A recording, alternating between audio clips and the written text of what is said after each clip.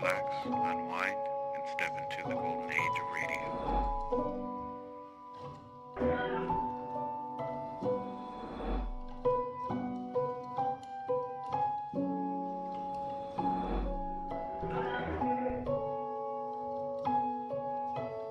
You're now listening to Golden Radio Hour.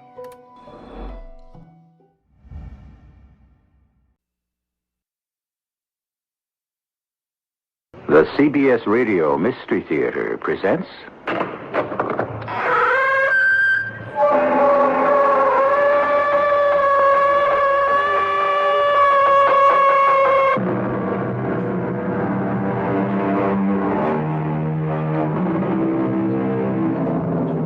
Come in.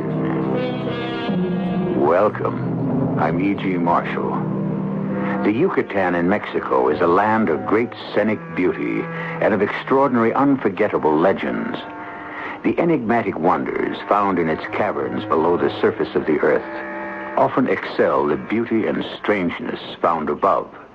And the incredible tales told by those who explore them, cavers or spelunkers as they're called, are a challenge few of them can resist. For it can truly be said that what is seen and heard below is indeed wondrous strange. Oh, I'll miss you when it's time to go back home, Maria Val. Grandfather Hunak say maybe you and Mr. Carling stay in Yucatan. Where would he get an idea like that? Grandfather speak with dead ancestors. They tell him many things. But that's impossible. And no one can talk with the dead. Grandfather not like other people. He descends from Mayan priests and prophets. When Grandfather Hunak speak, the dead answer.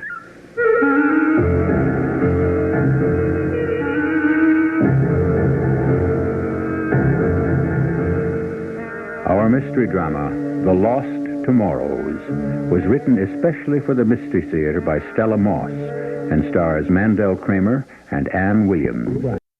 Back shortly with Act One.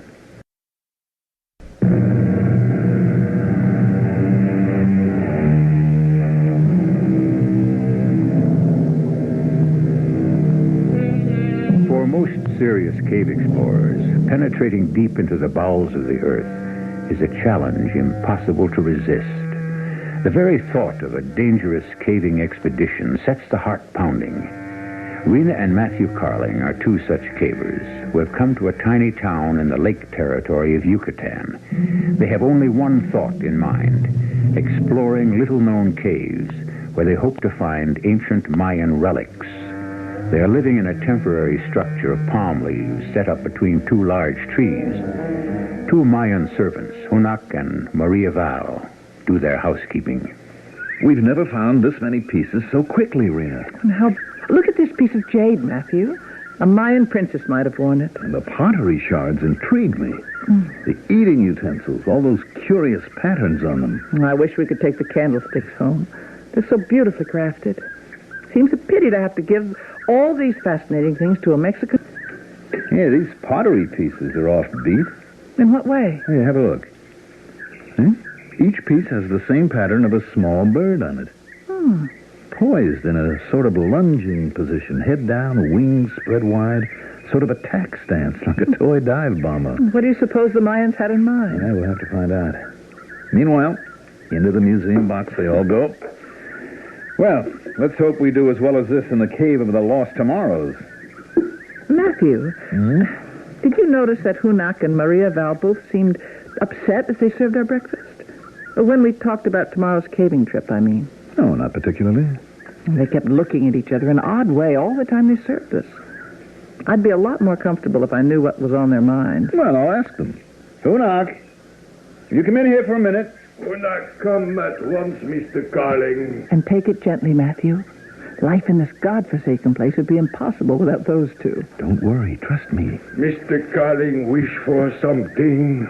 Or Mrs. Carling? About tomorrow's cave trip. Hunak and granddaughter take care everything. If Mr. Carling not wish to change plans. Why should we change our plans? Well, if our luck holds out, the Mayan artifacts we found in other caves will be nothing compared to the Cave of the Lost Tomorrows. I may speak, Mr. Carling? Of course. Things you take from caves belong to dead ancestors, do not belong in living world. Privacy of dead must be respected. Hunak, we are scientific cavers. We believe that things like these belong where they can be studied. But for living to take from dead, Hunak not understand. Well, that's the difference between science on one hand and legend and superstition on the other. Please, Matthew. Hunak knows Cave of Lost Tomorrows well. Many time Hunak go there, not same as other caves. In what way? Cave of fear and terror. Sacred cave of Mayan gods. Well, you don't frighten me, Hunak. Please pack the usual equipment. We'll be leaving early in the morning as scheduled. Maybe Mr. and Mrs. Carling permit Hunak to go with them. Well, thank you for the offer, but we prefer to go alone. And please tell Maria Val to pack us a good lunch. We're planning a long day.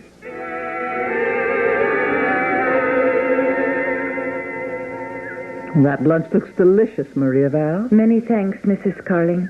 Grandfather Hunak catch fresh fish this morning.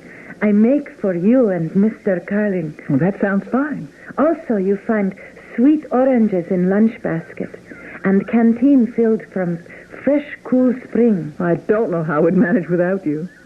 I'll miss you when it's time to leave Yucatan and go back home. Maybe you stay in Yucatan. No, not a chance. Grandfather say maybe you and Mr. Carling stay. Well, where would he get an idea like that? Grandfather speak with dead ancestors. Dead ancestors? They tell many things. That's impossible. No one can talk with the dead. Grandfather Hunak, not same as other people. In what way? He descend to this life from Mayan priests and prophets. Learn from them wisdom of 1,000 years. He speak, they answer. But how, Maria Val? How? What do they sound like? What do they say? Maria Val not hear voices. Only grandfather hear.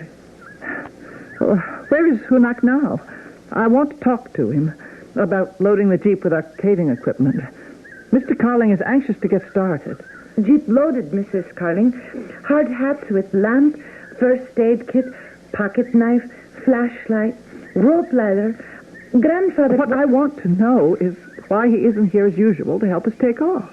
Grandfather asked Mr. and Mrs. Carling please to excuse him.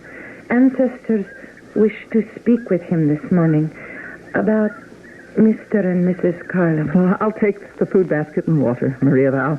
Mr. Carling will be getting impatient. Please, to let me go with you, Mrs. Carling. Maria Val know well Cave of Lost Tomorrows. First Hunak. Now you. Why are you so anxious to go with us? Maria Val, Grandfather Hunak wish to speak to you. I come, Grandfather. Please not be angry, Mrs. Carling. Maria Val fear for safety of Mr. and Mrs. Carling. Tomorrow, 9th day of 9th month. What has that got to do with anything? Maria Val, what take you so long? I come, Grandfather. Please, Mrs. Carling. Foreign people not safe in Cave of Lost Tomorrows. Please to be careful. Please.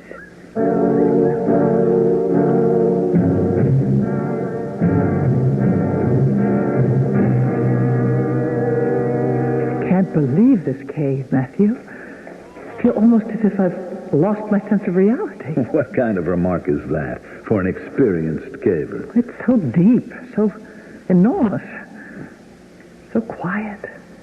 And there's such a maze of passageways and chambers. I have to struggle to keep my sense of which way is up and which way is down, which way is in and which way is out. Oh, I'd hate to get stranded here. Yeah, now just stop worrying about it. I've been making a careful map of every small cave inside the large one and every connecting tunnel. Now, we've been through 8 passageways and inside 8 cave chambers. Is it possible there's a total of 9 passageways and 9 cave chambers. 9 was a sacred number to the ancient Mayans, and today is the 9th day of the 9th month. What's got into you? Between Hunak and Maria Val, they've really managed to upset you. Matthew, do you realize our only link with the outside world is a thin stream of daylight coming through a narrow cave entrance 8 chambers and 8 tunnels away? I've even lost my sense of time. I'm not sure if we've been here minutes or hours or days. Rena, trust me, we've never yet failed on a caving expedition. Look, I'll make a bargain with you. What's that? The minute we find a really good piece for our museum box, we'll do a right-about face and go back to camp. Fair enough? Now, if you'll just let your searchlight sweep over the darkness for a second or two, I'll be my old self again. The darkness here is different somehow, like black, paper-thin glass. Well, I'd rather save my batteries and stick with the light from the lamps on our hard hats, but if it'll make you feel better, on goes the flashlight. Oh, Matthew, that's simply awful. Take it easy now. That's a human skeleton over there, with a huge rock resting on the leg bones as if it fell on him from above and pinned the poor man down. I'm turning off the flashlight. Oh, please don't. All right. But I don't want to hear that we shouldn't have come to this cave. Look at that enormous dead tree on the right. Mm-hmm. As if its branches were woven into a gigantic kind of spider's web. And all the human skulls and bones caught in it. Ooh. How do you suppose that happened? We'll check it out when we get back to the States. Some expert will have a perfectly good archaeological explanation. I'm afraid, Matthew. And I don't know exactly of what. Rena, any caver who isn't afraid is dangerous. He usually winds up forgetting how important it is to be cautious. Now, we try this next passageway and see where it leads? Oh, I suppose so. We better take this one with a crouch walk. Mm-hmm. I'll go first. If things get too cramped, we may have to do a belly crawl. Stay close. Now, just be sure your knee pads are in place and your gloves are on snugly.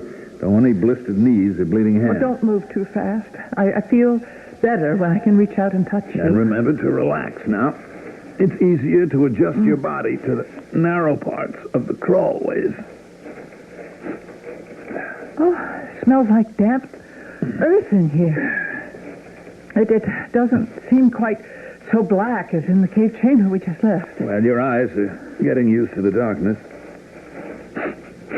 You know, you might be right, Rena. It does smell of damp earth. It's getting muckier underfoot, too. We should be heading for a wet cave this time. Just be careful you don't slip now and twist an ankle. Matthew? The lamp on your hard hat. Did you put the light out? Why would I do that? Your hat light just went out, too. Damp batteries, maybe. Well, our flashlight is certainly a godsend. Use it, will you? Be careful around this bend, Rena. Our movement seems to have loosened some falling stones. There are no stones overhead, Matthew. It's all level clay ledges. What's that yellowish light just ahead? Aren't caves usually dark places? It's probably the entrance to the next cave chamber. I'll be darned if something that looks like yellow sunlight isn't glowing in there. Please, have a look around before we go in, Matthew. Just be a second or two. Great. Where on earth do these birds come from? Keep away from me, you crazy creatures. What's the matter, Matthew? They're birds, hundreds of them with beaks like small knives. Birds? Actually dive bombing right at me as if they didn't want me in there. Hey, can I put my eyes out? Oh, I don't hear any of it anymore. Gone as suddenly as they came. How? What kind of birds, Matthew? Well, they look like those small birds on some of our Mayan artifacts. Must we go in there? Well, I don't see why not. Because the idea of hundreds of birds in a cave this far underground bothers me.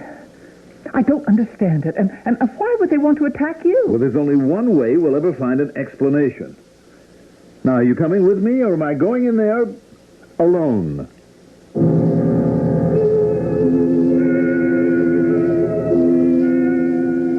How to understand the mind, the spirit that compels a man to walk on the moon, to touch the bottom of the sea, or as in the case of Matthew Carley, to defy a long history of ancient superstition, to explore the dangers and mysteries of a multi-chambered cave in faraway Yucatan. Will Matthew's passion for caving bring him in touch with some explanation of the mysteries in the cave of the lost tomorrows?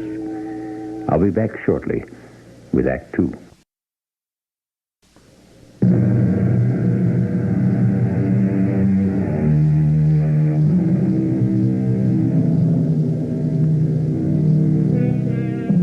Yucatan legend tells us that 9 was considered a sacred number to the ancient Mayans. Rena and Matthew Carling, 2 Americans whose caving obsession has brought them to Yucatan, have just crawled through the 9th passageway and are about to enter the 9th cave chamber in the cave of the lost tomorrows. It is the 9th day of the 9th month. Oh, Matthew, what a breathtaking sight.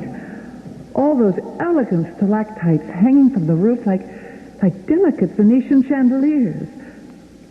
They seem to be giving off a red light. And the rock formations are spectacular. Wish we could figure out where all the bright light is coming from. Well, we'll find the explanation. Just give us time. Matthew, Mayan legend tells us that some of these subterranean caves were inhabited by gods and spirits who were called the illustrious dead. That living men and women were actually cast into caves like this one as a sacrifice in time of drought. Do you suppose... What's that? That crater directly below us. It's filling with water. The bottom is covering completely. It's not a crater anymore, Matthew. It's turning into a lovely shallow lake. Thousands of silver water bubbles with bright-colored fish. Rena, look what's on the edge of the shore. A dugout from way back when. You need any help through that muck underfoot? I want to have a closer look. I can manage. I'm glad thick boots are a part of caving gear. Look there. There's a pair of handcrafted paddles resting on the dugout. They look like beauties. We'll be the envy of every caver we know when we add them to our collection. Well, we haven't got them yet, Matthew. The dugout's being pushed from the shore into the water. Well, how on earth do you explain that? I can't see anyone, can you? And yet no one seems to be in the boat. The light in here has changed, Matthew. It's getting dimmer all the time. Hey there! Whoever you are, I want to talk to you. Come back here. Matthew? The dugout is standing on end, absolutely upright, on top of the water. It's going under, prow first, slowly, as if a magnet is pulling it down. Bobby, it's disappeared completely. I can't take anymore. Please, Matthew, let's get out of here.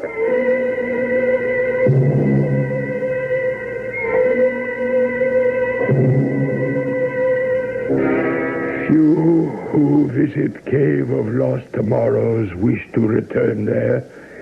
Sacred cave can destroy man's mind. Then why do you keep going back? Hunak, born of ancient priests and prophets. Hunak is living messenger of holy ancestors. No, next few days not good for caving. Well, thank you for the message. God say Mr. Carling must not make discord. Order you not to go Cave of Lost Tomorrows again. You expect us to believe that? Hunak say you must keep Mayan gods friendly. Strange underground sounds are not unusual in the life of experienced cavers, Hunak. And neither are mirages or extreme natural phenomena. And besides, my wife and I are almost as familiar with Mayan legends about gods and voices as you are. What you call legend, Hunak call truth. You and Mrs. Carling hear perhaps of ancient Compassionata cross? Of course, you and Maria Val have been wearing them around your neck since the day you came to work for us. Why do you ask? Hunak suggests Mr. Carling wear Compassionata cross. You're offering me your Compassionata cross? To protect me when we go back to the cave? Maria Val will give hers to Mrs. Carling. That's nice of you both. Hunak, look, I don't know how to make you understand this, but I just don't believe in protective talismans of any kind. Talismans exist only because people are frightened of things that they think cannot be explained. Some things are not to be explained. Please, Hunak hope for change of mind before tomorrow. Not a chance. Mrs. Carling and I will handle any situation that arises tomorrow in our own way.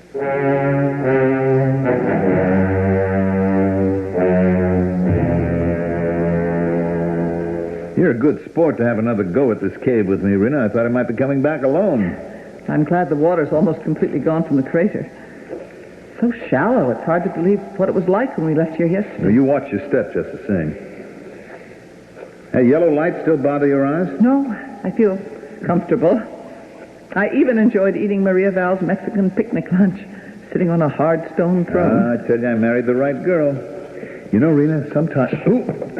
Anything wrong? Yeah, I tripped on something. Something is sticking out of the muck under my feet. What is it? I'll tell you in a second. Fairly large pottery shard. Let's scrape off the mud, see what we have here. Yeah. Another prize for our Yucatan collection. Pattern on it, Matthew. Mm-hmm. Their ancient sacred monkey. Funny little creature. Yeah. So small, such a long tail. Why do you suppose? What's all that racket up there? Well, we left our things. A pack of small monkeys helping themselves to what's left of our lunch. Well, they can have it. Well, doesn't it strike you as rather odd? Those birds that tried to attack you yesterday were the same as the sacred bird on some of our artifacts. And now these monkeys... Look at the pottery shard you just found. The monkeys on it are exactly the same as those stealing our lunch. Where did they go? Yeah, they're probably picnicking on Maria Val's good cooking in one of the smaller cave chambers. Rena, look at the water. What an incredible blue it is. A golden light overhead, translucent blue light underfoot. What a place. Matthew, have you been noticing that school of large pink and red fish over there? Carrying water plants in their mouths? And what about them? They all swim to the same spot and drop the plants there, as if they were trying to cover up something. Let's go see what they're up to. What on earth are these? 1, 2, 3, 4... 9 of them. Sticking straight up into the air out of the water. Matthew, these are crosses. Camouflaged by the water plants. 9 crosses as symmetrically laid out as in an old burial ground. Not only are they crosses, but... But what? Look, each one marks a grave. 9 graves. And the crosses themselves, can't you see? They're exactly like the ones that Hunak and Maria Val wanted to give us. Only these are much larger. You're absolutely right. Compassionata crosses 2 feet high. No wonder they wanted to keep us out of this cave. Why, to a museum or a private collection, these could be worth a fortune. You're not thinking of taking one, are you, Matthew? Why not? Because, according to the Mayan legend, no fisherman ever set sail without one. They considered them a talisman, a protector, in death as well as life. Rena, it's a legend. Remember? Now, come over here and help me loosen one of these. We're not going to go back to camp without one. I won't do it, Matthew. All right, I'll do it myself. What was that? Oh, it's probably some cave animal. You know, this isn't easy. Cross has sunk a lot deeper than I thought. I'll give it another try. Give it up, Matthew, please. The lake's beginning to fill up again. One last try.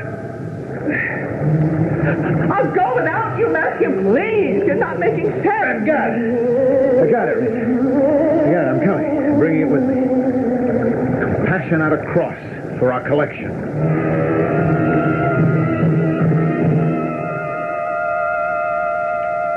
Please, Mr. Carling, Mrs. Carling, do not go inside your room. Why not? Something happened here at camp while you were both at Cave of Lost Tomorrows. Well, tell us about it. What is it? Please, wait here. Maria Val returned with grandfather. Not be long. Grandfather explained. I'm going into our room. You coming, Rena? Of course. Only I can't imagine what's in there that could shake her up so. Nothing serious, you can be sure. What's going on in here? Candles, dozens of them, burning on every surface. It's like a church, burning votive offerings in memory of the dead. Look at these over here. Burning in the candlesticks we brought back from our caving. And these are our pottery pieces. And these are our glass artifacts, held in place by melted tallow. They've even turned the clapperless death bells upside down and used them to hold candles. Oh, here, too, they didn't light for some reason. Hunak! Maria Val, will you come in here right away, please?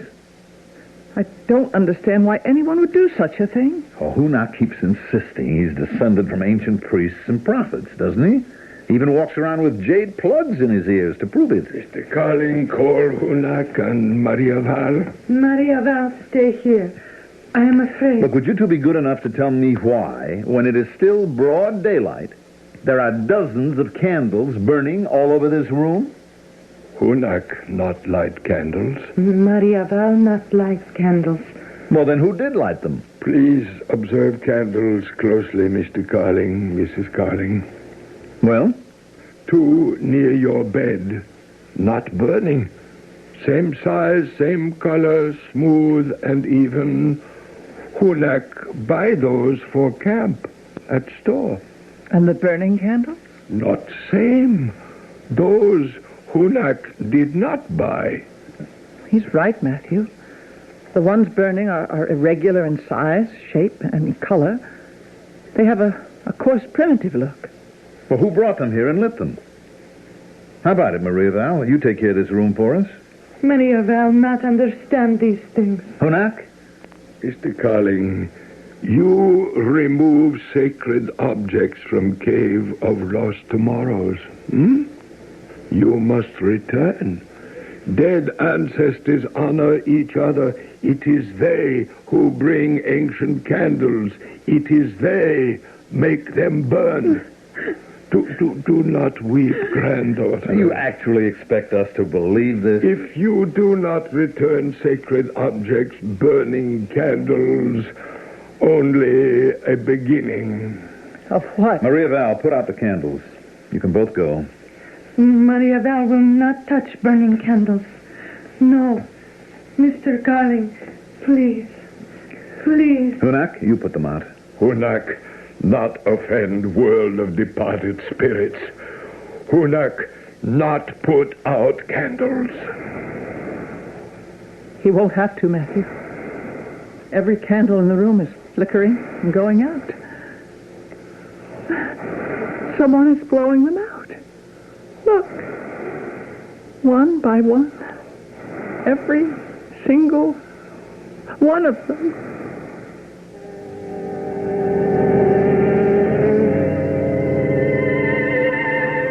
Hunak stands motionless a moment, his eyes closed, his head bowed, his lips moving silently.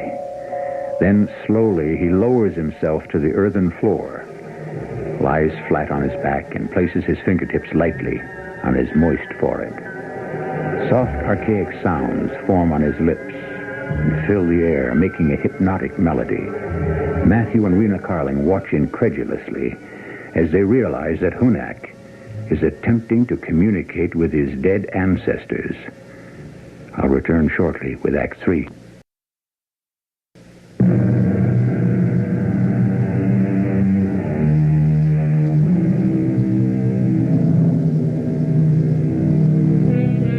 Can the living make contact with the world of the dead?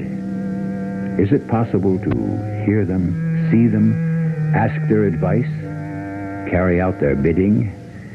Matthew and Rena Carling have met such a man in Yucatan. He calls himself Hunak and claims to have brought them a warning from his dead ancestors. Matthew and Rena are sitting in a coconut grove on the edge of a small bay. What exactly do you make of Hunak, Matthew? Oh, I'd put him in a category with people who consider themselves wizards, witch doctors, medicine men, that sort of thing. Whatever he's up to, Rena, he doesn't intimidate me one bit. I think it's the compassion not a cross that concerns him the most. Well, I won't give that up, Rena, no matter what. I mean, that is the most... Matthew, are you all right? Well, I think so. That whole cluster of enormous coconuts missed me by a hair's breadth. If they had landed on your head... Matthew, those coconuts, they're absolutely green. I always thought coconuts never dropped from a tree until they were ripe, very ripe. Let's see which branch they fell from. This lower one, I think. Well, what are those marks? They're machete cuts. Can you imagine that? Those coconuts were cut loose with a large machete knife. No one has been here. Well, we haven't even seen a bird or an animal. Let's go back to camp. Okay. We'll walk back along the bay. Pick up Hunak and Maria Val where we left them fishing. Please, Mrs. Collins, Maria Val does not wish to stay here. I wish to go back to camp. We were just going to pick you and your grandfather up. Not necessary be upset, Maria Val. Not necessary disturb Mr. and Mrs. Collins. What's bothering you, Maria Val? Something happened while you and your grandfather were fishing? Answer, Maria Val. I see strange things, Mr. Collins. What kind of things? Ancient small boat rise from beneath water. Not the dugout. No one in boat. Paddles move with no hands. You saw that too, Hunak? Yes, Hunak, see, too. What else happened? Maria does not move. Just look. In bottom of ancient boat, Maria see fishing net. Fishing net was tossed from small boat to my shoulders, like beautiful shawl. Then small ancient boat moves swiftly from shore and disappear below surface of water. Is that not so? Please, take Maria Val back to camp, Mr. Collins. What did you do with the fishing net, Maria Val? Hunak has it. Would you mind letting me and my wife hold on to it for a bit? Hunak advised Mr. Carling, leave net with Hunak. I'm not playing games, Hunak. Let me have it. Thank you. We go back camp now, Mr. Carling. One thing more. You know quite a bit about coconut groves, don't you? Hunak lived all his life where are coconut trees. I suppose you have a look at the cluster of green coconuts lying on the ground on the other side of this tree. Nothing on ground, Mr. Carling. Nothing? Well, obvious. You carry a machete knife, don't you? Machete knife belonged to dead ancestors. Suppose I told you my wife and I found machete marks on the branch of this tree, and that the machete marks were exactly where a large cluster of green coconuts fell to the ground, missing me by a hair's breadth. Where, Mr. Carling? That first large branch, right above our heads. No machete marks there, Mr. Carling. Only many green coconuts waiting to be ripe. You see for yourself.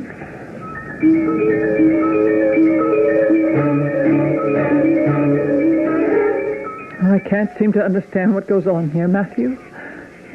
I feel as if my thinking is going native, or if Hunak and Maria Val are putting a drug of some kind in what we eat and drink.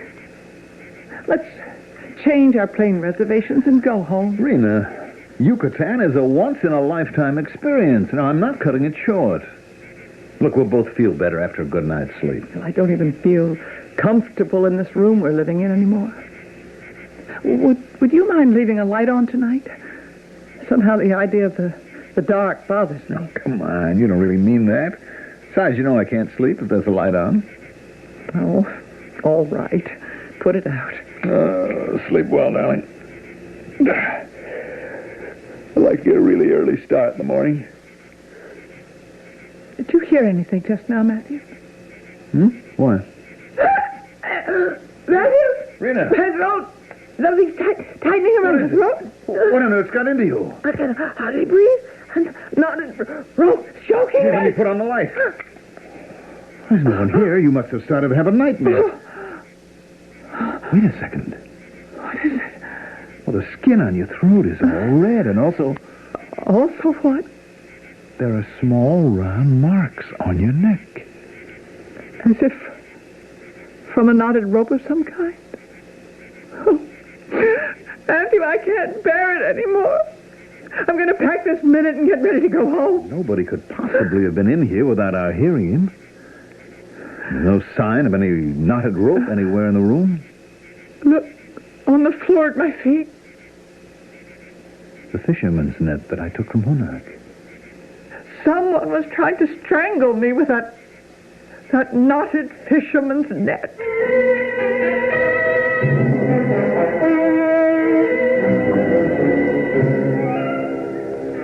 The room. It's a mess. Suitcases wide open, things scattered all over the floor. Someone's been here looking for something, probably after we fell asleep. What I don't understand is why we don't ever see or hear anyone. Rena, look at this box. It was full of our best relics. Absolutely empty. The pieces with the sacred birds and monkeys, the candlesticks, the death bell. Every one of them gone. They even took the Compassionata cross that I had right under where I was sleeping. Well, why didn't they touch this other box here? It's full of the other artifacts we found. Matthew, they only took the sacred relics. Oh, please, let's be satisfied with these and Go home? Not on your life. Hunak? Maria Val? I'm going to tell them we'll leave. Those two are probably miles away by this time. We'll never see either of them or the missing pieces again. Mrs. Carling, call Maria Val. Just come in, please. Oh, yes. Come in and have a look around. Why are things all over the floor? Maybe you can tell us. Mrs. Carling wish see Hunak. Some awful things happened in this room last night. First, someone tried to strangle Mrs. Carling. And then later, they managed to steal all of our sacred relics. Dead do not steal from living, Mr. Carling. It is living who steal from dead. Well, what became of those relics and our Compassionata cross? Now, where are they, Hunak? Do you have any idea? In sacred cave of lost tomorrows, where they belong. If that's so, who put them there? Hunak not know.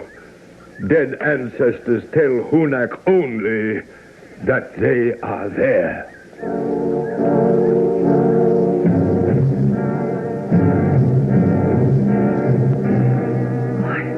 I don't know why I keep letting you persuade me to come back into this cave.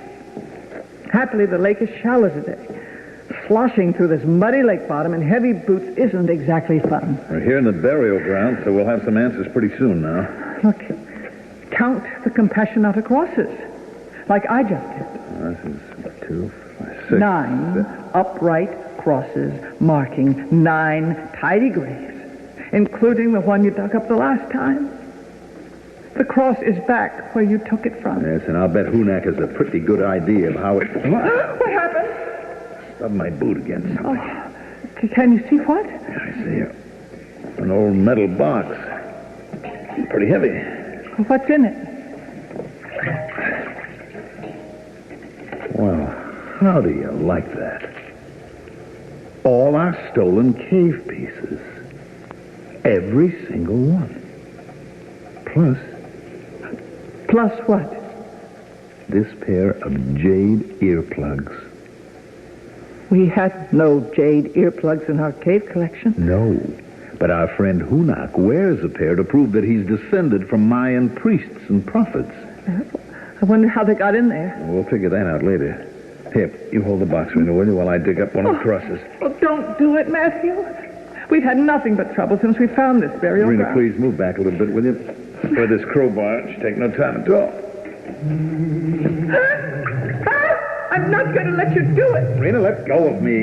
You're not going to dig up that cross. Not again. Mr. Carling, please talk with Hunak. Look who's coming to join us, Hunak and Maria Val. To stop us, you mean? Now, stay where you are, you two. I mean to finish what I started.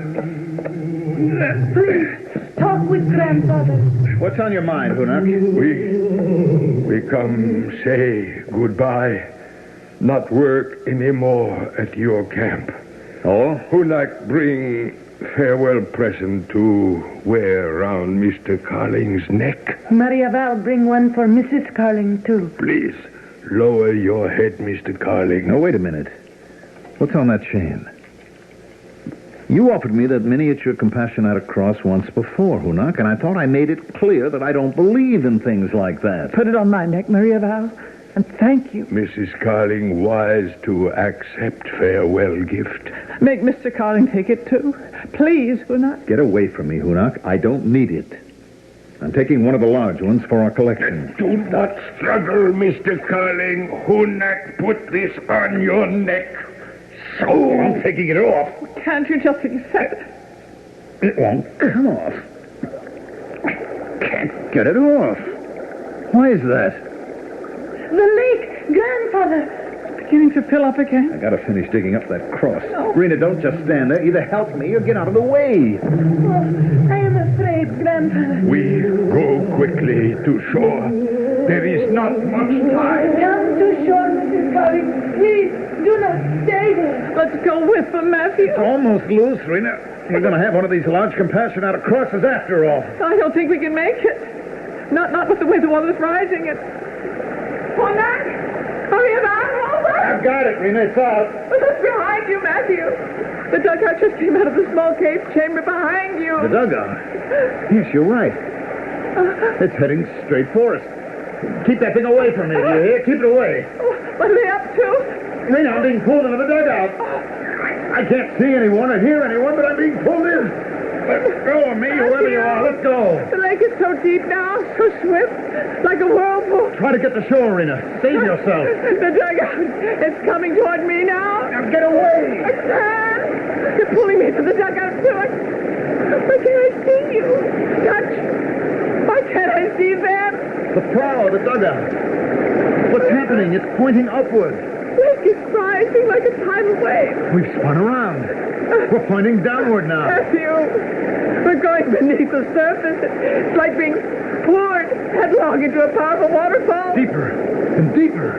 I'm glad I'm wearing Maria Val's miniature Compassionate cross. And that Hunak made you wear it. Rena, is yours still around your neck? Someone just took mine off, chain and all. Someone just took mine off, too. Listen! We're civilized people in a civilized world. Things like this don't happen to us. They just don't happen.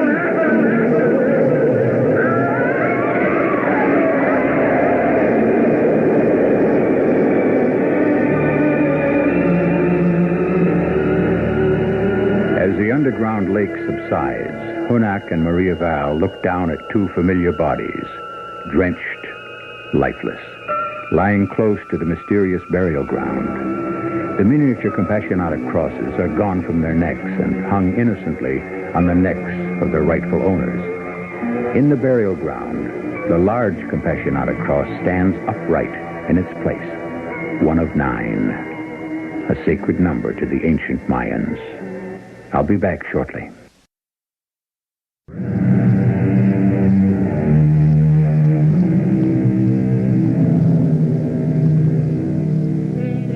The story you have just heard is based upon a legend told in Akumal, in Yucatan. A small museum there displays among its ancient Mayan treasures several Compassionate crosses, said to have been found on the floor of a body of water close by. The large ones are like those which mark the graves in the Cave of Lost Tomorrows. The miniatures are identical with those worn by Hunak and Maria Val. Our cast included Mandel Kramer, Ann Williams, Arnold Moss, and Elizabeth Latham. The entire production was under the direction of Hyman Brown.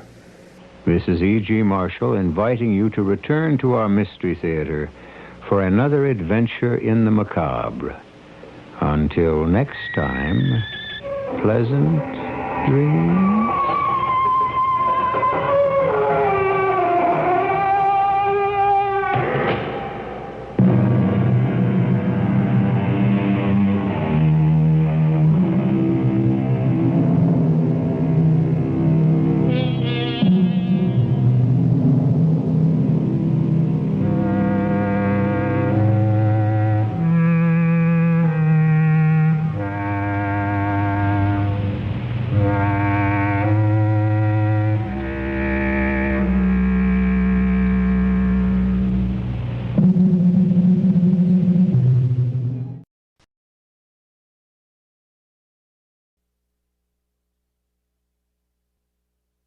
The CBS Radio Mystery Theater presents...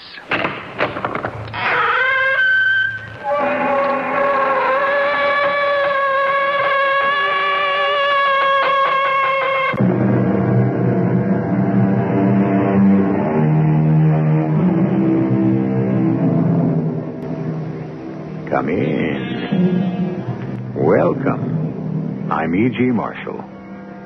The word tragedy is as old as the ancient Greeks. What is the essence of tragedy?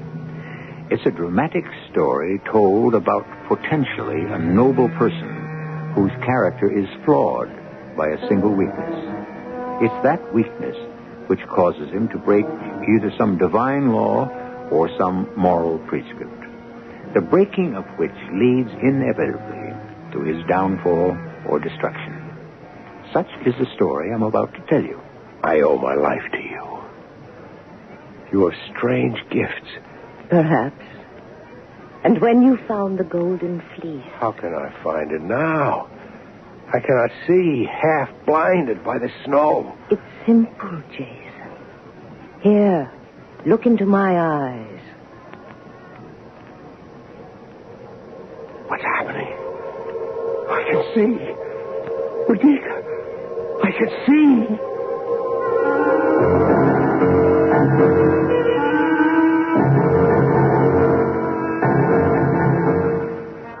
Our mystery drama, The Gift of Doom, was adapted from the immortal Greek tragedy Medea, especially for the Mystery Theater by Arnold Moss. It stars Kim Hunter.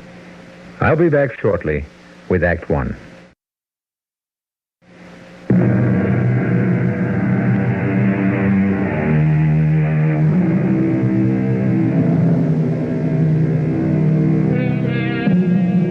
It was the fall of the year 1897, just months before William McKinley had been inaugurated as the 25th President of the United States. It was a time when the discovery of fabulous amounts of gold in Alaska and the Canadian Yukon screamed from the headlines of every newspaper in the country. And in the town of Thessaly, in one of the states of the Great Plains, they had just garnered a harvest of another kind of gold. Tons and tons of beautiful yellow wheat. Phineas Cobb watches his nephew Jason as the hands prepare the grain for storage in the tall silo. One of the richest crops we've had in years. Yeah, I predicted it way back in early June. So you did, Uncle. So you did. Too bad your father's no longer here to see it, Jason. Would have given him no end of joy. We can't bring back the dead. That's true enough. Keep this up and you'll turn out to be a very rich young man. I may or I may not, Uncle Phineas. That's still in your hands. The farm and all that's with it go to you. When I can prove to my dear uncle's satisfaction that I'm responsible, mature, weren't those the words? You know your father's wish as well as I. When, in the sole judgment of my brother Phineas, my son Jason has proved himself mature in his decisions, established a responsibility in all his acts, then... And only then do all my earthly goods and properties pass on to him, my son. That's it, Jason. What must I do? Well, I've told you half a dozen times. Go prove yourself a man. Show the world you can stand up on your own 2 feet. And hold on to the small fortune your father tore from the earth by sweating out his heart. And your prescription for that proof? That's up to you. You've never raised a hand to help yourself. You've no suggestions? Just possibly I do. Like what? You read the paper, same as I. Look at the headline here. Gold, gold, gold. The steamer Portland out of Klondike, bound for Seattle, passed through Puget Sound today with a ton or more of gold aboard her. Very interesting. A year or two along the Yukon River up in Alaska with all the hardships might be just the right medicine for you. Might come back a man. Or not come back at all, from what I've read. Those are the chances we all must take. And should I not come back, then all this land and property reverts to you. Not so, dear Uncle Phineas? It's in your father's will. How well I know. The Klondike, huh? Sounds enchanting. I just might go. And I might just surprise you, Uncle Phineas, in more ways than you would ever know.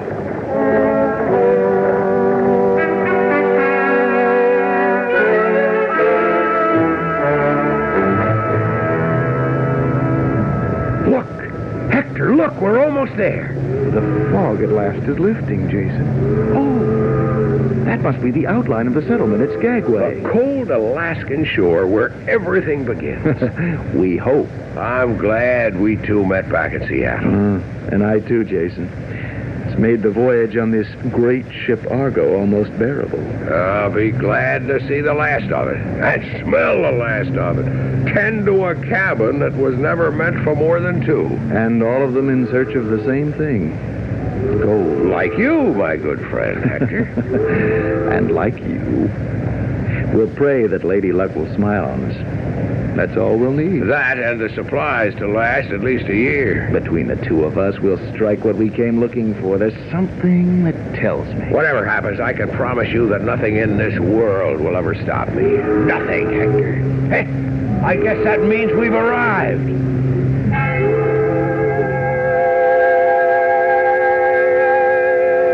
Let's see, you got your blankets, heavy clothing, furs and robes, rubber boots, the mining pan. The horses, pack equipment. Evaporated eggs and onions, flour, cornmeal, rice, and bacon. Tablets, coffee, lozenges, blocks of beef, and pemmican. There's nothing that we lack. Well, now, you lads can joke, but once you get out there, you'll find that it's no laughing matter. You take it from old Cannibal Joe. I know from sad experience. Yeah, but there's nothing like it. I'd still be out prospecting if my health had not run out. We weren't really joking, Joe. We know of the excitement or we wouldn't be here, and the danger.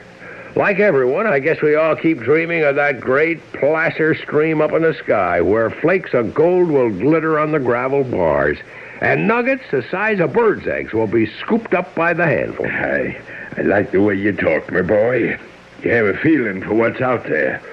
You said you'd show us maps. Oh, yes, and here they are. They're a little crude. I don't draw well. We're told to water route by riverboat. No. The winter freeze has started. You can't get through the ice. My advice is to take the Chilkoot Trail. This one right here? That's it. White Pass Trail until you come to Dead Horse Gulch and then on up to Summit Hill. Is that the border where Alaska ends and Canada begins? Oh, you're catching on, you two. And then down into the Tucci Valley, and then here you start pulling up the Klondike River till it meets the Yukon, and that's Rabbit Creek right here. That's where you'll find the place I stake my claim, the Golden Fleece. And you're welcome to it. The Golden Fleece. I hope we find it. Oh, you will. With help.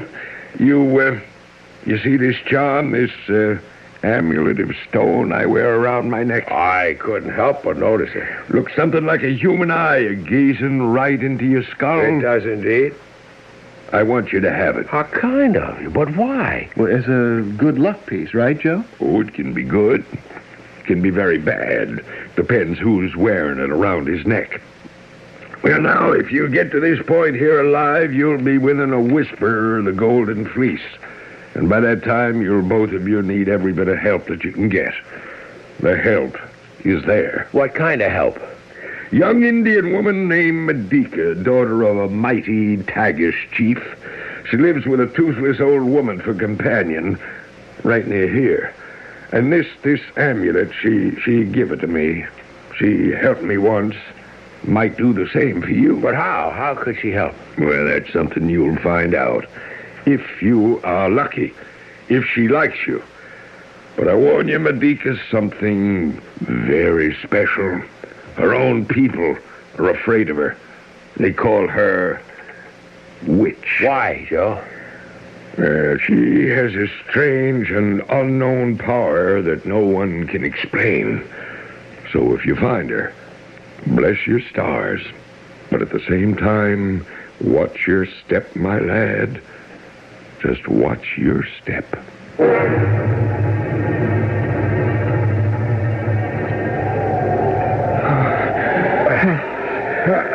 Jason, I tell you, I can't take another step. I've had it. I'm a beaten man. Hector, we can't stop now. We've traveled all these weary months. I'm sure that we're nearly there. Oh, our food is almost gone. Our dogs have died of hunger, cold, exhaustion, and those icy winds, they keep blowing. The blizzards never stop. They bite into the marrow of my bones. If we quit now, all we've gone through has been for nothing. And that's madness. Jason, to push ourselves to death is equal madness. Then what's your choice? Get into sleeping bags here where we are, and slowly freeze or starve ourselves to death. At 60 degrees below zero, it won't be slow. I've already lost 2 fingers from frostbite. I know. And I'm half blind from staring at the snow. My eyes, they seem filled with red-hot sand. And why push on the loss of sleep? Come on. Oh, come on, let's move on. I can't.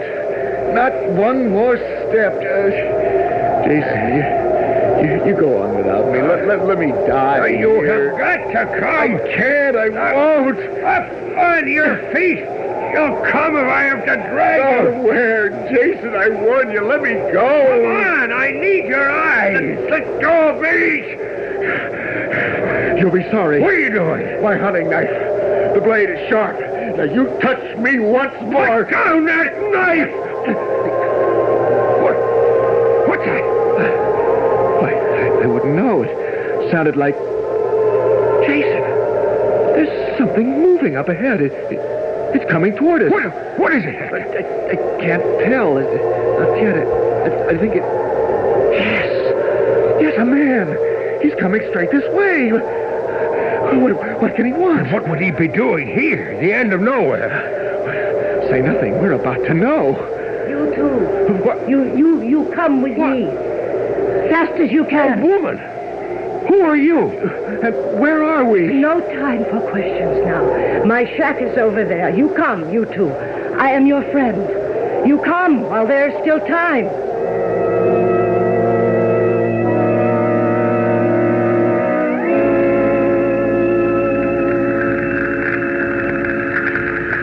You're feeling better, Jason?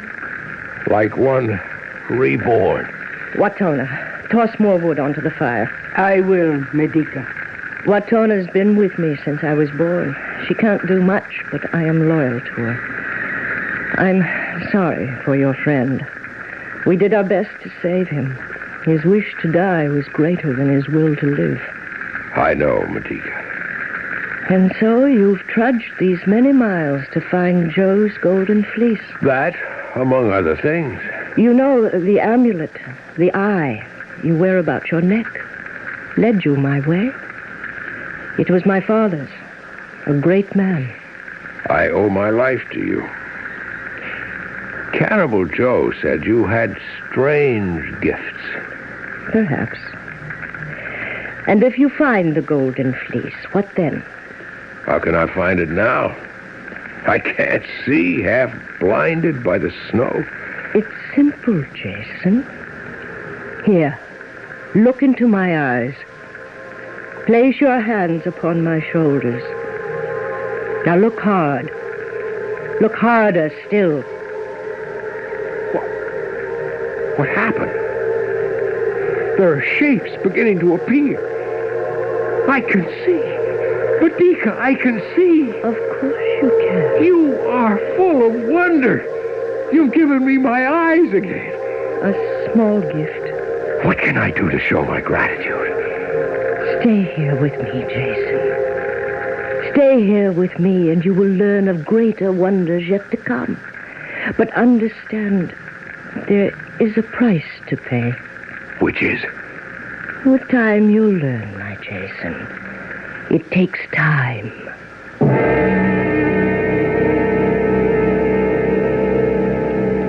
In the days that follow, Jason dips his mining pan into the shimmering waters of the sunlit creeks, rocks the gravel in his miner's cradle, always on the alert for the sparkle that spells gold. And as he does, he speculates on what further unexplainable wonders lie ahead for him in this bleak alien land.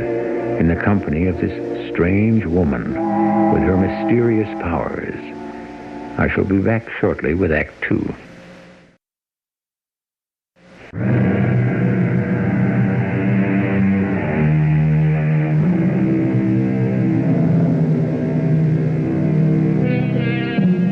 The stampede for the gold of Canada's Klondike some 80 years ago brought out the very worst in men.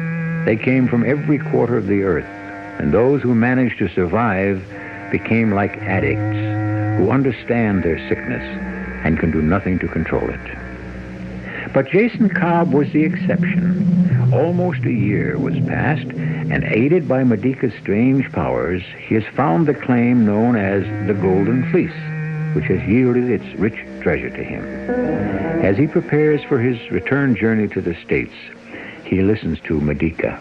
Why must you go, Jason? Why? I've had my fill of caribou and bear steaks. The moose hide pokes are bursting with my gold. It's time that I return to my own way of life. I'm going back to claim the land that's rightly mine. But you don't need that anymore. I mean to have it. Why? Because it's mine. And I am yours. Stay here. I don't belong here. I can't take up the Indian way of life. It's not for me. Am I for you? Of course. But at another time, maybe, or in another place, not here. Then take me with you, my beloved Jason. Take me. You know my way of life, so don't deny me a small taste of yours. You may not like it. If you are with me... There'd be problems. Problems? Well, the way the people think back there in Thessaly. You're an Indian woman from this frozen north, and I... We'll face what must be faced when that time comes. What happens to Watona? Old Watona. She comes with us. She'd die up here alone, but she will be no trouble. You know, it just might work. When Uncle Phineas sees you, can you imagine what he'll say or what he'll do? Your Uncle Phineas may not have too much to say or do, if that should be your wish. What does that mean, Medica? It means you must remember that I can do for you what no other woman on earth can do. You do remember. When do we leave to see your uncle in this town of Thessaly? Tell me, my Jason.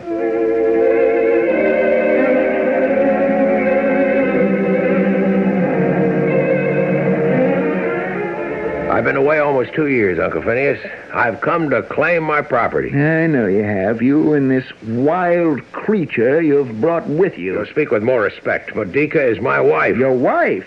This wild-looking thing dressed in her hides laden with barbaric ornaments? Don't let him upset you, Jason. What I have endured these past 2 years, the hardships, the defeats, the agony, the sorrow, and then to know success and victory, all of this has made of me what you would call a man. And you call this acquisition your success? Calmly, Jason, calmly. I'm rich, Uncle.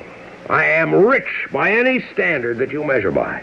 I've gold enough to purchase almost anything I desire. That's something. Still... Still what? By terms of your dead father's will, I still could hold the property you call yours. But you would not. Don't push me, Jason.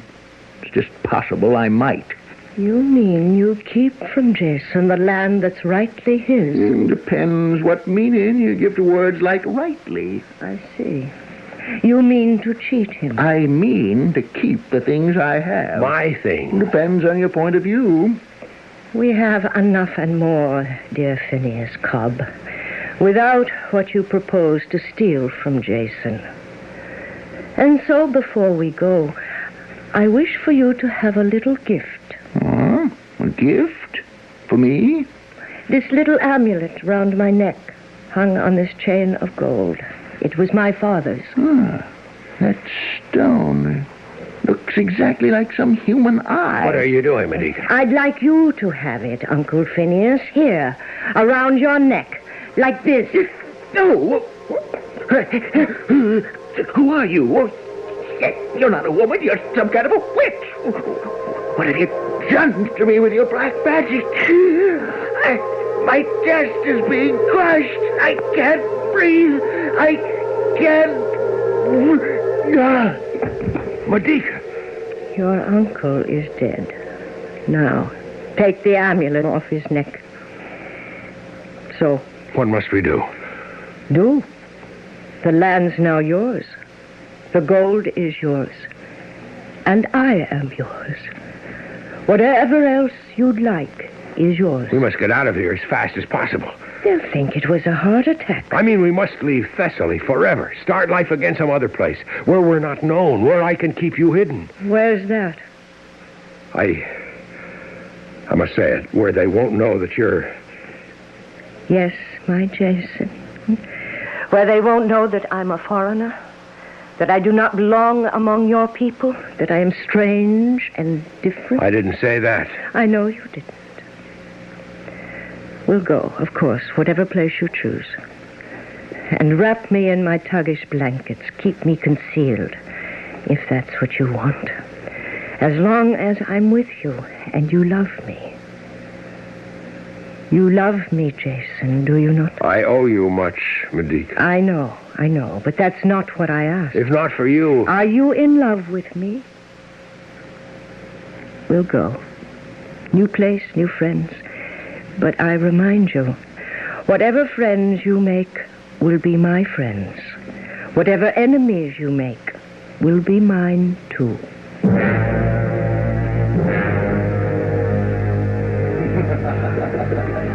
Here you are, Jason. Help yourself to a fresh cigar. Thank you. I've had my eye on you and Phoebe as you dance. You make a very handsome couple. Well, that's flattering. Your daughter, Phoebe, is a beautiful young woman, Senator Crane.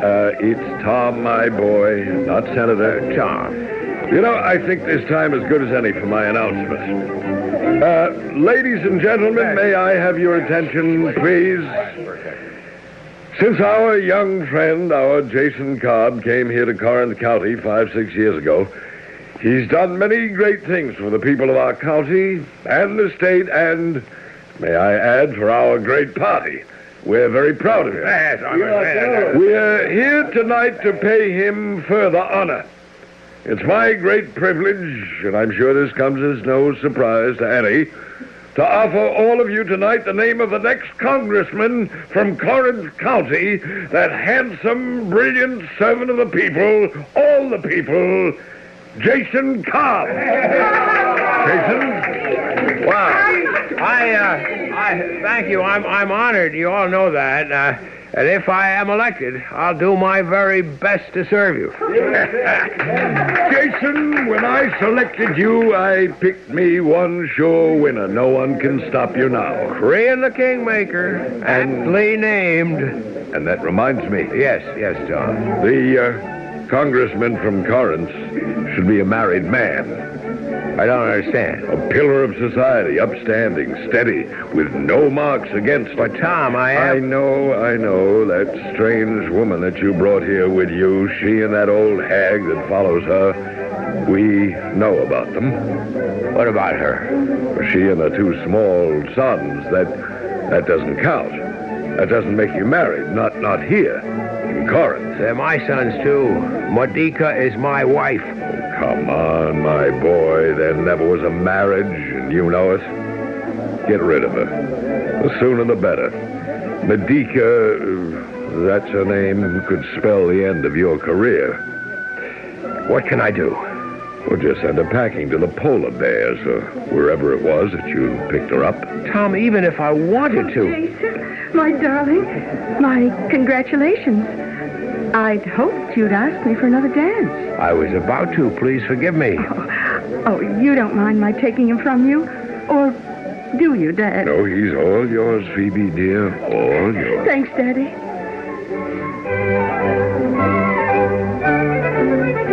Oh, I can't tell you, Jason, how pleased I am for you. Thank you, Phoebe. I just hope that when you get to Washington with all those tempting, beautiful young women all hanging on your neck... Oh, there's none of them, I'm sure, could ever hold a candle next to you. Oh, thank you, kind sir. No, I mean it, Phoebe. I think you know there's no one that I'd rather have for a wife than you. Dear Jason. There are, as you're aware, some complications. I know. Do you still love her? I don't think I ever did, but I was grateful. Well, then, send her back. It's just that simple. Perhaps not quite that simple. Well, leave it to Daddy. He'll know how. No, Phoebe. I won't have her hurt if I can help it. If it must be done, it's I who will have to do it.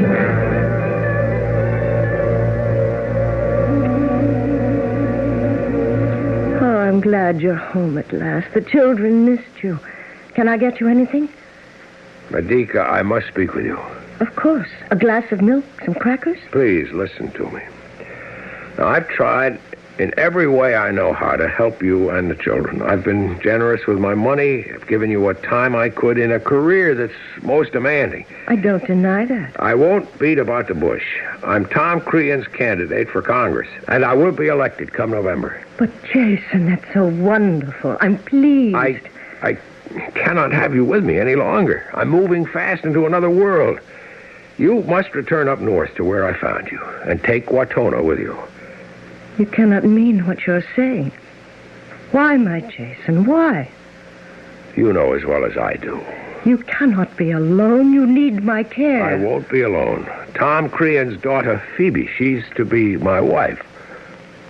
I don't believe what you're saying. There is no other way. What we have had up to this point was fine.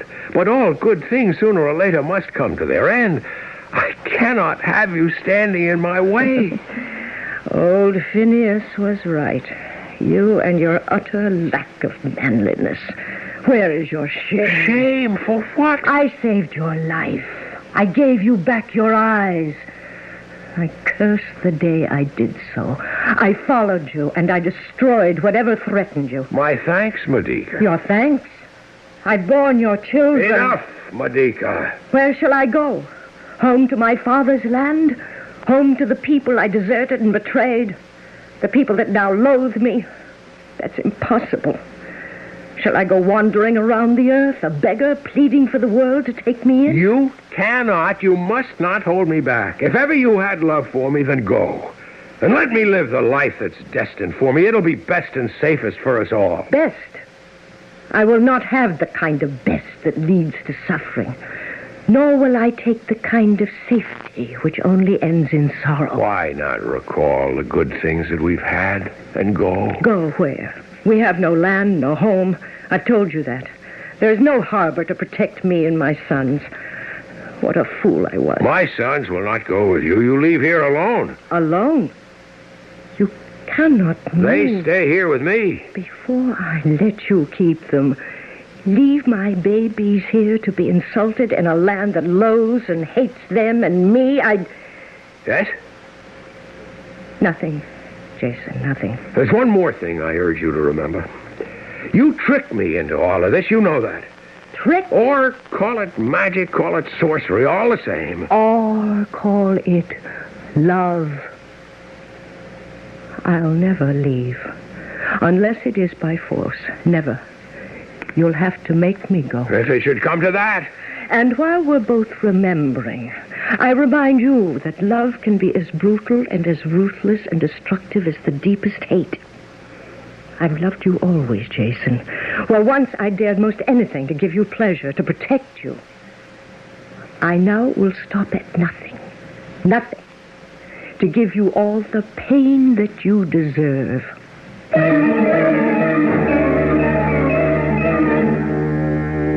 Hell hath no fury like a woman scorned. And when that woman is endowed with a supernatural power, her fury can become a blazing inferno of hatred. To what tragic end will Medica use her gift? I'll return shortly with Act 3.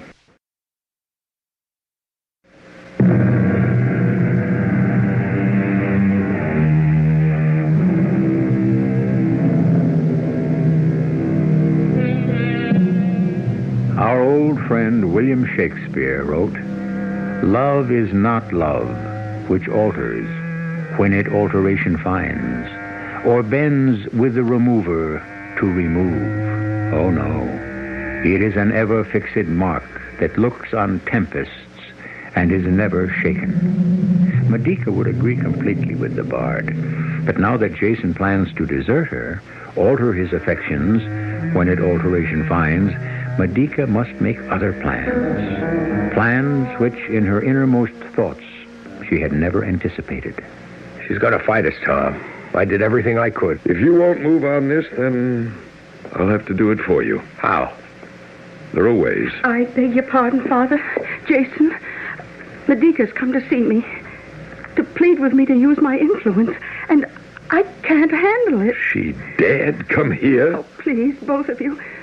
You talk to her and do what must be done. Without me, please. She's come here to my home. How dare she? I beg you to go easy. Do nothing more to anger her. It may be just a little late for that. A little late for what, good Senator Cream? You leave at once. You're not welcome here. Oh, no, I stay, good Senator, until I've had my say. You listen now to me, Medica. You're in this land illegally, you know that. Jason is not your husband, as our laws go. I have an order for your deportation right here in my desk, all proper, signed, legal. If you're wise, you'll go quietly with no excitement, no parade of tears, no threats. And if I go, my children, they go with me? That's up to Jason. They were born here in this country. If he wants to keep the little animals, that's up to him. But I'd be happier if you took your livestock with you back to where all three of you belong. You call my children livestock, animals? If you're still here tomorrow morning... One moment, Senator. I would ask a favor. A favor? From me? A little one. I'll need an extra day before I leave. Another day. Another day and I will go. You need not worry. My people keep our word.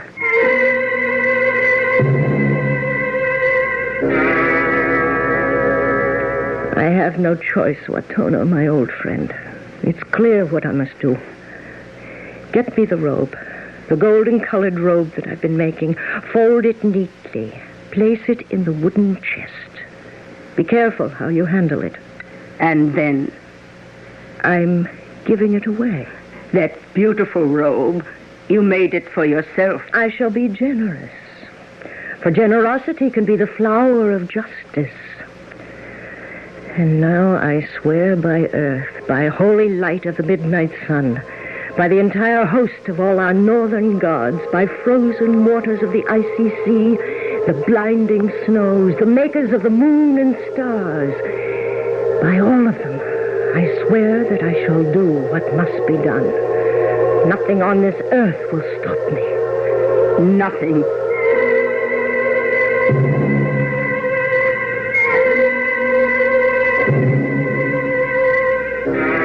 Well, Medica, tell me, what's your plan? I have been thinking. Since last night, I've reasoned with myself, reproached myself. I think you're well advised in taking this new wife. With the rising of tomorrow's sun, I will be gone.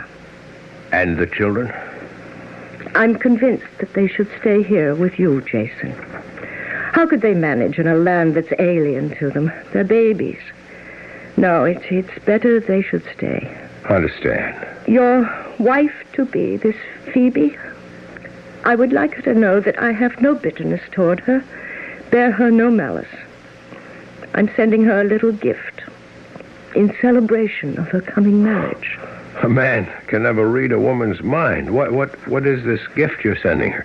A dressing gown of gold threads, woven in an Indian design.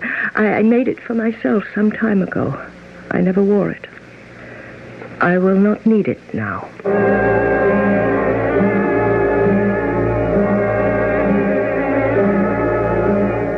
She'll make no trouble, Phoebe, I can promise. Medica frightens me. Now, there's nothing now to fear. She's on her way, or she will be shortly. She knows that what is happening is inevitable. Your father's made it clear to her that there are no alternatives. Oh, is that you, Dad? Come in. Oh, who are you? What do you wish? It's old Watona. I come here from Medica. What is it? I come to bring a gift to your young bride. Oh, I meant to tell you, Phoebe. I forgot. She asks that you accept this gift made with her own hands. You place it round your shoulders, young, happy, golden bride. Go tell your mistress that we thank her. She says that it will bring you all the things that you deserve. I take my leave, young lady. Sir. Shall we see what's in the wooden box that she brought? I'm not so sure I want to see it. Not even sure that I should take it. Coming from her. Oh, you're being foolish, dear. Medica means it as a token to show that she bears you no ill will. She told me so. Open it. I will. Oh, it's lovely. Jason, it's a full-length dressing gown, so finely woven with golden threads into some curiously beautiful design. I beg your pardon. I didn't know the two of you were here. Come on in, Tom. See the rich gift your daughter has just received. Well, what is it, Phoebe? Who's it from? Your friend, Medica. She sent it as a parting gift to show there's no hard feeling. Just look at it. Well, why don't you take it from the box? And model it for us. Oh, of course. Here, I'll put it on. Oh, what's that? Does that go with it? What? Lying at the bottom of the box. Looks like a crude necklace of some sort. That stone there, like some human eye that stares at you and follows you. What is it? Don't touch it, Tom. Don't touch it. Phoebe, what's wrong? I can't breathe. The minute that I put this, my body's burning. Take it off. I can't. It's like hot daggers going through me. I can't stand the pain. Oh, Jesus. Take off that gown. I can't, Bob. My hands won't move. Then stand still. I'll take it off of you. How's that? Does that feel any... Oh, no. The same thing's happening to me. And 1,000 fiery needles are sticking into me. White hot and scorching. I can't. Jason, help me. Jason, help. Tom. Phoebe, what can I do to help? What poison is concealed within this gown she sent me? This gift of hers has doomed me to my death.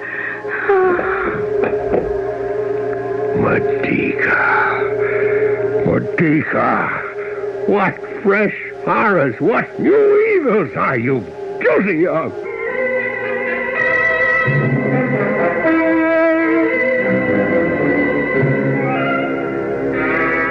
The father and the daughter, both are dead, slain by the poison that you sent them. You have done well, Watona. Leave me for a while with my 2 babies. Oh, my children. It was in vain I gave you life. I once had greatest hopes for you, that you'd look after me in my old age. All that will never be. Your father's seen to it that I depart from here in exile, leaving you both behind. But the day will never come when I shall give the children of my loins unto my enemies. Come, give me your little hands, my babies. Let your mother kiss you. Oh, my darlings. How fresh and young your eyes look. How straight you stand, my little men. How good it is to hold you to my breast, to feel your soft young cheeks on mine, the warm sweetness of your baby breath. Oh, I love you both. I will not ever let them take you from me. This golden dagger, see how it shines, how sharp it is. It was your grandfather's, a great chief and a great man. This dagger will guarantee that you, my babes, will never leave me. Never leave your mother. Be brave and shut your eyes.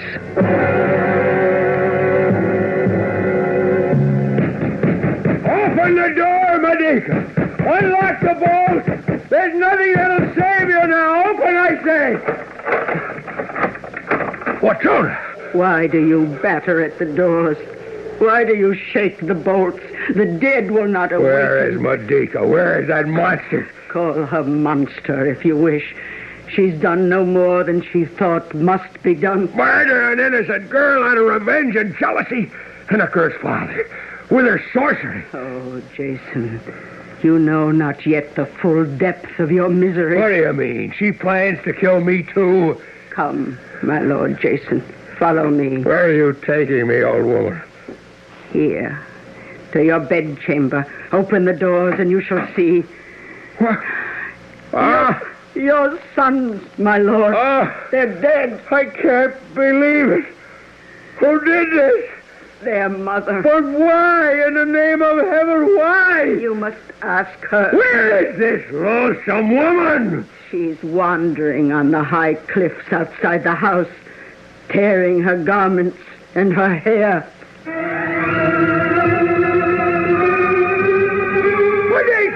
Medica, listen to me! Don't come too close to me, Jason. I warn you, stay away from me. Your sons are dead because of what you did. I would not see them live despised and hated as I was. Call me a monster if you wish, for now I've torn your heart to pieces, just as you've torn mine. You fiend! Don't touch me, Jason. Keep your hands away. Look at the sea below. And the clear skies above, and the scattered soft white clouds. They all welcome me. You're insane. But I have not lost the gift of my great powers. I use them now for the last time. I am about to fly high over the seas, back to my place of birth. Not to the place we met, but back to join the spirit of my fathers, the gods of the midnight sun. Then jump and kill yourself. Spare me the trouble and the shame. Jump! Rid the world of all your evil. Farewell, my Jason. Remember me.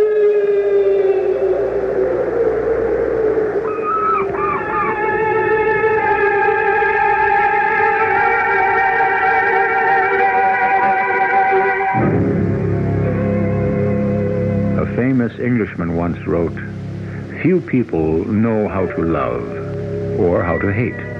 Their love is an unbounded weakness fatal to the person they love. Their hate, a hot, rash, and imprudent violence, always fatal to themselves." And so Medica's love, which turned to hatred and revenge, was the weakness which destroyed not only the people and the world about her, it destroyed her, too. I'll be back shortly.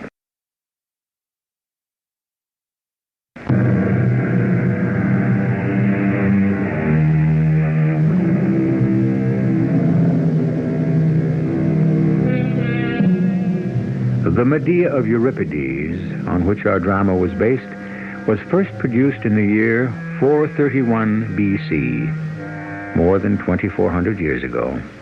This study of a soul divided against itself was one of the first plays in all dramatic literature to turn the spotlight on some of the complexities of feminine human nature.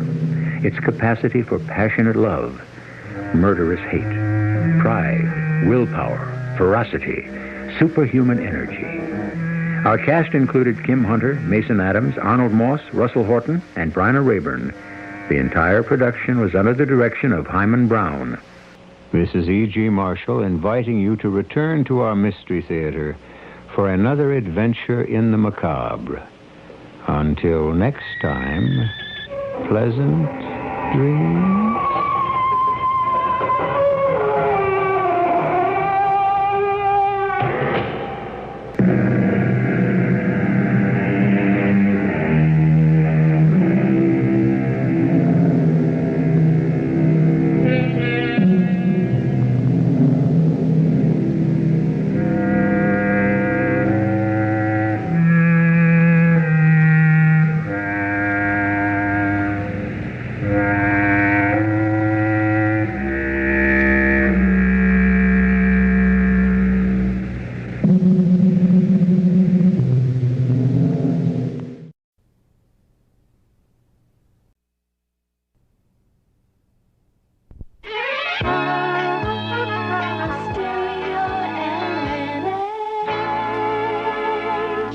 The CBS Radio Mystery Theater presents...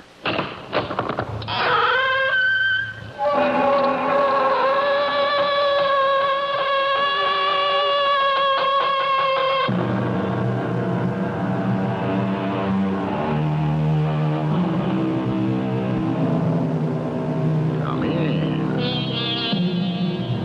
Welcome. I'm E.G. Marshall. Some people put great store in a phenomenon called fate, but the truth of the matter is, man makes his own destiny. We ourselves control that vital steering mechanism within each of us that determines whether or not we turn a certain corner, cross a crucial street, choose the right or the left fork in a road. In essence, we control that special moment that will determine the course of the rest of our lives. What you say is impossible, Professor. I can do it, Your Excellency. I am a scientist, and I tell you it can be done. I can send a man back into time. Oh, insanity. And once I've sent this person back, I will have changed everything, because history hinges on just one man. And who might that be? You, of course, General. You.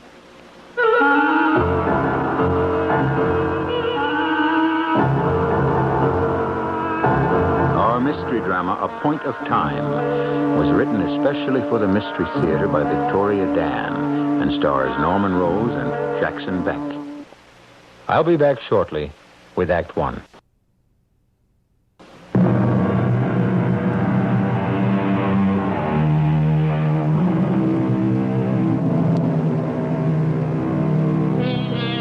Welcome to the year 2052. Welcome to the celebration. The celebration of what?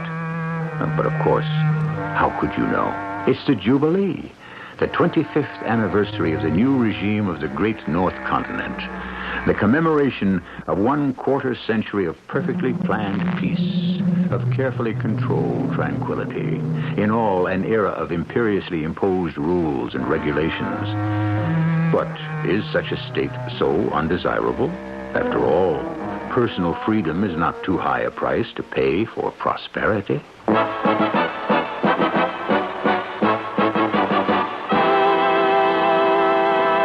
Excellency, the Supreme High Commander of the Great North Continent, spirit and guiding hand of the new regime, General Franklin Ulysses Morgan.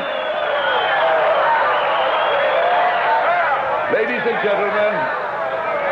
and gentlemen, loyal citizens, we are assembled here today to observe this, our glorious 25th birthday.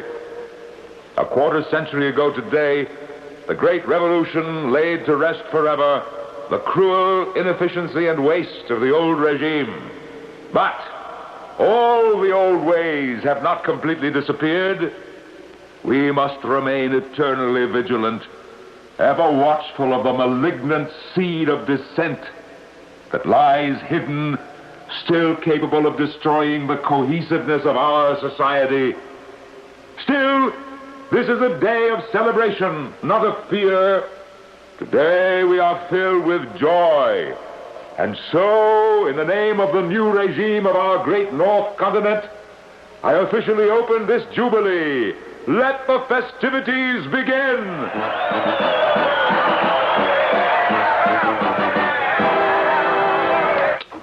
Why did you turn the set off? We have to talk, Otto. This very minute?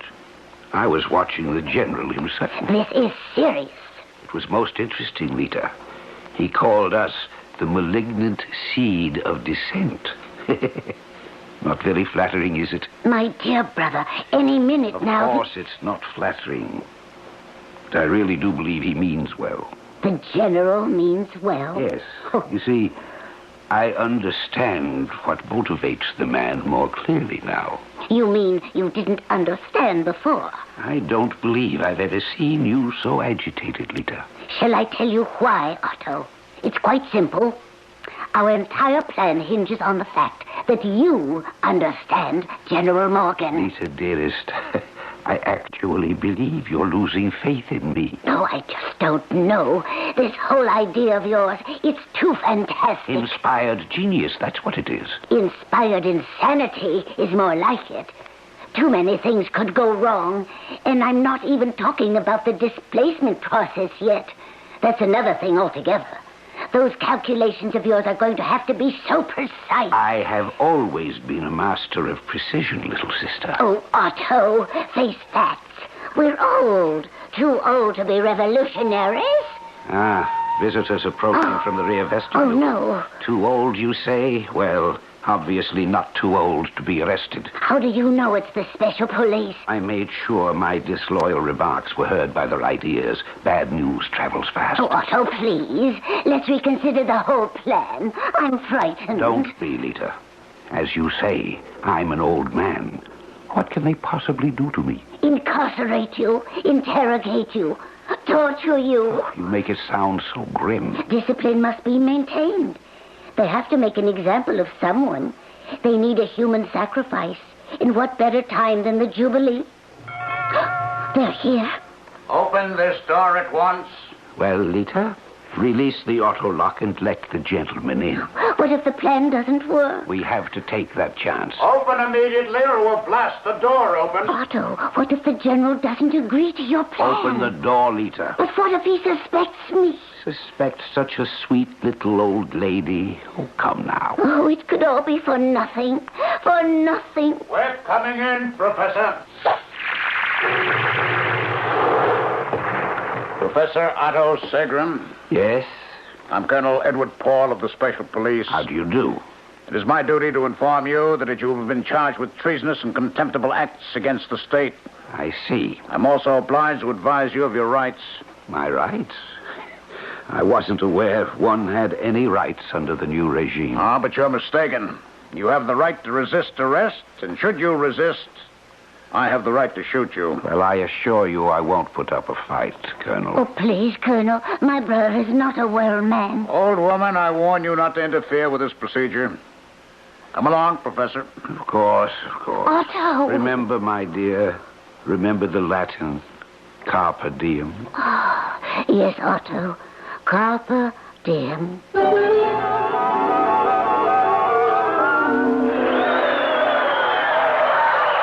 Benson.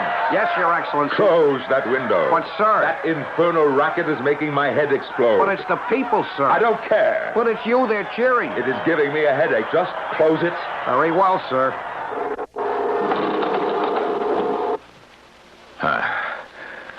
Now, what is it? I've pressed your other uniform, sir. My uniform? What on earth for, Benson? The interrogation, sir. What interrogation? Well, sure, you haven't forgotten. I assumed you'd been informed. Informed of what? Believe me, General, the last thing I'd want to do is provoke another incident between you and Colonel Paul. Colonel Paul? What does he have to do with this?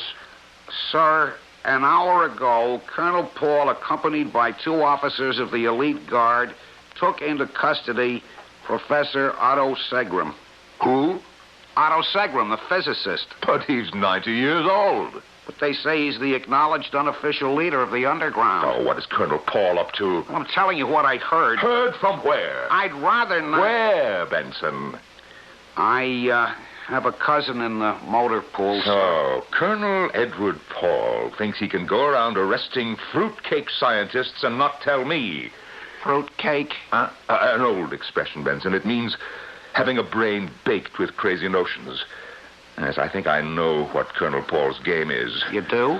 Otto Segram is a harmless old eccentric, and everybody knows it. But Paul wants to score points with the High Council on this one. He'll goad and deride that old professor into making some sort of confession. A malignant seed of dissent, snuffed out by the illustrious Colonel. And where will I, General Morgan, be when this triumph is occurring? In bed asleep? Well, just don't stand there, Benson. Bring me my uniform. Yes, sir. Oh, who would have the gall at this hour? His Most Exalted Residence. Johnson, main gate. After security cleared the General's visitor. What visitor? Lieutenant Johnson, the General is not expecting any visitors. Sir, the appointment roster confirms an audience with Citizen Smith at this hour. Citizen Smith? Oh, yes. Citizen Smith. I'd forgotten. Very well. Disengage inner security screens. Yes, sir. Out. General, forgive me, but I had forgotten all about it. Mm-hmm. Now, why wasn't I told of an audience? Sorry, sir. It slipped my mind until this moment. I refuse to see anyone at this hour. But you have to see Citizen Smith. Who the devil is Citizen Smith? Phoenicia Smith, sir. Grandmother of the Year. Who? Grandmother of the Year, General. The embodiment of gentleness and virtue. The matron saint of the state. It's traditional. Even the hour of reception is traditional. I cannot be bothered. I would caution you, sir, not to flaunt tradition in a Jubilee year. There are many opponents of yours who would happily misconstrue such an action. That's her now. Shall I release the auto lock? Oh, Benson, is this going to take long? Well, if I may suggest, sir, do what you do every year. Shake her hand, offer her a toast, and send her away with a personally monogrammed souvenir New Regime pen. All right, let's get it over with. You may enter his presence. Your Excellency, may I present Citizen Phoenicia Smith. Charmed. This is an honor. Oh, yes, Citizen Smith, I would like to shake your hand. Oh, thank you, Your Excellency. Sir, if you will excuse me for a moment, I will attend to your uniform. Now, may I offer you a drink, citizen? Oh, no, thank you, sir. Yes. Well, before you go, I would like to present you with a small token of our esteem. Oh, an old-fashioned ballpoint pen. How lovely. I'll treasure it always. Now, I would love to chat with you longer, Citizen Smith, but you see, there are some pressing matters of state to attend to. I have a confession to make, sir. I am not Citizen Smith. What? I am not Grandmother of the Year, although I have her identification ring. I'm Lita Segram. Segram? My brother Otto uses a little phrase, Latin, I believe. Carpe diem. Seize the opportunity, grab the chance. Now, wait, just one moment, please. What is this all about? So that's what I did. I grabbed the chance. Phoenicia Smith is rather comfortably locked away. I took her place. So you see, sir, I shook hands with you instead. Oh, yes. You mean to tell me that you took all that trouble just to shake my hand? But of course, Your Excellency. This sweet old lady's little gloved hand shook your uncovered one. Carpe diem. Your skin has already absorbed the chemical film coating from the outside of my glove. Yes. What are you trying to say? I'm trying to say, General, that you have just been poisoned.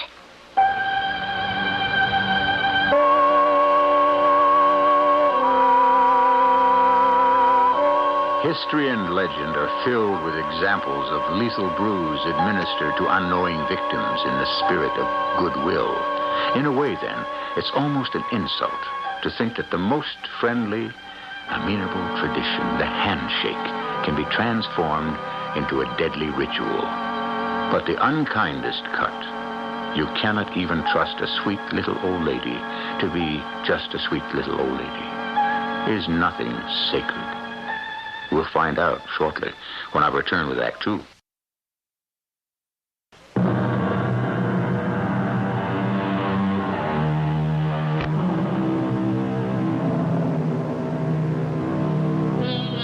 The author is Horace, a wise and noble sage who walked the earth 2,000 years ago. What he actually wrote was, Carpe diem quam minimum credula postero. Translation? Seize the day. Put no trust in tomorrow. Indeed, the only thing one can trust is the moment. Tomorrow may never come. On the other hand, tomorrow may come, surely enough, but what good is it if we are not there to see it arrive?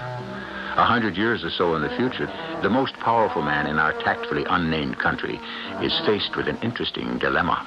What did you say? You have been poisoned, Your Excellency. Poisoned? By you? Oh, it's just like Otto told me it would be, that you wouldn't believe me. Now, listen, I do not have time for crude assassination attempts, Miss Segram. In fact, my patience with you is at an end. Well, then it is true what they say. You really do believe that you're indestructible. Now, I will be willing to forget the entire incident if you would kindly leave, Miss Segram. I've heard rumors, but naturally I didn't believe them. It cost millions, but you do have something that protects your stomach lining. Please, Miss Segram, you're a nice old lady. I don't want to put you under arrest. But nothing will protect you against the chemical you have just absorbed through the skin. It's a different matter entirely. Oh, wait a minute. Old lady? You called me an old lady. Miss Segram, I am being much more tolerant than I ought to be. Old lady? Why, I'm the same age as you. Maybe even younger. I admit, with modern science, you look, 50, 55. But you're about 78, 79 now. Miss Segram, if you do not get... 79? That's ridiculous. Is it? I don't know where you get your figures. You really don't know, do you? You really don't understand yet. What are you talking about? Time, General. Time. Sooner or later, we all run out of it. But you think you can go on forever. I want you out of this building immediately. It's merely due to my good nature that you don't suffer anything worse. It's you who will suffer, General. In an hour or so, you will feel a slight tingling sensation in your fingers, followed by tremors in the arms and legs, and then a sudden dizziness, all of which will disappear shortly. But they are all indications that the poisonous chemical has entered its final phase. Are you telling me that you would prefer to be arrested? Listen to me for just 1 minute. Very well. You have 1 minute, Miss Segram. What has my brother done that is wrong? I'll tell you, General, though I suspect you won't believe me. Well, I'm waiting. He found a way to be young again. What? It's very complex. It's chemistry, physics. Oh, I don't know exactly what it is, but it has to do with space. He can take a person, any person, and place them right where they were any time in the past, right into the space they were in a year ago, 10 years ago, 50 years ago. You have half a minute left. Oh, how can I explain it? It's like moving figures on a chessboard. Except the squares represent spaces in time. And whatever point you move into, you become exactly what you were at that moment. Exactly the same, physically, mentally. A person could even live their life over again. Well, do you understand me? Of course, they would live it over exactly the same, because nothing else in the past had changed. Miss Segram, your time is up. You still don't understand?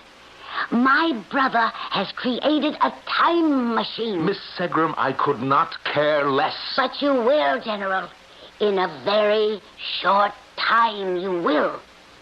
Because, you see, time is something of which you have precious little.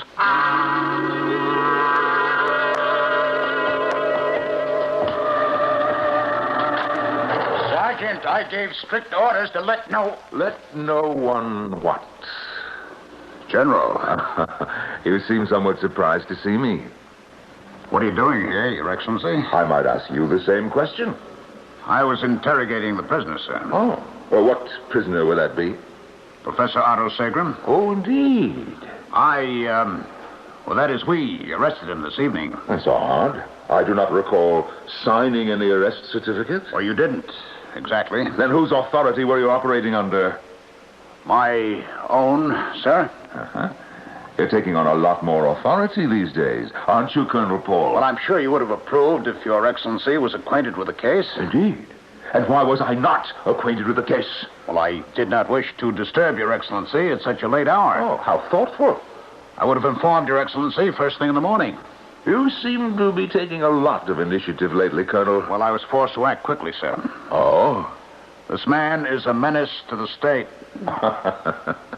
Otto Segram? You must be joking. He's a known subversive. Colonel, you've been reading your own press releases again. I can produce 50 witnesses who will swear. Oh, I'm sure that you can. Well, he must be tried and executed. Of course he must be executed. By tomorrow morning, the public will demand it. The people want justice done. Yes, I'm quite sure that you have seen to that. Now, forgive me, Your Excellency, but I get the impression that you dislike the idea of a public execution. Oh, I am tired of all these executions, Colonel. Tired, sir? How many do we have? 50, 60 a year? Executions are the safeguard of the regime. Am I to understand that you no longer... Don't put words in my mouth, Colonel. Well, I wasn't... All right. I'm obliged to execute Segram. But between us, Colonel, how is a 93-year-old man a threat to the regime? There's been talk, General. Oh, enlighten me. He has been working on a certain device. What kind of device? He remarked to a colleague that he had invented a mechanism that could change the course of history. Yes? Well, don't you see? Could only be one thing. What? A bomb. You have evidence, of course. Well, I mean, your men searched the laboratory, of course. Yes, sir. And? We didn't find anything as of yet. Colonel. Sir? Colonel, you are a jackass. Your Excellency, I'm only doing my job. And mine, perhaps. General, I have to interrogate a prisoner. You are dismissed. But the prisoner... I will proceed with the interrogation.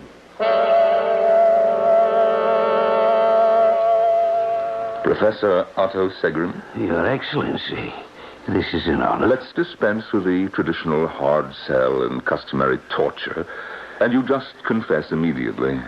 Confess to what? Criminal and traitorous acts against the regime. I have nothing to confess. Well, confess anyway. It looks better.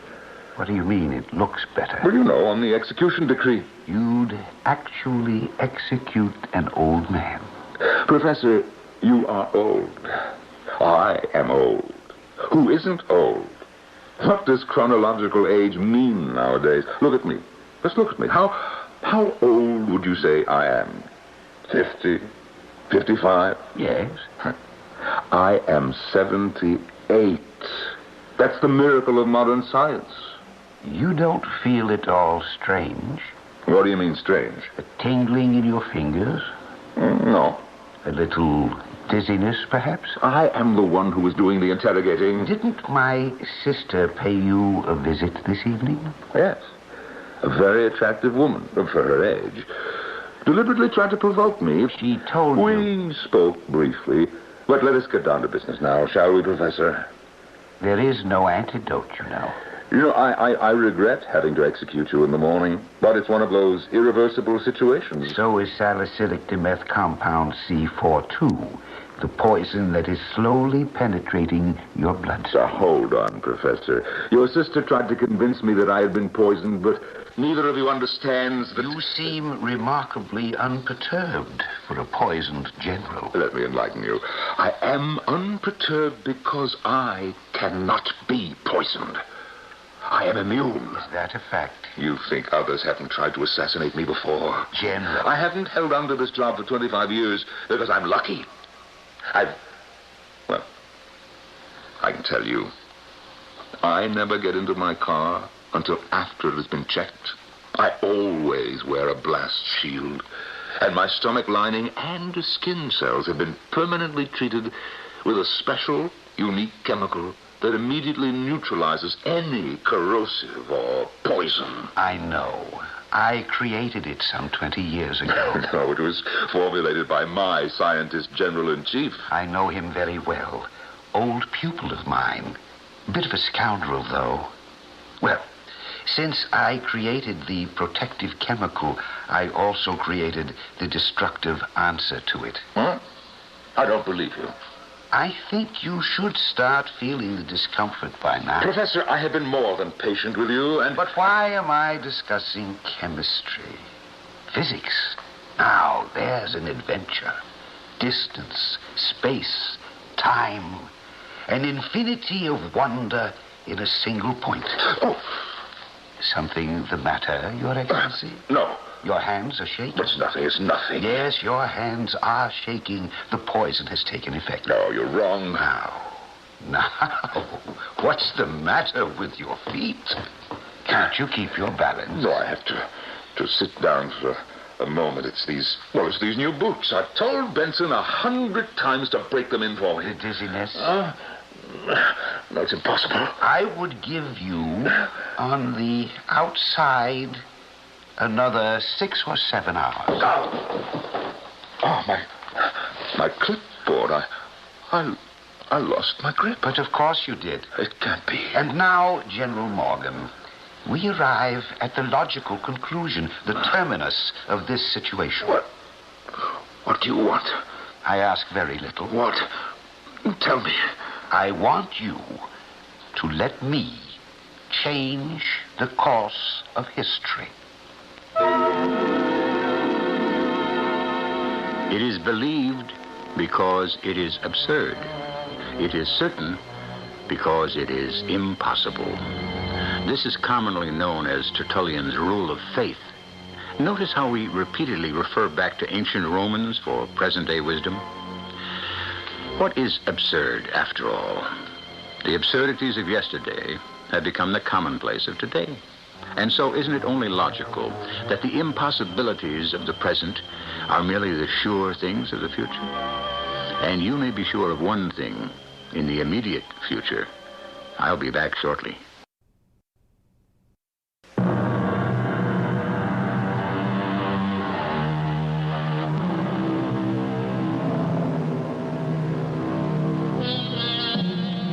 Else whence this pleasing hope, this fond desire, this longing after immortality? So spoke the poet. He knew, as well as we all know, each of us longs to live forever. The bravest among us can become the most shriveled coward in the face of death. Reduced to our most primitive fear, man strikes out and fights, but more often begs, pleads for an extension of this heavenly loan. The general is dying. There is no antidote, unless it lies in the bizarre request that has just been made.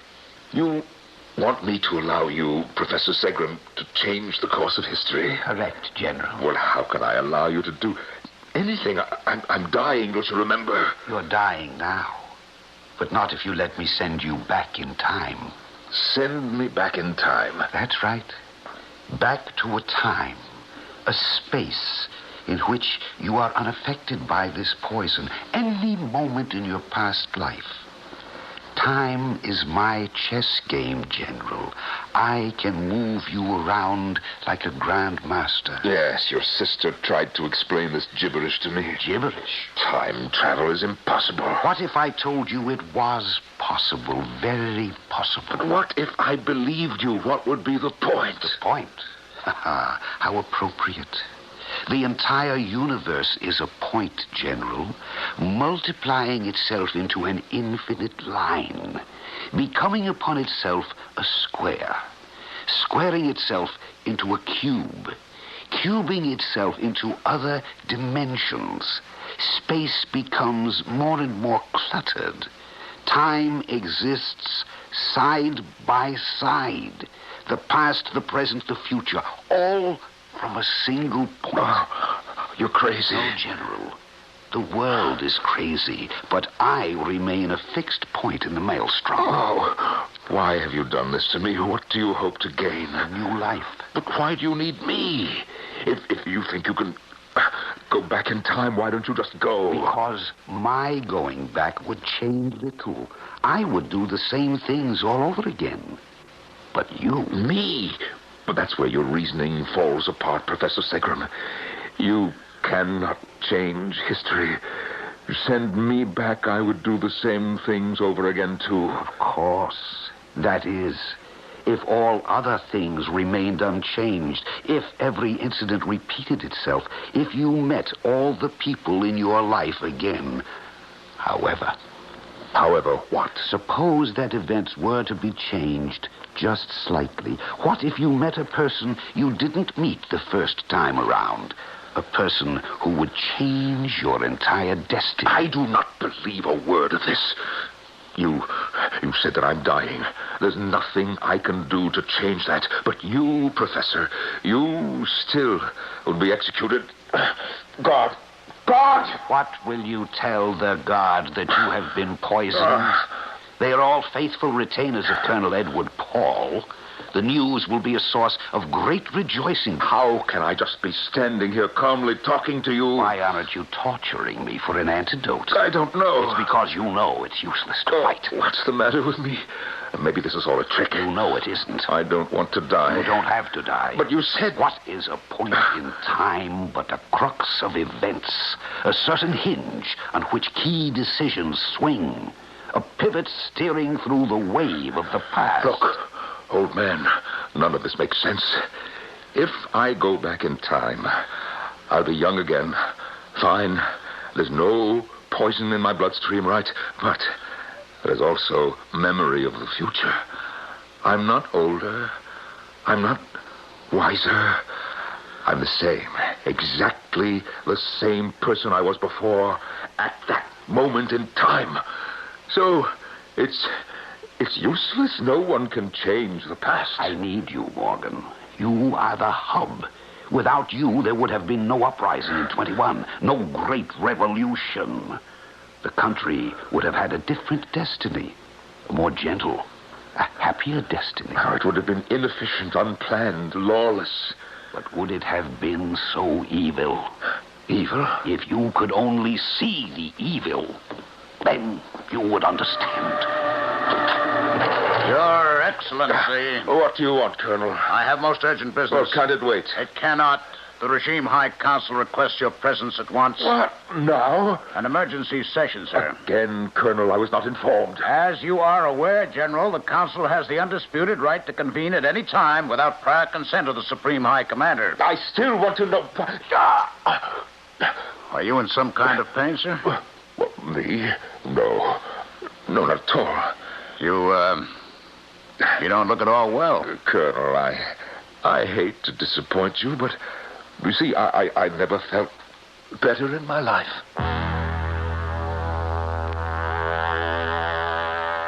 And so, Your Excellency, and fellow members of the Council, because we are all agreed that a state of emergency exists, we urge that this plan be adopted. Now, let me get this straight. You actually propose to place this drug in the public water system? Correct, Your Excellency. But as I understand it, this drug renders the individual docile to the point of near idiocy. That is not quite so, Excellency. Then what is so? Excellency, another outstanding point of this plan is that it avoids the necessity of bloodshed. You are out of order, Colonel Paul. Well, Councilmember McGuinn, does or does this drug not cause permanent damage to the brain? Sir, are you feeling all right? You appear slightly... Answer my question. The long-run effects have not yet been ascertained. However, there is a slight possibility that some minor damage to less important areas of the brain could be attributed... This entire proposal is insane. The people must be controlled, Excellency. You've always said that. Yes, I know, but not as sheep, Colonel. The regime is threatened, sir. From where? By who? Just look around you. From everywhere. Yes, there is a threat. There always is a threat, but not the way you think. A threat to sanity. A threat to clear thinking.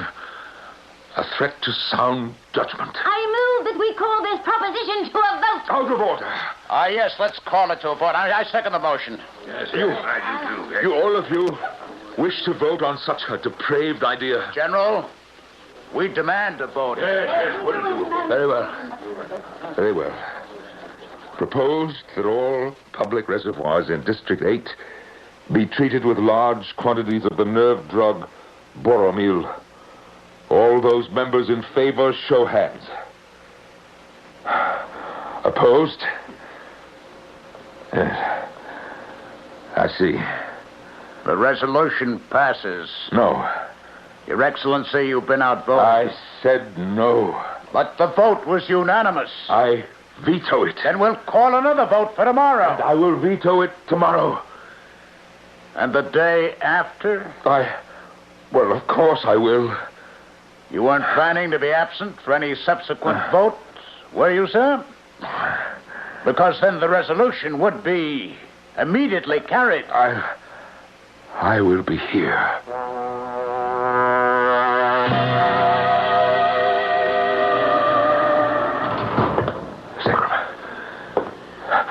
Segram, you said that there is some kind of solution, something crazy, impossible, but a solution. Yes, General. Well, I put my faith in anything now. What is this deal that you want to make? You let me go. That's it. All I need is an hour. Oh, what can you do in an hour? Change the course of history. You keep saying that. I still don't believe that you can. A point in time. A terminus from which all events radiate. You really believe that you can take me back in time? Precisely. Back to before I was poisoned? Yes. You can change events? That part is theory. I can move you in a space of time like a bubble. Pluck you from one moment, place you into another. Oh, I almost believe that you're crazy enough to be able to do it. I can place you back as you were years ago. How many years? Back to a terrace 50 years ago. Music playing in the room inside. Old-fashioned kind of dance music. You know the kind, don't you? Yes, I know the kind. The band was playing inside, but you, alone, unmoved, stood outside, deciding at that instant the course the rest of your life would take. Do you remember that night? Yes, I remember. I was 28 years old, going on 29, and I wasn't dancing. How could I? It was her engagement party. I hated her for hurting me that way, but I had to come and see what he looked like for myself. That's when you decided, wasn't it? Yes. Yes, that's when I decided. It was a turning point in your life, wasn't it? Yes. You were embittered, and you decided to enter the military and make a career for yourself. Yes. You became cold and calculating. But what if you had met someone else that night? Would things have been different? Who's to say? I didn't meet anyone else, though. But if you had? Well, I don't know. A nice, gentle girl who would have brought out the gentleness in you. No, it's too late to wallow in conjecture. What is past is past. Perhaps not. If you hadn't been a general, you might have been a doctor, a writer, who knows, even a president. There is no presidency. There hasn't been for 25 years. But there might still be a presidency. The government might still be a democracy if there hadn't been a revolution led by you. Segram, what's happening to me? Are the images clearer? What am I feeling? What am I seeing? Your past, General, like any dying man. Your life is flashing before you. Don't understand. Why are you doing this to me? You understand. Don't let me die, Segram. But of course you won't die. Don't let me die. The council votes again tomorrow. Release me, and I promise that the council will never vote at all because it will not exist. Can you really change things? Yes, it's possible, but you have to let me send you back. I'll be just as I was. I have no memory of the future. It won't matter. But I'll simply repeat my life over exactly up to this moment. Not if I send her back, too. Send who back? The girl you should have met. The girl who might have changed your life.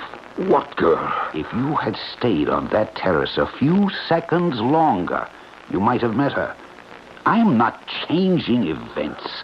I'm altering individual bubbles of space, moving yours slightly ahead so that you remain on that terrace just a few moments longer than you did so long ago. But who would I have met? Who, Segram? My sister Lita. Lita? You remarked before that she was attractive. Lita, but she's old. She's old now. But she wouldn't be if I sent her back 50 years ago. She'd be 25. This whole thing is crazy. You're a dying man. Like the old adage, you're drowning, and I'm throwing you a life preserver. You might not believe in the life preserver, but it's the only one in the water. I want to believe that you can change things. Get me out of here so I can send you both back. I wish I could believe. Then in the name of heaven, let me try. God. I want this man released into my custody.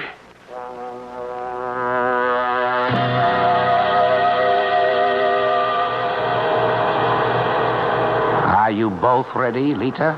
Yes, Otto. Miss Segram, if this machine of your brother's actually works, we will be meeting again. Yes, we'll be meeting again, General. But neither of us will remember any of this. I know. That's why it's chance. You see, I like you now. I like you now. But will you like me then? Will you? Power engaged now. Remember, not everyone can get a chance to change the course of history.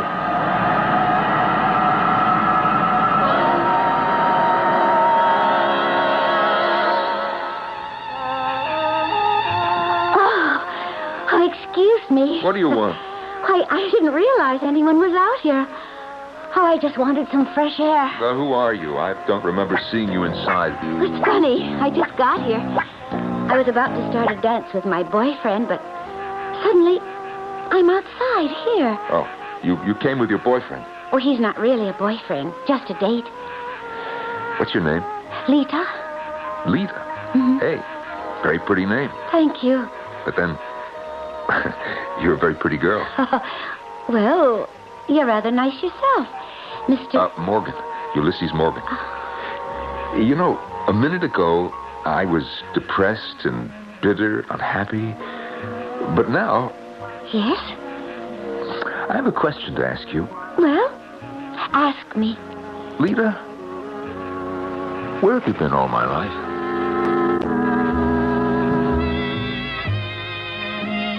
Indeed, where? A very innocent question, but this time the answer might be a little out of the ordinary. Another question we might ask is, have we changed the course of history?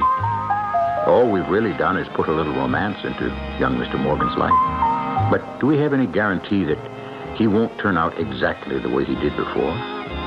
Or is love such a magic ingredient after all? I'll be back shortly.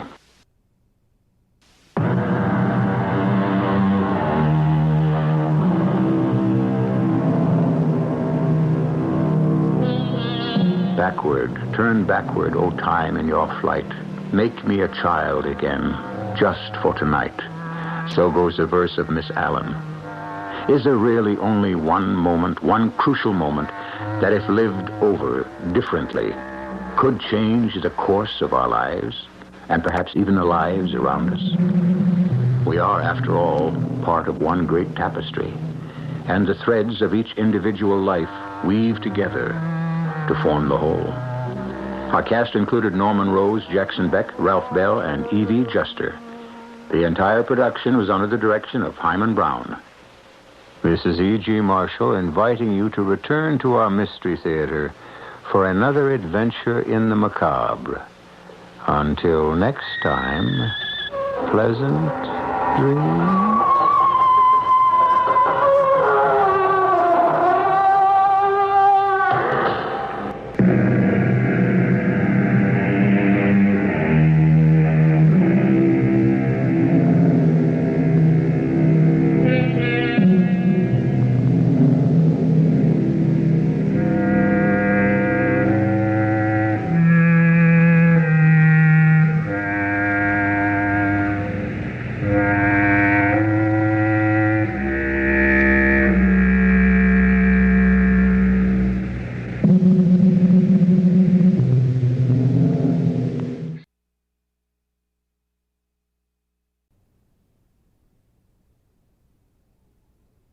The CBS Radio Mystery Theater presents... Come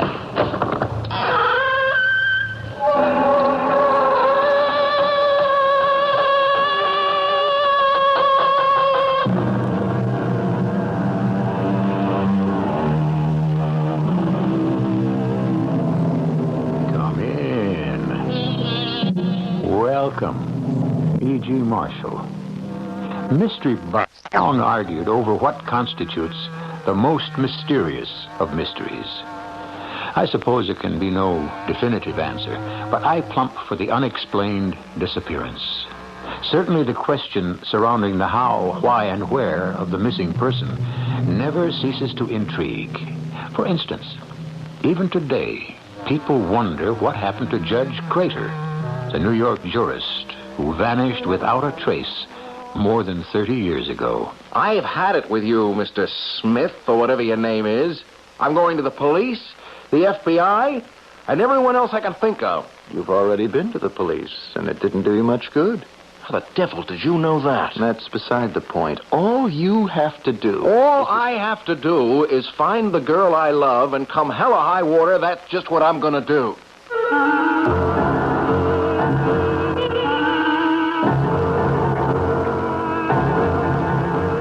Our mystery drama, Vanishing Lady, was written especially for the Mystery Theater by Murray Burnett and stars Tony Roberts. I'll be back shortly with Act One.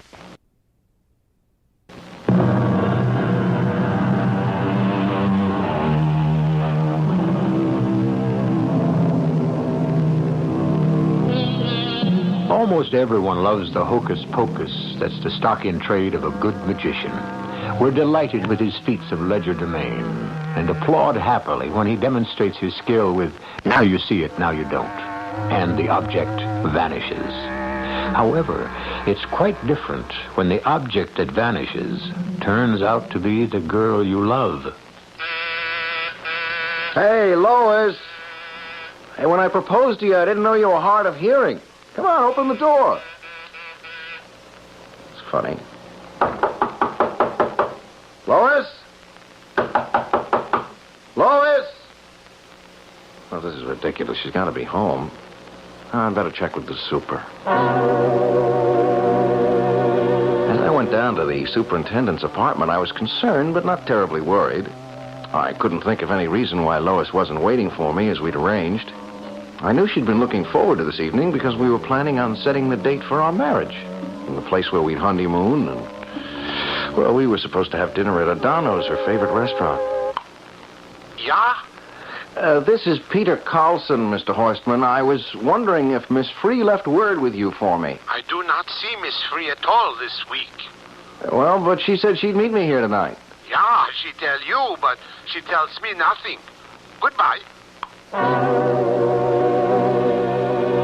I called Adano's on the off chance that I'd made a mistake and arranged to meet her there. But Jimmy, the maitre d', hadn't seen her either. With a growing sense of unease, I called her mother, thinking that perhaps some emergency had come up with her parents. Hello? It's Peter Carlson, Mrs. Free. How are you? Oh, just fine, Peter. It's so nice of you to call. How is Lois? Oh, great. But as a matter of fact, she's the reason for my call. I think I have a beef with Lois. I think she stood me up. She's finally come to her senses. I've been warning Lois about you for a year. No, seriously, Mrs. Free. We had a date tonight, and, well, she isn't at her apartment. I thought maybe you'd... She has to be. She told me you were going to Adano's. Well, I've been to her place, and she's not there. Well, that's strange. It's not like Lois. You don't think something's happened? Oh, well, let's not panic. I mean, there's probably some simple explanation. I'll go back now and find her there, all apologies. Now, you call me the minute you get there, will you, Peter? Yeah, I will, but I'm sure there's nothing to worry about. I wished that I could have really believed what I told Lois's mother. I went back to her apartment, but there was still no sign of her. I decided I'd better go to the police. So, as much as I disliked the idea, I found myself talking to a sergeant in the 22nd Precinct. Mr. Carlson, there are no accident or hospital reports on any woman of the age and description you give of your fiancé. Well, thank the Lord for that. What do I do now? You got two choices. Either you can make out a report for the Missing Persons Bureau, or you can sit tight. Sit tight? Mm-hmm. What do you mean, do nothing? I've seen too many guys like you end up looking foolish. I don't get that. I don't get it. Neither did any of the others. I've given up trying to figure out women. But they do have the privilege of changing their minds. And in my experience, an awful lot of them abuse that privilege. You telling me that Lois has changed her mind about marrying me? Could be. No, it couldn't. Look, I know this girl. We didn't just meet last week. I love her, and I know she loves me. Now, something's happened, and I want to find out what. Okay, pal. That's your privilege. All I ask is that you think about what's going to happen if you fill out a missing persons report and then it turns out that either she wanted to be missing or she doesn't want to get married and hasn't the guts to face you or what? Skip it. It'll only make you more angry. Look, Sergeant, I realize you've seen a lot of guys who've made a mistake about how much their girls love them, but you don't know Lois. She's different, I know. Uh-huh. Still, you don't know where she is, and she skipped, so... No, never. No. She'd never leave her goldfish to die. Goldfish? That's a new one.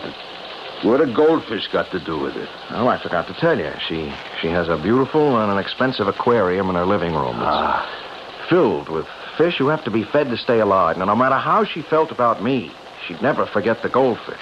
Yeah. Look, pal, you got a problem. Make up your mind what you want to do, and do it. I've got other things to do. That was Friday night. On Saturday, Lois was still missing. I had my hands full trying to calm Mrs. Free and Lois's father, and I went back to the police precinct and reported her missing. Well, then there was nothing for me to do but go home and wait for the phone to ring. I was sure it wouldn't, but I was wrong. Hello, Lois? Oh, no, Peter, I'm sorry. Oh, Mrs. Free.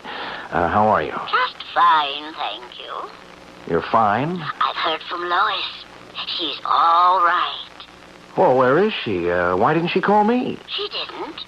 Oh, my, that's strange. I got the impression that you knew something I didn't know. Mrs. Free, at this point, I don't know what's going on. I haven't heard a word. What did she say? Well, that she's all right and not to worry. Did she say when she'd be home? Not definitely, but she said soon. And you were satisfied with that? Peter, I called because I wanted you to stop worrying. Please believe me, Lois is fine. Well, that's great news, Mrs. Free. You tell me Lois is fine and you're fine, but I'm not. That's why I called, to reassure you. Don't you believe me? I'll tell you what I believe, Mrs. Free. There is something going on that I don't know about. And nothing is going to stop me from finding out. I spent the rest of Saturday night thinking and decided to pay another visit to the police precinct and talk to the sergeant I'd spoken with the first time. Naturally, he wasn't on duty on Sunday, so I spent the rest of the day telephoning all of Lois's friends. Well, none of them had heard from her. I decided to take Monday off. Bright and early, I was back at the precinct. Good morning, Mr. Carlson. I have a report from Missing Persons. They've been to your girl's apartment, found everything in apple pie order, some clothes missing, absolutely no violence indicated, And they got in touch with her parents and were told that she's fine. Yeah, that's about it. I'm sorry, but you might as well face it. Uh-huh. And what will the police do about it? Come on, pal. What can we do? There's been no crime, no evidence of abduction. Everything we know points to the fact that the girl just took off. Missing Persons checked with her employer. Yes, I did, too, and they told me she took an indefinite leave of absence. Well, you got to admit, it looks as if she knew she was going somewhere, and if she wanted you to know, she'd have told you. That's certainly the way it looks. But things are not always the way they look. I felt as if a wall of glass surrounded me and separated me from the rest of the world. I could see and even hear what was going on, but I couldn't reach out and touch anyone. Not enough to convince them I was right. I suddenly found myself outside Lois's apartment building. I thought, I got nothing to lose, and I went to the superintendent's apartment. Miss Free is still not in her apartment. Yes, I know that, Mr. Horstman. I just want to ask you if you'll lend me the pass key. But you know I am not allowed to do that. Well, you can come up with me if you like and watch. I do not have the time for that, Mr. Carlson. But Miss Free might have left me a note or something, something to tell me where she is. I really should not give you the key. Oh, come on, Mr. Horstman. I give you my word I won't tell a soul, not even Miss Free. Now, that's a solemn promise. Well, now, you bring it back soon. Thanks a million. I won't be more than half an hour. As I went up to Lois's apartment, I really had no idea what I was going to look for, and I couldn't conceive how it could possibly take me more than half an hour, but I changed my mind when I opened the door and I saw a young man standing over the aquarium at one side of the living room. I stopped, completely flabbergasted. Hello? What are you doing here? Obviously feeding the fish. I promised Lois I'd take care of them. Who are you? You must be Peter Carlson. I was meaning to give you a call. I apologize. It's accepted, but I asked you your name. Oh, Leonard Gray. Most people call me Len. You know Lois? Oh, for years. Went to high school back in Woonsocket together, then we sort of lost touch till recently. Uh-huh. And Lois asked you rather than me to feed the fish.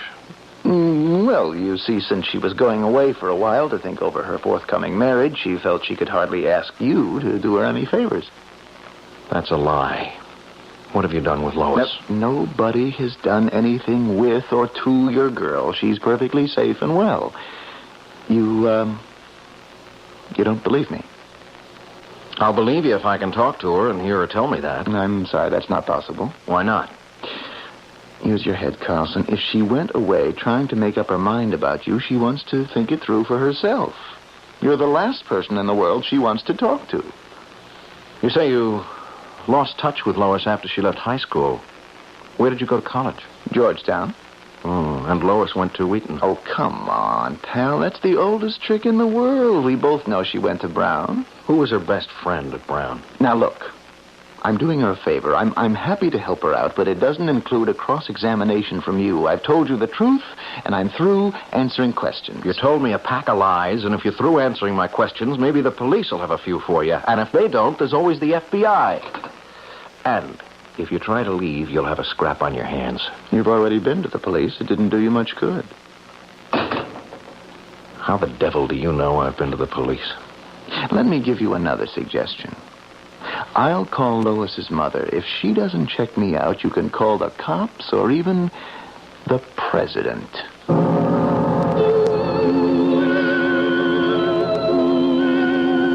Ah, sweet mystery of life, goes the opening line of a famous old song. But in my experience, most mysteries turn sinister rather than sweet.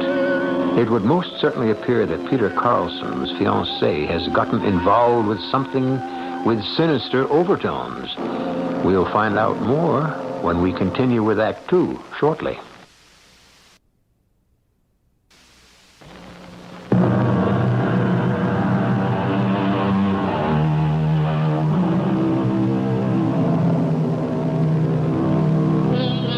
Mayday and SOS are two of the most terrifying cries for help in the lexicon of distress signals.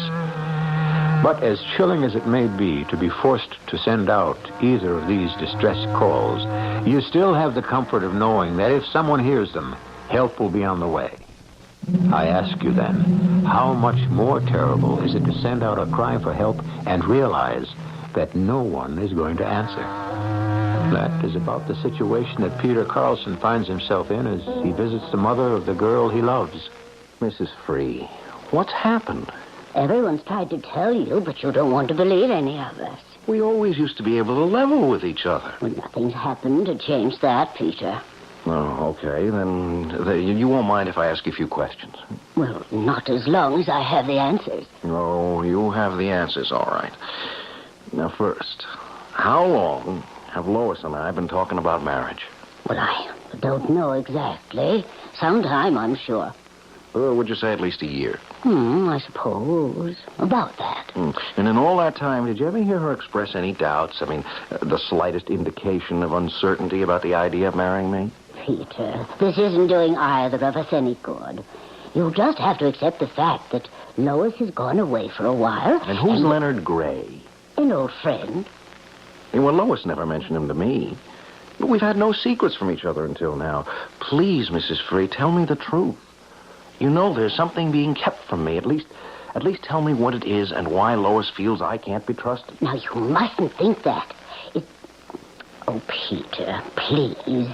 Please take my word that everything will work out in due course. Yeah, and how long is due course? Well, I'm sorry. I don't know. Well, it seemed I'd reached another dead end.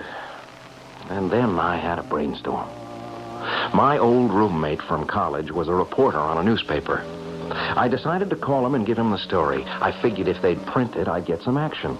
I did, but not the kind I expected. When I got back to my place the next day, Leonard Gray was waiting for me. Come on in, Carlson.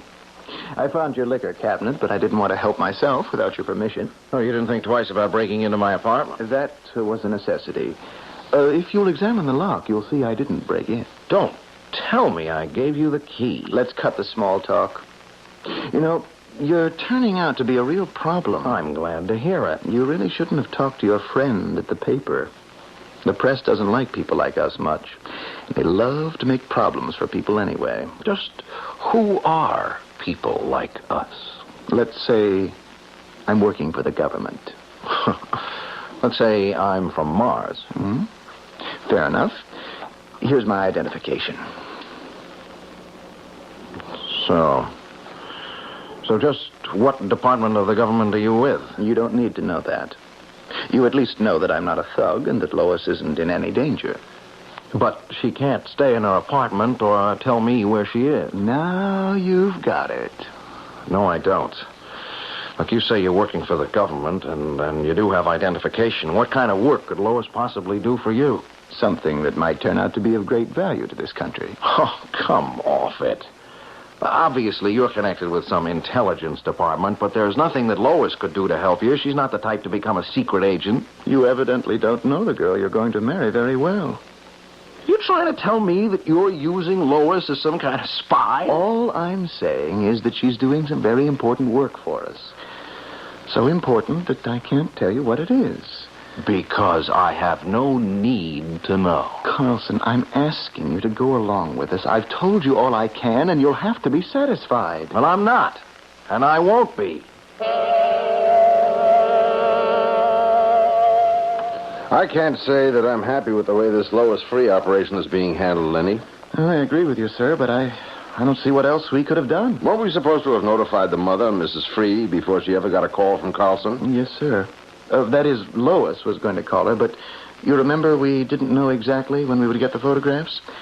When we called and told Lois we needed her immediately, she'd already told her mother she was going out that night with Carlson. She asked us to handle it. Well, why didn't you? Well, I did, but I had to escort Lois, and by the time I got to the phone, he'd already called.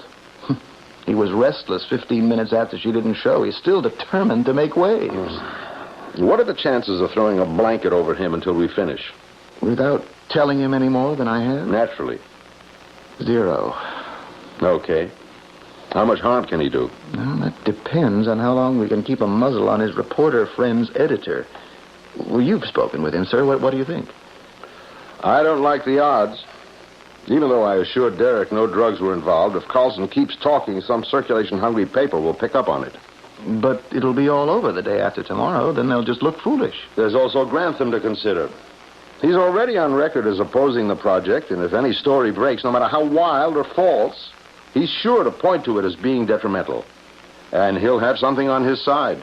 We could arrange to see that Carlson keeps quiet for a couple of days. If you're suggesting what I think, forget it. That would only trigger a really big blow-up from the press. Maybe we should have let Carlson in from the beginning. Well, that's hindsight. The less people who know about this, the better. Whether it's a success or a failure. Then we have to consider Lois. She's been asking about Carlson. I've been stalling, so maybe it would be best if we took him in. Oh, that would probably upset her.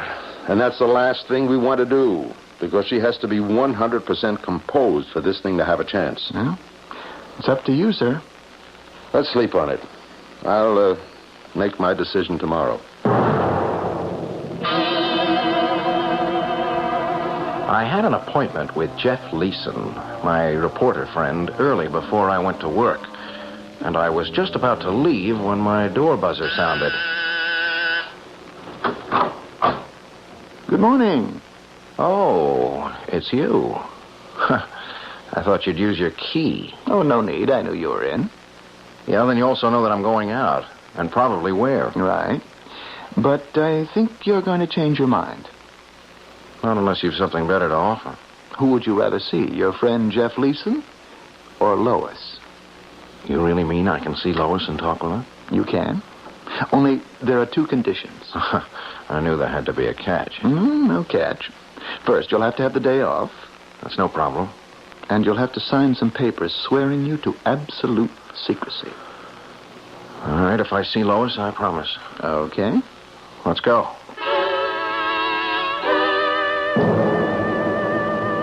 Gray had a limousine waiting downstairs. Very discreet. I don't know whether people could see in, but I surely couldn't see out, and there was a similar glass screen between me and the driver. Gray told me to make myself comfortable because we had a bit of a drive. At first, I was too excited at the thought of actually seeing Lois to do anything but think about her, and then I finally fell asleep. I don't know how long it was before Gray nudged me awake. Carlson, wake up. I'm up. Where are we? Almost there. Now listen, it is very important that you don't upset Lois. Upset her? Why would her seeing me upset her? I don't know, but my boss's neck is on the block for bringing you here. Now, after you talk to Lois and find out what she's being asked to do, then you'll understand why it is important her mind be perfectly clear. All I saw as Gray hustled me out of the car was that we were at some sort of large farmhouse. And then I was taken into an office and told to wait. After about 5 minutes, the door opened. And Gray brought Lois in. I guess you two would like to be alone. I'd appreciate it, Carlson, if you'd remember the favor I asked. Oh, darling, I'm so sorry. They told me how upset you've been. I never dreamed that... It's okay. None of it was your fault. Oh, I was stupid to believe them when they told me they'd take care of everything. Well, they tried, and they did bring me here to see you. That favor Len Gray mentioned just before he left, that was to ask you not to say anything to upset me, wasn't it? How did you know that? Oh, I just figured it out. It only stands to reason. Are you going to tell me what you're doing with these people? They said I could. Well? Oh, dear. This is going to be difficult. Oh, no, you're not going to tell me you've been leading a double life and you're some kind of Mata Hari, are you? Oh, I do love you, Peter. I knew you were a romantic the minute I met you. I love you, too, but I've been told I didn't know very much about the girl I love, and it seems that's true. Oh, no, darling. You know everything about me. Except how you landed in this place. Well, simply because of this special little knack I have. What little knack? Special insights about people and things and objects. I sort of see things that other people can't. Oh, boy, the girl with the crystal ball, huh? You mean you're one of those people who claim they have the gift of prophecy? Oh, no. I told you this was going to be difficult. Look, darling. You've heard of ESP, haven't you? Of course. Well, do you believe that some people are more sensitive than others? Of course. And that some people are able to tune into other people's thoughts and minds? You mean you can tell what I'm thinking? Mm-hmm, sometimes. How about now? That's easy. It has nothing to do with ESP. Yeah, well, let's forget about that other stuff for a minute, and you tell me what I'm thinking. Well, you're not too happy with what I've just told you. You're wondering now about how life will be with someone who claims that she knows what you're thinking. You're unsure, and you're disturbed. You're right. You're completely right. Oh, Peter, what I just told you had nothing to do with ESP. I wasn't reading your thoughts. It was just a matter of experience. Well, I don't understand, and I'm angry because you never mentioned it before. I mean, didn't you think it was something I should know? I didn't mention it just because of the experiences I've had. I know how people react, and, well, I guess I was just a little afraid of losing you. Oh, that was silly. Was it? Listen to yourself now. Well, there's a reason for that. Instead of you telling me calmly and reasonably about this, this knack of yours, I find out because you're involved in some kind of secret government operation. Oh, Peter, let's stick to one thing at a time. You've said that the idea of my sensing certain things makes you uncomfortable. I understand, because that was a lesson I learned as a child. You mean you were born with this perception? I believe we're all born with it. Some of us maybe have a larger share than others. When did you find out about it? When I was 9. My mother and Dad were entertaining some friends. Well, we were having a dinner, and everyone was just talking, small talk, gossip, nothing really important. And then there was this moment of silence, a break in the conversation, and I spoke up innocently with a question. I asked my mother why it was that the husband, his name was Larry, didn't like Claire. She was his wife. Oh, I remember the moment of icy silence that followed my question. I was scolded, told to leave the table and go to bed. I should think so. But why did you ask such a crazy question anyway? 3 months later, Larry and Claire got a divorce. Wow. After a few of these embarrassing incidents, I learned that this gift wasn't appreciated. So I just kept quiet about it. I see. Yeah, but how did you get here? I mean, with the government. They think they can use this gift of mine to help them find out things they need to know. Things that other governments want to keep secret. I don't think that anyone would find living with someone who knew your every secret thought a pleasant or even tolerable situation. However, it's been said that love conquers all obstacles, and perhaps if your wife or husband only knew what you were thinking some of the time, it might work out. That is, if your mate picked the right times. We'll be back shortly with the final act.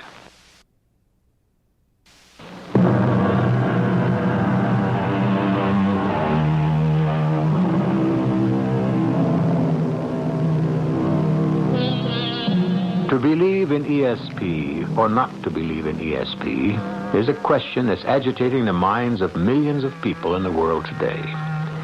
The idea that certain people have developed powers of perception is well accepted. There's solid evidence to prove that spy masters have been doing a good deal of research in the use of just such people. But how would they be used? That's the question that troubled Peter Carlson put to his fiancée, Lois Free. I think I could get used to the idea that you have some sort of extrasensory perception, but I'm still baffled by what you're doing here in this secret government operation. Surely they don't expect you to read the minds of various heads of states of other countries. Of course not. You see, I wasn't exactly telling the truth when I said that I kept this gift hidden after I found out how people reacted. Wow, this has really turned out to be a day for revelations. When I went to Brown University, my roommate and I were complete strangers. We knew we had to get along, so I offered to help her unpack. And while we were putting some of her things away, I picked up a brooch from her jewelry case, found myself saying, "I'm sorry your mother died when you were so young, but it's nice the way your father and you handled it." And you got all that just from handling her brooch? It was her mother's. She was astonished. And then at parties, I found that it was a great game to play. Helen, my roommate, wanted me to show off, and I enjoyed it until I struck a couple of bad ones. Things that really bothered me, and I didn't know what to say. People pressed me, and it was then I decided to give it all up. Well, how did these people find out about you? From Helen. She works here in Washington. Yeah, well, what do they expect from you? I mean, how are you going to help them? I don't know that I can. But if you've been reading the papers, you must have noticed that there's been a lot of experiments conducted by almost all nations with ESP, trying to use it on people in intelligence. Yes, I vaguely remember something of the sort, and if I knew then what I know now about you, I'd have read it more carefully. Well, about 6 months ago, Len Gray called me. He told me that Helen had given him my name. He asked me to go down to Washington and take a test. Ah, and that's when you told me the company was sending you to the coast for a few days. And he also made me promise not to tell anybody. Well, evidently you passed. Well, they didn't say anything right away. There were about a dozen of us. They just thanked each of us and said we could go back home. Honestly, Peter, I forgot all about it until a few weeks ago when Len called and said that I was one of the 3 people they wanted to continue testing. You mean this is something I'm going to have to live with for the rest of my life? I mean that they'll call you up and suddenly you'll disappear? Oh, no. I really don't know what's going to happen because, well, you see, Len's boss and another important man in the department don't see eye to eye about this. All I know is that tomorrow is very important. They want me to look at some pictures they've just gotten. Well, if they've got pictures, then why do they need you? Oh, Peter, darling, I've told you everything I know. Oh, look, I'll be home the day after tomorrow. We can talk some more. Well, I don't know. I think we ought to thrash this thing out right now. Oh, but Peter, it'll be so much better if we each have some time to think. I'm sure this has upset you, and I can understand it, but meanwhile, I'm supposed to trot back to New York like a good little doggy and sit around wondering whether I should start writing a book titled My Wife the Spy. You're not keeping your promise, Mr. Carlson. What? What are you talking about? You agreed you wouldn't say anything to upset her, remember? Sure, but how did you know we... You've had us bugged. You've been listening. They had me driven back to New York, and by the time I got to my apartment, I'd calmed down a little while. I was still angry that they bugged our conversation, but I was more concerned about Lois and what she was going to do tomorrow. I wondered just how it worked, and in my mind, I tried to picture the scene. All right, Bill. I'm here. Where's your star performer? We thought we'd all better get our signals straight before we have her brought in, Grantham. Bill, I told you when you started this ESP hocus pocus what I thought of it.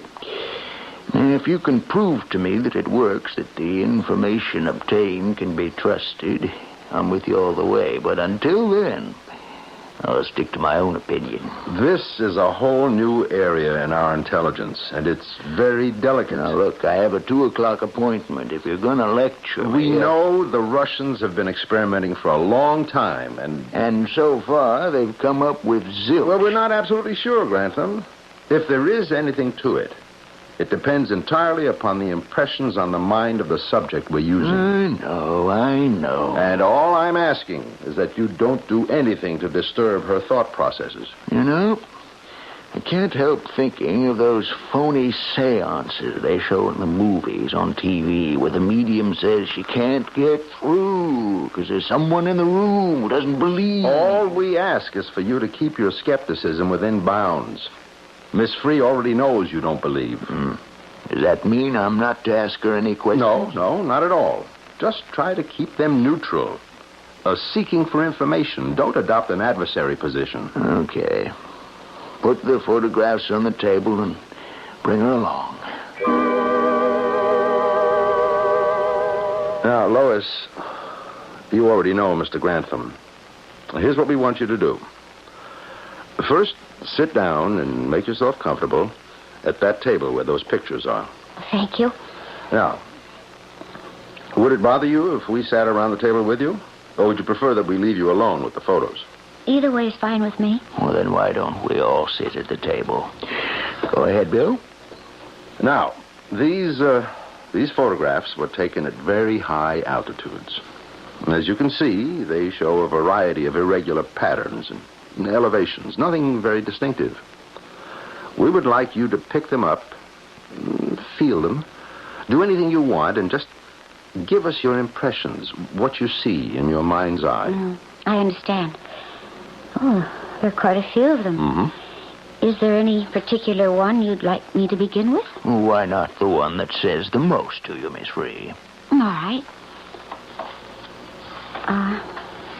I think these were all taken at about the same time. Even though they appear different, they're all of the same place. As anyone can tell just by looking at them. But she's not looking at them, Grantham. She's just touching them. Her eyes are closed. I see machinery. Quite a lot of machinery. And tunnels. No, not tunnels. Well, more like underground passages. And lights. And machinery. Sorry if I don't seem to be making any sense. Do you have any idea what kind of machinery, Lois? Let me see. Oh, definitely some very large things. Computers. Yes, computers. But there are other things. I feel a lot of activity. Men, women, working on papers. You, see something funny? I'm sorry. It's silly. But I see a lot of letters, like a crazy mixed-up alphabet. Do you see the letters clearly enough to spell them out? Some of them. Can we hear them? I can't be quite sure, but this is the way they shape up in my mind. C, L, F, A, T, P, X, B, R. I'm afraid that's all I get for now. You mean you might get more another time? I can't be sure, but it's possible. Well, then why don't you rest in your room, and we'll see you back here in an hour. I still say if she guessed computers, then we can throw out most of the other stuff. Because it's only natural that where there are computers, there are people and paper. And underground passages. Well, that could have been picked up and indicated by the pictures. And the scrambled alphabet? Now that, the code gibberish, is the only thing that makes me doubt my own theories. I suggest we have her back in and see if she's picked up on anything more like that. And if she has? Well, we'll cross that bridge when we come to it. Do you feel like having another try at the pictures, Lois?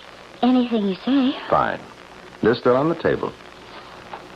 I still get the same impression. Except now I just see empty spaces. Oh, it's the sky. I'm sorry. That's about all I'm getting. Miss Free, would you do me a favor? Of course. Pick up the photograph marked number 5. Fine. Now there, without any extrasensory perception, you can see a building. It's definitely a building. Could you, using your powers, tell us something about that building? I'll try. Fine. I'm not getting anything clearly. Well, how about vaguely? Any impression at all? Well, it's difficult. It seems to be more than one floor. And then again... Oh, I don't...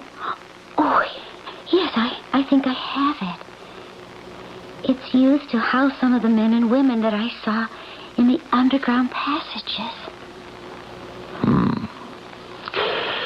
Thank you very much.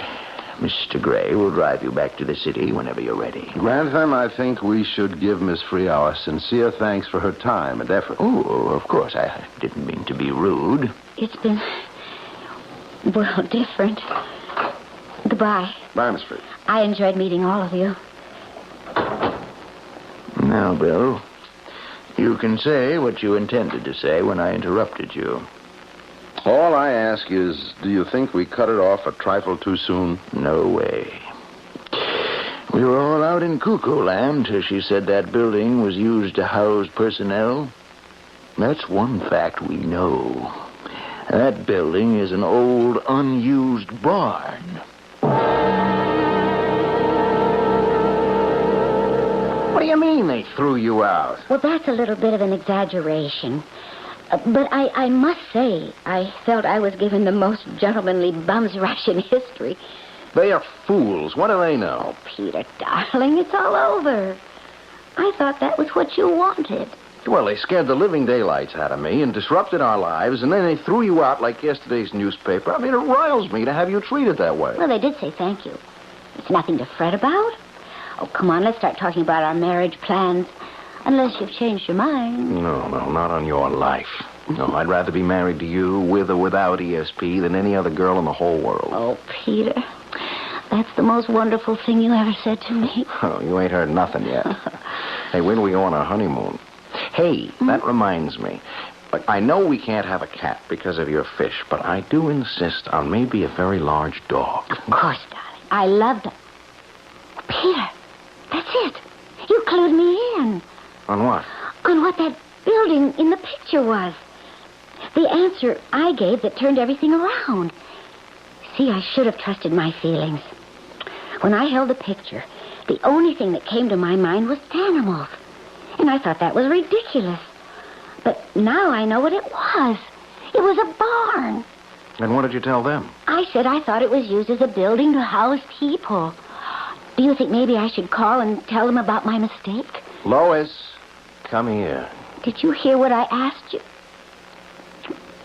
What do you think I should do? Forget it.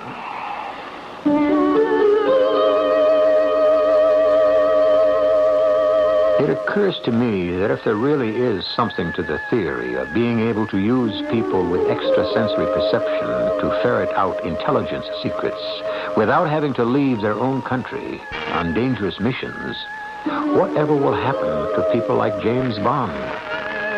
Speaking as a reader, I, for one, will miss him. I'll be back shortly.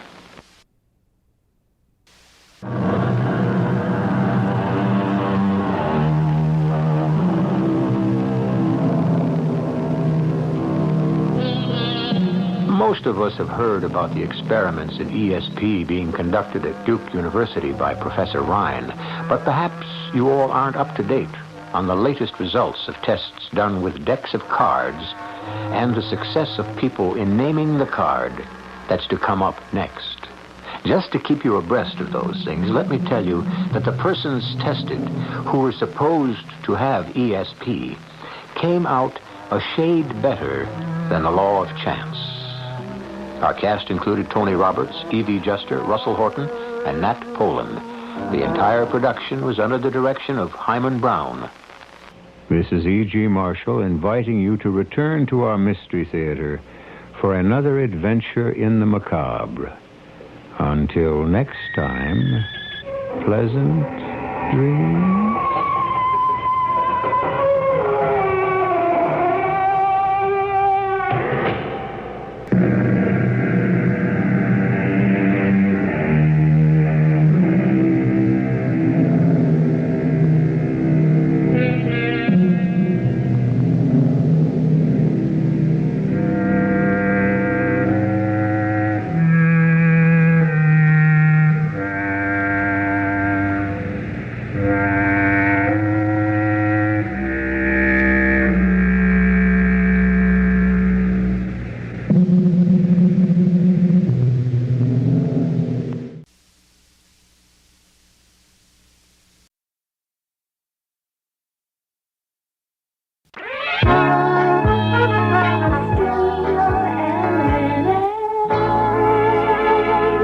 The CBS Radio Mystery Theater presents...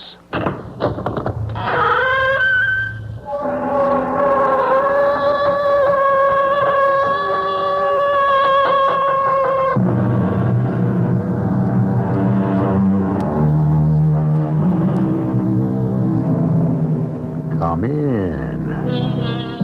Welcome. I'm E.G. Marshall. This is a story about a phenomenon of our times. About a world which Hamlet seemed to describe to the players, whose end, both at the first and now, was and is to hold, as 'twere, the mirror up to nature. This is a story about a world as mad and ridiculous, as sad and as untidy as the one that most of us have to live in. A story of confusion of identities in which fancy becomes reality and vice versa. You must judge where truth begins and illusion ends. You cheap, conniving crook. You killed my dad. Timmy! Stay out of this, Marcia. No, Buck. You asked for this, Timmy. Oh, stop it, both of you. Stop it. Not on a bet, Mother. I've just been waiting for a chance to knock his head off. You're not old enough yet to manage that boy. Oh, Brock. What have you done? You've killed him.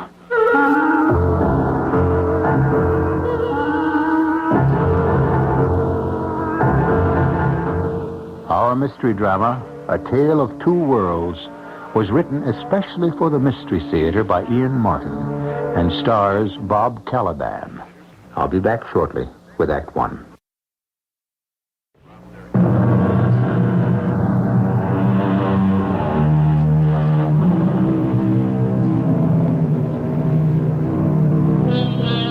How far have we come from the jungle?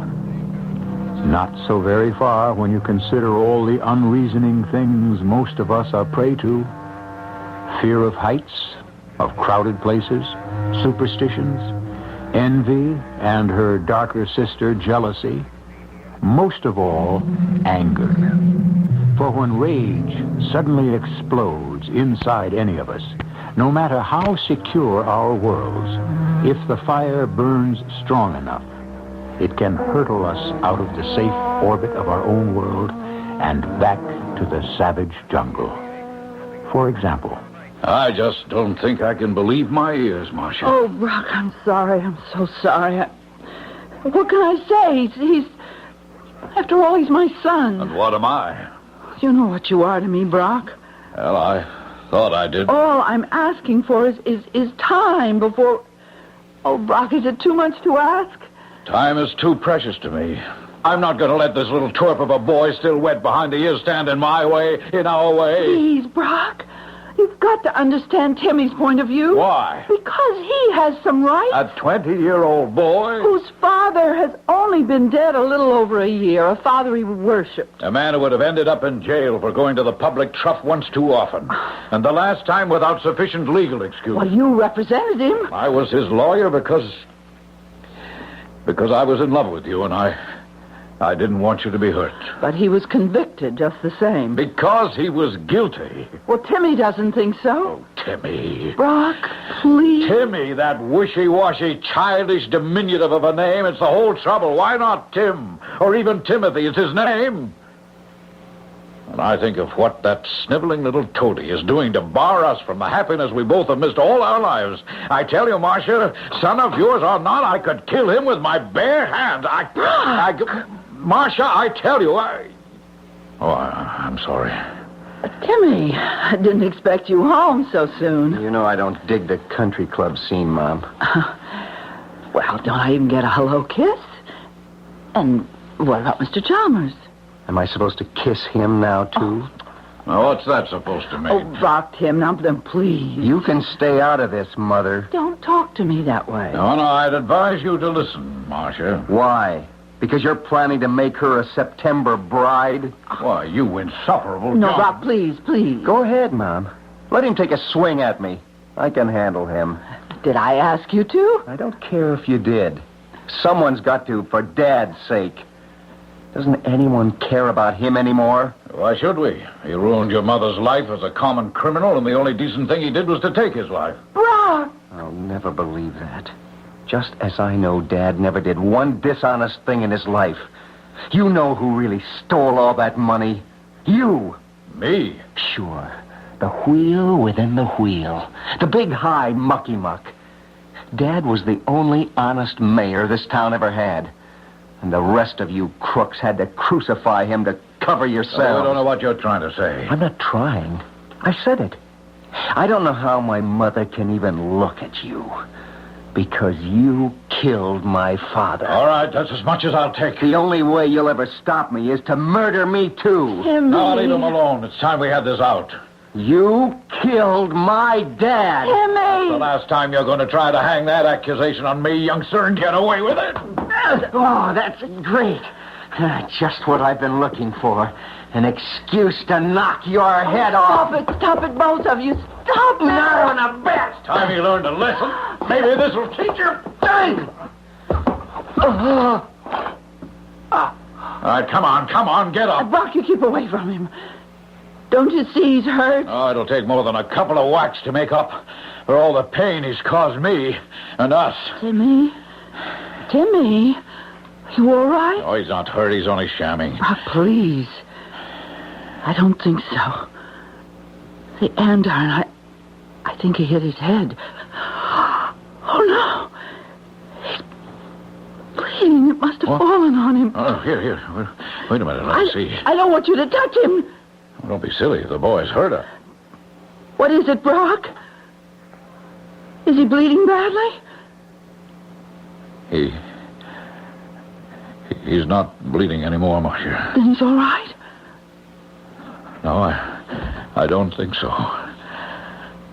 What do you mean? I don't know what I... He's not breathing.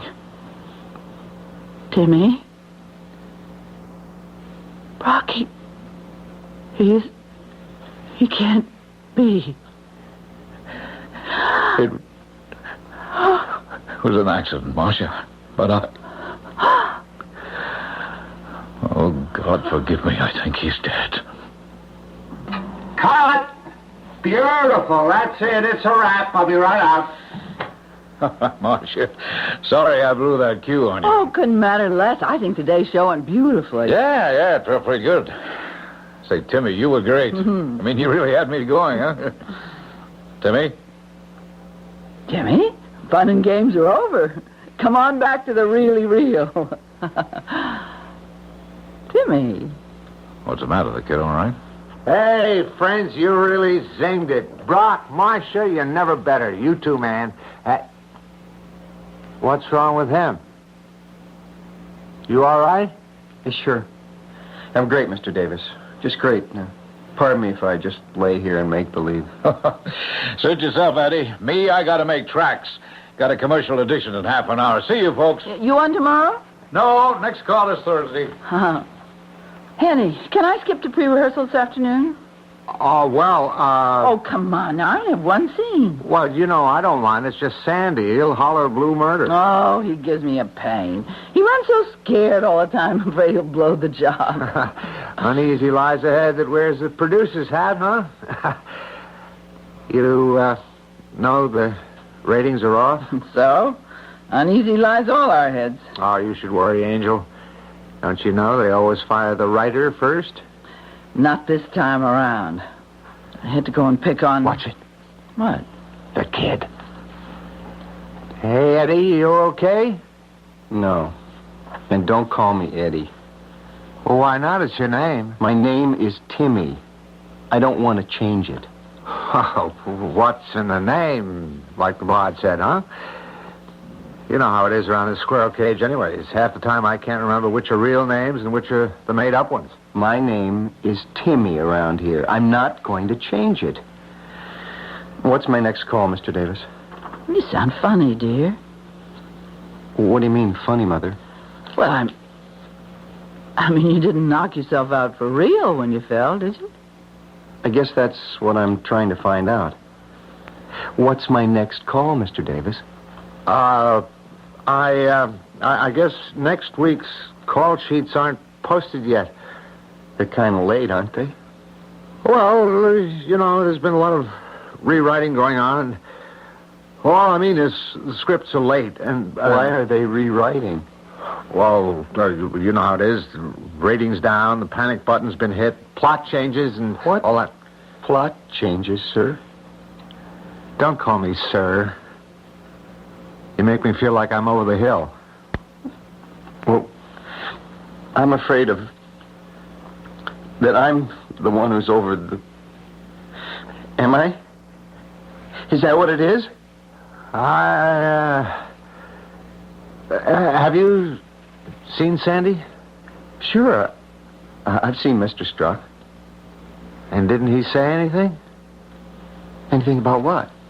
You mean the kid didn't know? Doesn't know what, Mother? Oh, don't call me that. You know my name. The only name I ever knew you as is Mother. Please, tell me. Tell me I'm not dead. I'm not really dead. Well, that's the way it is. How sure it's a rough deal, but what are you going to do? That show business. But I can't be dead. I won't be dead. My contract has 8 weeks to run. Wow, that's the beauty part, you see. You got a free ride. Take the money and run. I don't want the money. I want my part back. I don't want to be dead. I don't want to be out of the show. Daddy, honey, listen to me. No, I'm not going to listen to any of you. You listen to me. You can't kill me off like this. Don't you see? What? I've been on for all seasons since it began. 13 years ago. Don't you see? I grew up as Timmy Bryce. I've never been anyone else. I was 7 years old when it began. I'm not even 20 yet. I've always been Timmy. And you've always been my mother. You're how she's got to be. No, you have your own mother. You have your own life. Eddie, this is just another job, a make-believe existence. Oh, sure, we all get caught up in it, but once we walk out of the studio, we leave it there. I don't. I never have. Now, that's being childish. If I don't have here to come to, if I don't live here anymore, I don't have anywhere left to go. Honey, nobody could blame you for being upset the crummy way this was done. But it's only a job. There'll be another one. I don't want another job. And it isn't a job. It was my life. If I can't be Timmy Bryce anymore, I might as well be dead. I don't want to live. I don't want to live anymore. You don't understand. You just, all of you, don't understand. You couldn't have had the decency, any of you, to let him down easy. You had to let him find out like this. Well, Sandy put the freeze on us. How? Why? Well, you know, the kid is a little kooky, and he was afraid if he knew, he... He what? He wouldn't give a performance? He would throw some kind of a monkey wrench into our plastic, predictable, phony little world? Then suddenly he might just do something plain real in the middle of all the planned hysteria. Well, maybe that's the way Sandy figured. It's his neck on the block now. Oh, come on, Marcia. Let's sling a tourniquet on the bleeding heart bit. He got let down easy. In 8 weeks, while he sits back getting paid, he'll latch on to another soap. Maybe. If he holds out long enough. What does that mean? I don't know. He's an oddball. And this hit him awfully hard. I just hope he... Hope he what? I'm almost afraid to say it. It's as if Timmy... Oh, it's funny. It is hard to think of him as anything but that. As if Timmy's real life were here in the studio, and the other was just a dream. You know what I mean? Maybe that's why none of us had the guts to face him with the truth. Marcia, what's wrong? I don't know. I'm scared. Scared? Well, I don't understand. I'm scared of the way it came out. The way it hit him. Oh, you don't think Timmy would do anything foolish, do you? Like what? Well, we all, one way or another, made him dead in this world. You don't think he'd go ahead in the outside one and make it for real? Actors are highly emotional people. They'd have to be to simulate all the characters they are asked to represent. But how real can any particular character become? How closely can the actor identify himself with that character? Could an actor die, or want to die, once that character ceased to be? I shall return shortly with Act 2.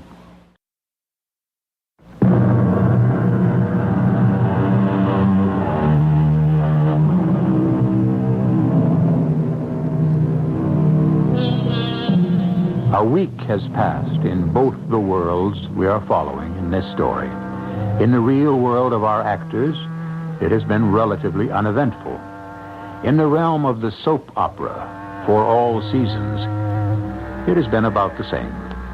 Time moves in slow motion in that world, and Timmy Bryce has yet to be declared medically dead. The audience must believe, for dramatic suspense, that some thread of life still remains, as ardently Eddie Smith fights to keep his alter ego alive. Don't you see, Mr. Struck? It isn't too late. Look, kid, do me a favor. Will you quit bugging me? Come on, it's a week already. The decision is made and you're dead. Please, give me a chance. I don't have to die. Didn't you hear me? You're dead, finished. And the script we're taping tomorrow. And the funeral is next Monday. See? It isn't too late. Mr. Struck, I've been talking to everybody, and they all think it's a mistake to kill off someone who's been with this show from the beginning. Come on, what's the sense going over and over it? The axe fell. I know it doesn't mean anything to you. This isn't even your show. What do you mean it isn't my show? You've been producer less than a year. Some of us have been here over 12. Why don't you just grow up and accept the fact you don't live here anymore? It's the only place I ever have lived. Come off it. You know better than that. It's just another job. Nobody's indispensable. And listen, kid, and listen good. To hike that rating, I'd cut my mother's throat. What do you mean? Nobody's indispensable. What I said. Even the old lady herself. The old lady? Betty Lang. You mean my mother? Marcia Bryce? All right, if you want to stick to stage names. She's just another actress to me and an aging one at that. You take that back. What? What you said about my mother. Oh, crying out loud, let go of me, kid. What are you trying to do? Kill me. I don't know. I'm sorry. Look, you better go find yourself a good shrink. While the money's still coming in, you better try to get your head screwed on tight. I don't mean to bother you. I don't mean to bother anyone. Well, you do bother me. And I want you out of my hair. I don't want you around here anymore. I can't come to the studio anymore? From now on, I'm giving orders. This is a closed set. You can't keep me away from here. You can. You try showing up here again, I'll have you thrown out in your ear. You better not try it. Why? You try to keep me away from where I belong, and... And what? I'll kill you. What? You crazy little nut. I think you mean that. Hello, Timmy. Sandy? No. What's the trouble? Oh, just this oddball coming around making waves. I want you and all the rest of the cast to know this set is closed to him for good. Right now, I'm going for security to get him off it. Oh, now simmer down, Sandy. Let me handle Timmy. You've got other problems. Yeah? What? Well, how to keep this show on the air, for one. Come on, Eddie. Timmy, Let's go back to my dressing room,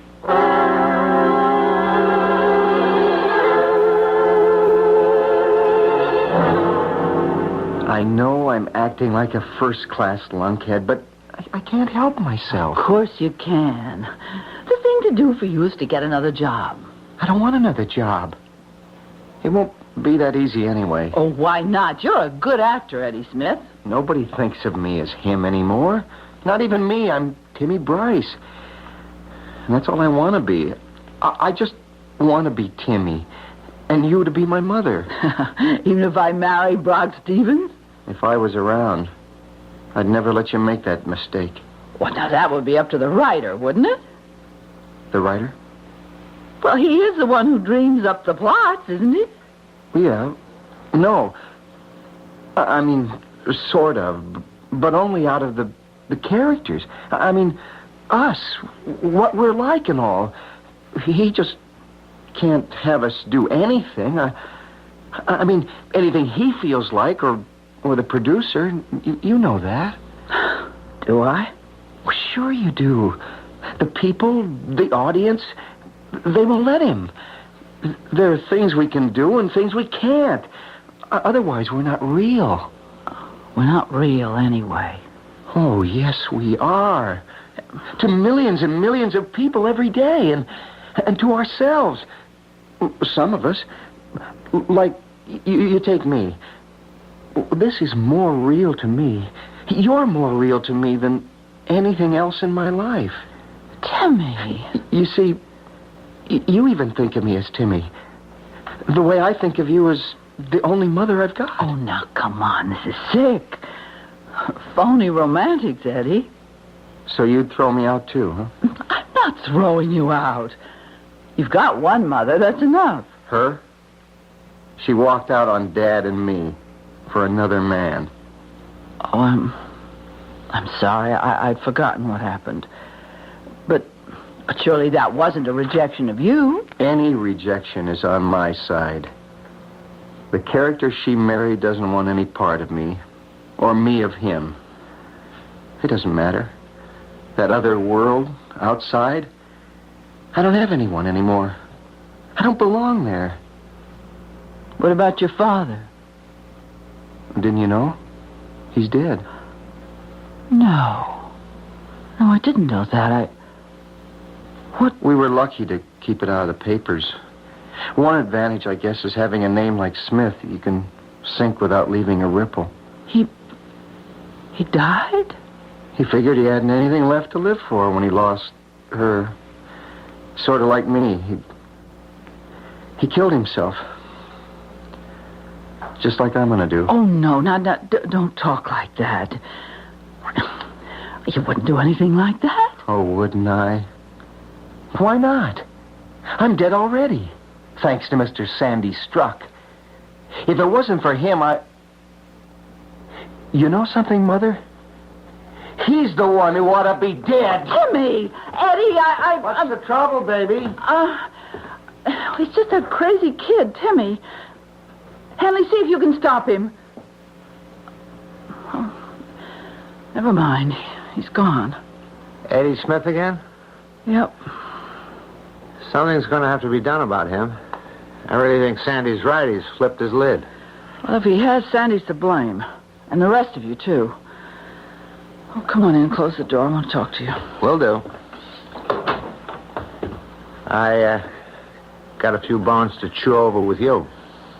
The way it was done is what knocked Eddie off the rails. That was a mistake. He could have been forewarned. Sandy could have had the decency to tell him straight out, the best way, when the decision was first taken. Maybe. No maybes about it. I still say maybe. No way this kid was ever going to accept getting bumped off this show. All right, then let's face it. That was the big mistake. Now you pegged it. It's why I came by to see you. Here, have a look at these. What? The broadcast where Timmy met his death was aired day before yesterday. And this is the phone count and the early mail reaction. Oh, murder. Why didn't you let me know? What? I didn't think we had this many viewers. Yeah, we got them, and they're angry. and they don't want any part of this plot. All the letters and all the phone calls? Against it? Why else were they writing or calling? Oh, I don't know why I ever went along with it. Sandy sold me a bill of goods that a murder trial was just what we needed to hike the ratings. Oh, that know-nothing. How we ever got stuck with him? He knifed his way in. The only way he's ever been able to get a job. I'll never know how he undercut Dorian. She was the best producer we ever had. Till the share of the audience slumped. Well, Sandy's great plot line isn't going to save our necks. Not with this audience reaction. Now, this is only the beginning. Wait till they have to stomach you being married to the guy who killed off your son. Isn't this our chance to get Timmy back? I mean, it's not too late. We're not committed on the air yet. Well, he's still in a coma, but on any of the shows in the can, so far, he still isn't dead, No. Oh, come on. Emmett is at least 3 weeks ahead on scripts. What do you want him to do, throw all those out? Well, it's better than losing the show, going off the air. How would you like to do 3 weeks of acting and then be told you have to do it all over again without getting paid? Oh, come on, Henley. For all seasons is in the big leagues. Now, money could be found to pay for mistakes. It's happened before. And you do think it's all a mistake, don't you? Sure. Well, but I have to admit at the same time, I'm old and battle-scarred. I'd rather roll with the punches than take a chance of ducking into one. You won't back me up? I try to go upstairs over Sandy's head? The older I get, the less adventurous I get. This whole problem of Eddie Smith and whether Timmy Bryce, my son on the show, is going to be alive or dead has got to be solved the right way. Or we're going to have a hell of a lot more of a disaster than just another soap opera disappearing from the tube. Marcia, I've never seen you so geared up. What are you talking about? That boy who just charged out of here, he's an explosion looking for a location, an accident to happen.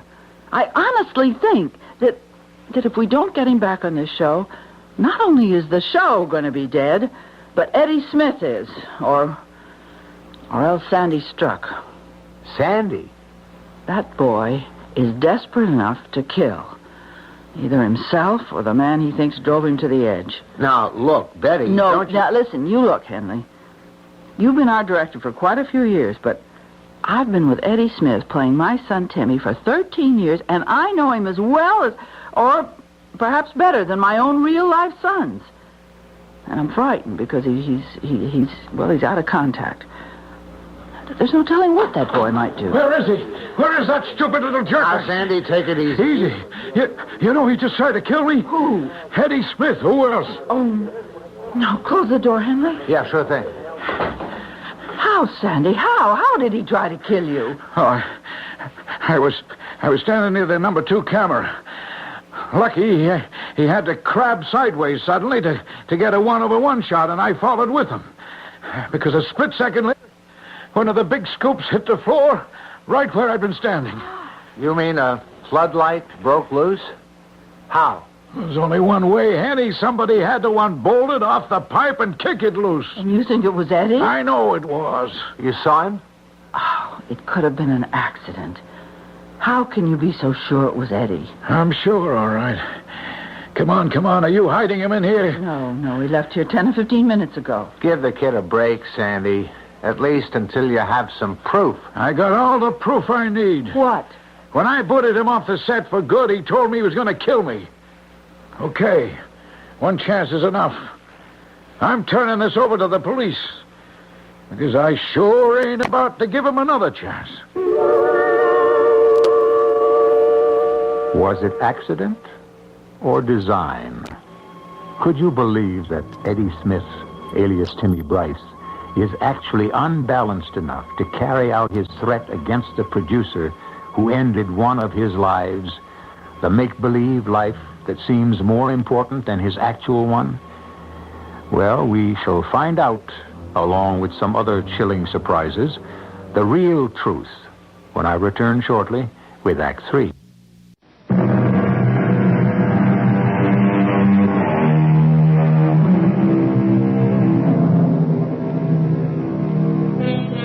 Now we return once again to our tale of two worlds, and the special breed of people who live in both of them. A group of people who are about to have a further shock as one of them, cast out from the imaginary world, suddenly appears from still another world to haunt the consciences of Marcia, the leading lady, Henley, the director, and particularly Sandy Struck, the producer. A fantasy homicide has been committed. Is a real-life one about to take place? Certainly Sandy Struck intends to make sure that he isn't the victim of one. Well, you can see for yourself, Detective Matthews, where the light hit the floor. Yeah. Well, that doesn't prove that this kid, Eddie Smith, was responsible for the light falling, Mr. Struck. Yeah, but I already told you, and a couple of the stagehands have confirmed it, that he threatened to kill me. That's another matter. What do you mean? If you want to come down to the precinct house and make a formal charge against the boy for that, we can arrest him. And lock him up? No. It's a misdemeanor. Worst you could get is a fine. Well, more likely a warning from the judge. Wait a minute. You mean I'm not going to get any police protection? Look, mister, we do the best we can. A kid got excited and made a threat. If all the threats people made got took serious, we'd need more cops in the Russian army. Why not give us a break and ride it off? No, sir. I want my rights. Okay. Anytime it suits you, come down to the precinct house, like I said, and swear out the complaint. If you want to go right now, I'll give you a ride. No, I can't. Good Lord, man, I got a show to get on the air. Oh, yeah. That's show business, huh? All right, so it wasn't funny. I'm on today, 8 to 4. Tomorrow... Never mind tomorrow. Okay, today. Be there by 3. Like I say, you want to make a charge, I'll follow through. Don't worry. For once, maybe I'll get something for the taxes I pay. You're not going to go through with this, Sandy. You're damn right. Look, Marsh, it's my neck. I'm going to make sure nobody cuts it off. Well, if you hadn't been in such a hurry to drop the axe on Timmy, you wouldn't have to worry. See, even you think he's out to get me. I didn't say that. You didn't have to. It's still what you think. Come on, let's get this turkey on tape.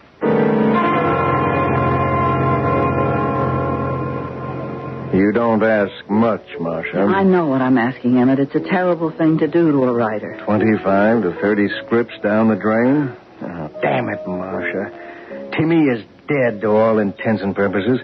He's a vegetable that only modern science is keeping alive. How do I revive him? You'll think of a way. Yeah, right at the moment, I can't think of one to save my soul. Well, if you don't, Emmett, there'll be no way to save the show. Now, the fans have been screaming by phone and by letter, some even in person. And the new ratings back them up. If Timmy dies, so does For All Seasons. You don't know that. Oh, yes, I do. You think we can really turn it around? Well, it's been done before. It would be nice to save our necks. Yeah, and I'm not thinking only of us or the show, Emmett. I'm thinking of Timmy.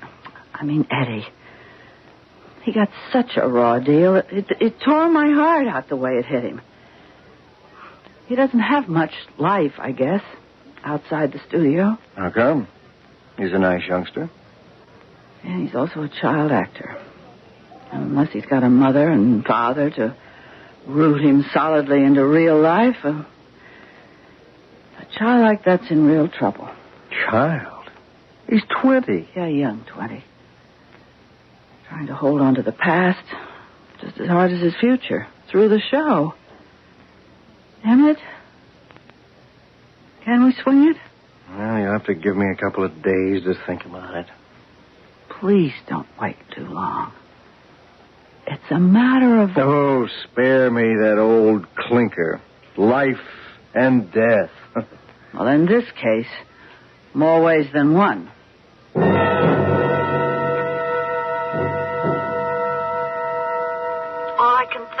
Brock, is the position my son is in.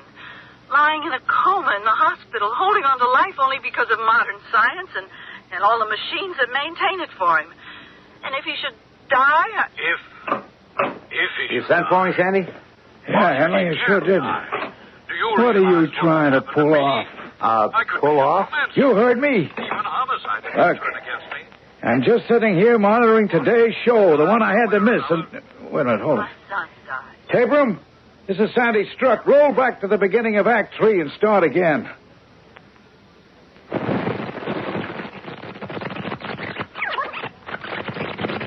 What's the trouble? The trouble is I smell a large double O.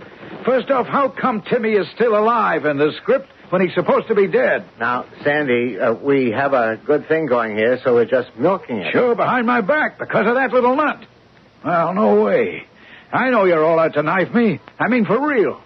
You'd probably like to see that psychopathic little crybaby get back at me. Well, you overreached yourself, because I got the real proof there's a plot against me, and it's right here on tape. You must have been cracked to think you get away with it. Get away with what? I don't have to tell you, I'll show you. Okay, tape center. Roll that tape for all seasons again. All I can think of, Brock, is the position my son is in. Now watch this, Henley. And don't tell me a director like you couldn't spot it. Watch. Just watch. And all the machines that maintain it for him. What? There you are, right there. When you cut to Marcia and Brock on camera 3, the window behind, you see who's peering in? No, I don't see what you mean. There's nobody. What do you mean? I could be held for manslaughter. Wait a minute. Even homicide. He was there. I mean, Timmy was there looking in. He... One way or another. Oh, wait a minute till the next cut. I still don't see anything. But he was there. He was looking in. He was white and begging, and the tears running down his face, and he was asking him to come back, and he... Hey, tape center, rewind and roll that tape again.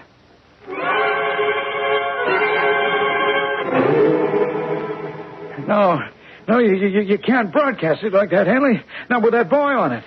Why was he let onto the set? You realize he was looking for me. He was looking to kill me. Sandy, come on. There was no one there. Eddie Smith wasn't on that tape. But I saw him. My dear man, I don't know what you're smoking these days or what you're on, but there were only 2 actors in that scene, Marcia and Brock. I saw him, I tell you. I saw him. I ran it, and I saw him looking in that window, accusing me and threatening me if I didn't give him back his part. Sandy, you were hallucinating. There was no one there. I tell you, there was. Oh, wait a minute. Control room 4. Mr. Struck? Yes, who wants to talk to? This is Detective Matthews, 37th Precinct.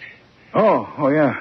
Well, this is Mr. Struck. I just thought maybe you'd like to know the kid Smith, the one you swore out the complaint against. Yeah? We just come up against a cross-reference in the files from out of state. Seems he's a missing person. Missing? What does that mean? The day after you swore out the complaint, the Illinois State Police fished his motorbike out of Lake Secorgan. Took this long to trace out whose it was through the bike serial number. Main point is, it looks as if your boy wanted to kill anyone. It must have been himself. What? You mean to say he couldn't have been back in our studios like... during the last day or so? That's right. Then he's dead? You mean what I saw was a ghost? Mr. Struck, listen, I didn't say he was dead. Huh? What's that? I didn't say the kid was dead. He's been in the Secorgan hospital, unidentified since last Friday. I don't understand. Why didn't he just say who he was? Because he's just like my wife tells me you got him on that soap opera of yours. He's in a coma. Oh, what are his chances? What are Timmy's chances on the show? My wife keeps asking. What can I say? I don't know. You guys who make up them stories, you're the only ones who know. As for the real-life kid, that's up to the docs. I don't know that either.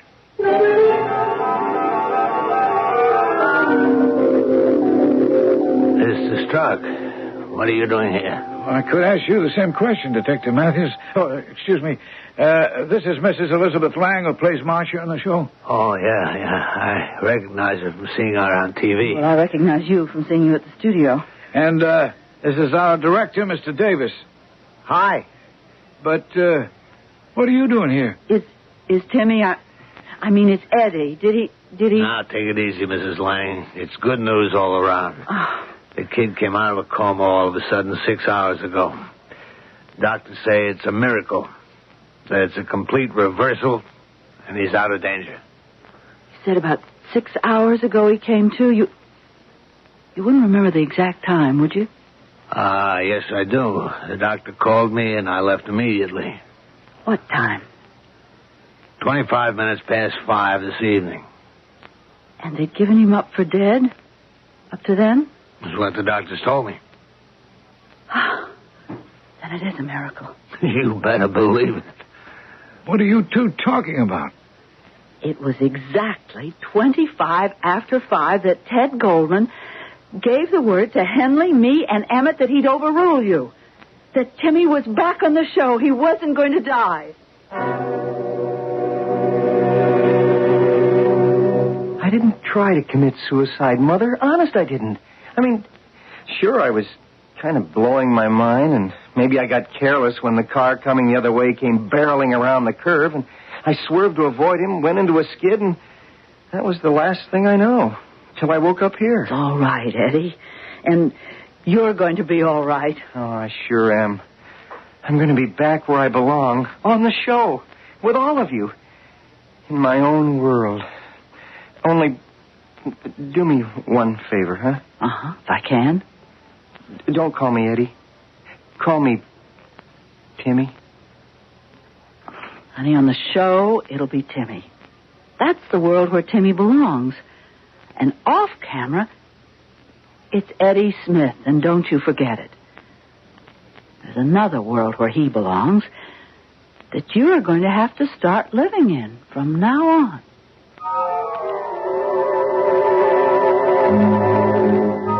There you have it. 2 worlds that some of your favorite people inhabit every day. Well, every weekday. Watch them long enough, and it's hard not to believe that they are real. If watching them makes them seem so, how about the people who play act them? No wonder it might be possible for any one of them to forget just where fantasy ends and reality begins. I'll be back shortly.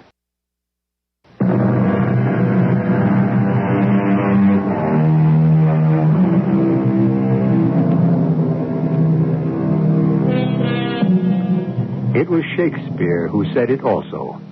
All the world's a stage, and each man in his time plays many parts. Eddie Smith's mistake was locking himself into only one. A mistake, by the way, which he no longer makes. As it happened, For All Seasons did not weather the rating war and went off the air. You see Eddie now in other shows and commercials, but his main role is as a husband, and now a new father in the world of the really real at last. Our cast included Bob Caliban, Ian Martin, Augusta Dabney, and Robert Dryden. The entire production was under the direction of Hyman Brown. This is E.G. Marshall inviting you to return to our Mystery Theater for another adventure in the macabre. Until next time, pleasant dreams.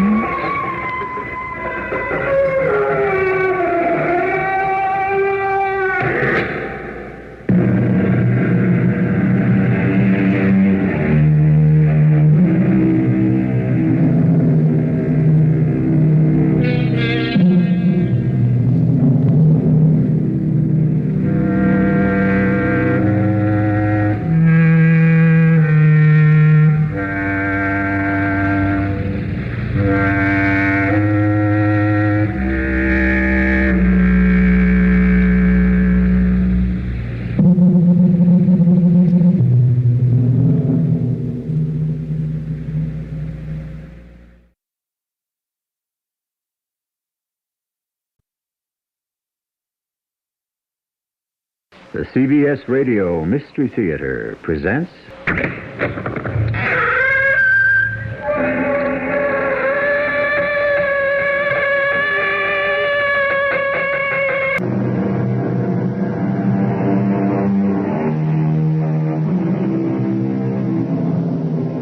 Come in. Welcome. I'm E.G. Marshall. There's a haunting, lovely song in Shakespeare's Twelfth Night which has troubled my dreams, and perhaps yours. Come away, death. Let me in sad cypress be laid. If it hasn't haunted you yet, perhaps it might after the story I bring you now. A story which, not unsurprisingly, has to do with death. What are you doing here? What do you want? I've come for you, Mr. Brokaw. It's time. What do you mean, come for me? It's time. Who are you? The name of Morris is good enough for day-to-day use and creates no difficulties. It is borrowed from the Latin, mors. My name is Death, Mr. Brokaw, and I have an appointment with you.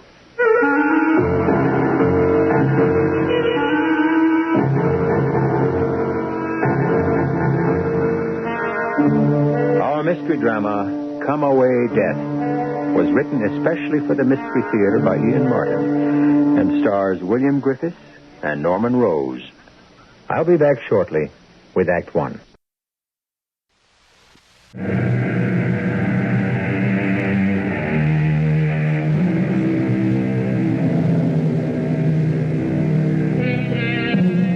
You've all heard of the old Brokaw mansion, naturally. Facing the river, occupying a full block in the heart of the city, with its gardens stretching all the way to the river, and its towering shade trees shielding the imposing bulk of the Renaissance house with its great copper roof. It's gone now, of course, to be replaced by a huge, high-rise apartment building. But it isn't so long ago that the last of the Brokaws, Simon, lived and refused to die there, no matter how many people, in and out of the real estate business, were eagerly awaiting his demise.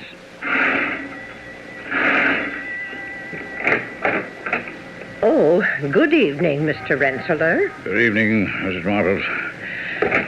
How is Mr. Brokaw? Why, he seems to be better, sir. Is the doctor still with him? No, Dr. Manning left just a few minutes ago. They're not putting him in the hospital again? Oh, Dr. Manning said not. Yes. What is it, Mrs. Marbles? Forgive me, Mr. Rensselaer. Just the doctor, and now you here.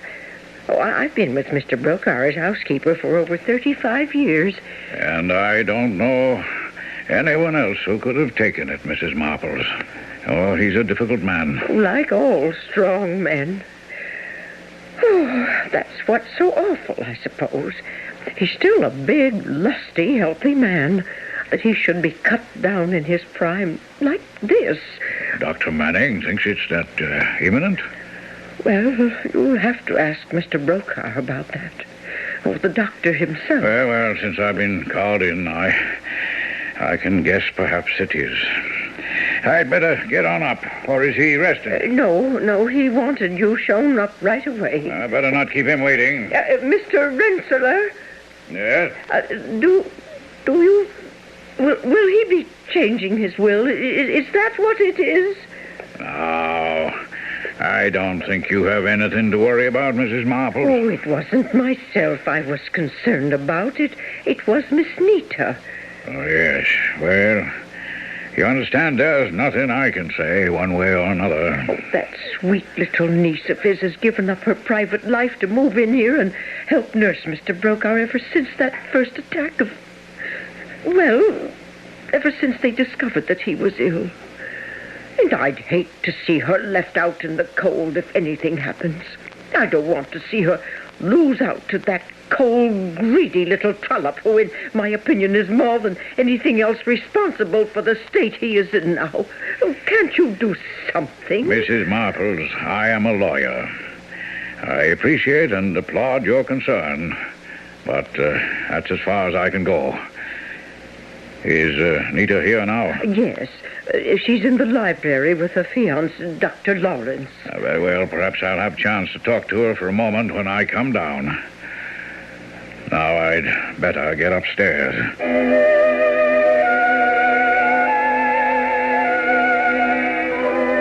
Perry, what are you doing at that half-open door? Shh, Nita, hold it a minute. Will you stop acting like a private eye? I am a private eye. watching the legal beagle ascend to Mount Olympus and listening at the same time for the below-stairs gossip. Oh, come away from that door. What do you care, anyway? But I do care, lover. Mr. Brokaw looms very large in my life, since he's all that stands between me and the love of my life. Oh, that isn't fair. Uncle Simon isn't keeping us apart. Oh, isn't he? Then how come we're not married and you won't let me take you away from all this? But you know how ill Uncle Simon is. He needs me. I'm the only family he had. Correction, love bug. He has Mrs. Marples to take care of him. Oh, no, she's not a relative. So, all right, he has that snaky secretary, that voluptuous Venus, Miss Bunny Huggins, to provide that. Well, I'm not going to let that... She's angling to marry him now she knows he's dying. So? Well, I just don't want to see him taken. Have you ever thought maybe he deserves it? Well, he spent his life doing that to everyone else that crosses his path. How about maybe he ought to get his comeuppance for a change? Perry, he was my mom's brother. When she died, I swear she worried more about him than anything or anyone else. I mean, it was crazy. She was 10 years younger, but she always treated him like her baby brother. That barracuda? Mom said all that hard stuff was just a front. Come on, Nita. As far as her brother Simon was concerned, your mother was blind as a bat. Maybe, but I've still got to hang in, do what I can. Nita. What? It isn't the dough, is it? I mean, look, I'm not going to be an intern forever. No, it isn't the dough. It's just... Well, I don't want to see someone who's, well, sort of my own get taken. And as long as there's any way of shutting out Miss Bunny Huggins, I feel I owe at least that much to my mom. How about me? Oh, darling. Can't you wait just this little bit longer? You're sure of Dr. Manning's diagnosis? I am a registered nurse. That's why I came here. I mean, there's no chance of remission? It is terminal? No chance. It's terminal.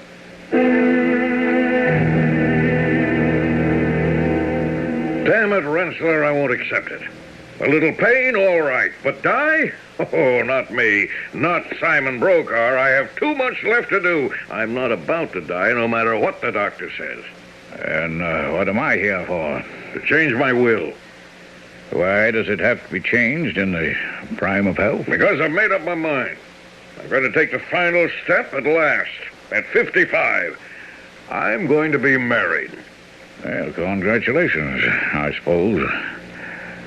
Do I know the intended bride? Well, of course you do. Who else would I... Oh, want me to get down? No, I'll get up myself.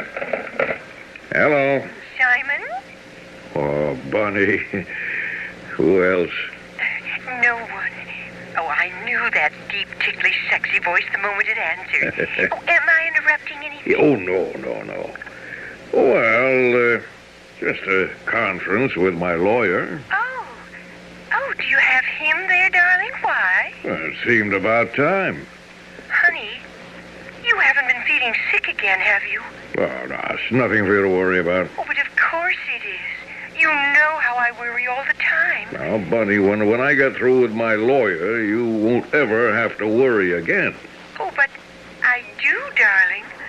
I don't want anything to happen to my baby. But a girl has to be practical. Just a reasonable settlement. Yeah, well, let me suggest it. Joint property when we're married and sole heir if anything happens to me.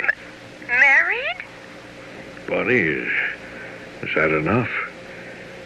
I need you so much. Oh, you draw those papers up, darling, and at last we'll be what we always should have been together. If you need me, call me. If not, let's have a lovely drink together when we sign the wedding agreement. Oh, I love you. Yeah, I love you. Bye now. Bunny, Bye. All right, Rensselaer. Let's get down to business. I want to redraw my will. Well, before we do that, can we talk just a moment? Oh, lawyers. All right, what about?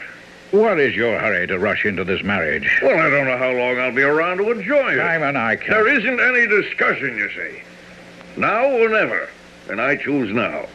All right, this is for the present, Simon, but do you have to mortgage yourself for the future, too? You're a man of my age.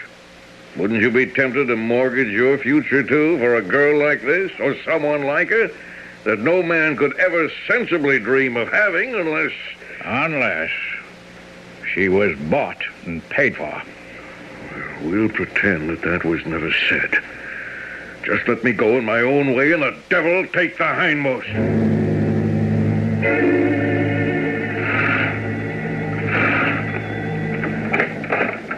Yes? Who is it? Mr. Morris, for Mr. Brokaw. Oh, is he expecting you? He very well should be. Well, we have strict orders. I'm not sure I can let you in. It doesn't matter, because you really can't keep me out. What did you say your name was? Morris. The name is a convenience. What does that mean? It's not exact, and it is borrowed. You're an imposter. Oh, no. That's the last thing I am. What are you doing here? What do you want? I've come for you, Mr. Brokaw. It's time. What do you mean you come for me? It's time. The name of Morris is good enough for day-to-day use and creates no difficulties. As I said, it's borrowed from the Latin, mors, which in turn means death. My name is Death, Mr. Brokaw. And as I said, I have an appointment with you. No. No, I'm not ready to die yet. But then, who is? Well, this can't be happening. I'll have you thrown out. I am the one unwelcome visitor no one can refuse. Now, I beg you not to excite yourself. For this encounter, time is standing still, and you are frozen at the brink between life and afterlife. Get out of here. Oh, really? You cannot threaten me. I'm not ready to die. Well, the choice isn't yours. But I'm not ready. As I said, whoever is. You don't understand. I'm rich. I have my health. Never mind what that stupid doctor says. I've never been married, but I've just found the woman I wanted, who excites me, thrills me. I don't mean to interrupt. It's rather a silly thing to say, isn't it? What? I mean, that's really basically what I do. I make a career of interrupting. You come right down to it. Do you have to be so casual about the whole thing? Oh, I don't mean to be. You see, it has all become such a ritual. It's hard not to be bored. The same thing over and over again. Well, I'm glad it bores you that much. Shall we just call off the whole thing? Well, unfortunately, I have no say in the matter. I am only an instrument, a messenger. And the message I have to bring you is that you are dead. But I can't die. I keep trying to tell you. I'm 56 years old. I have millions. I'm going to be married to a wonderful and exciting woman named Bunny Huggins, and it isn't fair that I can't be left alive to enjoy her. Now, look, I'll give anything, whatever you ask. Now, come, Mr. Brokaw. Don't you think that I've been offered every kind of bribe through the years? But here, look. Here's a picture of Bunny. Now, could you take any man away from that? Yeah. There she is, attractive. There's no doubt. Oh, you see why I have to stay alive. No, not at all. It's hopeless. I have to die. Well, there is one possibility. I'll take it. What? As I said, I am world-weary. I'm tired to exhaustion. And, this Bunny is a most extraordinary-looking woman. Yeah. Now, I might be persuaded to take a brief hiatus. Well, how long? Well, that somewhat depends on Bunny but what develops. What do you mean, Bunny? Mr. Brokaw, if I should make any arrangement with you to hold off your demise, well, naturally, there would have to be some transference of personality. Oh, what does that mean? Well, it's not very difficult. You see, I would take your place, and you would take mine. For how long? Well, I can't answer that. For as long as it suits. Well, no, wait a minute. You take my place, I can imagine, but I take your place? What? Yes, you would become a messenger like me. Oh, it's quite a busy job. I'd go around telling people they're dead? Oh, somebody has to. But,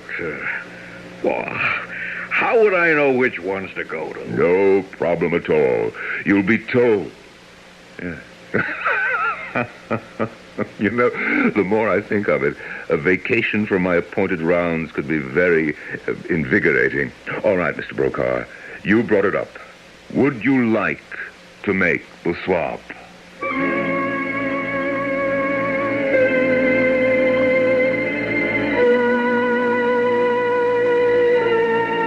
This is a curious and rather new situation, isn't it? The devil tempts. The devil makes a bargain for the human soul. But the devil never makes an open trade, does he? Then, of course, this isn't the devil. It's death. Isn't he as sure as taxes? Or is there some escape? I shall return shortly with Act 2.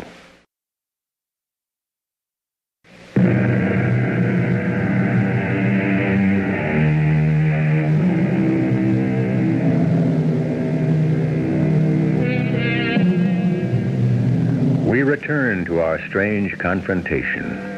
In the master bedroom of the huge, gloomy old Brokaw mansion, two men face each other. Men? The one in the bed, Simon Brokaw, is certainly mortal, since he is dying. The one who sits facing him, Mr. Morris, claims to be death. He has just offered Simon one way out from the inevitable. To avoid dying, he can exchange places with that grim, gray specter who has been sent to claim his life.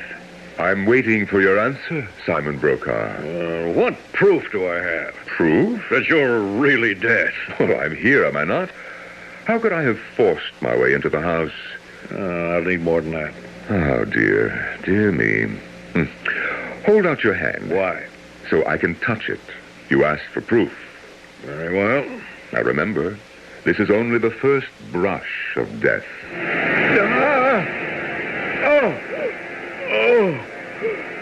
Oh, horrible. Cold, clammy blankness. You're convinced now? Supposing I am.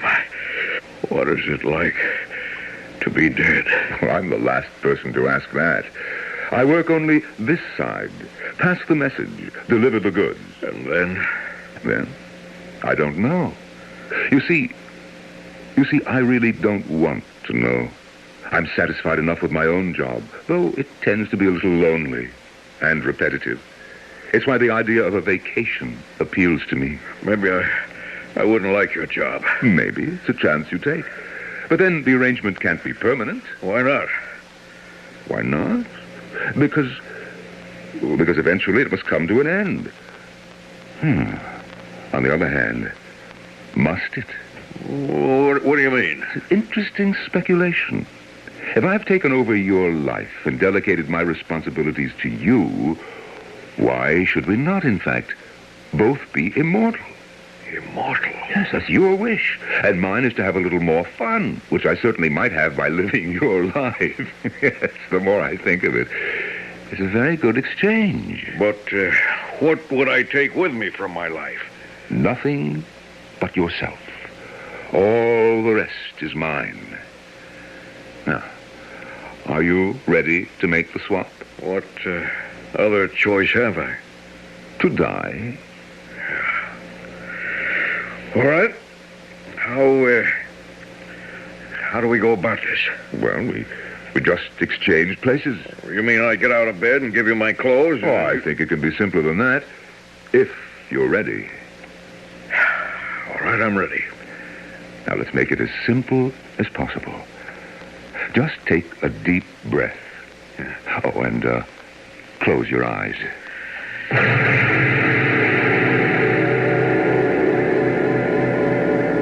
That should do it, I think. You can open your eyes. You feel any different? Of course I feel different. I'm sitting in the chair now while you're in the bed. Naturally. We've exchanged places. That was the idea, wasn't it? Yes, but I'm not ready. I don't know what to do. I told you. You don't have to. You will be told. Yes, but I can't. You hear something? Yes. I can't stay. I'm being called. I'm needed somewhere else. Oh, that's the way it goes.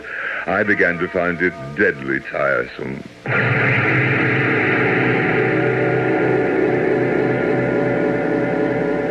He's gone. Oh, poor fellow. He's going to be very busy from now on, while I... satin sheets. Down pillows. Oh, it's very luxurious. No wonder Miss Bunny finds herself attracted. Bunny, where is that picture? If the presence lives up to the picture. Now, let's see.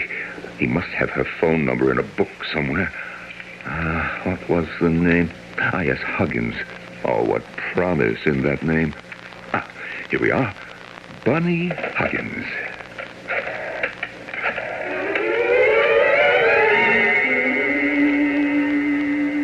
Uncle Simon, what are you doing downstairs? You must be Nita. Of course, Uncle, are you all right? Oh, never better, Nita, dear.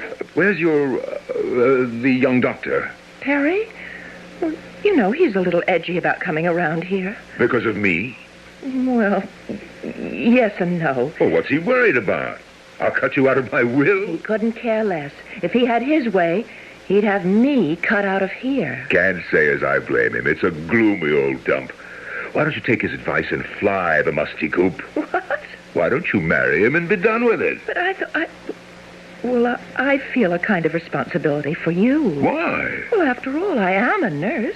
One thing I don't need anymore. So feel free. I just can't walk out like that. All right. Let's have the wedding here. Would you like me to give you away? Give me... Oh, I can't think of anything I'd like better if you really mean it. Of course I do. If you'll excuse me, I'll get it. That must be my secretary, Miss Huggins. This is a moment I'm really looking forward to. He's agreed to the wedding and wants to give you away? Yes, Perry, darling. I can't tell you what he's... I mean, he's a different man.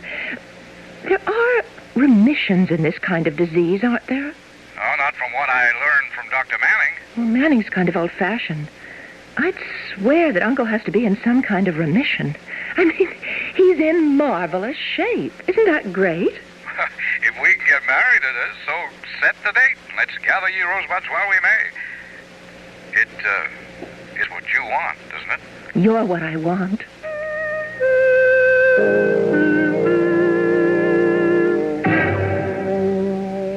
But, Simon, sweetie, why couldn't we make it a double wedding? Because I'm not quite sure that I want to get married. But I thought that was all wrapped up and delivered some time ago.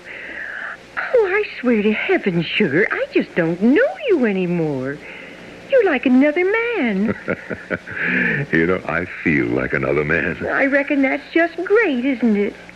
I don't plan on dying anymore, Bunny. Well, I should hope not. You are not going to be a quick widow ready to wallow in the lap of luxury. Who said I wanted to be a widow? Well, it's part of the game, isn't it? I'm not interested in games, Simon. Even the ones of chance? You still could win the jackpot. If I decided to go. You would walk out on me just like that? Oh, I swear, Simon, honey, I don't know how to talk to you anymore. You're like a stranger. Well, I have to admit that I have changed. Well, if that's the way you feel and you want to get rid of poor little Bunny, I can bow out. Mm-hmm. If you want. It's going to cost you. There's the settlement. What settlement? Why, Simon Broker, how can you talk like that? How can you expect to use up the best years of my life and think you can walk away free? Now, whoever said I wanted to walk away free? As a matter of fact, I was looking forward to some of the best years of my life with you. But I mean, with you. And on my terms. Well, that might not satisfy me all the way. So, see my lawyer. Or let me see him first. And after that, we can talk again. Naturally, I had the new will drawn up, Simon. And this is it? Well, to the best of my belief, is substantially what you indicated to me at our last meeting. Basically, except for very token amounts, it leaves my entire fortune to Miss Bunny Huggins. According to your wish. A wish with which I sense you are not in agreement. Well, it's an old argument. I have no wish to reopen it. I'll call in a couple of my people to witness your signature. Of what? The new will. Oh, yes, that. Well, we won't have any need of this anymore. The old one will do well enough since I don't plan to die. Not for a long time yet. I'm sorry that you had all this work for nothing. Oh, I'm not. I never saw any labor go more cheerfully down the drain. I'd even break my lawyer's old moss back and say I don't know what the devil has gotten into you, Simon Broker. But whatever it is, I'm for it all the way.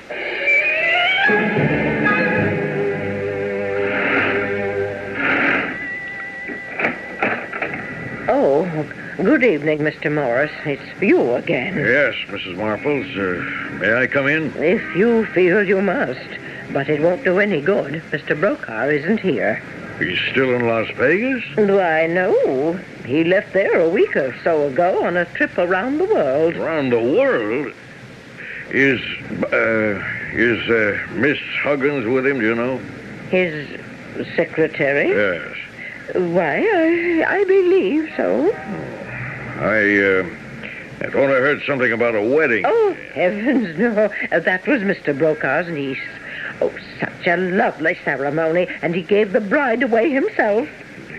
Little Nita. Miss Nita, Mrs. Lawrence, it would be now, is here at the moment. If you would like to see her. Oh, no, she wouldn't know me from... She wouldn't know me. Tell Mr. Brokaw I'll look in again. As soon as he's back.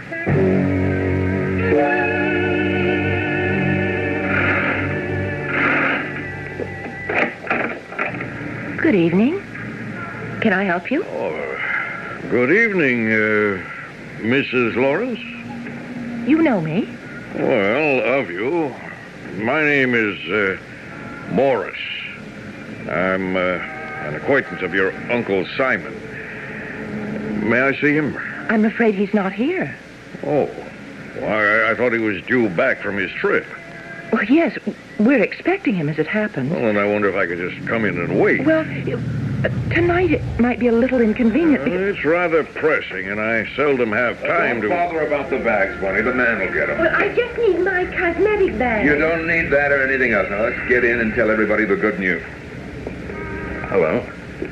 What are you doing here? I have to see you, Mr. Brokaw. It's rather urgent. Well, tonight is scarcely the best time. I have a busy schedule. It's my only time. I'm desperate. All right. Come in. Let's all get inside where it's warm.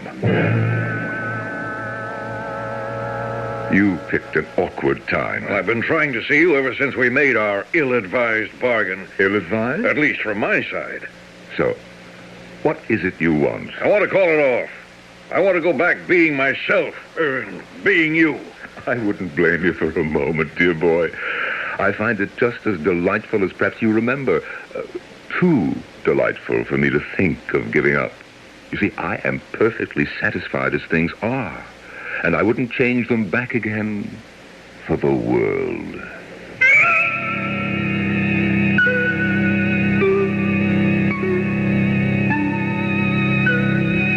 Now, this is an interesting twist. Death calls for someone and is refused out of hand. Of course, he did relinquish his peculiar power over this one individual when they struck a bargain. Or did he? Come to think of it, there are so many ramifications from that special agreement which we have never probed or looked into. That will be for when I return shortly with Act 3.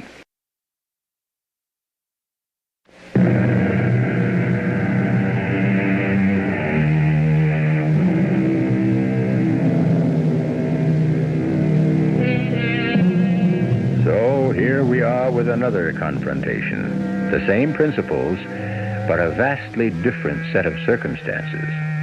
A man comes to death to beg for his questionable gift and is refused by death, who has found that the joys of worldly living are infinitely preferable to the cold, lonely world he used to occupy, while apparently Simon Brokaw, who eagerly exchanged his world for death's barren one in order to escape dying, is bitterly regretting his bargain. You've got to call it off. Got to? Why? Because I can't stand this ghoulish job you foisted on me. I want to be back in my own body again, to be myself. If you should become Simon Brokaw again, my first commission as death would be to claim you, as I was sent to do in the first place. You would have to die immediately. Well, I'll take my chances on that. What chances? Well, you look robust enough to me. You're healthy as a pig and eat and drink like one. You throw my money around like water. You've stolen my mistress and enjoy her. You charter planes to fly like an Arabian oil sheik. Gamble as though you were King Farouk. Enjoy wine, song, and my woman to a fault. You certainly seem remarkably healthy to me. My dear Mr. Morris. Don't call me that. It's your present name. Oh, very well. Death, if you prefer. I don't prefer. I'm Simon Brokaw. Were, my dear man, were. I am now Simon Brokaw. And after such a long contact with the dead and dying, I haven't the slightest intention of giving up my contact with the living. First, I have never been so happy and satisfied in my life. Second, while I occupy the body of Simon Brokaw, it functions at peak performance. To let you reoccupy it would be a total waste, since life would be snuffed out in that moment. And last, I don't want to return to being the messenger of death, ever. I can't blame you for that. There isn't a moment's peace. It does keep you hopping. There's no enjoyment in it. My friend, you chose to be where you are. You live with it. Supposing I just plain up and quit. You can't do that. How do you know? Did you ever try it? Well, no, but... there you see. You hear that? What am I going to do? Ask not for whom the bell tolls. It tolls for thee.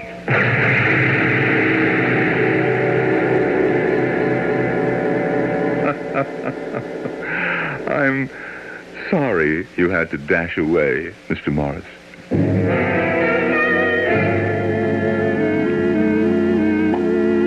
So, there we are. A little cognac all around to celebrate the first family dinner since Bunny and I returned. Oh, thank you, Uncle Simon. Mr. Brokaw? Sweetheart. A little toast to our future together, whatever it may be. Cheers. Oh, here's what you got here. Perry, why are you looking at me so quizzically? Oh, was I? I'm sorry. Well, don't be. You have every right. I would just like to know what you were thinking. Perry, dear, No, Nita, I really want to hear. Oh, all right, sir. I was thinking to myself how incredible it is what's happened to you in the last weeks. I mean, you're a different man. Of course I'm a different man. Why shouldn't I be? I walked away from death, out of the shadows, and for the first time in my life, I've learned how to enjoy myself. I've learned to give instead of eternally taking. That's my kind, generous, sweet darling. But there are limits, you know. Yes, well, we can discuss those when we're alone, Bunny. For the moment, let me enjoy my family gathered around me. What was that? It's Mrs. Marple. An accident? Come on, Perry. It sounded as though she could have fallen down the stairs. Oh. What is it, Perry? I can't tell yet. Back, internal injuries, maybe a stroke. We got to get her to the hospital immediately. Bunny's phoning for an ambulance. Well, I'd better get on the phone myself. I should have enough clout to shake out emergency faster. Mr. Brokaw, I have to say something. She wants to try to tell you something, Uncle. Very well. Mrs. Marples, what are you trying to say? The man, the thing, he was here. What man? What thing? He said the bell tolled for him to come for me. But to tell you, he would come no more. Is she dead? No, I think she's just lapsed into a coma. Oh, Perry. Yeah, what is it, Nina? Is the ambulance coming? Yeah, it's on the way. Well, you'd better have a look at her. What? She dead? I don't know. There's no pulse, no heartbeat, but she's still breathing. It's like she was... I don't know how to say it. It's... Like she had died, but death hadn't come to claim her.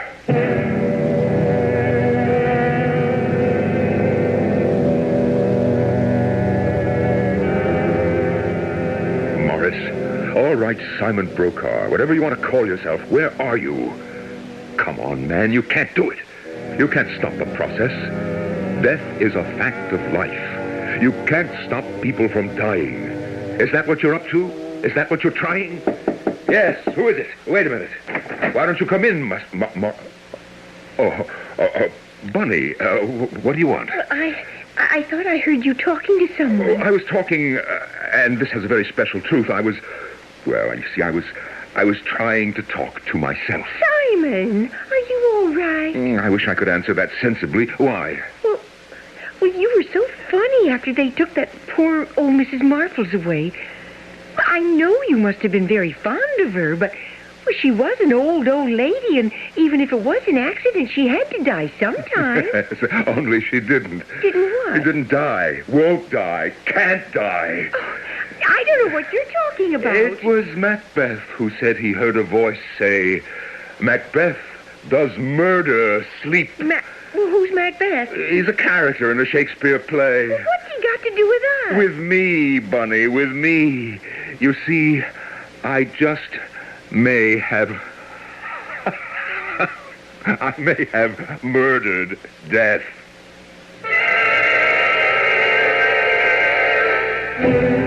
What do you think, Perry? What can I think? I'm only a month out of internship.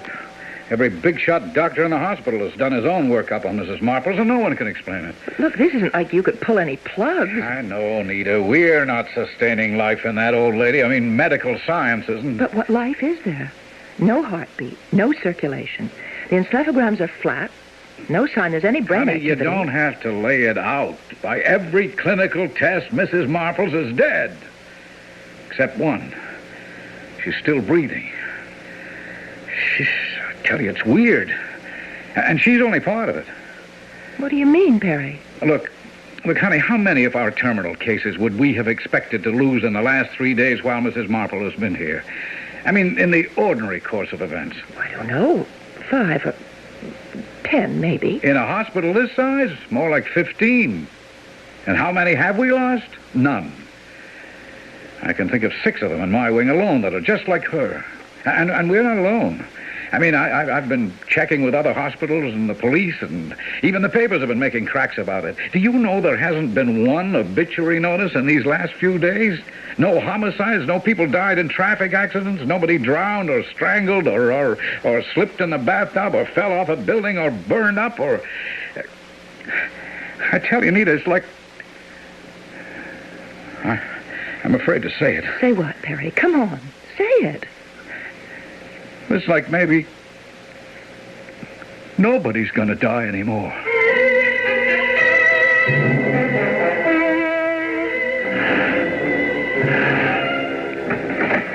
Oh, Mr. Rensselaer, I'm so glad you're here. Come in. Hi, Miss Huggins. What is it? Well, it's Simon. I mean, Mr. Brokaw. He's been like a wild man this evening. Oh, what did he say to you on the phone? Just that he wanted to see me. Well, you don't think he's going to change his will again? I'm sure I haven't any idea. Where is he? Upstairs in his bedroom. Then if you'll excuse me... Oh, Mr. Rensselaer. Yeah? I told you he was out of his mind. I warn you, he has a gun. Well, he always has had. I don't think he'll want to use it on me. There isn't any more to say. I just wanted you to see that I am rational and in possession of all my senses. Well, we've made tape, as you suggested, which will attest to that better than any words I could use in testimony. So, the will stands up. I can see no reason why not. No matter what happens subsequently? I promise you that I will see to it personally, that your last wishes are carried out. But I hope not for a long while yet. That's as it may be.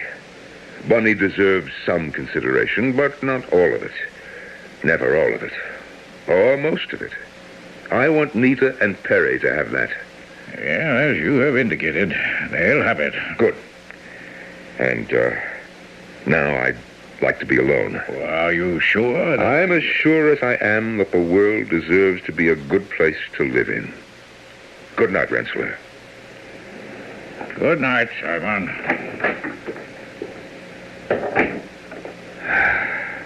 Which it never can be unless death has a place in it again.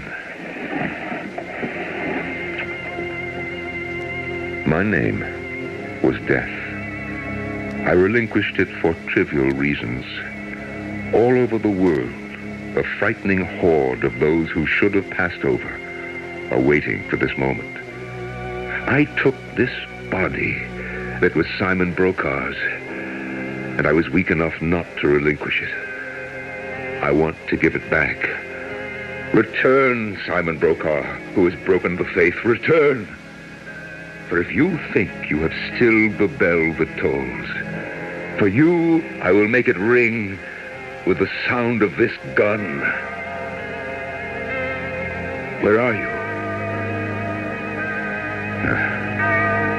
Then wherever you have gone, I consign our immortal souls to oblivion, or whatever judgment shall be rendered there, and your mortal flesh by this act to the resumption of what man may turn his face against,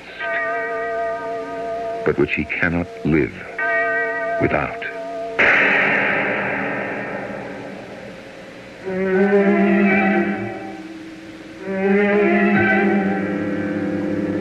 It was a night long to be remembered. There were a record number of deaths, a strange epidemic that had no discernible cause, but which seemed to restore a balance in nature.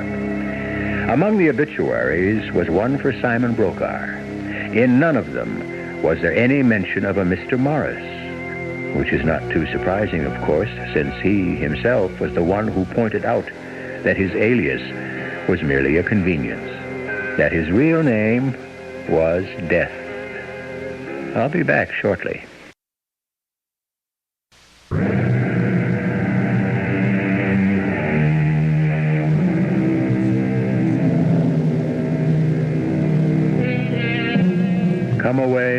Come away, Death. Let me in sad cypress be laid. But if you ponder it a while, is it so sad? So many deaths are merciful, so many prayed for, so many long delayed, and all of them at the last not to be questioned, but accepted. For who can cancel, change, escape that one last appointment? Our cast included Norman Rose, William Griffiths, Marion Seldes, Joan Shea, and Ian Martin. The entire production was under the direction of Hyman Brown. This is E.G. Marshall inviting you to return to our Mystery Theater for another adventure in the macabre. Until next time, pleasant dreams.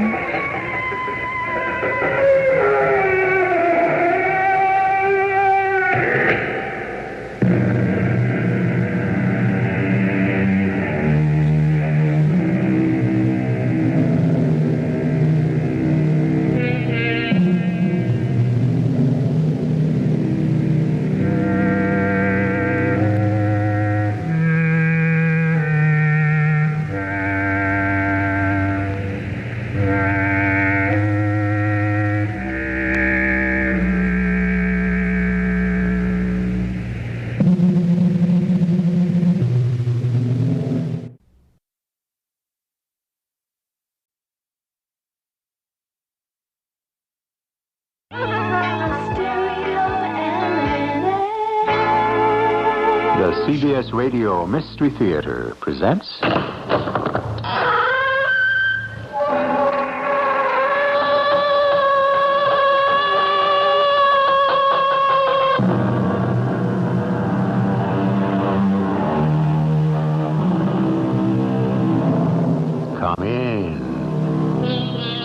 Welcome. I'm E.G. Marshall. Did you happen to come across an item in the paper recently that read, Underground Nuclear Test Held, Yucca Flat, Nevada? United States scientists detonated an underground nuclear device today that was barely felt away from this Nevada test site. Spokesman for the Energy Research and Development Administration said that the test was a success and that no radiation had leaked into the atmosphere. I tell you this because that's not the whole story. That blast set off a series of reactions, incredible reactions, about which you'll be hearing more in a moment. Richard, don't tell me you've actually found what you and I were looking for years ago. I have, Mac, in the flesh. I've actually seen it. Good Lord. It's a real breakthrough, Mac. You know, if it hadn't been for you, you got me started in the anthropology game in the first place. Well, it's unbelievable. You know, this is going to turn man's history upside down.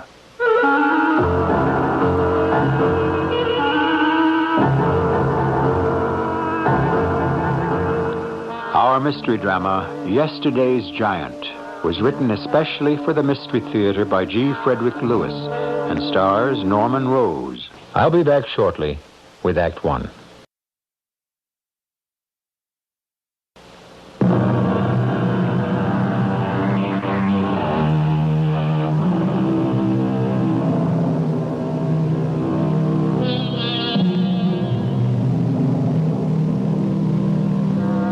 According to the papers, the underground nuclear experiment was a success. Of course, they had to say that. If the truth were known, the hue and cry from every American might have been such that... But I get ahead of myself. What really happened will be told us by James McLean, who knows the story better than anyone on Earth alive today.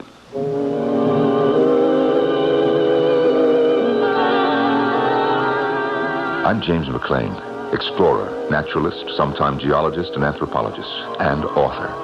Also an advisor on seismology to Nevada University. I suppose I wouldn't have gotten into this if it hadn't been for the unfortunate scandal of the Utah Man, about which I may go into later.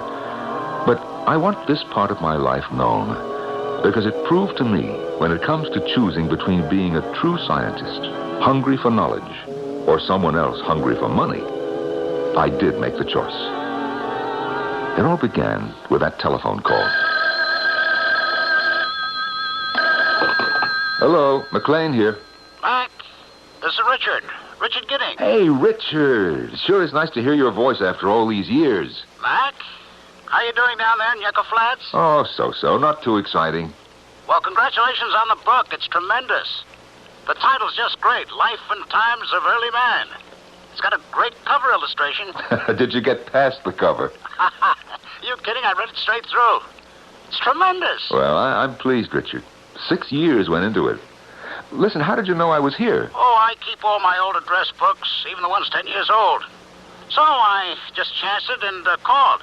Say, Mac, you still buddy-buddy with those energy research boys at the flats? Yeah, I do some seismological research for them from time to time. Good. Are you, very busy these days? Well, I don't have to tell you what it's like being a freelance.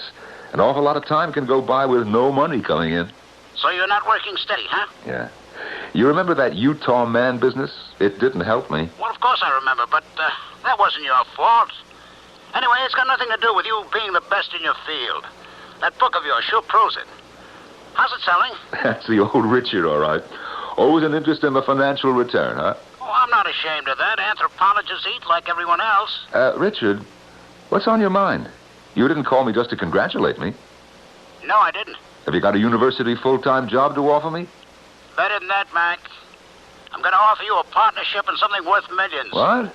It's tremendous. No. Don't say no, don't say yes, don't say maybe. Hear me out. I've located what I believe is the greatest anthropological discovery of the age. What you and I suspected 10 years ago. Now, wait a minute. I can't believe it. You got a car? Yeah, I have. Good. Listen, you leave tomorrow morning. How long does it take you from where you are up to, say, Carson City? Oh, about 18 hours. Is that where you are? From Carson City, head over to Fernley, then north on 34, past Pyramid Lake. Take a right on 49. Richard, don't tell me you're back in our old town of Sulphur. I sure am. Same old boarding house, Mrs. West. Will you start in the morning? Mac, this is what we were looking for 10 years ago. Tremendous. I've seen it with my own eyes. It's alive, Mac. What? You heard me right. Alive. Good Lord. I had to let you in on it. If it hadn't been for you, Mac, well, you got me into the anthropology game. Richard, I did understand you right. Yep. A living specimen of prehistoric man. So you just get up here as fast as your wheels will take you. I couldn't leave till a day later at sunup. Since that phone call, my mind was filled with what Richard had said. The dream of science for 1,000 years. I remembered the tours, years ago, smitten by the great Huxley, searching for any evidence of prehistoric man in northern Nevada. Well, I went to Utah and did find a skull they called the Utah Man, and that was something that I'd like to forget. Hey, Mac, you're looking tremendous, buddy. Welcome to old Mrs. West. What kept you? You're not married or anything, are you? No.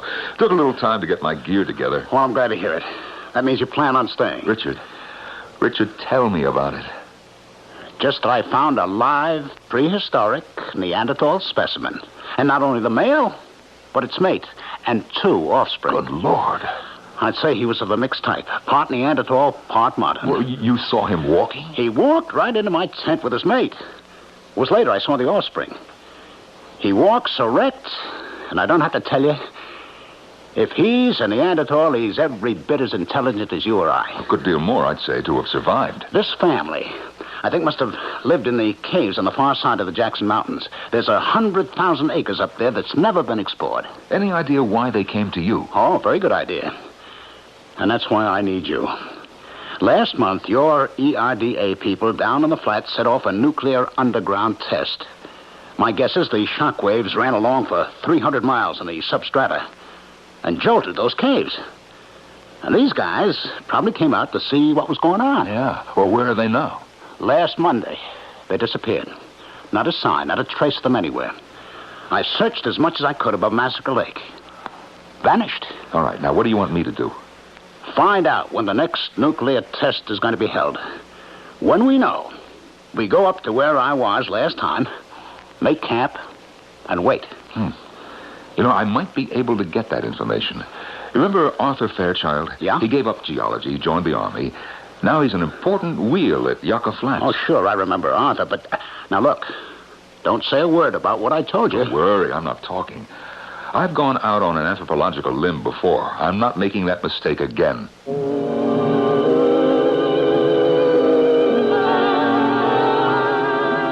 I left what I'd brought up with Richard and shot down to Yucca Flats as fast as I could. Since I'd done some observations for the ERDA, it was no problem to get to see my friend, Captain Arthur Fairchild. Mac, I appreciate the seismic report you're handing me, but on someone else's say-so, no instrument readings? I don't know. Richard Gidding is as reliable as they come. If he tells me he observed shock waves that far north, why should I disbelieve him? As far north as the Jackson Mountains? Mac, this is our second year with these tests. We've never had a report on effect to surrounding terrain. Well, maybe the seams are giving way. We know there's a fault that runs north diagonally from here. Anyway, Mac, what difference does it make? I mean, if you like, we'll give you the instruments and you can go up and record. What do you mean, if I like? I put it badly. Of course, anything to add up to our store of information, we naturally appreciate. Okay, agreed. Now, when is your next explosion planned? Mac, you know I can't give out that information. Oh, come on now, Arthur. What am I going to do, sell it to the Russians? That's high-priority, top-secret stuff. Yeah. So you want me to go up there with all the measuring gear, and I'm just going to sit around with geophones on my head week in, week out, waiting, huh? I'll have to clear giving out that information. Besides, I don't think you could get set up there in time anyway. Well, you'll grant me it's damned important. Certainly. If there are weaknesses that run along, say, a fault for hundreds of miles, sure we ought to know about it. I wish I had verification before next Tuesday. What? Oh, next Tuesday. That's the date, then, huh? I never said that. No, I know you didn't, Arthur, and I appreciate it. But if I just happen to be 300 miles north of here on Tuesday, and Energy Research lets loose another test blast, and I just happen to record the seismic reactions, well, it'd be criminal if I didn't let you have the results. I wouldn't say you are devious, James McLean, but you sure know how to get what you go after. Arthur, you make me ashamed. And after all, the way you went to bat for me on that Utah man business, I don't know why I was hesitant in trusting you. There are P and S waves, and I'll record them. But there's more to it. Gidding thinks that he's discovered some very primitive ape man, or perhaps even primitive type Homo sapiens. Oh? How complete are the remains? Arthur, listen to me, not fossils, alive. Now, it seems that your last test caused quite a tremor up there, and these creatures came out. So that's the truth. Why, I had to know when your next blast was due. I felt better about taking Arthur into my confidence, and I was sure that Richard would understand. Arthur was one of the few people who was all for me, and he realized if I made any verified anthropological discovery now, it would help me get back some of my professional status. I pushed the car to the floorboards, made it back to Sulphur in record time. Next Tuesday, huh? Well, that's better than I could have hoped for. Where do we make camp? I'll show you. There's one thing I haven't told you, Mac, and I've been sort of hesitant until I was sure that you were all the way gung-ho on this. Of course I am. I don't have any reservations. I'm not quite sure when you say that this discovery would be worth millions. What I haven't told you, Mac, is that this Neanderthal head sits on top of a 9-foot giant. Oh, your Neanderthal is 9 feet high? A living Gigantopithecus? On the hoof. He squatted on the floor of my number 12 space tent right under the awning. All 700 pounds of him.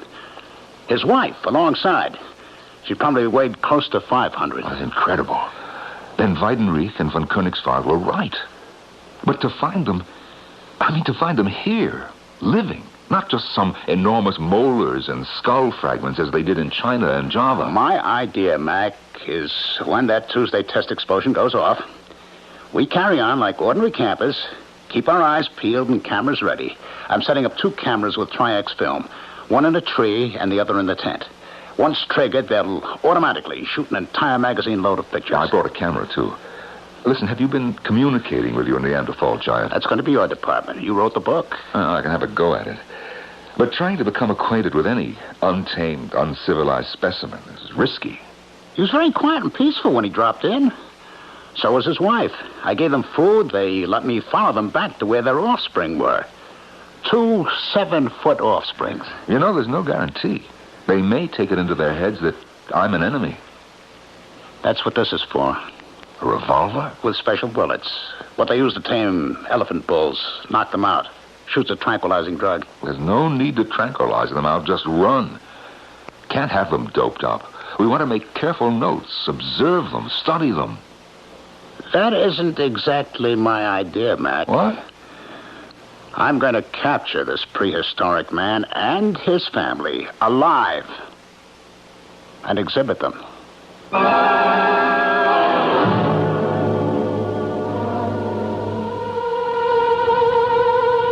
James McLean is shocked beyond measure at what he considers a betrayal of everything science stands for.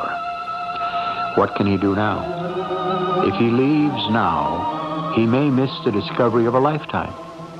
If he goes along with exploiting a rare living relic of prehistoric days, he'll be through as a scientist.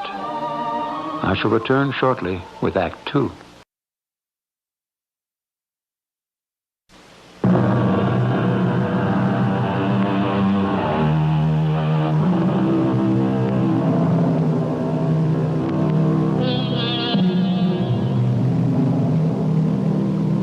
Sometimes man will move in one scientific direction and quite unexpectedly, something quite unforeseen will result. Call it a fluke of fate, but certainly the nuclear energy test in southern Nevada, triggering the discovery of an extinct species of man, is proof the unpredictable can happen. To say nothing of the pairing off of two men of totally different values.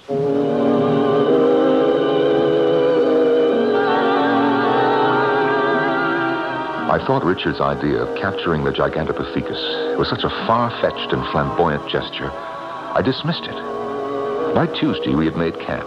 I'd set up my recording gear, and we waited all day for the blast to go off 300 miles south. Beyond where our tent was pitched loomed the jagged mountain cliffs. Far up, out of sight, were rock shelters, caves of limestone and bear caves. In one of these, we hoped, lived our Neanderthal family of giants. What time is it? 7:10. Oh, boy. It's like waiting for the end of the world, isn't it, Mac? Yeah, more like the beginning of the world, Richard, if we see them. Mac, it's one thing to write a book on the social behavior of primitive man like you did, but it's quite another to see it in action. You're going to have material for a real on-the-spot prize winner this time. Who knows, maybe a Nobel Prize. Well, I don't expect to get more than one visit or two with this creature. Books are written out of a lifetime of study. Mac, you heard what I said before. You'll have a lifetime of study right in the cage with him if you want. I hope you're joking. I am not. Here's a chance to have my cake and eat it. It's tremendous. I wouldn't stand for being mocked like you were over that Utah man business. Somebody planted that skull in your digs, you know it. Well, it's all past and done with now. I'm talking about the purpose of this expedition. Richard, why did you want me? Because, old friend, I may flush him out of his hole.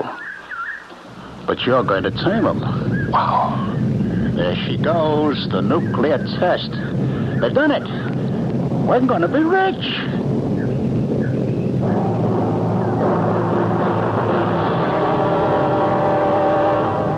I sat there, holding my flashlight on the seismograph, recording the primary and secondary waves. I figured the P waves were traveling from the flats at 7 miles a second, and the S waves at about half that. We were also getting some Rayleigh waves, which had the capability of traveling around the world half a dozen times before dying out. It was as though an earthquake had hit, about 4 on the Richter scale. The ground lurched. Rocks came spinning off the cliffs. The seismic waves were causing a great deal of slumping and compaction where we'd pitched camp. In 5 minutes, it was over. That was twice as bad a reaction as the last one. It sure should have done it. Done what? Stirred up our Neanderthal friends. They ought to be coming down here. You glad you came back? Well, we all have our reasons and responsibilities. What do you mean by that? The Earth shock gave me a record, and that's one of the reasons I came.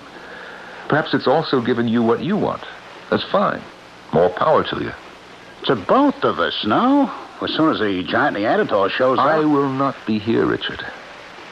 You won't be here? What do you mean? Just what I say. As soon as it's light, I'm packing up and going. Tomorrow morning? You can't go now. Oh, yes, I can. I don't belong here. What are you talking about, Mac? I need you. Richard, you're planning to take this creature, whatever he may be, and put him on exhibit. You don't care if it's a primitive man or a giant gorilla so long as it's marketable. Now, what are you talking about? Of course I care. And the pity of it is, if indeed you've made this unheard-of discovery, and it is a Gigantopithecus, Richard, it's a prize of the world. The possibilities what did I tell you? But it needs to be observed carefully, examined by scientists in its native habitat, cared for, and above all, respected. Well, who says he won't be? I know what the possibilities are. They're tremendous. I'm not going to exhibit this guy in a carnival circus atmosphere. What do you think I am? I've got big plans, buddy. I'm going to have an entire building constructed for it and its family.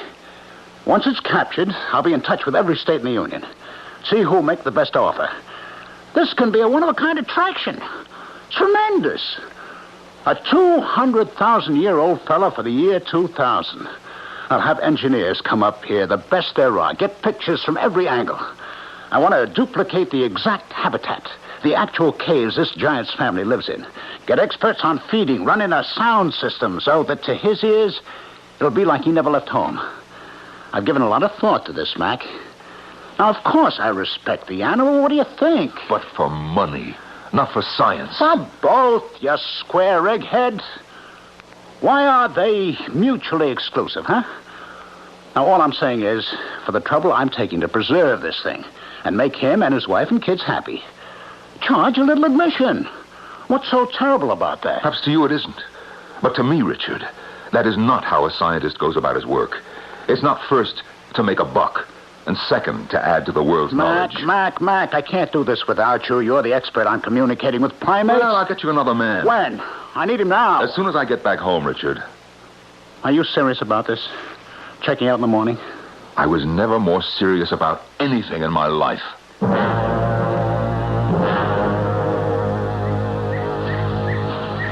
Wake up, Mac. Time to get up. Oh, wow. I slept later than I thought. What time is it? It's almost 6. If you're going, get going. I don't understand why you're so sore about this. I mean, Richard, we're just two different people with two different ideals, that's all. You got your stuff packed? Yeah, most of it. While you're getting it, Duds, I'll stow your equipment in the car. Hey, wait a minute. Wait a minute.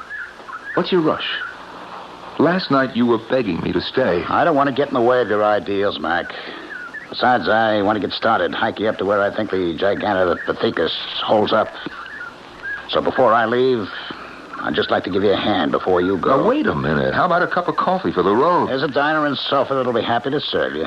Did you say that you were on your way to the Neanderthals' cave? I'm not going to hang around here waiting for him to visit. If that explosion worked, he may be out there having a look around. Yeah. You know, Richard, I'm not in that much of a rush. Why don't I go up there with you?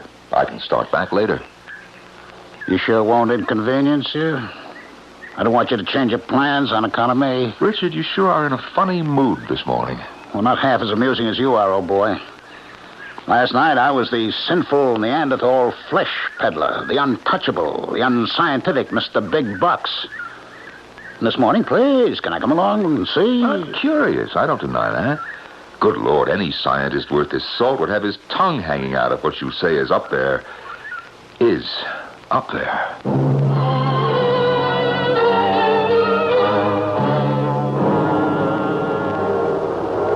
You see that straight wall of granite? Yeah. Well, I figure somewhere up in there must be their cave. Around the side is a big shelf like a ledge covered with bushes and trees. That may be their way in and out. I never got up that far last time. Where did you see them the last time? Right here, where we are standing. This is where Mr. Big led me, and his mate behind him.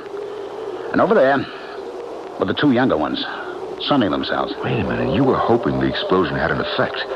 I can see fissures in that cliff from here. I'll have a go at the climb, then. But I'll need both hands to hold on, so will you take my gun and wait here? Where's that knapsack of fruit? Here, take it. Now, listen, are you sure that you want to climb up there alone? Well, I think it's smarter that you wait here. I mean, in case of trouble. In case of anything. To come up here is my decision and my party. And I've got enough bananas and apples and dates in this bag for quite a wingding. All right, here goes.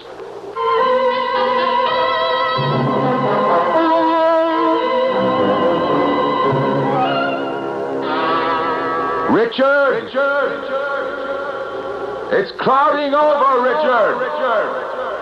Looks like a storm coming up. Did you see anything yet? I'm almost at the top now! Richard! What in heaven's name is that? I think it's him! Tremendous! My old friend, the Jolly Green Giant! I'm coming up after you, Richard! Richard, can you hear me? Richard! Say something!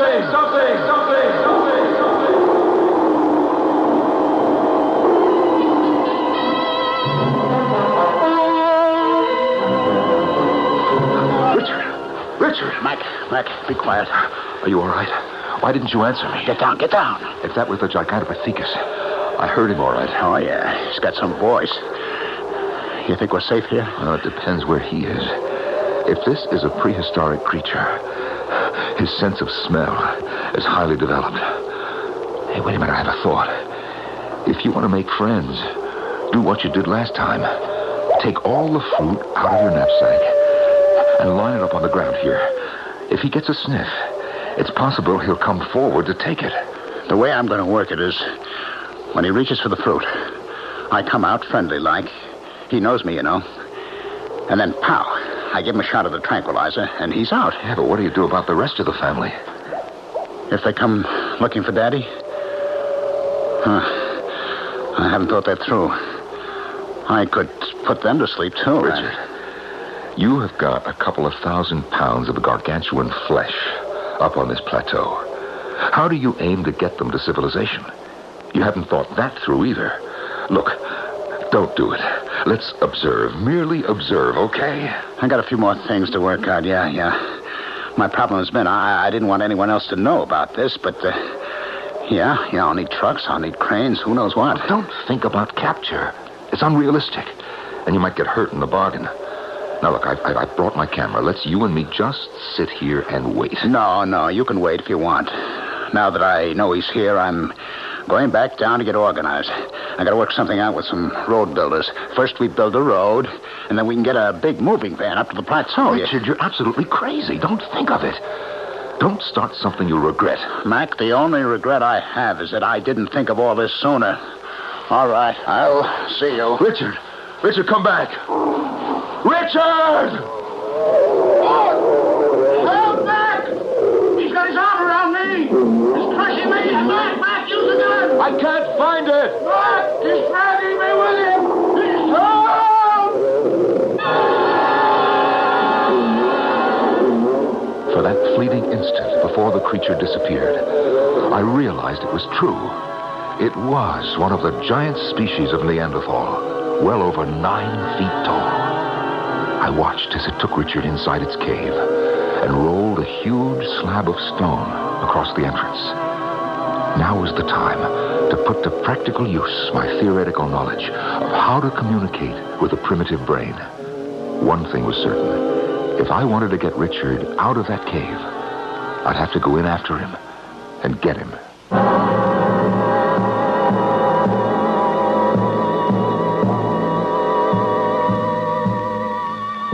So James McLean is faced with the problem of spanning hundreds of thousands of years, dealing with a member of the human race who has been able to remain on Earth centuries after he was supposed to have disappeared. And were there more giant Neanderthals up in those Nevada mountains?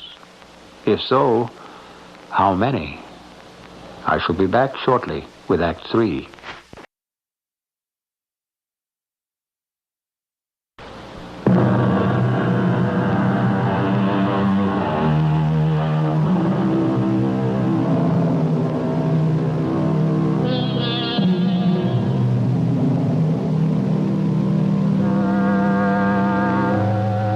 In the northern part of Nevada, the largely unexplored mountains are rocked by seismic shock.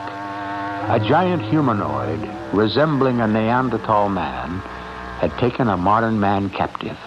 Anthropologist James McLean is faced with the problem of rescue.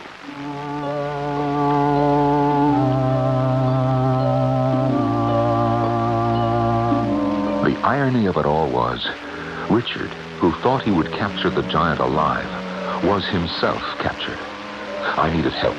The only person I could entrust with the secret, and who would get us maximum help in minimum time, was Arthur Fairchild. I put in a long-distance call from the nearest town. Incredible what you tell me, Mac. Arthur, we've got to get Richard out of that cave if he's still alive. Heard anything? Seen anything? No, not since yesterday. This morning I climbed up there before phoning you. The cave is still blocked off. I better come up with some Army sharpshooters. No other way. Or blast them out with dynamite. Sharpshooters? Dynamite? Arthur! Listen, there's got to be a way to do this without killing anybody. Look, can you come up yourself, alone, and say, will you bring a couple of bushels of apples and as many bunches of bananas as you can lay your hands on? Let me get this straight. You want me, apples and bananas, but no guns, is that it? Please, Arthur, use your head. There's got to be a solution that keeps everyone alive, and we've got to find it. I had a frightful nightmare last night. I lived it again. The entire episode of finding that skull in Utah, staking my reputation that it was a Cro-Magnon fossil, only to find out I'd been hoodwinked by someone. Thank heaven I woke up before the dream got to that awful meeting of the National Academy, being accused of trying to get rich and famous at the expense of science. The disgrace of it. Oh, I woke up in a cold sweat. Arthur! They had no trouble finding you at all. You must have driven all night. And why not? You want some coffee, some breakfast? No, I've been nibbling on bananas all the way up. Well, let's get started. Where to, Mac? Well, did you figure out what we could do? The answer's here in the back of my car. You came alone, I hope. Do you see a troop of cavalry coming up the pass? Of course I came alone. What about Gidding? He's still in there? As far as I know. The poop is this. I talked to our engineer boys, and they advised, drill a hole and smoke them out. So I brought up all the equipment. Smoke? Look, I don't want them choked to death. It's a new kind of smoke bomb. Has just the reverse effect. It impels those who breathe it to violent action. Oh, I get you, sure. My feeling was, if this giant man or animal is strong enough to move a boulder to close the cave, with a little encouragement, maybe we can get him to open it. I know you said don't, but I also brought along 2 rifles, just in case. Arthur and I lugged the equipment up to the plateau. Generator, 5-gallon cans of gas, lights, a drill the size of a jackhammer. We had to make 3 trips. It was getting dark by the time we had everything connected, and the generator ready to go. Give the starting rope a long, hard pull, Mac. The way you start an outboard motor or lawnmower, so we can get some juice. I plugged in the searchlight facing the rock so we can see what we're doing. Okay, here goes. Great. Lights, camera, action. I'm going to try for a hole near the bottom.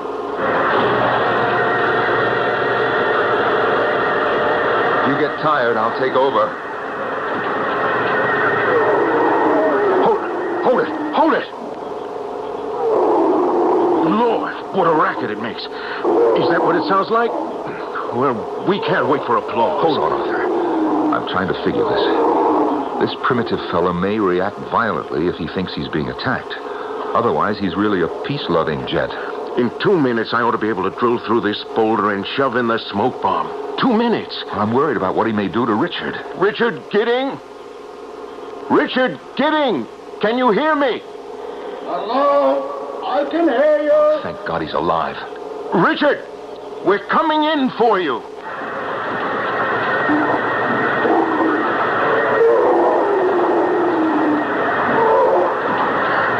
It's going through like butter. It won't be long. Hey! Arthur, stop the drill. Richard? Richard, are you okay? I'm all right.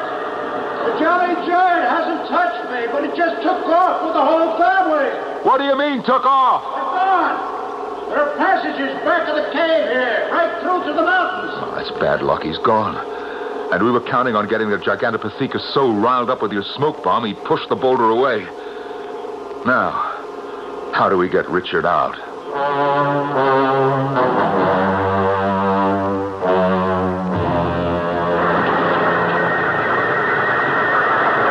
Very neat, Arthur. Very neat indeed.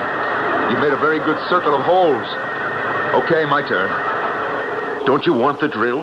What do you think you're doing with those rocks? I thought I'd try to crack the boulder between the holes you made. Now, stand aside.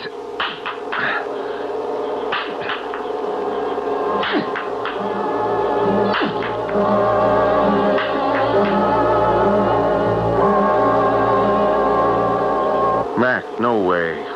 It's getting daylight. I'm rested now. Going to start up the drill. How's it going? We're going to do some more drilling. Hey, Mac, listen. Listen, don't start it up yet. I think I hear the old man coming back. Richard, now listen, don't panic. I tell you what I'm going to do. I'm going to shove some bananas through some of the holes that Arthur drilled.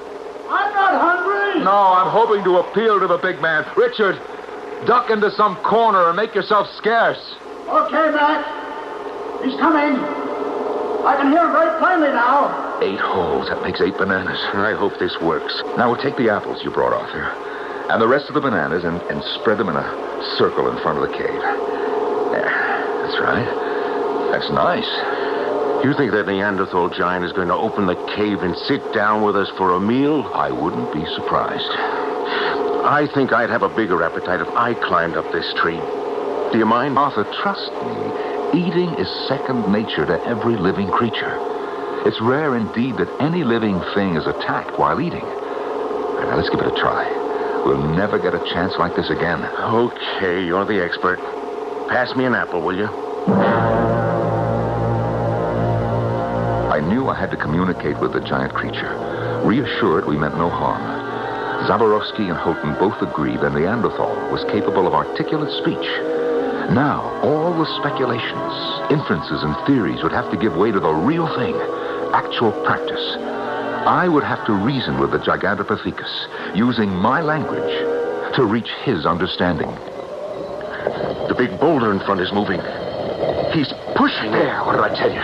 He's coming out to get some more food. Great God in heaven! Will you look at the size of it? Look at that head. Those hands. Oh, my God. Hello, old man. Brought you some bananas and apples. Help yourself. Sure, take two. Take as many as you want. I can't believe my eyes. It's sitting down with us. I'll tell you something, old man. All my life, I dreamed of going back in time to meet you. Yes, and I didn't have to do it.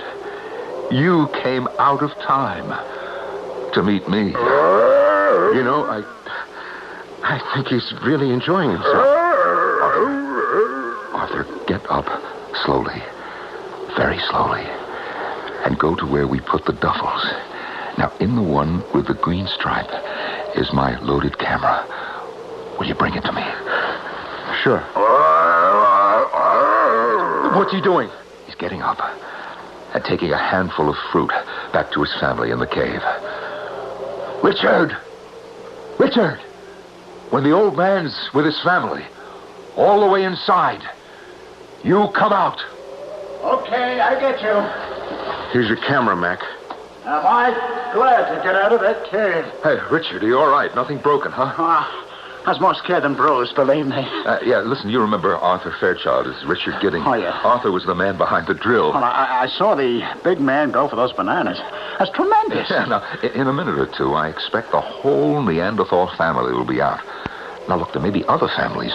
Who knows how far the caves go?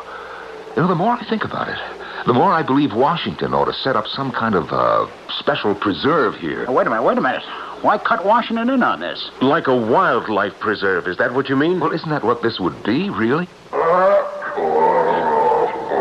Here they come. Is that the mother? Yeah, that must be her two sons. It's a nice family group. Now, watch the birdie. Excellent. One more shot. Now, if Mac can get them all to say cheese, we'll have a family of Neanderthals, all smiling. When we ran out of film and fruit, it was time to go. The giant Neanderthals returned to their cave. The sun was high now.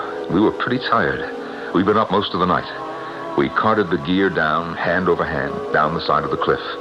And then one last climb up to the plateau to make sure that nothing was forgotten. Arthur, where's Richard? I was going to ask you. He's not down below. Richard! Hey, Richard! Huh, that's strange. Where could he have gotten to? Isn't that him? Coming out of the cave? Oh, yeah. Wait a minute. What's he got in his arms? Hi, folks. Meets baby Neanderthal. Richard, are you crazy? You can't steal their baby. They'll kill you. They'll have to catch me first. I'm going to put it in my knapsack and carry it over my shoulder all the way back. You put that baby back where you got it. You hear me? They're not going to miss him, Arthur. Here, hold the kid while I strap on my knapsack. You're mad, absolutely mad. Now, look, you put it back, Richard, or I will not be responsible. The whole family's out foraging or something, so I went into the cave and helped myself. This kid is worth a fortune. You know, I said, give it to me. I'm ready for it. I'll give it to you. Oh. Phew. What a wallop. He went down like a stone.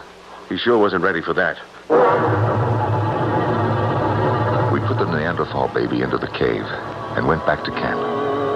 Most of the rest of the day, we tossed around the idea of a national preserve. Would Washington guard the area with access only to bona fide scientists and researchers? Richard was very quiet and hardly said a word to us all day, all evening. The next morning, he was gone. We've walked clean back to the cliff and not a sign of him. He's some character. Well, he could have gotten lost. Good Lord. Look up there. Pass the boulder. Let's go. He fell over there. Which way now? Keep going. Just around these trees. There he is. Richard! Richard! Oh, wow. He's dead. That's a broken neck, all right. Falling all that distance. He was up on the plateau. What was he doing up there?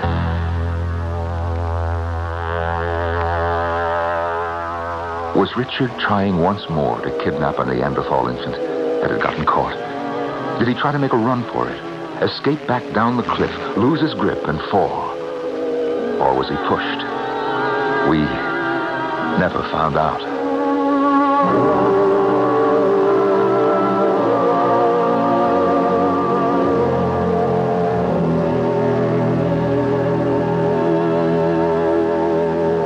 More than anything else, Richard's stubbornness and tragic end convinced Mac and Arthur of the hopelessness of their cause. Even if Washington agreed to a guarded national preserve, there would always be a Richard, someone who didn't really care and who'd do anything to exploit these ancient giants. So, our two friends decided to keep what they had seen a secret, and that they would never divulge to anyone the road to yesterday's giants. I'll be back shortly.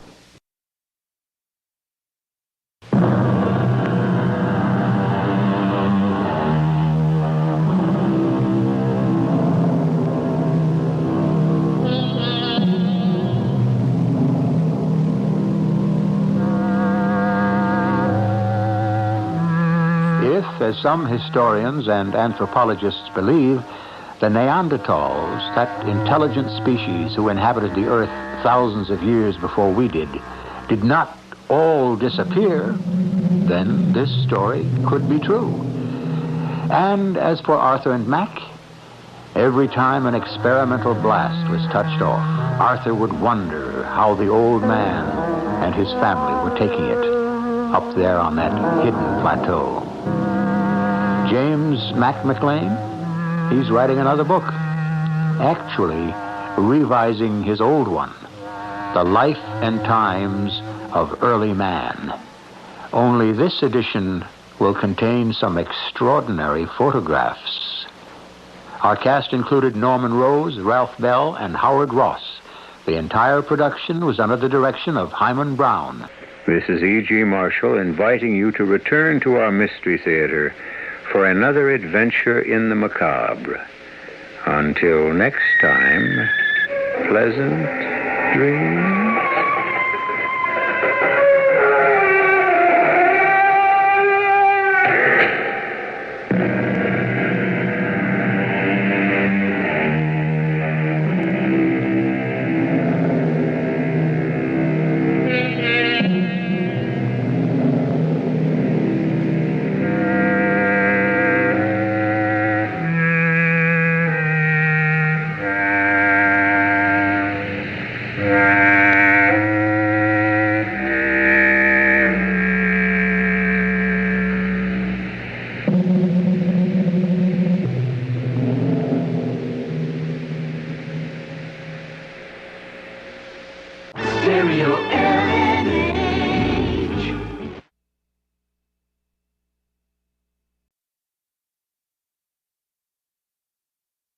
The CBS Radio Mystery Theater presents...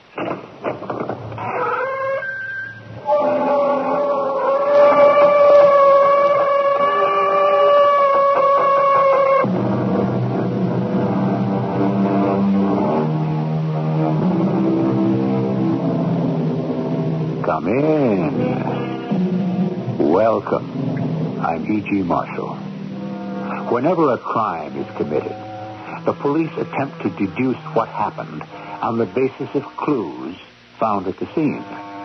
Logic and probability are employed to create the most accurate hypothesis possible. And from this, it is hoped the crime may be solved and the criminals apprehended. But logic operates on appearances, and as we all know, things are often not as they seem. Fact number 1. The murdered man was an infamous drunkard. Yes. Fact number 2. He was also a philanderer and a gambler. Any number of people might have had cause to do away with him. Well, we cannot arrest the entire village. No, but this brings us to fact number 3. If we can find out who in the village has recently purchased a box of safety matches, sir, we will have our murderer.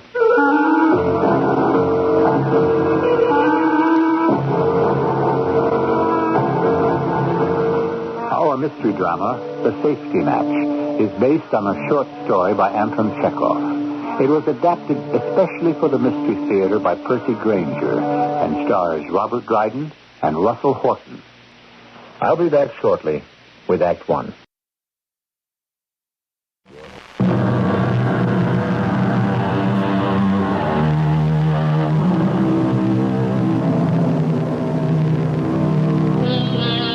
Anton Chekhov, the greatest of all Russian playwrights, was also a master of the short story. A doctor by profession, he came into contact with people from all walks of life.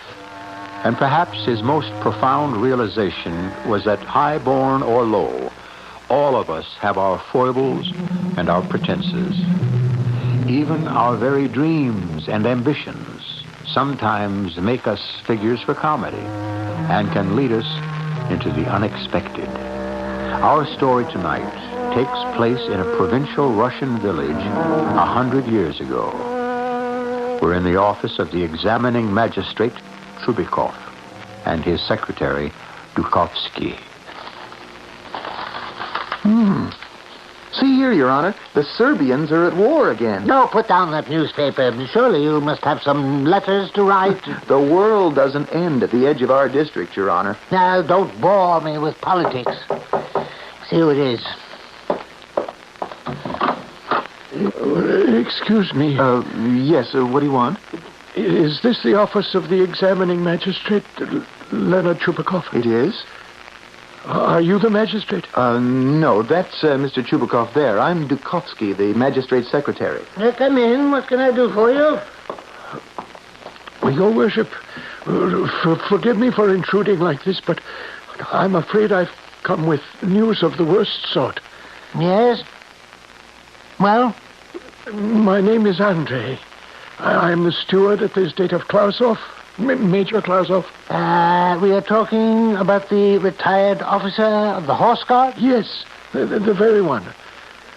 Well, it is to my great sorrow that I must report Major Klausov has been, well, to put it boldly, he's been murdered. What? Murdered, you say? Yes, Your Worship. But is this possible?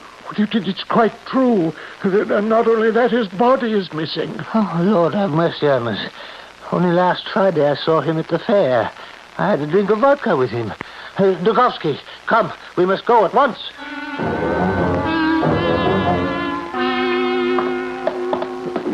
We had none of us seen the master for 3 days. 3 days. Make a note of that, Dukovsky. Yes, Your Honor. He was in his room the entire time? Well, so we assumed, but this morning when the gardener remarked on it, somehow I felt something was amiss. Something in the gardener's tone of voice, no doubt. Oh, no. The gardener is an old man. He wouldn't hurt a fly. But I took the liberty of looking in through the window. And, well, gentlemen, you see for yourselves. Here's the door to the master's bedroom. You see, it's locked. Locked? From the inside. The window that looks out into the garden was open. And that's obviously how the murderers gained entrance. Well, it's locked, all right. There's no doubt about that. Well, what are you standing around for, steward? Get an axe and a chisel and have some of the peasants break it down. Yes, Your Worship. You there, and you. What are you gaping at? Help the magistrate conduct his examination. Word of this deed has already spread. That's not good. What do you suppose we'll find in there? Who can say? I'm prepared for anything ever since the Major refused to live with his wife. She was a good woman and long-suffering. If you ask me, her tongue was rather too sharp. The Major was not an easy man to live with, God rest his soul. And man sends his wife away, anything is possible. Gentlemen, the door is successfully breached. Good. Let us proceed. Saints have mercy. The place is a shambles. Here, Dukovsky, you see a noble by birth, a rich man. And what did he come to? He drank and dissipated, gambled, and now this, murdered, vanished under the most sordid of circumstances. And who could have done such a thing? Many people might have had cause, it's true. Those he owed money to, those he insulted while drunk. It's no use speculating. Be good enough to examine the floor for clues. Now, let's see what's here by the bed. Silver watch, 20 kopeck piece, sulfur matches. What do you find under the bed? Well, at least 2 dozen empty vodka bottles, an old straw hat. One top boot. One? Only one? Yes. The scoundrels. The blackguards murdered him and dragged the corpse out through the window. And there, you see? The window is open. And look there, in the dirt below. Footprints. Your Honor, look what I found on the floor. A struck safety match. So, it's the window we must examine. But all the Major's matches are the old-fashioned sulfur kind. Perhaps we have here an important clue. Oh, do shut up. Instead of chasing matches, why don't you examine the bed? Yes, sir. The window shows no signs of having been forced. This is most interesting. Oh, what's that? There's no blood, but there are teeth marks here on the pillow. And then there's that one top boot with no sign of the other. Huh? Well, what of it? Well, it proves that they strangled him while he was taking his boots off. You see, he hadn't had time to take the second one off. Oh, there you go again with your deductions. How do you know they strangled him? Oh, because of the teeth marks on the pillow. Oh, yes. Well, come into the garden. You'd be better employed there than digging around in here. I can do that without you.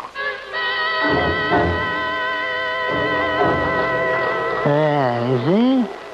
The grass under the window has been crushed and trampled. And this bush here, also trampled. But look on these twigs. What? Some strands of dark blue wool. Andre? Yes, sir. What was the color of the Major's last suit? It was yellow. Excellent. Then the murderers wore blue. Yes. Well, take these twigs for evidence.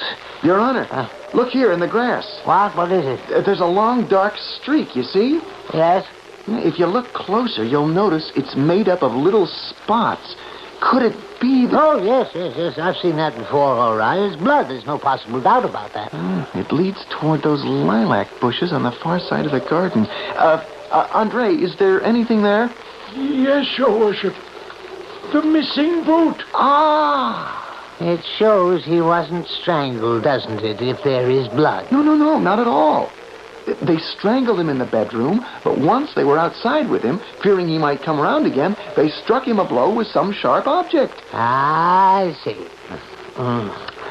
What about the boot? Well, it confirms completely my idea that they murdered him while he was taking his boots off before going to bed. He'd already taken one off, and the other, this one here, he had only time to take half off. Now, the half-off boot came the rest of the way off while the body was being dragged. When will you learn to stop these speculations? It would be much better if you took some of the blood-stained grass for analysis. Andre? Yes, Your Worship. I will sift through this matter in the parlor. Bring us some tea. I say the murder was committed by an educated man. What evidence do you have of that? Well, the safety match proves it. The peasants hereabout are not yet acquainted with safety matches. Only a few landowners use them. And furthermore, it's evident that there was not one murderer, but 3. 3? At least. 2 held him down, while the 3rd killed him. You see, the major was a strong man, and the murderers must have known it. Drink your tea. Oh, yes, Andre, with some cake. Thank you. In my humble opinion, Your Worship, I believe I may know the man you're looking for. Yeah, well, you do? It was Nicholas, the master's valet. He's a rascal and a drunkard, the like of which heaven should not permit. What makes you suspect this is Nicholas? Because it was he who always took the master his vodka and put him to bed. He would have been the last person to see the master alive. Did he have any motive?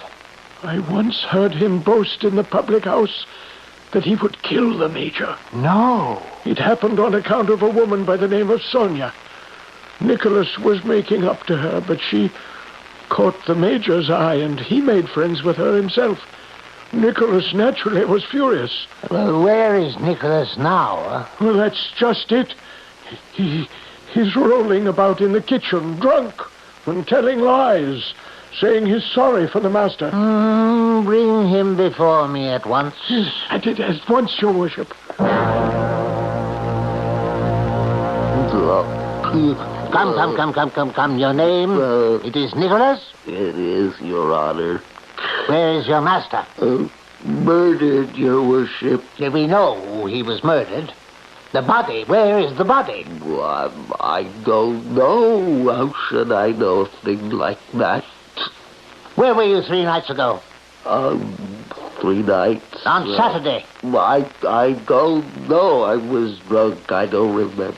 Did you know the woman, Sonia? Yes, I knew her. And is it true that the master cut you out with her? No, Your Worship. It wasn't that way at all. Oh? This man here cut me out. Andre Psycho, the master steward. The master cut him out. Nicholas, that is all for now. You may go. I'll say thank you, Your Worship. Andre, step forward. Your Worship. Your Honor, look. His trousers. What? Why, they're dark blue. The same color as the strands of thread we found.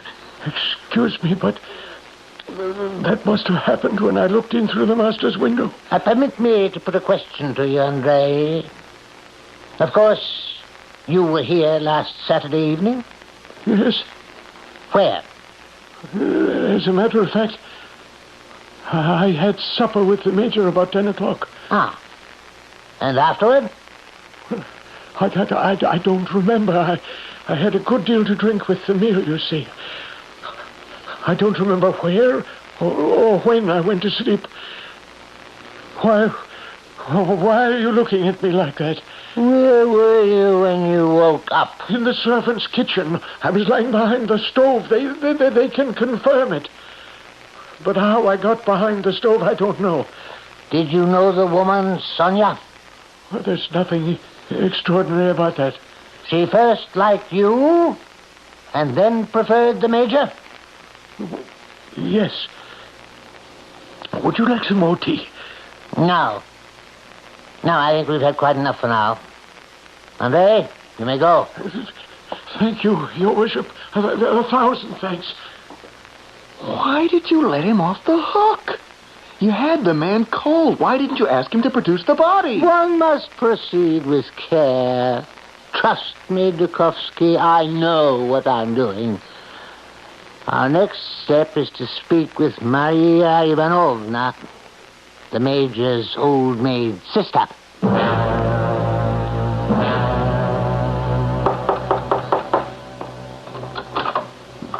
Yes? Oh, Your Worship. Madame Klausoff, I apologize for disturbing your prayers. What do you want? I'm sure you have heard already that there is a suspicion that your dear brother has in some way or other been murdered. I know. You know? It is divine retribution, the Lord's justice for the dissolute life he led. Yes, well, could you help us perhaps with some clue, some possible explanation? No, don't ask me. I can tell you nothing. There is nothing that can stop the will of God. What has happened is too horrible, too terrible to bear talking about.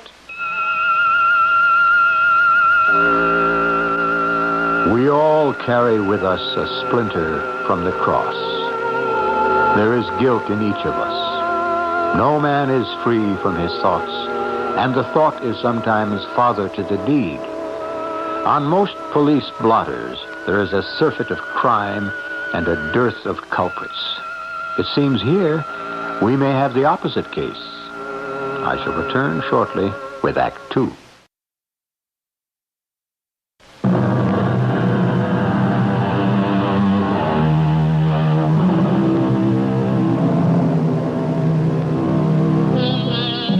What man's conscience is so clear he can pass an officer of the law without a slight fluttering in his heart? And how we flinch should the roving official eye light on us with its scrutinous talons. Why do we feel so self-conscious before the man in uniform? Is it because somehow his uniform gives him the aura of omniscience? Or because we fear the possible error of his discretion? Confound that woman, the major's sister. It's clear she knows something and is concealing it.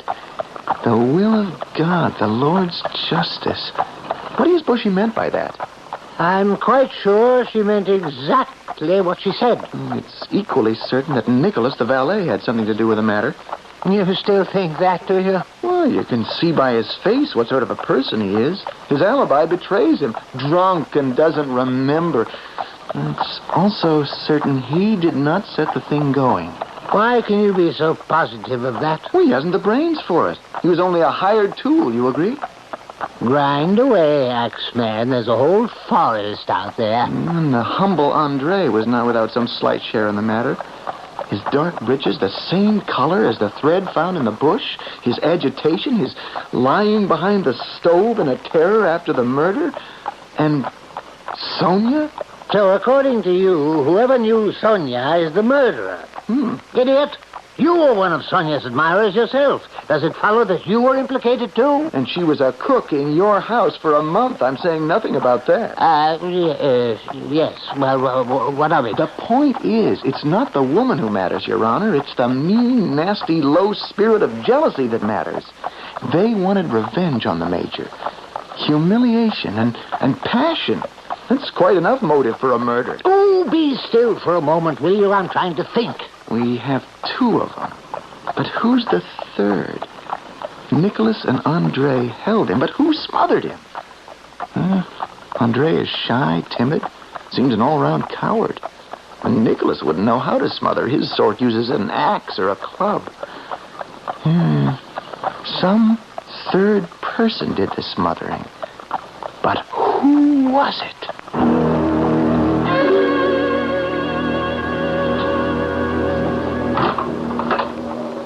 Pour us some vodka, will you, while I gather my papers? At once, Your Honor. Devil of it all is, what has happened to the body? Eureka! Huh? Eureka, Your Honor! I can't understand how it didn't occur to me sooner. The third person who acted in concert with those scoundrels Nicholas and Andre and did the actual smothering was a woman. What, a woman? Yes, and I mean none other than the murdered man's sister, Maria. What? Hey, excuse me. Are you drunk? Do you have a pain in your head? I am perfectly well. Now, how do you explain her confusion when we appeared, or her refusal to give us any information whatsoever? Yes, but all right. Now, these are trifles, it's true, but consider this. She detested the major. She never forgave him for living apart from his wife. Your Honor, she is a member of the old faith, and in her eyes, her brother was a godless profligate. That is where the germ of her hatred was hatched. She's a harmless old woman. But look at it from her point of view. They say her brother had succeeded in making her believe he was an angel of Satan. What else should a woman of her fanatical beliefs do? Kill her own brother? To rid the world of an antichrist, of course. In her eyes, it was a religious achievement. It was she and nobody else, even if you cut me open. Well, yes, never mind. I'll answer it myself. Yes? What can I do for you? Your worship, my name is Daniel. I'm a shepherd for Major Klausoff. The former Major Klausoff, that is. God rest his soul. Yes. Well, look, we're quite busy now, really. What is it you want? It's not up to me to say how important it is, but there is something that, in my humble opinion, may be of use to you. I see. Well, come in. Thank you. Last Saturday night, the night they say the Major was murdered, I was a bit drunk, you see, and I was with friends until around midnight. On my way home, because I was drunk, I went into the river for a bath. I was floating about peacefully when I heard noises. I looked up and saw two men walking along the dam. They were carrying something bulky, and they didn't see me. But as they passed by, I plainly saw it was the master they were carrying away. Major Klausoff? Yes. And the two men, could you see their faces? No. Once I saw it was the master they were carrying, I was too frightened to look. Nevertheless... Just a minute, Dukovsky. You say you were drunk at the time? Yes. To my shame, I was. But I'm quite sure it was the master. What was he wearing on his feet? Why, nothing, come to think of it. His feet were bare. It seems obvious to me. It is quite obvious, Dukovsky. I don't need you to tell me it is obvious. Two men, did you say? Yes, Your Worship. They must have Nicholas and Andrei arrested at once.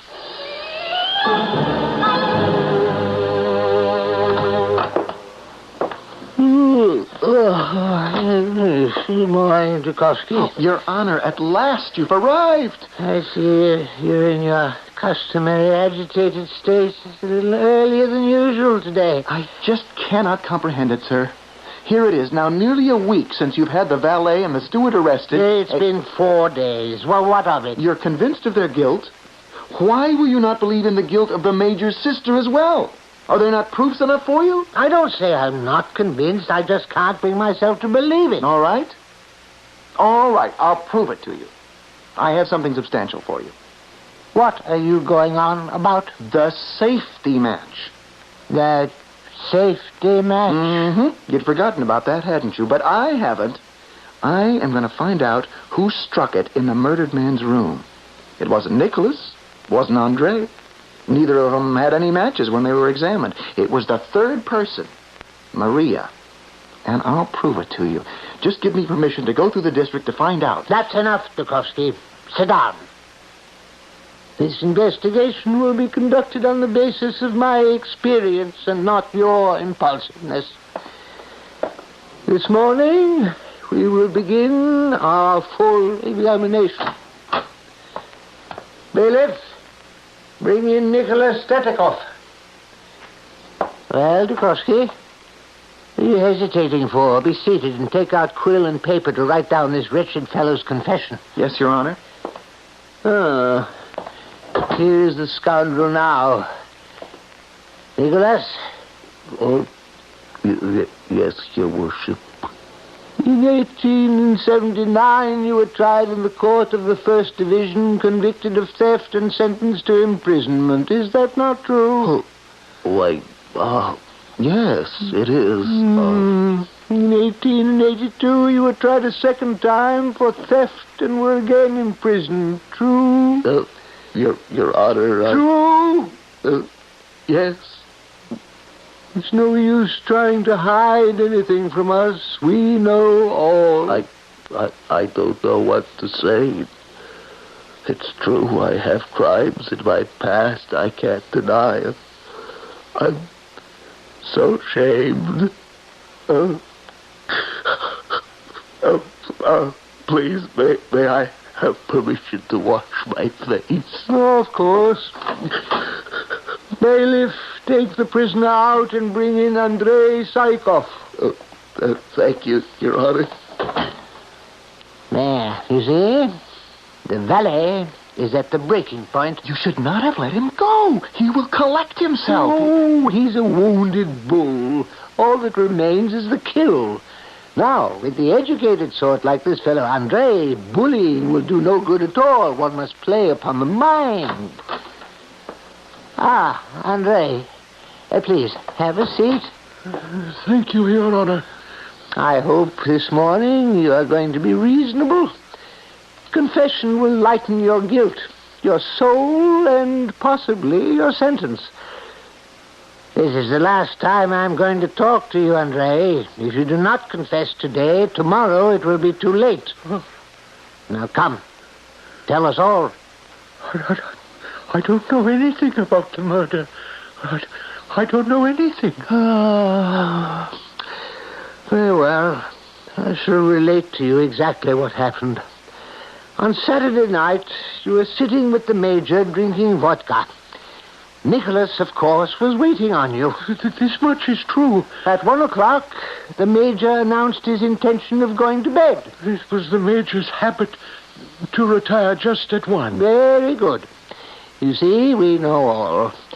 So, when he was taking off his boots, you and Nicholas seized the drunken man and threw him onto the bed. Oh, no.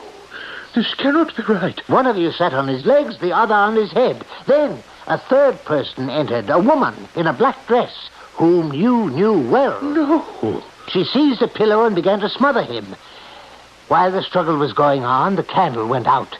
The woman took a box of safety matches from her pocket and relit the candle. Was that not so? I can see by your face that I'm speaking the truth. No. I left the Major's. After the deed was done, you pulled him out through the window. Fearing he might come round again, you struck him with something sharp to clinch the foul deed. Then you carried him away, across the dam by the river. What's the matter with you? I'm suffocating. What? I can't breathe. Oh, very well. Have it as you wish. Only let me out, please. Bailey, lead this man away.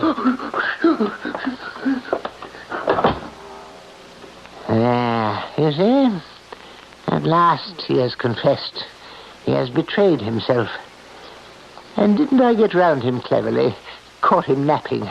That, my dear Dukovsky, is how one conducts a successful examination. And you'll notice he didn't deny the woman's part in it. Yes.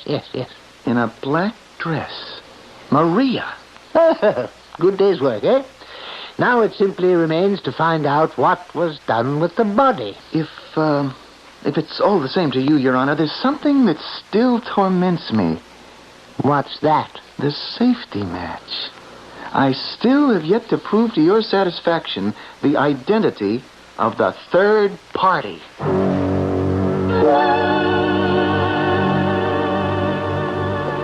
Your Honor? Huh? Oh, Dukovsky. Oh, good. How did your investigation go? Oh, it's very sad, Your Honor. Wasted day, huh? No, don't feel too badly. You don't understand. My investigation has been a success. It has? I have found the third person, the guilty party. The Major's sister? No. No, it isn't her at all. And you'll never believe me when I tell you what I have found out. The rash charge in where wise men think it a waste of time to tread, to modify the old saying. And sometimes they return with more than their sage elders expected. We might have begun to suspect that the examining magistrate and his secretary were overzealous in their pursuit of a solution to Klausov's murder. But now it seems that Dukovsky much to his superior's chagrin, has found at last some evidence worthy of the name. I shall return shortly with our final act.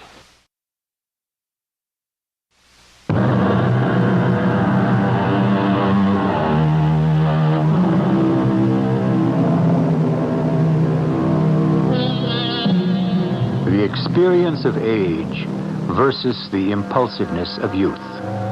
It's an eternal conflict. And when one throws into the bargain the pomposity of the old and the arrogance of the young, it can sometimes seem a wonder that anything is ever accomplished.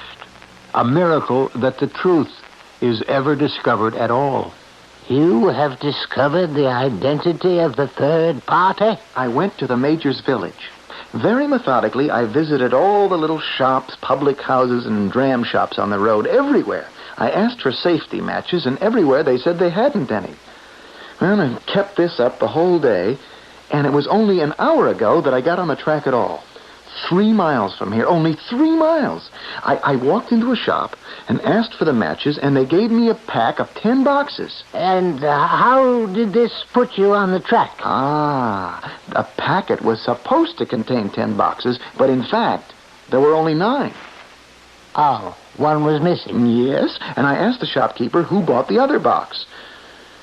Such and such a one, she replied. She was pleased with them. Then it is a woman after all. Indeed. But not the Major's sister, not Maria? No. You know who she is? You'll never guess. Olga Petrovna, the Major's wife.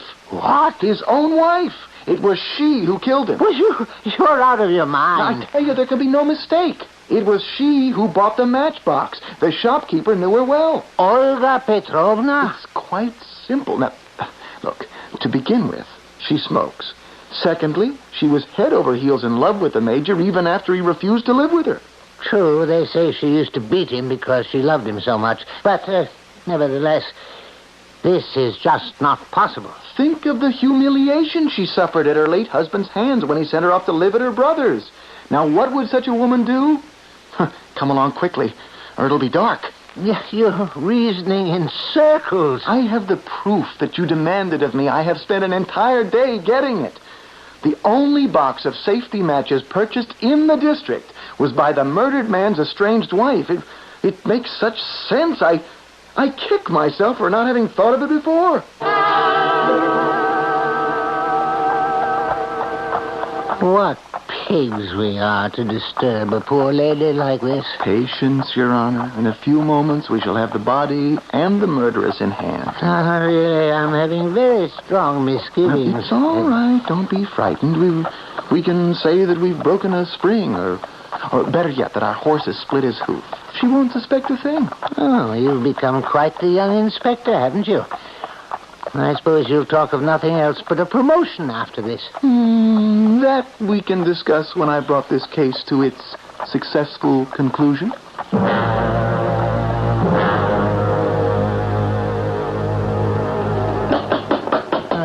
The weather must be turning colder. My whole insides are shivering. Now, just remember, we must take her unawares. Yes? Madame Klausoff?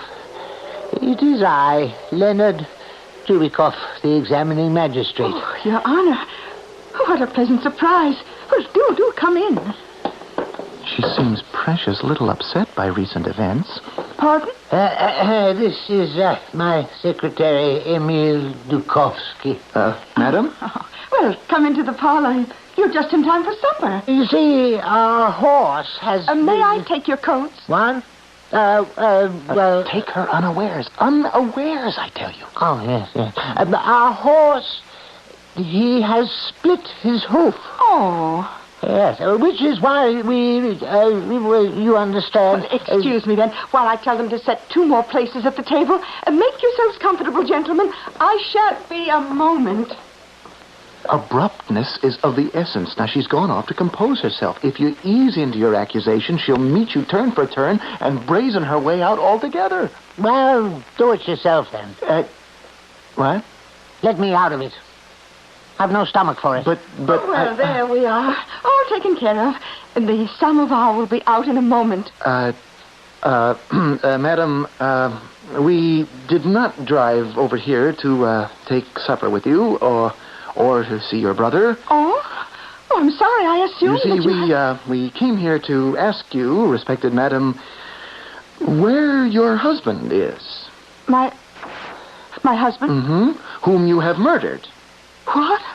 My husband has been murdered? Oh, surely you do not pretend to not know of his death. Oh, but it's not possible. It is more than possible, madam, since it was you who did it. I don't understand. I ask you, in the name of the law, where is the major? It's no use dissembling, madam. We know all. You do? But who told you? Be so good as to show us where he is. But how did you find out? Good, madam. Show us where you hid the body.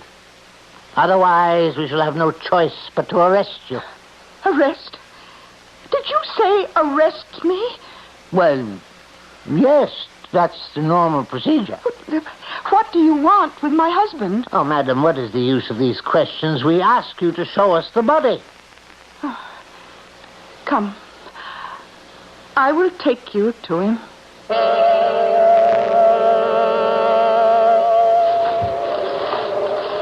Where are you taking us?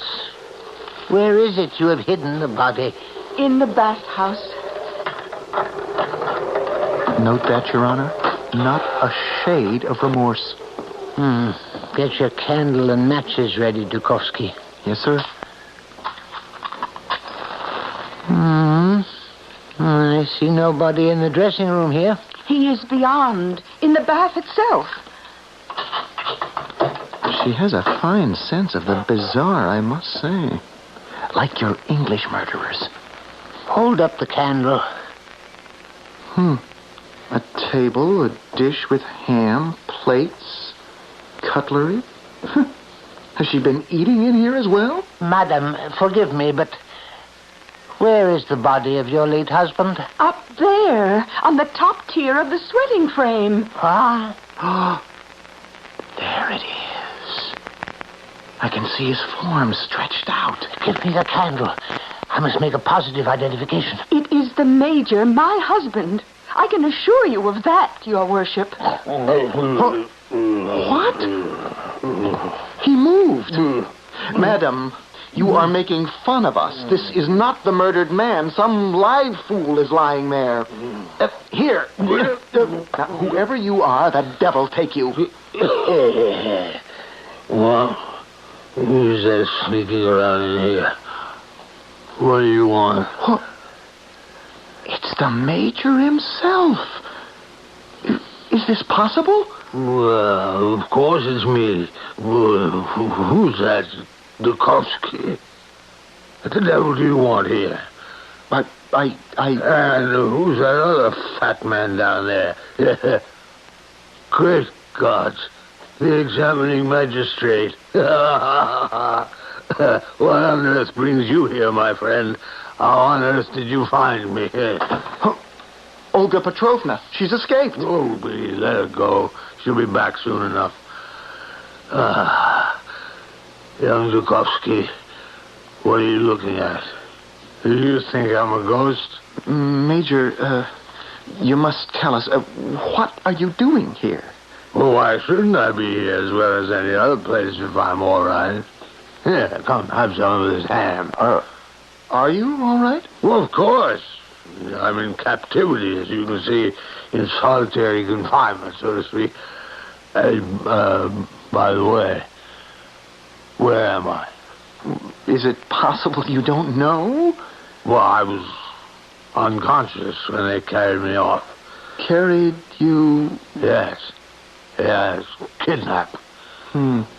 You're in your brother-in-law's bathhouse. Oh. Well, no matter. I'm fed. Next week, perhaps, I shall try to escape. This is incomprehensible. Well, why? What's so incomprehensible about it? How did your boot get into the garden? What boot? We found one boot in your bedroom and one in the garden. What do you want to know that for? It's none of your business. Here, come on, have a drink. Still, it is an interesting tale, the tale of that boot. Our girl came to my window and insisted that I come with her. She refused to endure any longer the humiliation of living apart. But I refused. I don't like to be bossed. So she planted herself there under my window, in the middle of the night, mind you. She began to abuse me, like the shrew she is. You know what women are like, all of them. Well, anyway, I was a bit drunk, so I took one of my boots, I heaved it at her. The boot was in the garden because you threw it at her? Yeah, I figured that would stop her scolding, but it didn't. She climbed right in through the window and beat me up. Oh, and then she dragged me over here and locked me in. She feeds me now on love, vodka, and ham. It's not too bad. Hey, where are you going off to? Chubikov, Dukovsky, where are you going? Go on. The two of them. Who'll fancy that? I'm without a word.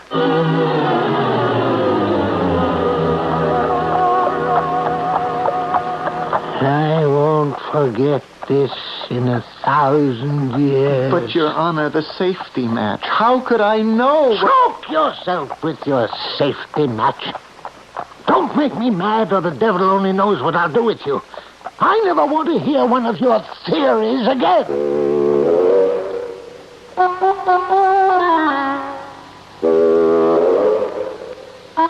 Pride goeth before a fall. How many times we've heard that phrase, and still it rings as true as ever.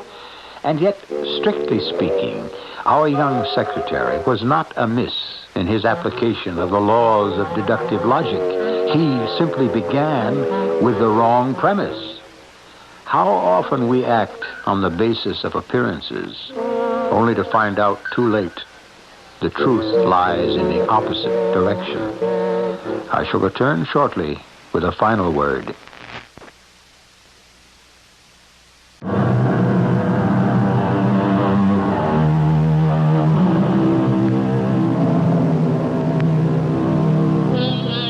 Anton Chekhov died in 1904, his writing career cut short by tuberculosis. As a doctor, he had long since diagnosed his condition, and he knew he was dying, even as he created his most brilliant works, which adds a special poignancy to his gentle, wry observations about the human species. Our cast included Robert Dryden, Russell Horton, Court Benson, and Bryna Rayburn. The entire production was under the direction of Hyman Brown. This is E.G. Marshall inviting you to return to our Mystery Theater for another adventure in the macabre. Until next time, pleasant dreams.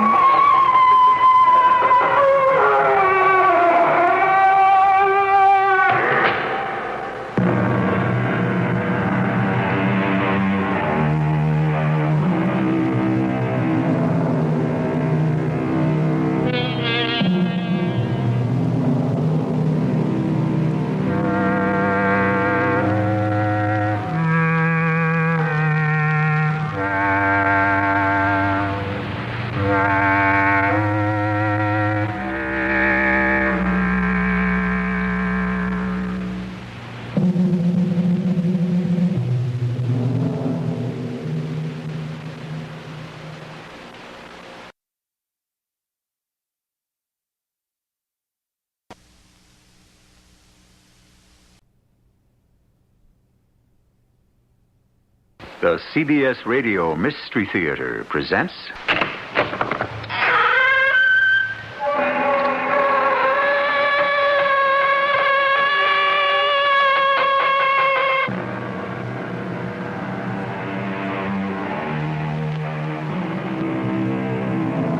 Come in.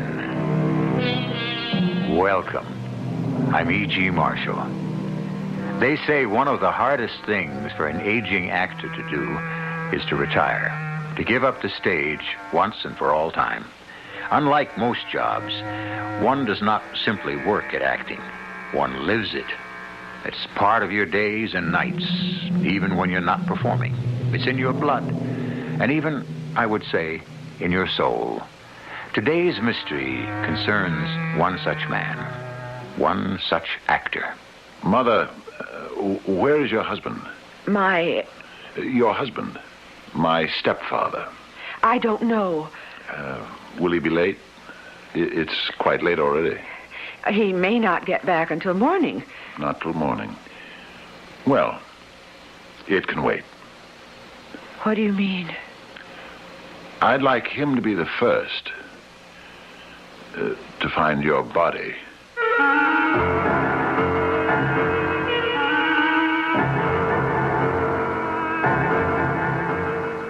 Our mystery drama, Return and Engagement, was written especially for the Mystery Theater by James Agate Jr. and stars Fred Gwynne. I'll be back shortly with Act One.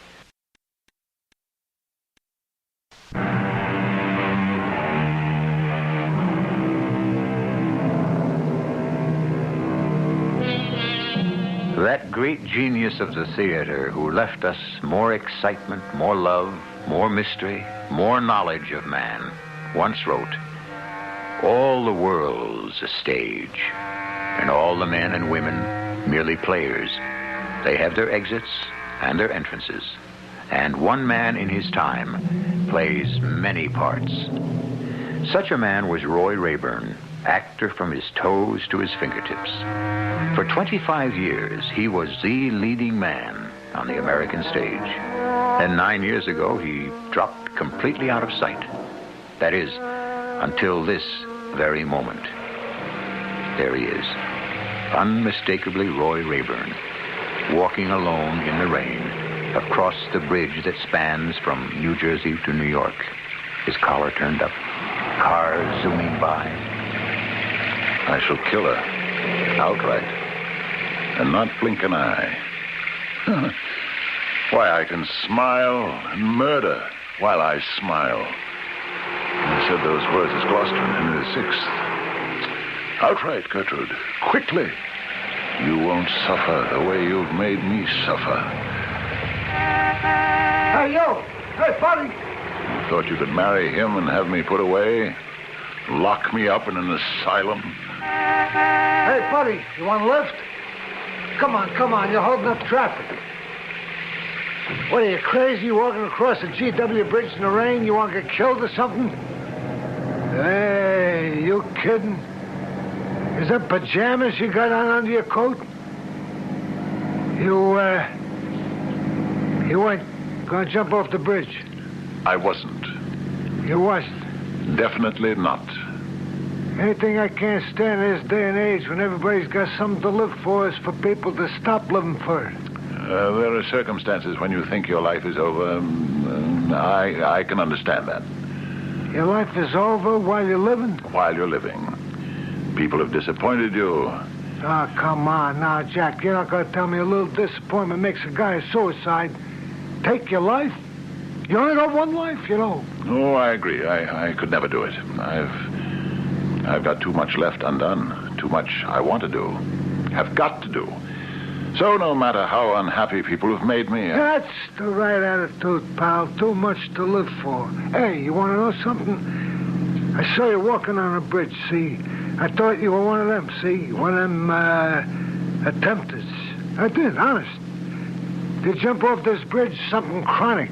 I mean, here's a guy walking along in the rain with an old overcoat over his pajamas. What's the guy going to think? Maybe I didn't have the bus fares, and I had to get across the river. Yeah, sure, that's possible. Anything's possible. But whatever it is, you better get yourself some clothes, because the cops are going to run you in. Well, I do appreciate your advice. It's been very helpful. No sweat. I'm what they call street smart. No education, PS 189, and that was it. You do all right. What time do you make it? 6 o'clock on the nose. I'm going up to the Bronx. I generally get there in time for dinner. It's a long trek to Jersey every day, but it's worth it. We live right under the Whitestone, you know. Hey, that's beautiful. Okay, Jack, I'm making a turn on the ramp here. I'll let you off. That's Riverside Drive down there on the right. Oh, I know. I'm an old New Yorker. Okay, then, so you know. Listen, pal, don't do anything I wouldn't do.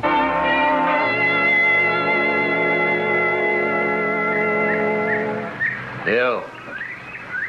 Hey, you. You can't sleep here. It's against the law. What? On a park bench? Since when? We let you do it at night, but days you better keep moving. Who are you? Telling me I can't close my eyes here. Look at you filthy, disgusting creature. You'd better beat it before I call a policeman. I am a policeman. And I'm Sherlock Holmes.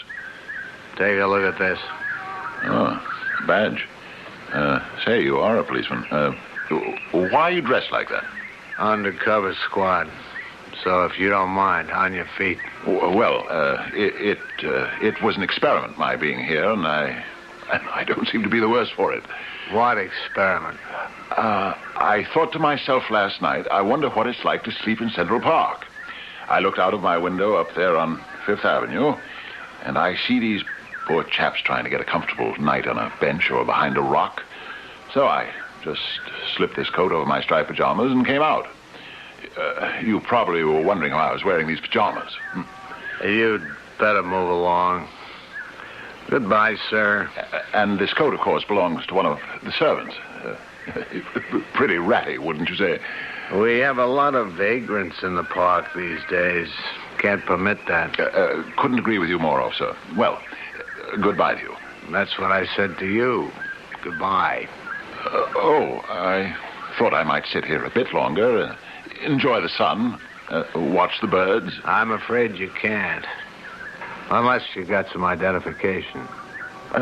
No. Actually walked out of my house last night without a thought about identification. Why don't I walk you to your residence?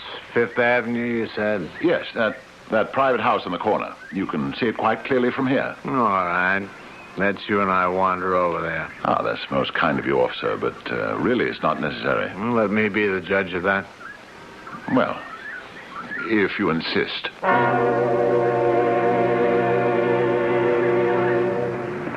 Well, now, that is the darndest thing. Would you believe it? I came out last night without my key. Did you now? It was all a spur-of-the-moment thing, you understand, to sleep like a bum on a park bench. This house doesn't look occupied. Doesn't it? What would you say? Lower windows on the Fifth Avenue side being boarded up? That's right, officer. Well, you see, we keep them that way, my mother and I. Now, you may leave me here. I'm safe. I'll just go down those stairs, servants in the livery entrance. I'll ring, and they'll let me in. Looks like that iron gate to the basement is padlocked. Are you sure you live here? Padlocked? Oh, dear, of course. I completely slipped my mind. I let the servants have the day off, and they like to get an early start. Is that so? Your servants have the day off? That's correct. In fact, the whole week off. I'm loaning them to my stepfather who lives on the island in Sands Point. He's giving a big party, needs some extra help. Your stories are beginning to confuse me. I thought you said you all lived here. Some of the time. Most of the time is Long Island.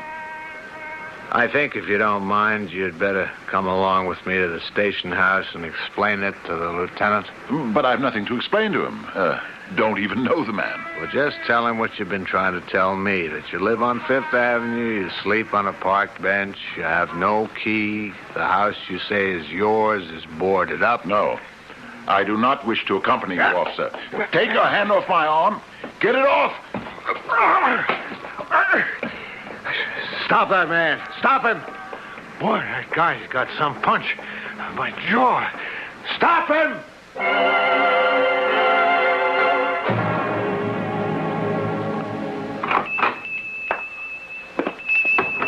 Something I can do for you?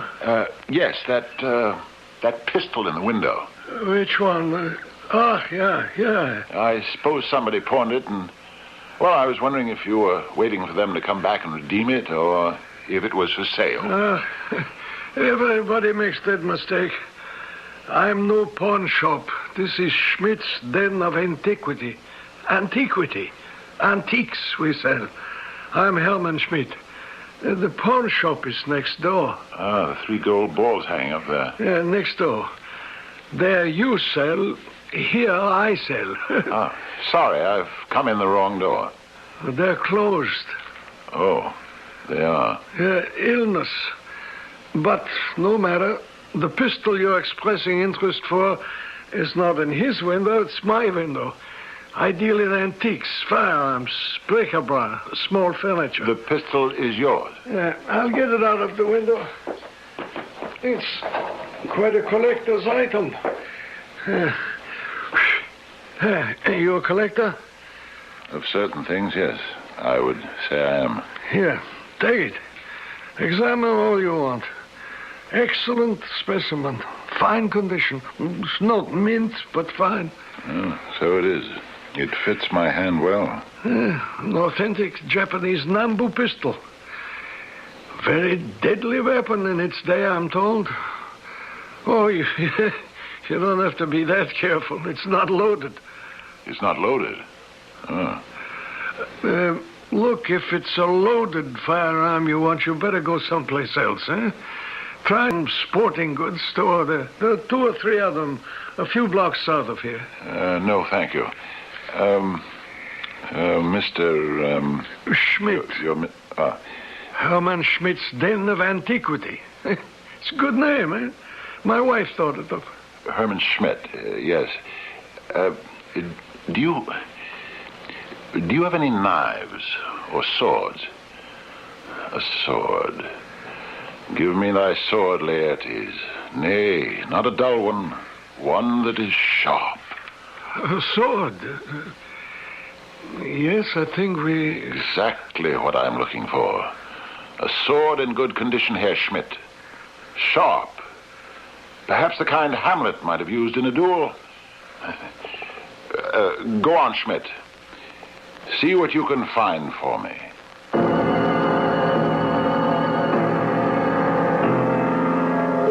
So, Roy Rayburn would like to buy a sword, the kind Hamlet might have used. What does Roy want with a sword? To play a part in a play? Or a part in real life? Who is Roy after? Is he seeking to punish or revenge? Whether Roy Rayburn is bent on righting a wrong or repaying a debt, we shall find out when I return.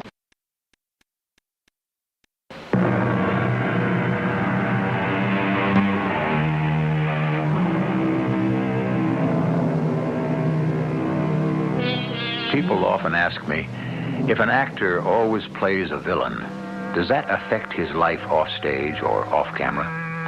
I'd say no. For example, take Boris Karloff, one of the kindest, sweetest, most softly spoken actors I ever knew. He was the monster in Frankenstein. On the other hand, I've run across a few actors who always played heroic, noble, courageous characters. But in real life, you wouldn't like to know them. Now, Roy Rayburn doesn't fall into either category. His mind seems, shall we say, a little disorganized. And that doesn't help when you're a performer. First, it's a pistol, now a sword. What is Roy really after? How about this Japanese samurai sword? This is quite a history. It's massive, isn't it? Too big, I'm afraid, Dr. Schmidt. I'm not a doctor. Please don't interrupt me. I want to buy something to give my mother as a surprise. What about those over there, over in that corner, against the wall? The firearms? Oh, they're not for sale. Mind if I take a look? Well, those are authentic 18th century. I got them at an auction. Came from the Raleigh Tavern in Williamsburg. And I plan to give them to my parents as a gift on their 50th anniversary. They love old things. Nice. Did you say you were making a gift of these to your family? What a coincidence, indeed. Yes. But I mean, well, there is so much here to choose from. Couldn't I interest you in... Didn't I tell you? I want these fire tongs for my mother. Good weight, too. Well, if I ever run into another set, if you give me your name, I'll let you know. Not the set. Just the fire tongs. But the value lies in getting a matched set. I am not able to wait until you find another, Mr. Schmidt, and I do not want a set, just the fire tongs. Yes. You'll excuse me, but please now, would you mind putting those back in the corner? Oh, yes, I would mind, very much. Now, shall we get to business? I don't happen to have any money on me right now, but nevertheless, I do want these. I can't break the set, don't you understand? You don't seem to understand, Schmidt. These fire tongs please me. They will please my dear mother. Now, come. Do not make this difficult for me. Yes.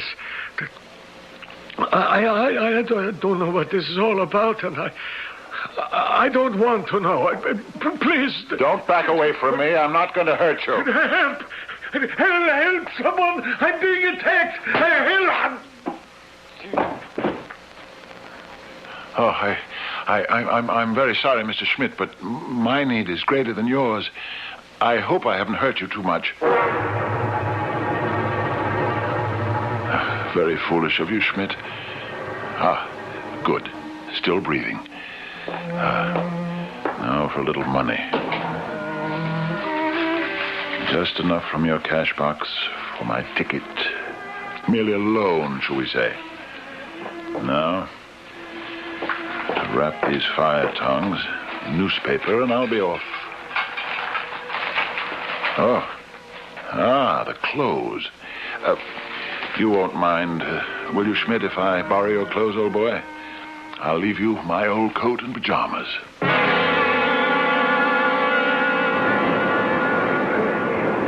Yes, sir, where to?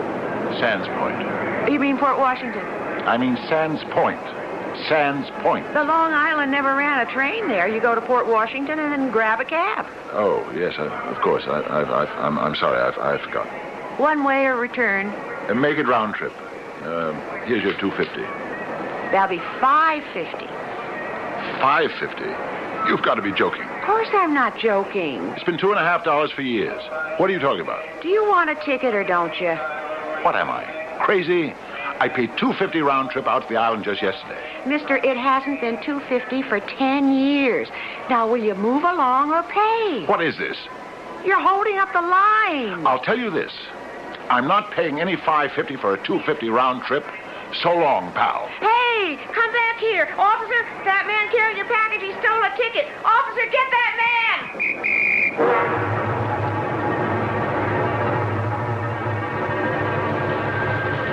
Well, look who finally made the station house. Mr. Fifth Avenue Mansion himself.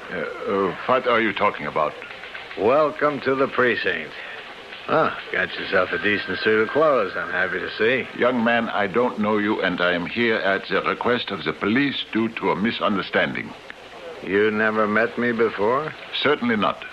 Why should I associate with such looking people like you? Look at you. You ought to be ashamed, young man. Why don't you get yourself a job?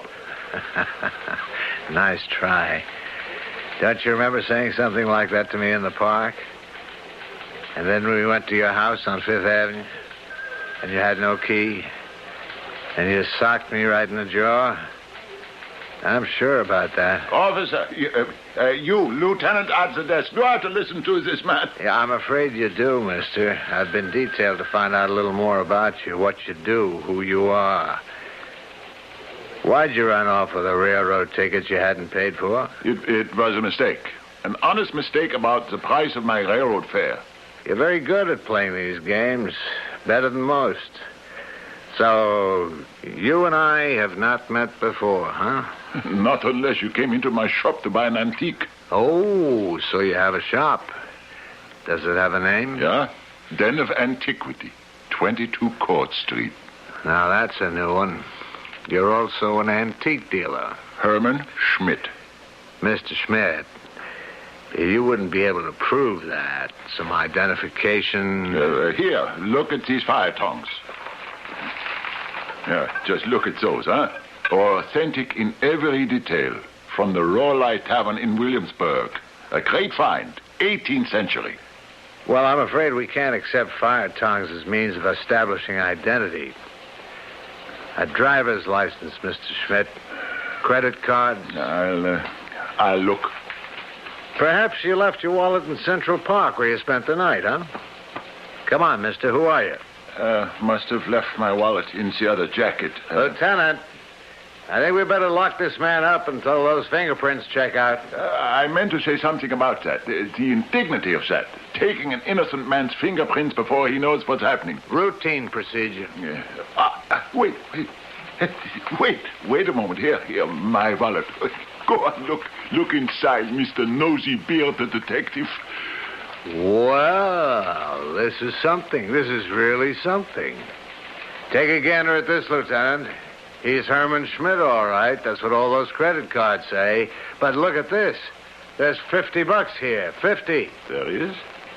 I mean, there is. I could have told you that. Well, then what in heaven's name is all that routine with not paying for your ticket? You know, you guys make me so mad. I know what you're up to. You like to play games. Let's try the false arrest game today. All right, here. Take your wallet and your fire tongs and beat it, Schmidt. And if I hear another one of your games, you'll be very, very sorry. Now, get going.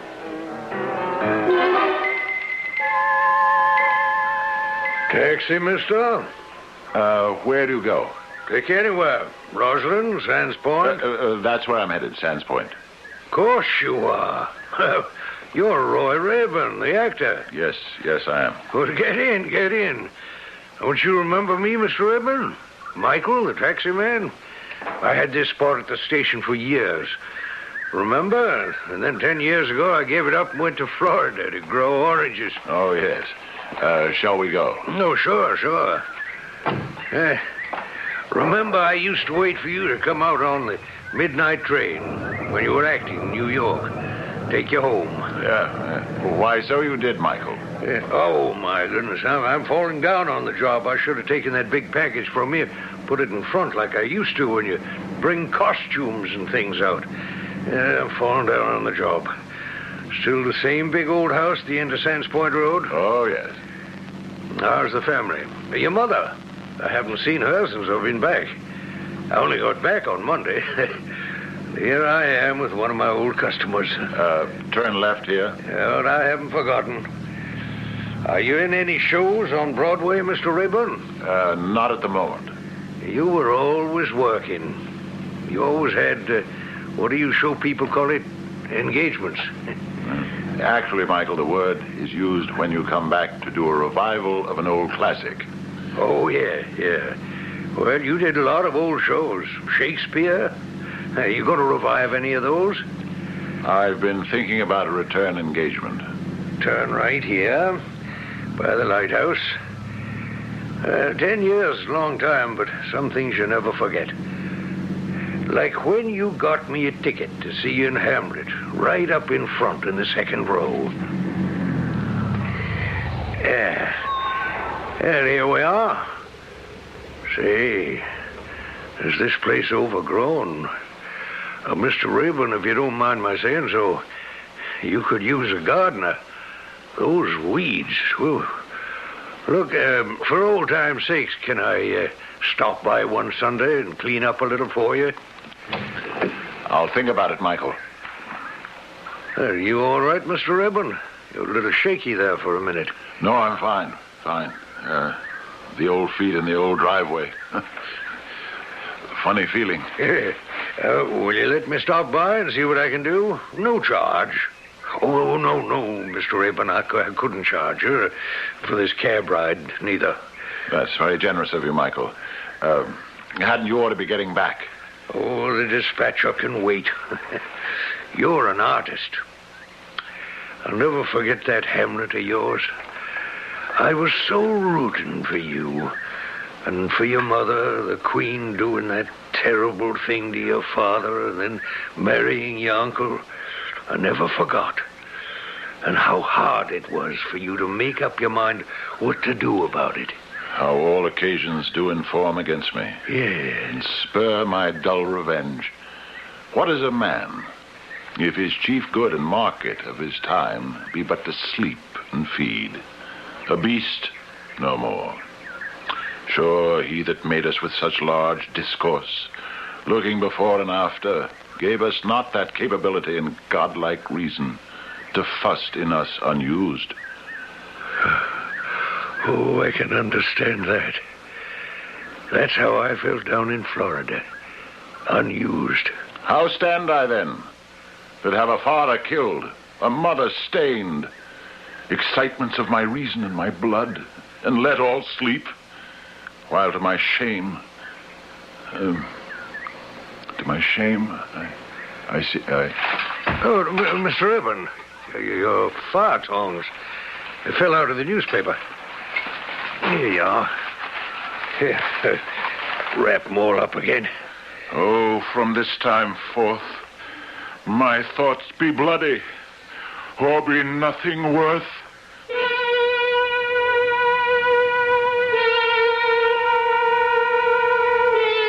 How much more truth there is than poetry in the phrase, all the world's a stage, and all the men and women merely players.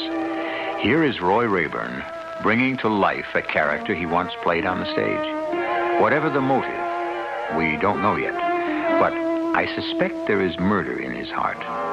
Stay with us as we finally cross the threshold of this mystery when I return in a moment with Act 3.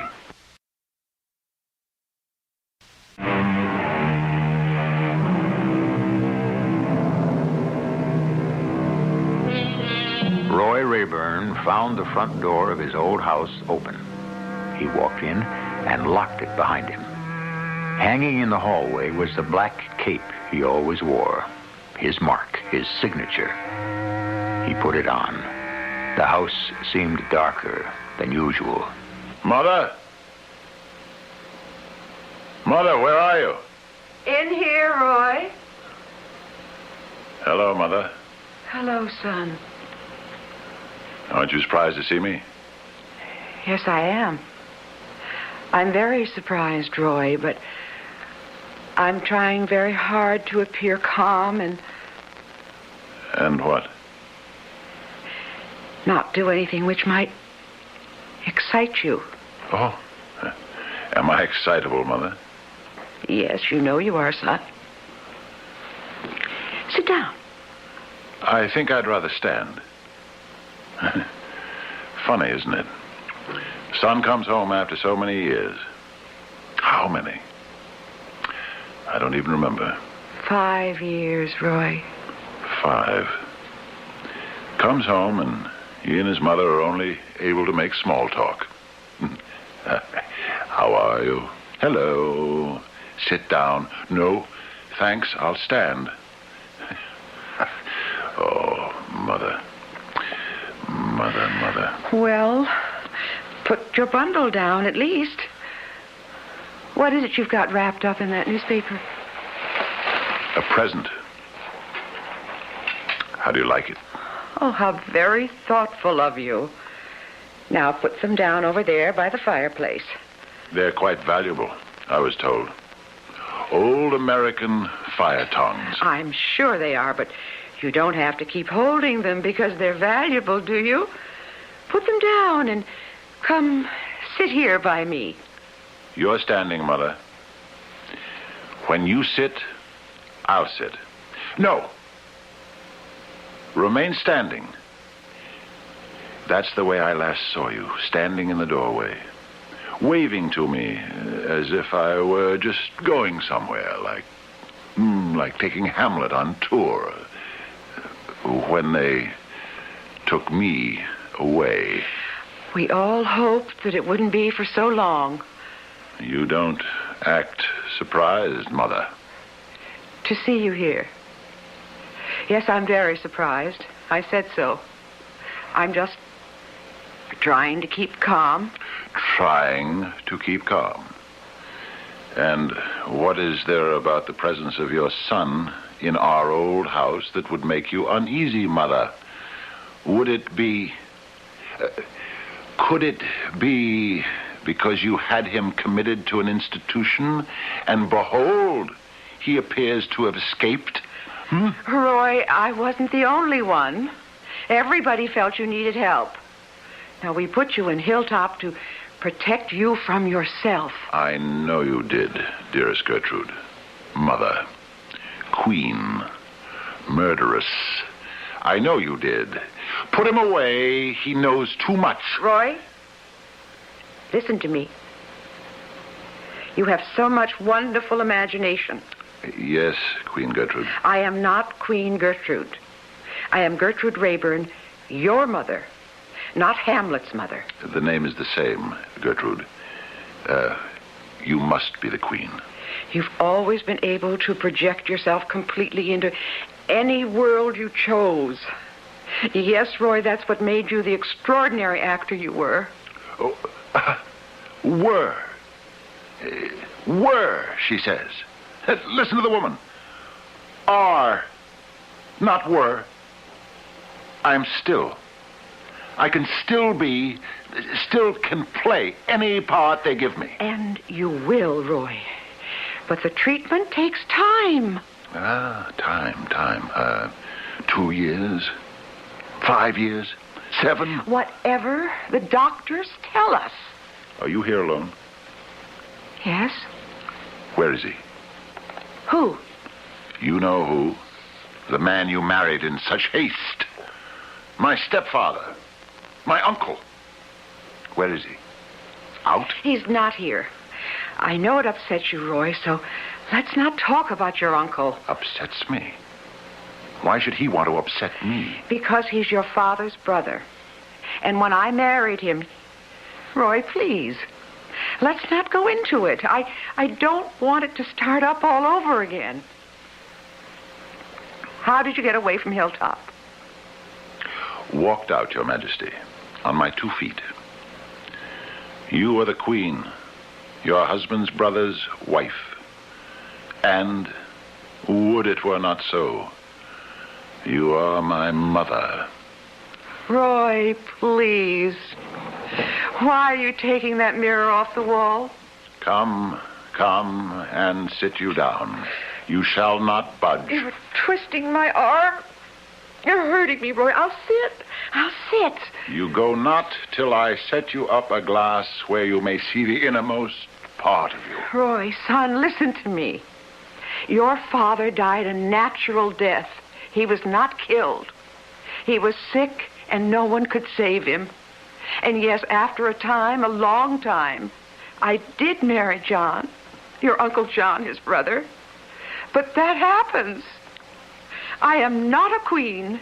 Your father was no king, and your uncle is no villain. Repent what's past, avoid what is to come. Oh, my dear son, you're breaking my heart. What am I going to do? Let me stay with you, Mother. Oh, no, I can't. Why? My uncle? No. I'm not up to taking care of you. When does he get home? Who? Your husband. My uncle. I don't know exactly. Will he be late? It's quite late already. Well, he may not get back tonight. Business... Not till morning. How very fortunate. What do you mean? I'd like him to be the first to discover your body. What? Oh, Roy. Your poor mind. You believe I'm mad? No, dear Mother. It is not madness. I'm very tired.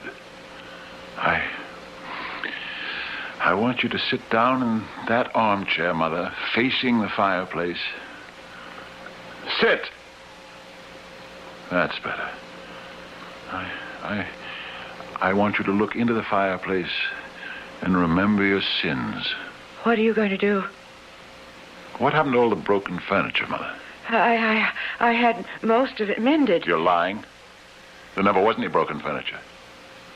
You told them that, so they put me away. The doctor saw the broken furniture, Roy. I don't like talking to you with you behind me. Can't I turn around? No. Face the cold and empty fireplace. I'm sure you didn't mean to destroy things. That's why you had me declared unbalanced, mentally incompetent. Because I didn't mean it. No! Put down those fire tongs, Roy. Think. Don't do something you'll regret until you die. You should have thought of that before you helped my father die. It's not so. Roy, by all that's holy, I swear to you, your father was too sick to live, no matter what was done for him. How can you think I had anything to do with it? You always liked Uncle John. From the very beginning.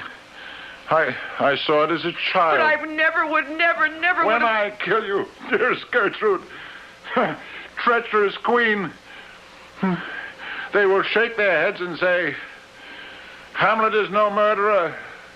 Poor soul, he is insane, not responsible. So will you perish, dear Gertrude. Sometime, Mother.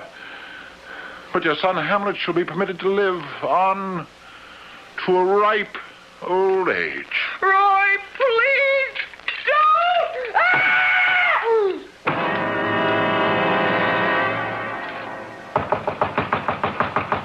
Open up, Roy, or we'll break down the door. What? We know you're in there. Who's... Come on, Roy. Open the door. Okay, Jim, Bob, you too, Michael. Give us a hand. 1, 2, 3. Fan out to every room. He's here. In here. Oh, gee, I'm sorry, Mr. Raymond. The police. Hello, Michael. I didn't know you were one of the whitecoats. I thought you drove a taxi. Come along, Roy. It's time to go home. Haven't we met before? In Central Park? Jim, Bob, in here. No. Who are these gentlemen dressed in white? Now, Roy, I want you to go along with these two gentlemen. You are an officer of the law, aren't you? We met this morning, did we not? Yes, we did. Twice. I asked because I want to talk for the record. You know I killed her. Was that wrong of me? I killed her just now. I'm sorry to hear that, Roy. Will she get a good burial? I'm sure she will. Oh no. I can't. I can't go like this back to the hospital.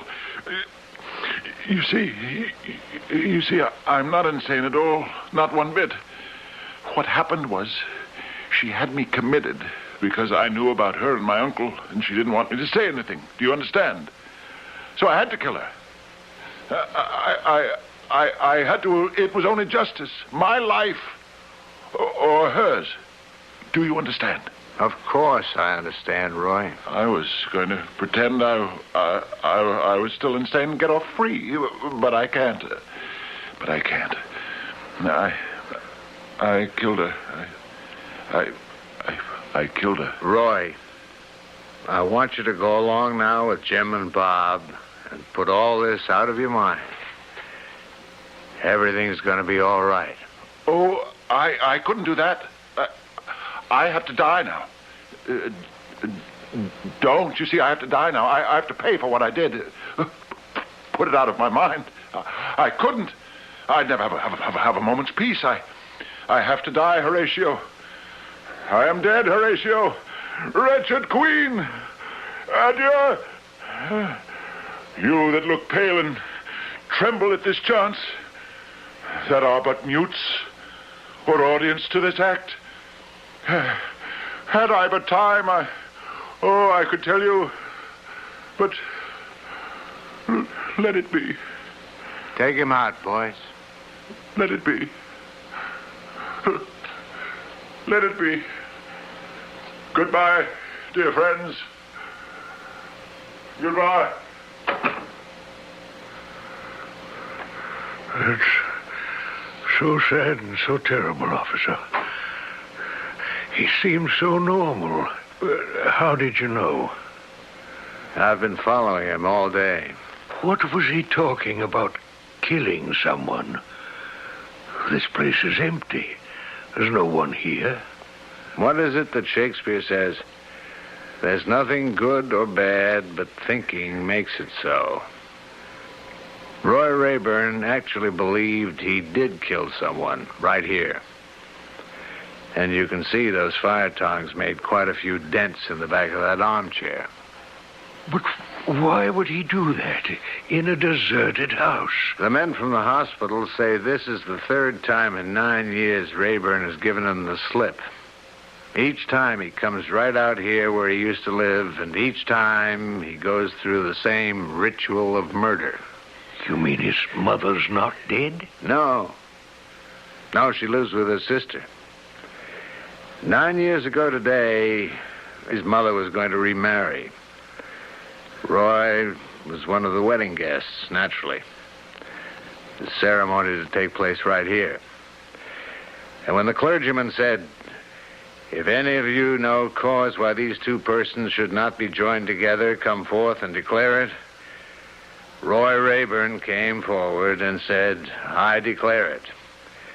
And then and there killed the man who would have been his stepfather. Not with fire tongs. No.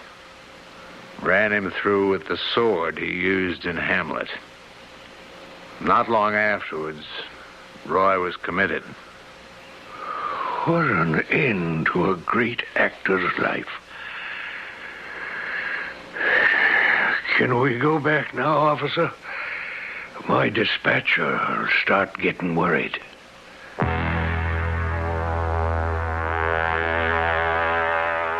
One man in his time plays many parts. So it was with Roy Rayburn. The sorrow and uncertainty he acted as a young student Hamlet, Roy actually suffered in life. As Hamlet, his hands were tied with indecision. In real life, he played the part to the end and had his revenge. I'll be back shortly.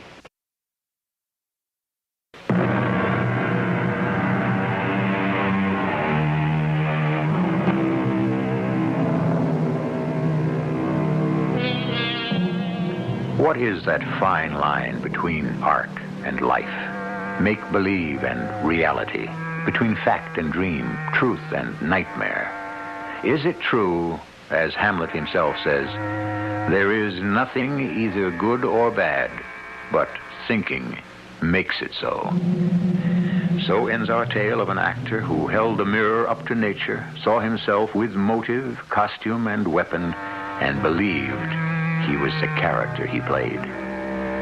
Our cast included Fred Gwynn, Ann Petoniak, Robert Dryden, and Court Benson.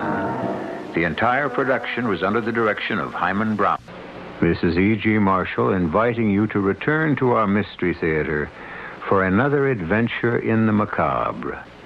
Until next time, pleasant dreams.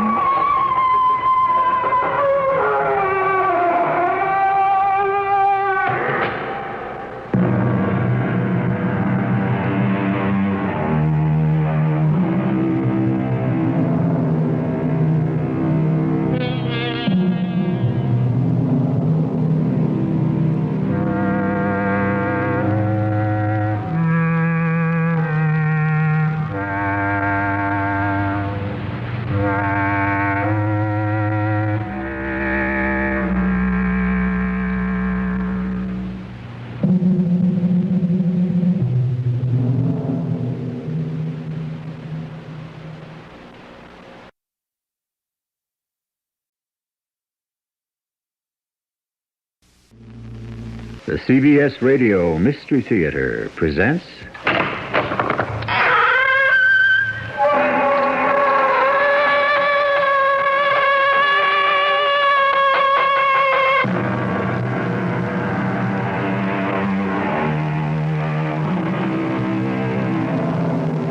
Come in.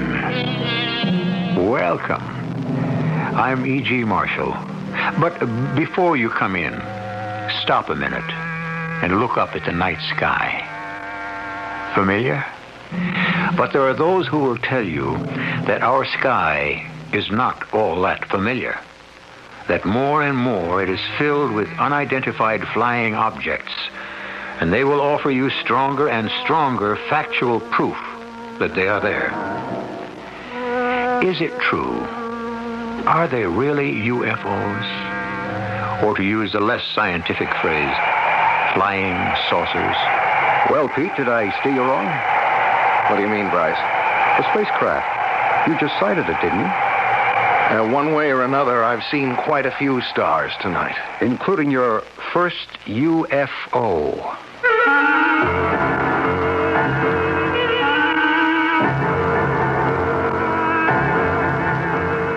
Our mystery drama, A Message from Space, was written especially for the Mystery Theater by Ian Martin and stars Tony Roberts. I'll be back shortly with Act One.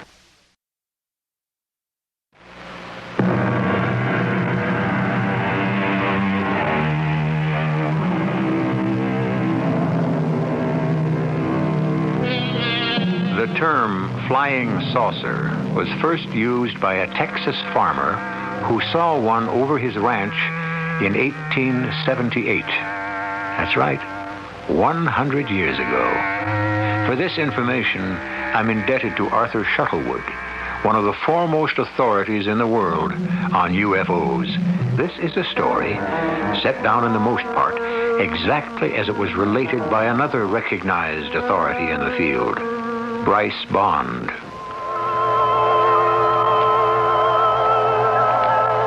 Of course, you must decide for yourself. The mystery, which ended in Warminster, England, began in the office of the features editor of one of America's largest newspapers. It's open. Come on in. You wanted to see me, Prez? Come in. Come on in. Close the door. And don't call me Prez. Do I have to be that formal and call you Mr. Riley? I am your nephew. Well, you can call me by my initials like everyone else does. Well, I do. RX, prescription. Translation, Prez. All right. Anyway, you're not my real nephew, except once removed. You can't wriggle out of it, Uncle. They still grumble around the paper about nepotism because you had me promoted to your department. I grabbed you off hard news because you're a better feature writer. Now, I've got an assignment for you. Shoot. You ever hear of a place called Warminster, England? No, it doesn't spring to mind. That's in Wiltshire. It's one of the most ancient historical areas in Britain. Sitting right in the middle of burial mounds. They're called barrows. Some of them date back 45,000 years. Oh, it's a cozy little spot. Has it got any other claim to fame? Well, in this quiet little backwater of country within the last 15 years, there have been hundreds of peculiar phenomena. Something cited, not by hysterics or nuts, reputable people, head postmaster, clerics, hospital matron, flyers, engineers, so on, you know. They all bear witness to their existence, to say nothing of many photographs which have been subjected to rigid spectrographic tests and others. Yeah, to their existence. To what existence? The objects that have been cited. UFOs. Flying saucers again? Visitors from outer space? Oh, you gotta be kidding. You don't believe in them? Of course not. Good. That's exactly why I want you to go to Warminster. Oh, wait a minute, Alex. Look, I'm no scientist. What am I supposed to do? Take pictures? No. I want a series of articles for the magazine section. You know, color stuff. Lay it on as thick as you like. Debunk the whole crazy business. Well, that's okay by me. But how do I go about it? Well, I'll give you some contacts. The rest you make by yourself. You have to get enough facts to prove the whole thing is nuts. It's duck soup. Thanks for the plum. At that point, of course, I hadn't yet met Pete Harron. But a meeting was to come shortly, at the beginning of the experience which was to change his whole life and lead to a sudden and breathtaking climax. I was on my way to visit an old friend of mine in Warminster, England, but the nearer I got to the town, the traffic became unbelievable. Stop and go in this quiet English countryside. A few miles short of the little town, I abandoned my taxi and decided to walk it. A decision I applauded myself for because the traffic had ground to a total halt. I'm afraid that's not going to do you any good. There's a little bridge up ahead. That's a complete bottleneck. If anything's stalled there, you're going to be stuck for a while. The ugly American. I should learn the virtue of patience. Particularly the British variety. When they put up with things, they don't gripe, they grin. Object lesson for this American. Noted. And we'll try to learn from example. So you're American too, aren't you? Guilty as charged. Oh, you're not guilty. You're just plain smart. I guess I should have had the courage and the good sense to hoof it, too. I can't claim either. Only some prior knowledge. I had a taxi, but I bailed out when I saw the jam. I realized from experience it was one of those hopeless evenings. What do you mean? Well, it looks like it's going to be a good night. The low cloud cover seems to be lifting. And if you're sensitive, you can just feel the magnetism bristling in the air. I think you'll see a UFO tonight. What? Isn't that what you're here for? Yeah, in a sense. What are you, clairvoyant or something? I have no need of ESP or extrasensory knowledge to deduce that. What do you think all the rest of these people are here for?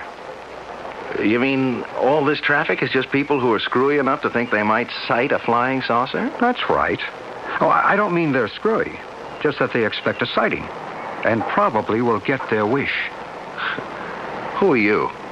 Oh, excuse me. I didn't mean to be rude. I'm Pete Herron. I'm Bryce Bond. Well, I'm a newspaper man. Yes, I know. Hey, you made my day. I mean, I always hope somebody reads my articles, but I never expect them to remember the byline.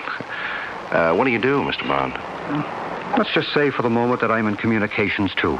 Radio and other media. You're here to do an article or a series on UFOs. Yeah, that's right. That what brings you here? In part. I have been here before. Well, then clue me in. You ever see any action? Oh, yes. Many times. Oh, you mean you actually believe you saw something from outer space around here? I didn't say where they were from. Just that I've seen them. And so I'm sure have a good many of these other folks in the traffic tied up here. Oh, come on. Look, what kind of people fall for this malarkey? People just like us. You're staying at the inn when you get to Warminster. Yes. You? Yes. Listen, you seem tuned in on this whole deal. Could we have dinner together? Or, on me, of course. I mean, on the paper. Oh, we'll have dinner together, but I'll pay my own freight. Oh, why? It's a justifiable expense. Well, I really have to move on. I have an appointment to keep. Can I say something? I don't know, maybe it's out of line, but... Well, say whatever you want. Well, you know, you're kind of an oddball, aren't you? I mean, look, just thinking back, things you said, they weren't questions. They were more statements, and I don't know, like my byline. You haven't really read any of my stuff, have you? No. Well, then, how do you know so much about me? Why I'm here and all that? Right where you are, you're sitting in an electrical matrix of energy beyond belief, or most human conception. You'd be surprised to know how much knowledge and communication can be carried on its waves. Well, meet you at 6:30 in the common room at the inn. If you ever get out of the traffic jam.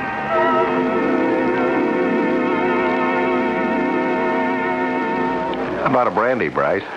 No, thank you, but don't let me stop you. Oh, I'll pass that, too. Look, please go on. Look, you were telling me about the magic triangle. Well, it's formed if you draw lines, say, from Glastonbury to Avebury to Salisbury and back to Glastonbury. Warminster lies right in the middle of it, at a point where all the ley lines intersect. The what? The ley lines. Invisible lines of electromagnetic energy. How do you spell ley? L-E-Y. It's an obsolete Old English word for a flame or a blaze or a fire. You can see the obvious derivation. Ancient people knew about these ley lines? It seems incontrovertible. This was a cradle of early English civilization. The burial mounds everywhere attest to that. King Arthur is supposed to be buried in Glastonbury. The Druids built their temple at Stonehenge. More than a temple as we know today, scientifically. Really a giant computer from which the date, star shifts, eclipses, equinoxes, and solstices can be reckoned. Heaven knows how many other universal discoveries that we consider modern discoveries were common knowledge to these people 2,000 years before the birth of Christ. There's an even bigger one at the north of the triangle, at Avebury. And right in the center is this matrix of energy. But what is this energy? Electromagnetic, psychic, spiritual. Each man may have his own explanation. Well, why here? Why in this little dump? I suppose the best answer to that is why not? You're skeptical. Yeah, you're too darn right. Then it's time to go up to Cradle Hill and see for yourself. By the time you come down tonight, or tomorrow morning, you may have changed your mind. You want to bet? Perhaps I can't guarantee you a UFO, but I think I can guarantee you that you will see something that will change your mind. I went out into the soft but damp and chill English night with my new friend, Bryce Bond. Friend. There is something about him that's compelling. Some inner strength that kind of gets to you. We drove a few miles in my rented car and stopped beside a field. There was only one other car parked there. You can cut the motor, Pete. We'll go by foot from here on. Check. There's a flashlight in the glove compartment. Okay. I have one, too, but I don't think we'll need them. The moon's pretty bright. Shall I leave the parking lights on? Better not. We might be all night, if you're up to it. Oh, I'm up to it. Good. Let's go. Is there a gate or a road or something? We duck through the fence and across the fields.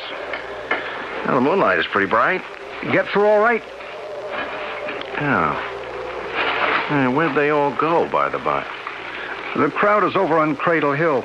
This is Star Hill. Yeah, well, why'd you bring me here? It's a good question for which I don't have a definitive answer.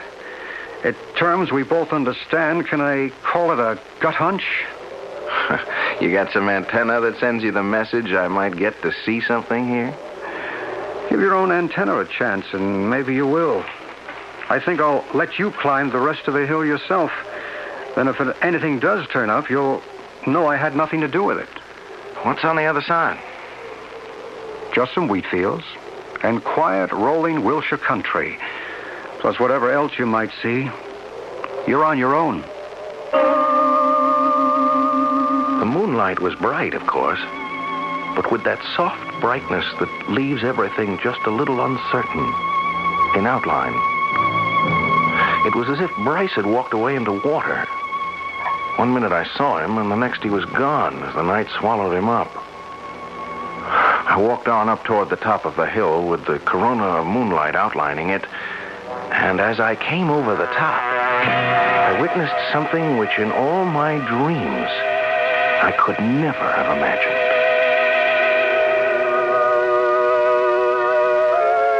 Now, what do you suppose Pete Herron, success-oriented, skeptical, but otherwise completely normal and totally adjusted to life as we live it, saw on the other side of that hill?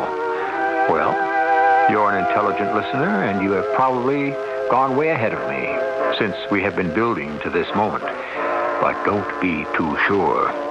There is something unexpected beyond the supernatural, at least for Pete Herron. I shall return shortly with Act 2.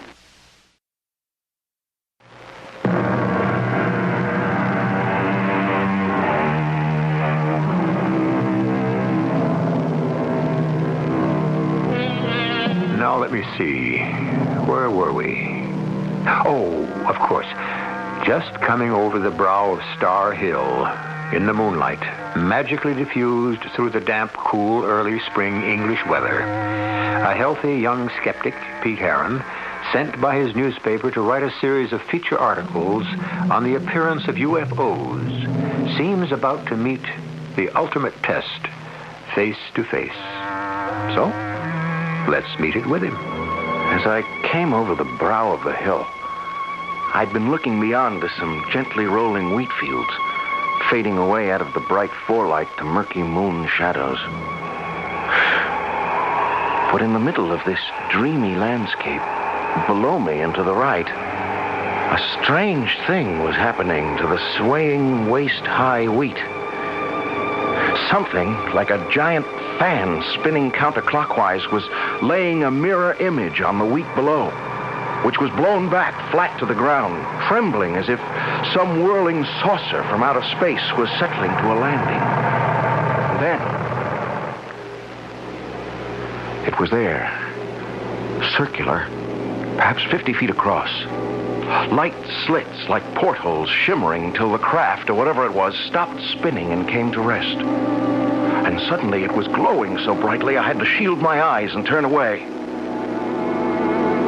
And when I turned back and opened them, there was still rings of overexposure exploding in front of my eyes. And the craft was gone.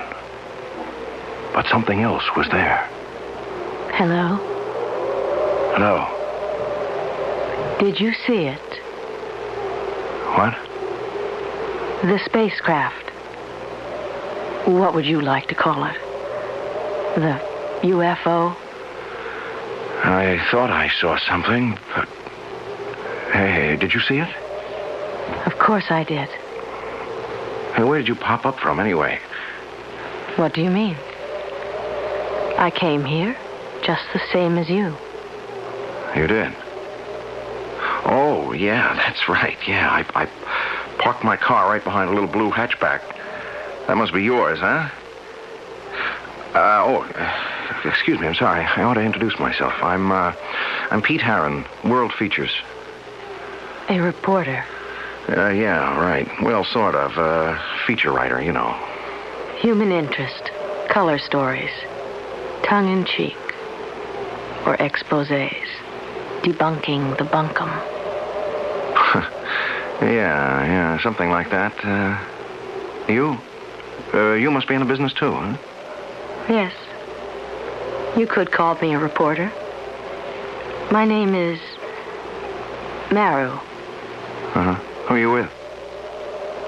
I don't think you'd ever heard of my outfit. Aren't you missing the real story? What? The thing. It was so bright, I couldn't look at it anymore. But, hey, it's gone. You mean you can't see it anymore? Yeah, if I ever did see it. I mean, self-hypnosis, induced delusion. You sure you saw it? Oh, yes. What did it look like to you? Just like all the others. All the others, huh? Oh, you mean you've seen spacecraft before, huh? Oh, yes. How many? I haven't bothered to keep a record. Too many to count, I should think. Here? Around here. And other places. What other places? Why should I tell you? You wouldn't believe me. Hey, wait a minute. Don't go. Why not? There's nothing more for me here tonight. There won't be any more. How do you know? I know. If you really want to write a good story for your feature editor, you'd better do a little more legwork. What do you mean? Go down and examine the field more carefully. Aren't you going down there, too? No. You see, I don't have to be convinced. You're the one who has to be educated. Hey, wait a minute. Don't go away sore. I'm not sore, but I have to leave. Well, I'll go with you. I prefer to be alone. But look, Maru, wasn't that it? Maru was the name I gave you. What's your other name? Why do you ask? Well, it would kind of help so I could get to see you again. When you want to see me again, you won't need a name to find me. Maru, wait a minute. I had started after Maru, but a root or a rock ledge tripped me and I fell headlong.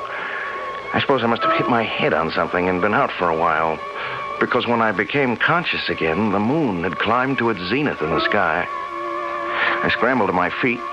There was enough light to see all the way down the hill to my car. It was still there, but the other car, the little blue hatchback, was gone.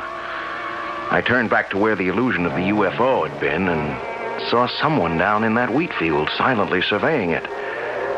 In the moon brightness, I could see it was Bryce Bond. So I went down to join him. Well, did I steer you wrong? What do you mean? The spacecraft. You sighted it, didn't you? Well, one way or another, I've seen quite a few stars tonight. Including your first UFO. No, that was just some sort of a hallucination. You still don't believe? Even with the evidence right here in front of you? What evidence? We're standing on the perimeter of a field of delicate wheat. From anywhere around the edge of it to the center, there is not one mark of passage. The wheat stands unbroken.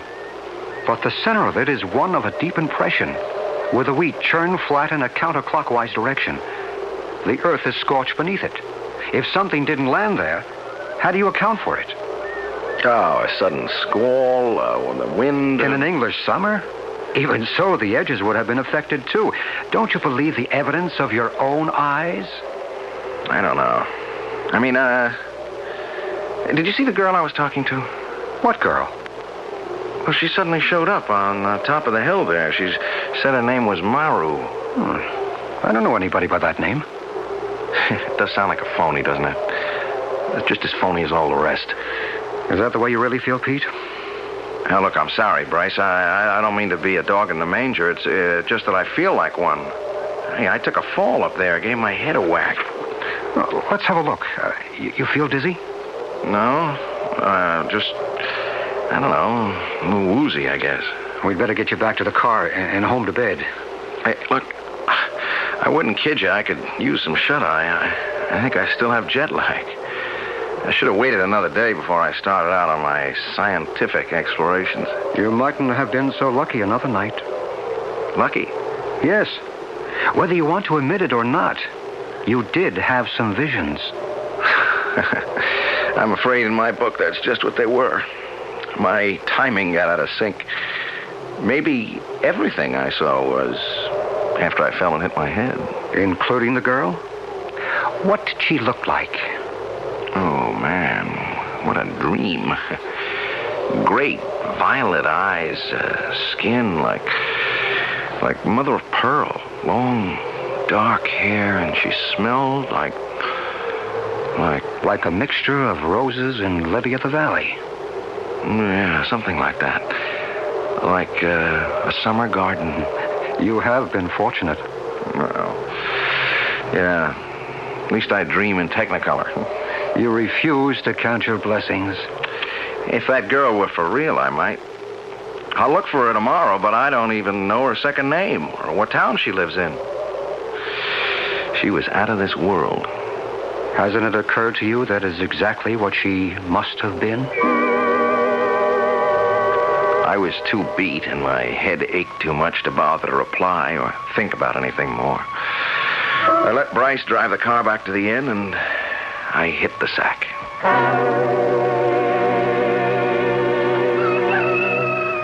Some gung-ho rooster woke me up at sunrise. I looked at my watch. I'd had just about 5 hours rest, but I knew I couldn't get back to sleep. I was going looking for Maru. I didn't have any luck, which was why I was back in the car after dark and headed again for Star Hill. I'd avoided Bryce Bond all day, sneaked out of the hotel after dinner, afraid to admit that at least one thing he'd said had shaken me. Maru. Maybe he was right, and she was out of this world. But the drive, the need to see her again, was so strong, I was almost ready to become a believer. It was very peaceful on the top of the hill. The moon had risen earlier, and I could see the wheat field with the impression, that strange, inexplicable impression, still there.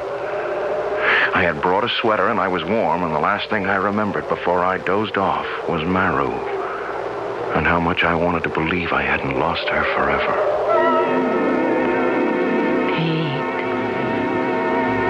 Pete. Oh. Maru. Where did you come from? I told you. When you wanted to find me, you wouldn't need a name. I've been hunting for you all day. everywhere. You must have been looking in the wrong places. Well, at last I found the right one. Where two worlds meet. What does that mean? Just what it says. A point in time where the lines cross. What lines? Force, energy, communication. Maru, are you for real? I'm just as real as you. But you're not a reporter. Oh, yes. I've already written my account. That's where I've been today. What about you? I haven't had time. You were more important. Why? I don't know. Yes, I do. It's crazy. It doesn't make any sense, but I guess I'm in love with you. It makes all kinds of sense, Pete. What? You mean... You can't mean that you love me? And of course I do. That's what it's all about. Oh, I think you're putting me on again. Oh, no. I have to go now. No, wait. Where? There. The UFO. It's in the depression in the wheat field. But where did it come from? It's been there all the time. If you only looked hard enough. You see, the portal is open. They're waiting for me. Oh, no, but you can't go away. I must. They're calling me. What? Oh, what are you? What are you, some kind of a prisoner? Oh, of course not. Yeah, but who are they? What are they? What's inside that thing? Knowledge. Peace. Love. I don't believe it. Come see for yourself. Take my hand. I can't. I'm afraid. When you're filled with love, there's no room for fear. I can't, Maru. I'm still afraid. You are not yet ready. I must go now. Will I see you again? That will be up to you, Pete. Up to you.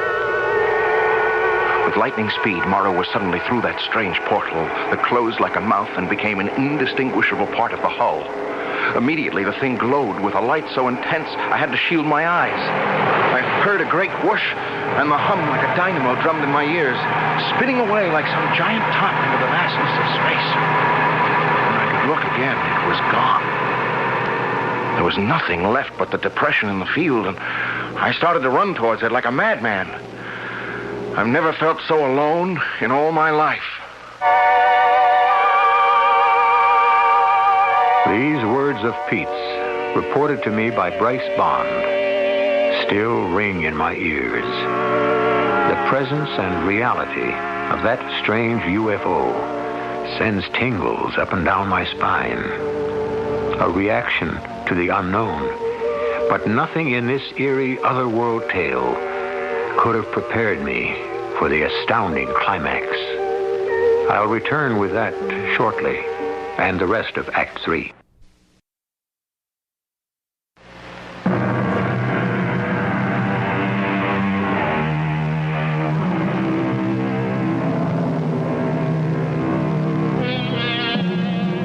An Englishman named Arthur Shuttlewood, in his book, Key to the New Age, has said, "One must see one of these amazing phenomena to believe it, and there is no such thing as an expert in matters ufological. Individual experience is the key to all the answers." Well, now, I've never seen one, and I'm sure most of you haven't either, so we certainly can't qualify as experts. The only person I know who even comes near it is Bryce Bond. So, let's turn this account back to him. I was concerned about young Pete Harron after that knock on the head. He had remained incommunicado all day, and I was busy myself. So when I returned to the inn and found he had gone out after dark, I suspected where he had left for. So I borrowed a car to drive out to Star Hill. I came over the brow of the hill by full moonlight to see Pete rush suddenly from the edge of the wheat field to that curious depression, only to stop suddenly, his shoulders drooping, forlorn. Pete! Yeah? Oh, Bryce. How long you been here? I just arrived. Then you didn't see it. A UFO? Yeah. No. Then you didn't see her either. You mean the girl you met last night, Maru? Yes. No, I didn't. I could have gone with her. Oh, what's the use? I didn't. I didn't have the guts. Come on, Pete, take it easy. How's the head? Solid bone, clean through. Why couldn't I have...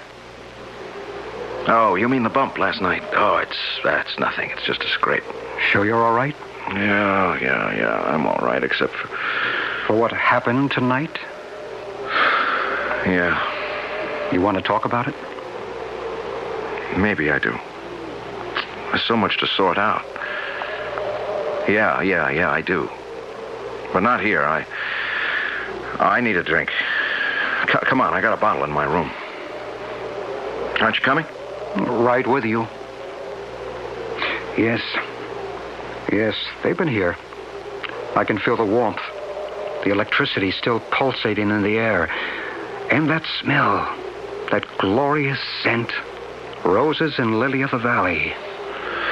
Yeah, that's her smell. It's the way they all smell, Pete.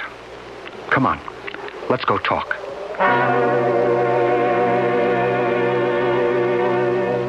What am I going to do, Bryce? I never should have come up here.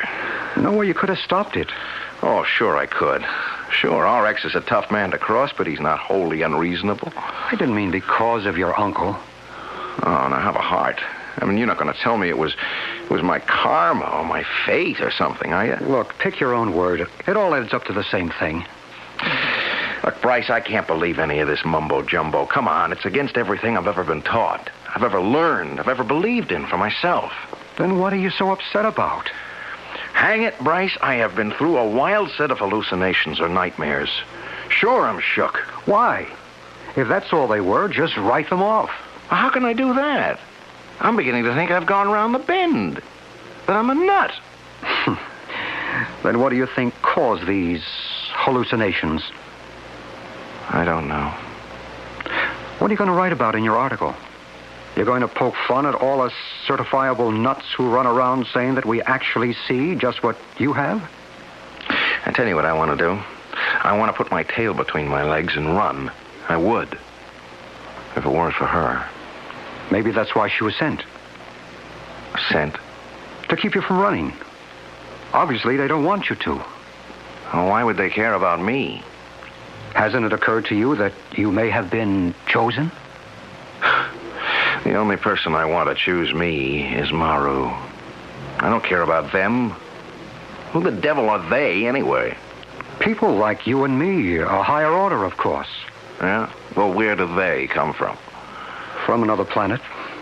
From another point in time. Perhaps they are right here with us. Living in a world alongside ours. In a time continuum with us.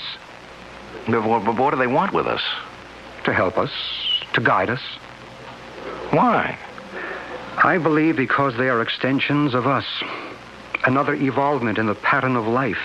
Another step upwards on the road to peace and perfect resolution. Oh, not all this and reincarnation, too. Why not? Listen, I don't want to open that can of beans, huh? I have enough trouble swallowing the UFO business. Help me, Bryce. If I can. Well, all right, tell me, why now? Okay, why at this point in time do they suddenly start showing up? Well, there are a lot of theories on that. I won't go into them because I don't believe it is only, as you say, at this point in time. What about Elijah's fiery chariot, or Moses' burning bush, or Ezekiel's wheel within a wheel, or even the Star of Bethlehem? We know that no star could come into our system without overturning the axial tilt of the Earth, even a comet. So why not a UFO? You have eventually to take it on faith. It's a matter of what you believe. Well, I don't know what I believe anymore. Then stay. Write your articles. Once you start to put your thoughts down in black and white, I think it'll all come clear. So I stayed. Nights, I waited on the hill, but nothing happened. Days, I wrote my articles. And 3 days after I sent off the first one, another visitor from another world contacted me. Pete? Are you Pete? Okay, RX, you don't have to try to shout all the way across the Atlantic. I can hear you. What's all this gibberish you mailed over here for the first article? I'm only reporting the facts, RX. What facts? Were you drunk or something? All this gobbledygook about seeing UFOs? Well, that's what you sent me over here to report on, RX. Well, you sound as if you believe this hogwash. I just reported what I saw. Well, you couldn't have seen what you said you did. There ain't any such thing as UFOs. There just ain't any such animal. And that girl business. Look, I didn't ask you for a comic strip. Violet eyes. Hooey. I want the truth on this story. If you don't believe that's what I'm reporting, maybe you better come over here and see for yourself. Well, I might just take you up on that. You just stay put at that inn. I suppose I should have waited for the old boy, but I didn't know what plane he was coming in on, or even perhaps if he mightn't have changed his mind. Besides, when darkness came that night, wild horses couldn't have dragged me away from Star Hill, and the off chance that this might be the night for Maru's return. I left word at the inn where I'd gone, and Bryce was nice enough to say he'd keep an eye out for my uncle. I almost turned back at one point, but some inner voice drove me on. It was chilly and dark on Star Hill, and this night watch seemed interminable. Then, shortly after midnight, the air was suddenly warm and balmy, and the field below the hill was bathed in golden light, and the sound of it came. The strange portal in the spacecraft gaped open like a mouth, and from it, Maru came straight to me. We meet again, Pete. I thought you might never come. I hated to waste the time. What time? Till you believed. You believe now, don't you? Yes. Yes. Of course I believe. But I don't understand. You will. It will all be made clear to you. Shall we go? Where? To the craft. To meet the others. What do you feel? I don't know. The air is warm. You could bask in it. Sunbathe in it. I feel alive. Liberated. And yet at peace. Don't you understand? They're reaching out to you. Communicating. Telling you you are not alone in the universe. It's a message of love. Well, I don't need them. Only you, Maru. You're the one I love. We'll have each other, my darling. But don't you see that is not enough? It's got to reach out. That love. And wash over everyone else. Till we are all one. As we are in our world. Perfect love.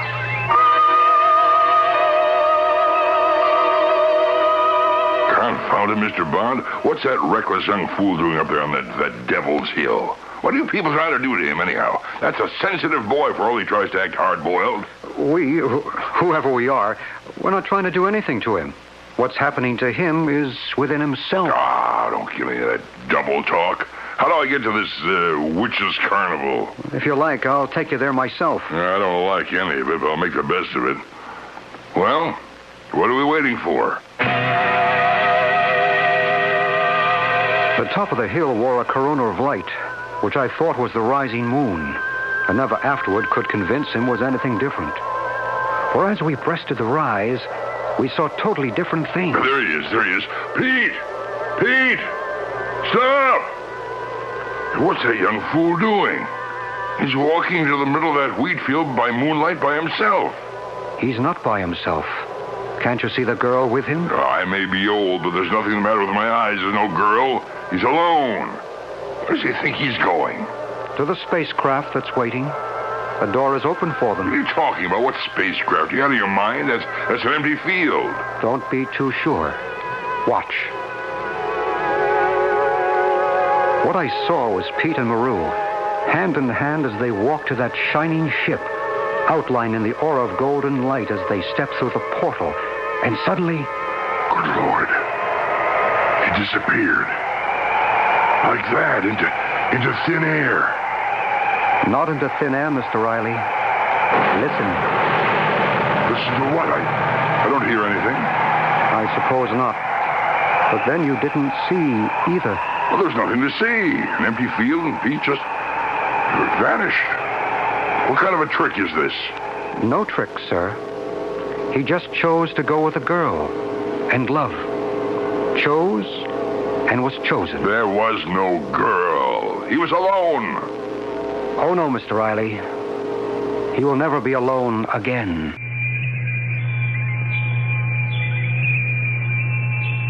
Impossible? Fantasy? If you wish. But within this same triangle, in a town named Shepton Mallet, with snow everywhere on the ground, a man once walked off his front porch and disappeared from the face of the earth, without, incidentally, leaving a single footprint. You see, nothing is really impossible. I'll be back shortly.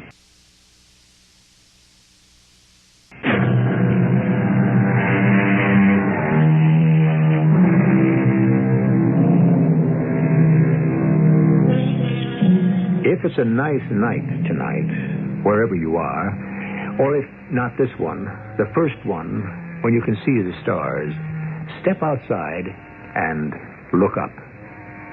Is it the same familiar sky, or can you spot any unidentified flying objects wheeling with the stars? Perhaps you can't.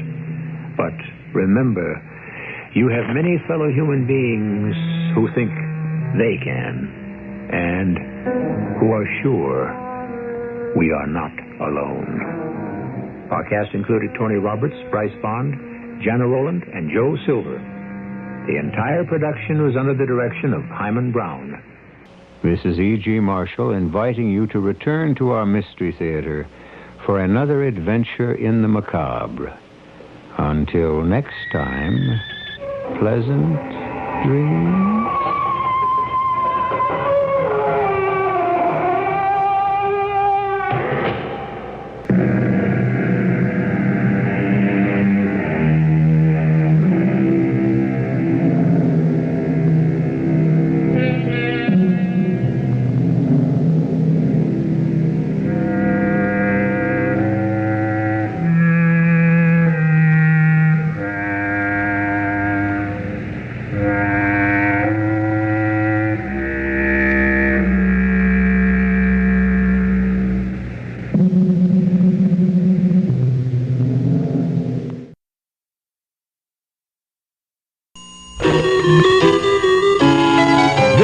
Welcome to the CBS Mystery Theater, an hour of original radio drama.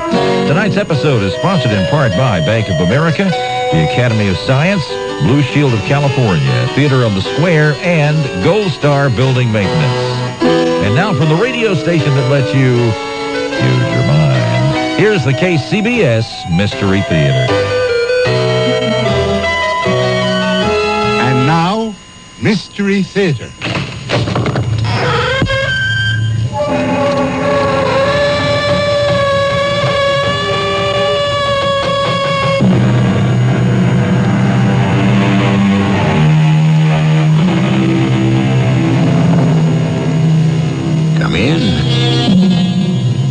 Welcome.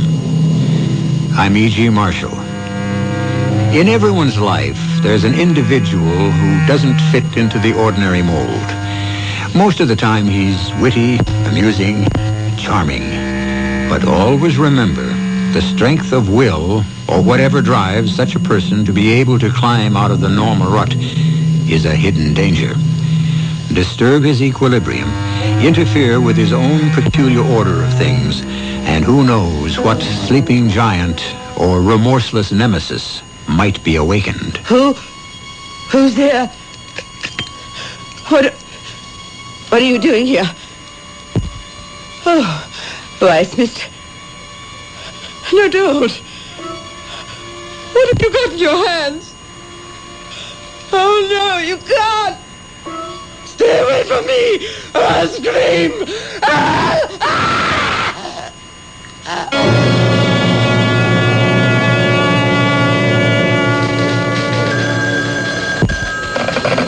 Eighth Precinct, Detective Evans. Yeah? Yeah, where? You got a big one, Evans? Yes, Sergeant. Suspected homicide, Greenville Hills. And this is Gerald Willoughby. Garroted. You mean strangled? Yeah, like what I just said, sir. Suspected? No, sir. She's dead, all right. Somebody made sure of that.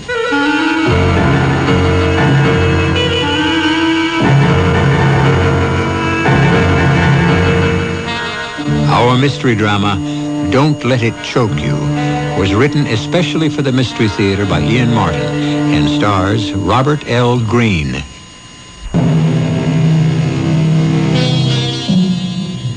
Carlton Isham Nelson Godfrey Fisk is the one and only issue of the marriage of Beecham Fisk of the Boston banking family and Amelia Standing of the Grosse Pointe, Michigan standings.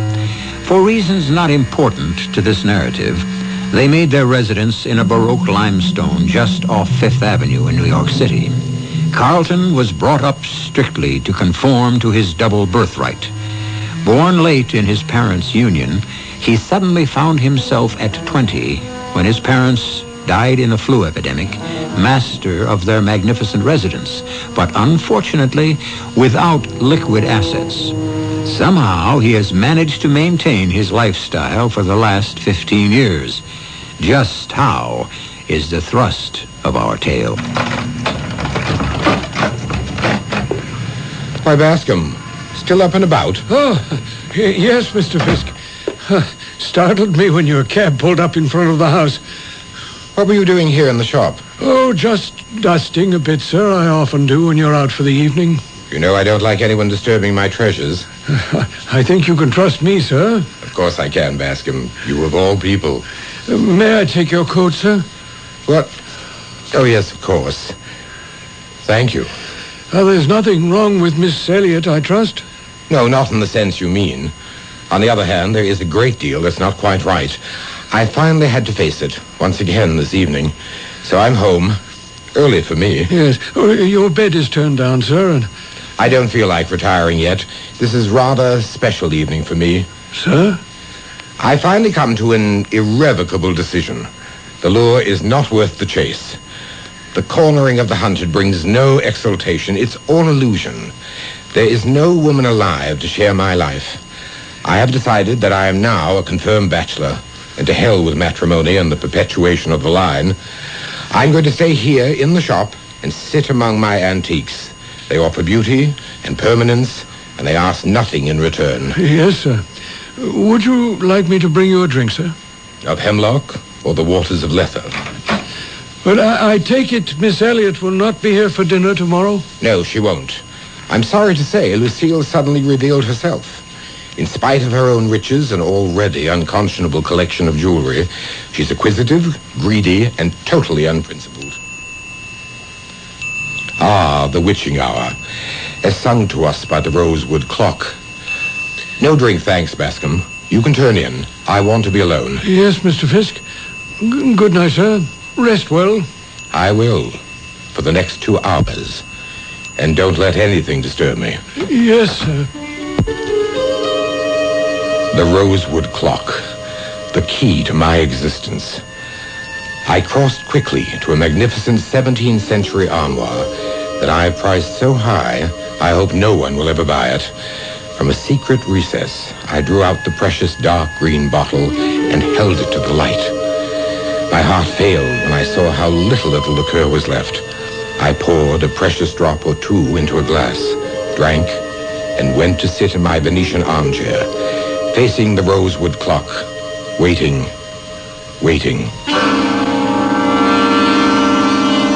The years rushed back once again to the very lowest point of my life after the sudden death of my parents. In this very room, I had sat in the same chair, drinking from the same bottle, watching the highly polished convex face of the rosewood clock's pendulum swing back and forth, back and forth, back and forth, until suddenly, reflected in its shining brass face, there was Wanda, smiling at me. Come to me, darling, for a little while. You're safe, and I want to talk to you. But you're dead. You're not alive anymore. Always I live on in you, Carlton.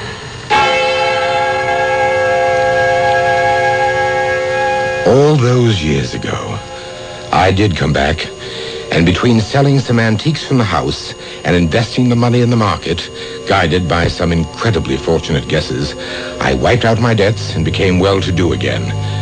But I knew where my strength lay and where it came from, and from time to time, I would return to sip from the square green bottles and watch the clock that brought me a magic hour with Wanda. What is this place, Wanda? Don't you remember that first summer we met and my father had the farm? Of course. A bright blue sky, not a cloud. And we wandered hand in hand down to the mill stream. There were daisies.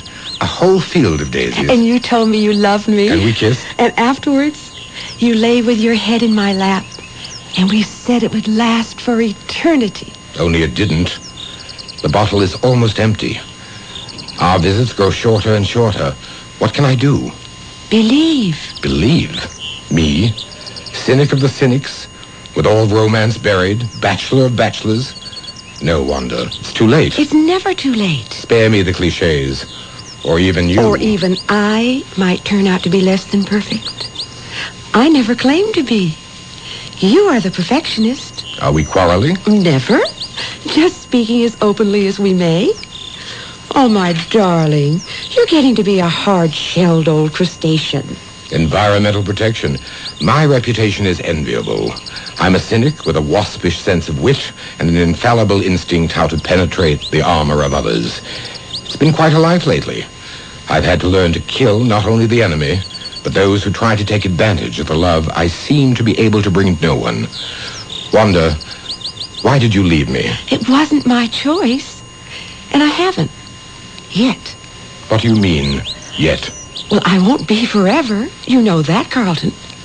You will find someone else. Perhaps there will be a lot of me in her, even if you don't recognize it. Have faith, my darling. Perhaps she's closer and nearer than you think.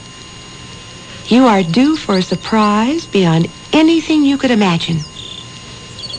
It's time to forget me, and time to stop killing everyone you love.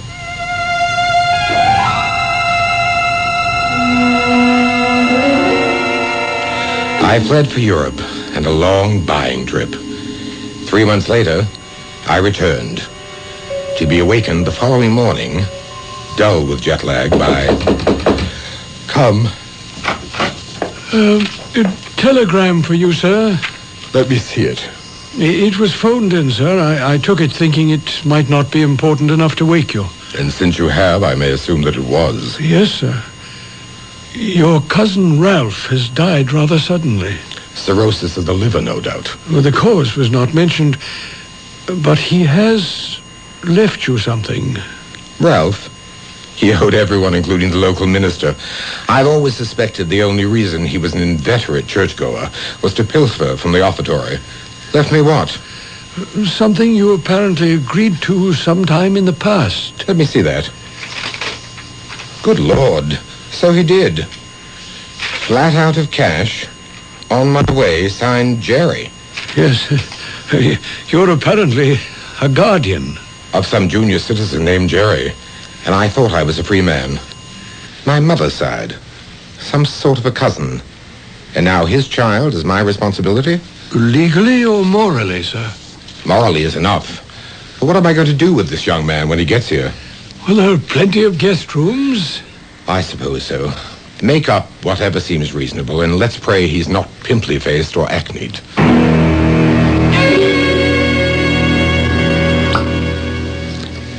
Excellent, Bascom. I wouldn't normally open it, but I'm just a little afraid of this year. Pour me a little so I may taste it.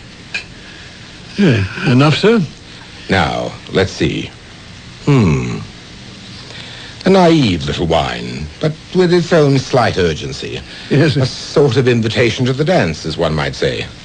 Pardon, sir? Literary allusion, Alice in Wonderland.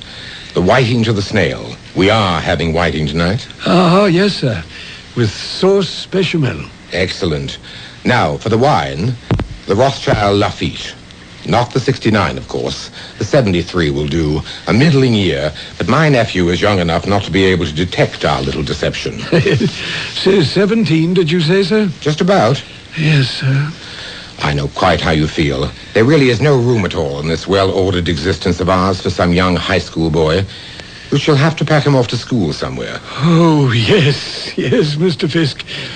But I am sorry about your cousin's death. We don't have to dwell on that. What time will the young gentleman be here, sir? Any moment, according to the second telegram. Arriving by car 7:30 tonight. Right on, Uncle Carlton. See you then. Right on. The language of our times, an expression of approval, vulgarly stated. Well, let's hope the young gentleman will meet with your approval, sir. I'm not sure. I don't like stones thrown in my life pool unexpectedly. Yes. Well, I'd better go down and check on the bechamel. It needs tender care. Oh, what is the young gentleman's name, sir? My cousin's name was Forbes. The offspring is Jerry. Short for Gerald, I suppose. Or possibly Jerome. Thank you, sir. I'll have everything in readiness for an 8 o'clock dinner. Right on. I beg your pardon, sir. What? Oh, the insidiousness of slang. One can never be too careful. Yes, at 8 precisely. Right on, sir.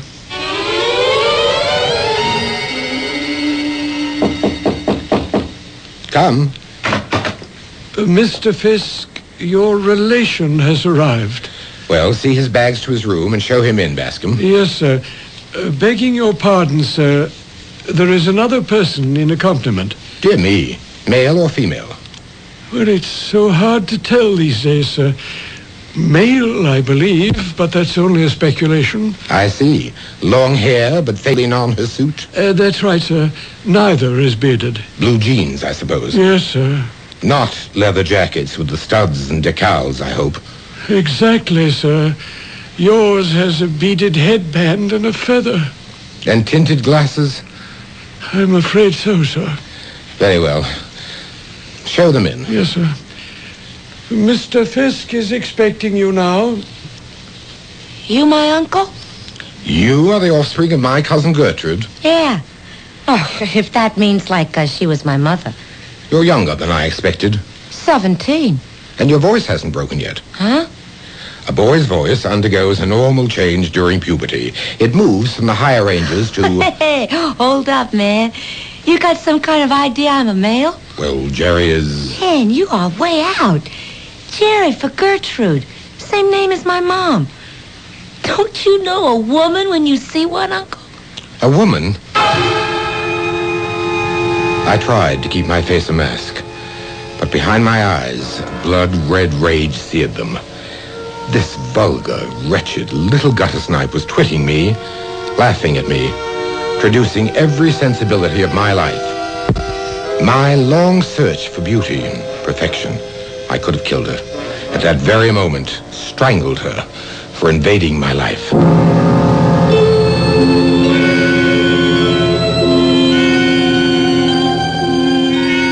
The killer lies buried in all of us, and buried less deep than we imagined, until the right circumstances reveal him. Man's special curse, the only member of the animal kingdom who kills for passion, without reason or the excuse for survival.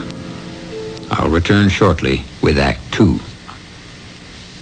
Do you smoke? Well, then you've probably noticed how anti-smoking feelings here have been growing. And you've probably seen and heard all the anti-smoking messages on radio and TV. and the warning labels on cigarette packages. Well, the cigarette companies would like you to believe they're sticking up for you. They're asking you to believe that the anti-smoking movement is against smokers, and that the cigarette companies are for smokers. But think about that for a moment. The Surgeon General says that cigarettes kill over 350,000 Americans every year. He says that nicotine is more than a habit. It's a drug, as addictive as cocaine.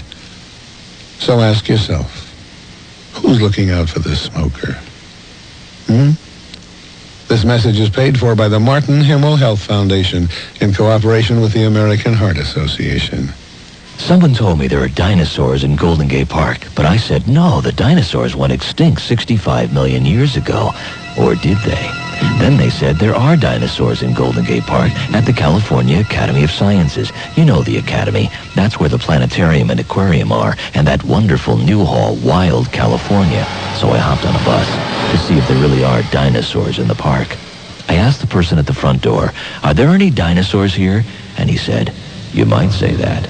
So I walked down that huge hall, and what I saw was incredible. There before my eyes was Tyrannosaurus Rex. Then to my left was Ankylosaurus. And when I spun around, Triceratops was there. And you could be there too, in the midst of 11 nearly life-sized automated dinosaurs.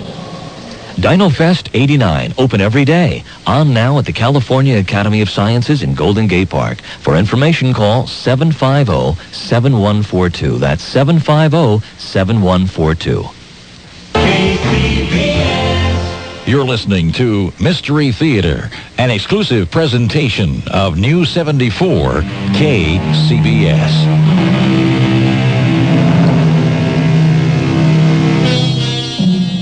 A strange confrontation. Two young people of today and a hidebound Bostonian. A man who had intellectually decided to turn his back on woman as a companion and to become a bachelor recluse. And now he faces the fact that the ward he has committed himself to be legal guardian of is a female.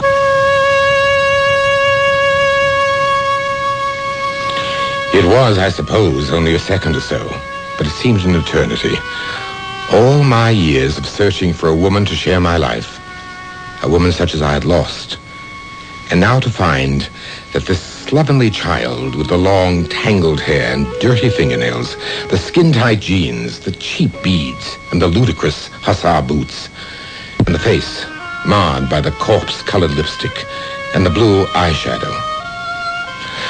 For the first time in my life, I was speechless.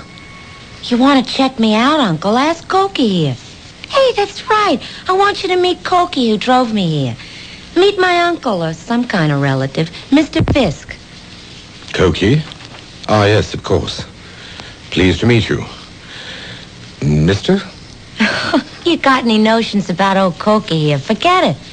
Say hello to the man. Hi, Fisk, man. Crazy joint you run here. Crazy. Crazy? Yeah, far out, man. Hey, hit me with some skin. Just shake hands. Cokie likes the house. I'm certainly flattered. Am I really going to stay with you, Uncle? What do I call you? My first name is Carlton. That's kind of stuffy. We got to find something better. Hey, if I'm staying, can we find a pad for Cokie here? See, he's out of gas, and we have no bread, and anyway, he always went for the Big Apple. The Big Apple? New York. Where it's at. Kind of excited myself. Oh, man, this place is way out. Those rooms downstairs. Ones I took a peek in when you were cooling our heels. Cokie, you dig that crazy stuff, huh? Yeah, real cool. Looked like a cross between my Aunt Emma's barn and the old clubhouse down by the garbage dump. You got some kind of a gig going down there, Uncle Fizz? Uncle Fizz? Yeah. Everybody's got to have his own special name, dig? My name is Cochrane Ryder II. What kind of name is that? So, Cokie, Gertrude, Jerry, Fisk, Fizz. Hey, man, what is all that old jazz down there anyways? You sell junk? Junk? Oh, he doesn't mean horse, grass, bannies like that. He means old things like the goodwill of the Salvation Army. I sell antiques, yes, to a very private and select clientele. You don't say. Yeah, I think being around here is going to be kicks. How about you, Cokie? I ain't exactly got the glad hand yet, baby. Come. Dinner is served, Mr. Fisk, whenever you're ready. I think the sooner the better, Bascom. Oh, and you'd better set an extra place. Yes, sir. Mr. Ryder will be joining us. Oh, gee. That was swell of you, Uncle Fisk. After all, he did chauffeur you all the way down from upstate. Oh, look, no sense in getting an uproar about me. I could easily grab a couple of beers and a big smack down to the corner. I wouldn't think of it. You must be my guest. Well, okay. If the old woman wants it, you twisted my arm. Let's go load up. The dinner was an absolute disaster. When the white wine was served... Oh, wow. That tastes like vinegar. You got any sangria or cola? I could go for a beer myself. With a sauce bechamel? You mean this gooey stuff? Oh, it didn't turn out so good, huh? Hey, why don't we send out for a pizza? I won't ravage you with the rest of it. Suffice to say, as soon as the horror was over, I fled for bed and left Bascom to find somewhere for Cokie, the very name catches in my throat, to bed down. By the following morning, I felt almost myself as the bell to my antique establishment announced one of my favorite and most lucrative customers, Mrs. Willoughby from Westchester. Exquisite. Absolutely exquisite. A veritable gem. An escritoire par excellence. Of course, I can't see it very well. My eyes are not what they were. Allow me to see it for you. The wood is sycamore with gilt bronze mounts. The top of the writing table itself is marble, inlaid with plaques of Sèvres porcelain. Undoubtedly Louis XIV. Louis the 14th? The sun god himself. How much? For a treasure like this? I want it. They're like my children. I hate to part with them. If I told you what this has actually been appraised by my peers, but then you are an old and valued customer. I must make what accommodation I can. Shall we say $10,000? That's a lot of money. But then it is one of a kind. Excuse me. Yes, Bascom. The mail, sir, it just arrived. Put it over there, please. Certainly, sir. I'll take the desk. As soon as possible. Any accommodation you desire. Well, I will be in Saratoga for a few days. You make the time. Say next Thursday. It will be cash as usual. You know my quirks. I don't trust banks. $10,000. Oh, are these your new delivery boys? Why? Hi, I'm Uncle Fizz's newest antique. I'm his ward, Jerry. This here's my old man, Cokie. Pleased to make your acquaintance. Well, I can't say the same. Mr. Fisk, I've never questioned your taste before. But really, riff-raff like this, it's enough to shake my judgment in you and others of your customers, too. Good morning. Did I say something wrong? Bascom. Yes, sir. Go after Mrs. Willoughby and make sure she gets in her car all right. Yes, sir. Did you say something wrong? Did you say... It isn't just what you say, my dear. It's what you are. You are wrong. That's the problem. You simply do not fit. You've got to go. Oh, no, man. Let's not get to throwing our weight around. Hey, lay out, Corky. Who asked you in? I'll handle this myself. Okay. That's the way you want it? You got it. Now, Uncle Fizz, let's you and me get it on the table. There's a court order you got to take care of me till I'm of age. I'm buying that for the next year because I go for some of what's here. You mean you're waking up to the fact that it's time for the leopard to change her spots? Oh, not me. Maybe you. I ain't changing my lifestyle till I'm good and ready, if ever. But you sure could use a few changes in yours. So I'm sticking, just as long as I can. I stared in dismay at this defiant child.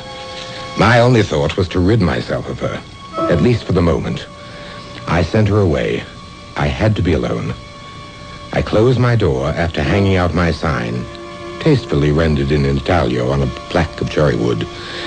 The legend read, Mr. Fisk regrets that pressing affairs require his absence for the next 2 hours. Then I sat down, the dark green bottle in hand, waiting for the rosewood clock to strike the hour.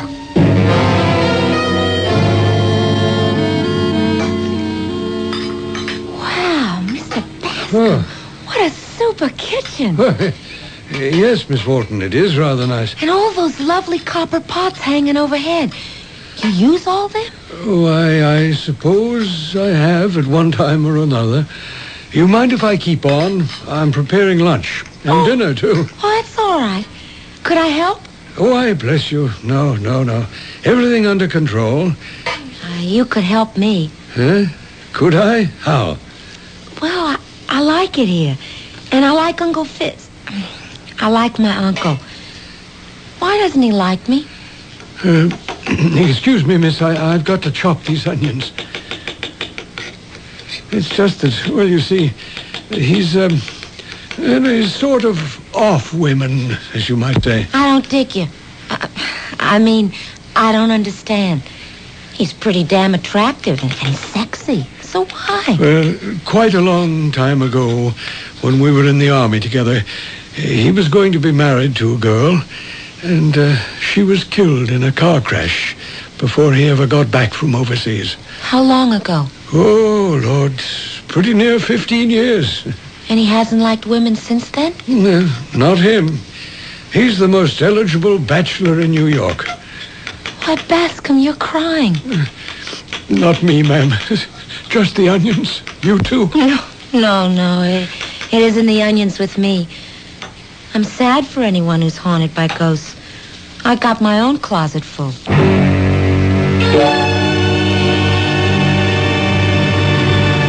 Cokie, I thought you cut out. I meant to. Then I got to thinking. I was just about to ring the doorbell when you came out. I just wanted some air. Want to ride? Walk? Nah. Just sit here for a moment on the stoop. Oh, I'll sit with you. Hey, look, Jerry, I got to thinking. You buy all that jazz? The old lady with the 10 grand in cash for a piece of crud you can pick up at the Goodwill for $25. What's your drift? Well, I don't know myself. Blackmail? Horse? A bagman for the numbers. Who? Your Uncle Fish. Don't call him that. Okay, he's off. I'm just trying to figure maybe we could have a good thing going here. We? I need you to cut in whatever's cooking. Yeah, I need you to cut out. Look, what do you got? The hots for a guy old enough to be your father? That's all you'd figure. It's not that way. Anyways, he isn't all that old. Why don't you just bug off? I don't figure what you're hanging around for. What can you get out of it but a short term in Dullsville? Well, maybe that's what I need. Maybe that's what I really want. Okay, baby, it's your life. But there's something screwy about this whole scene. Maybe you'll get more than you bargained for.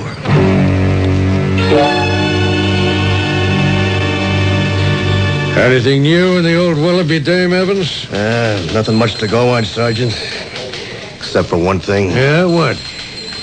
You remember I made a point she wasn't strangled? She was like, garroted? Yeah, with some kind of wire. Yeah, right. Something rang a bell, and I checked around. First thing I dig up is an open file on the 20th.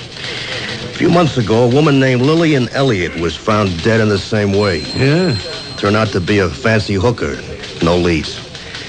Just on a hunch, I had Central Files punch up the computer, and I turned up 2 more in the last 10 years taken out the same way. Yeah? Anything else to tie them together? Nope. First was an Ellen Parkins, American. But it happened in Paris. She was a 30-year-old artist. The second was 4 years later, in the Village, 6th Precinct. Woman around 25 in the antique jewelry business. How old was the hooker? 34, maybe 35. Good looker, but getting a little old for the game. And an 80-year-old society biddy worth millions who kept it all in cash and safety deposit boxes in her apartment, pinned to the drapes, and folded up between old newspapers in the basement. Is she the only one robbed? Yeah, as far as we know. Yeah, well, there's not much of a pattern there.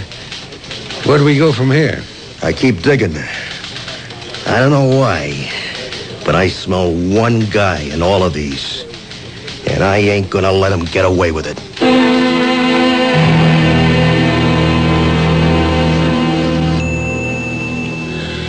It was a long wait.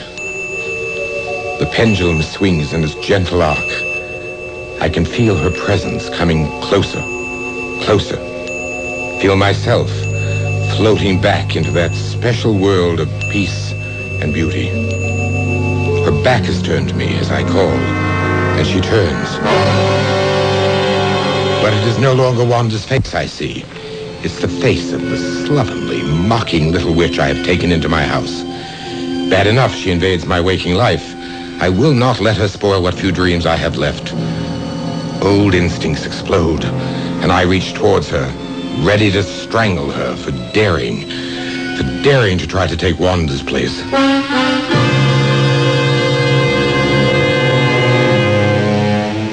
A curious story about a curious man who lives a secret life with a phantom woman. What is he seeking? And does his dream life drive him to destroy any woman who seeks to invade it? I'll return shortly with Act 3.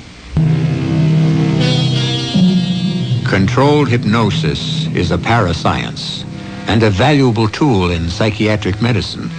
But self-hypnosis is something else again. For the limiting factor of hypnosis ordinarily is that the subject will not do anything ordered by the control which is against his own desires. But where there is no control, except the subject himself, perhaps we're about to find the answer. No! What are you doing? Go! I won't let you take Wanda away from me. No one can take my... God, it's me. Wanda, let me go. Wanda? I thought... You thought I was your ward. Jerry. Yes. Why would you think that?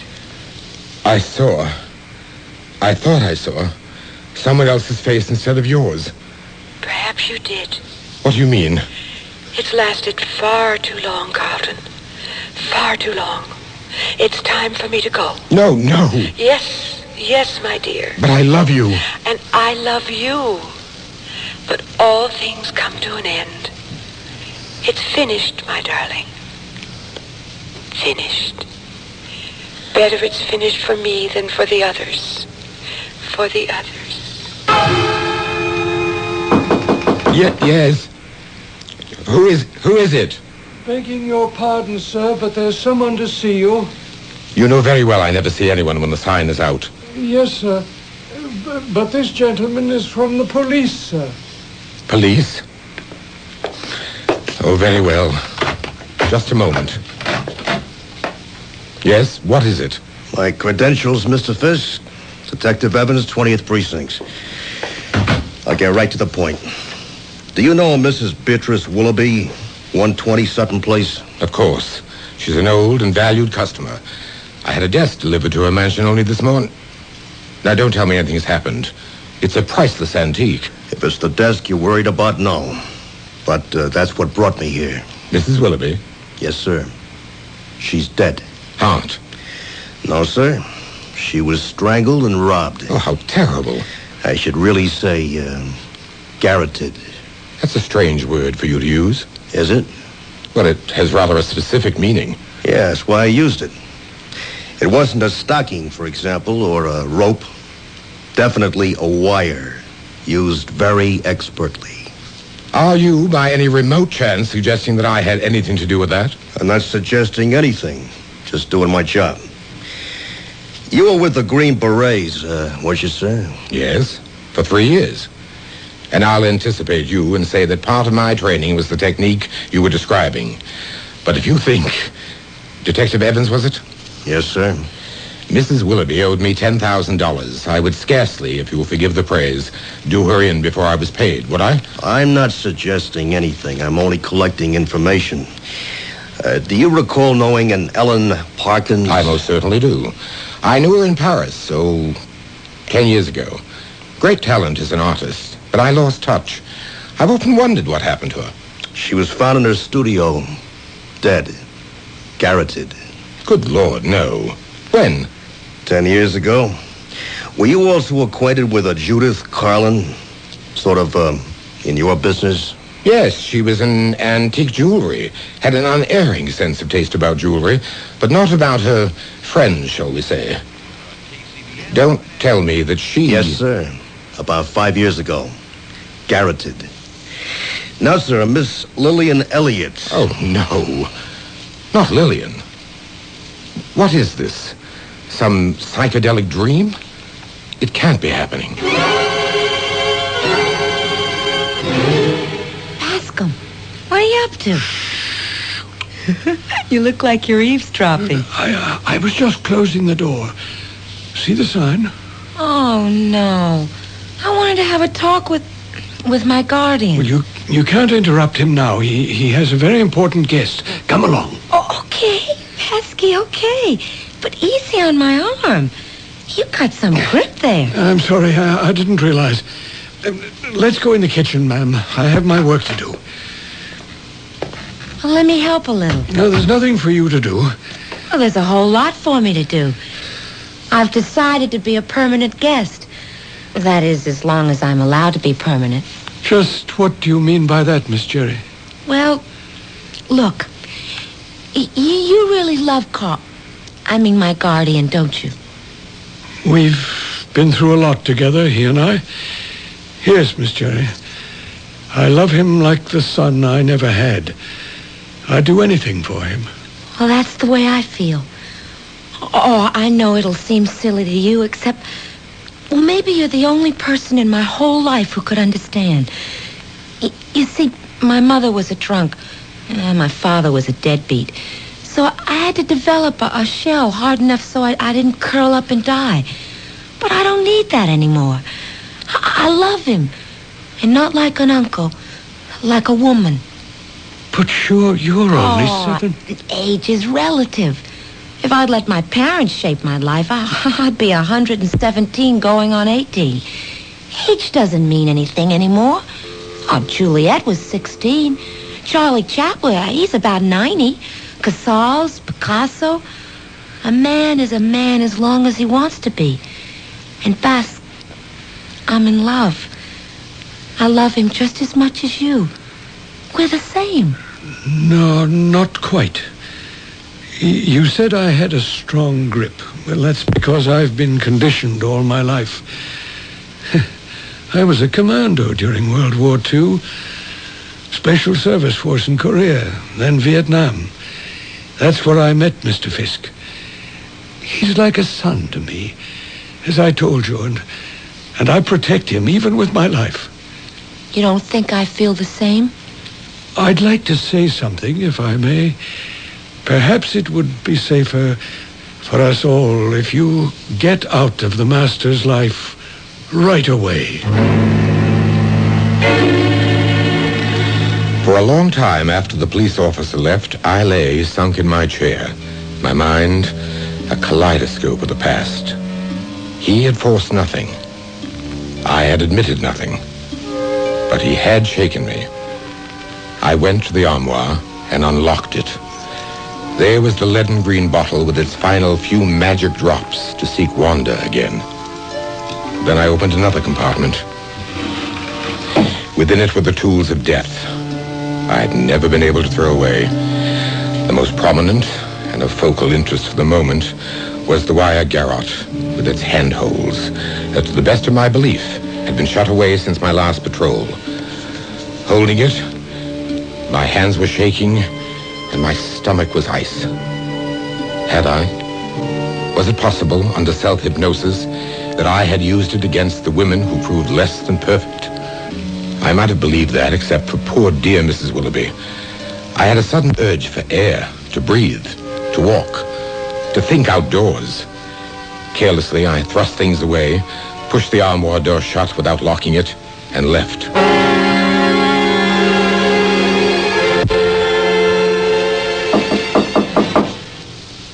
Uncle Carlton? Carlton? Are you in there? Oh!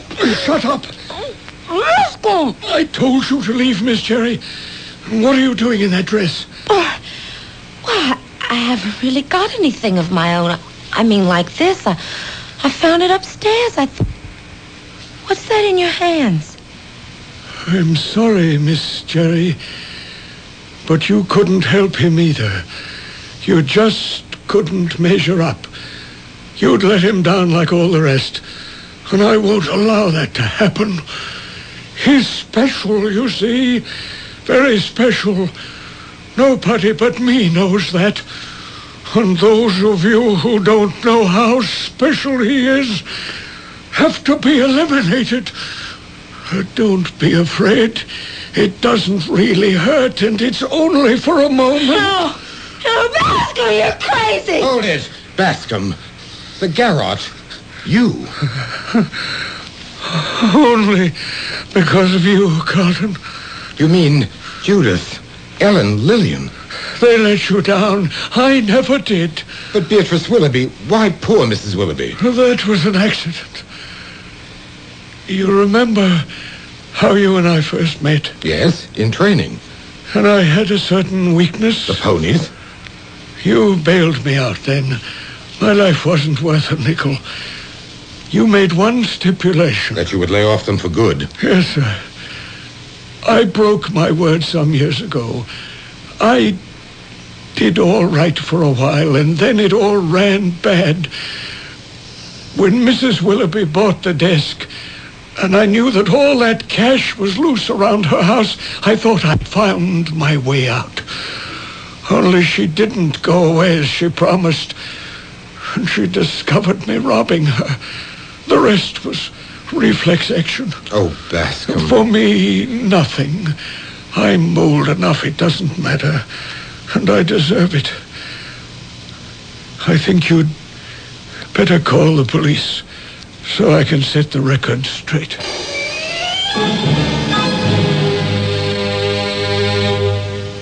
Fizz, Yes, Gertrude.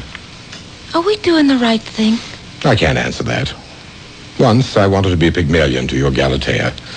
I wanted to mold and change you. Oh, that's okay with me. Except that it backfired. You changed me. You took 10 years off my age, which still makes me 35, but that makes me young enough. Well, considering I was the oldest 17-year-old you ever knew. From ward to wife. It's quite a jump.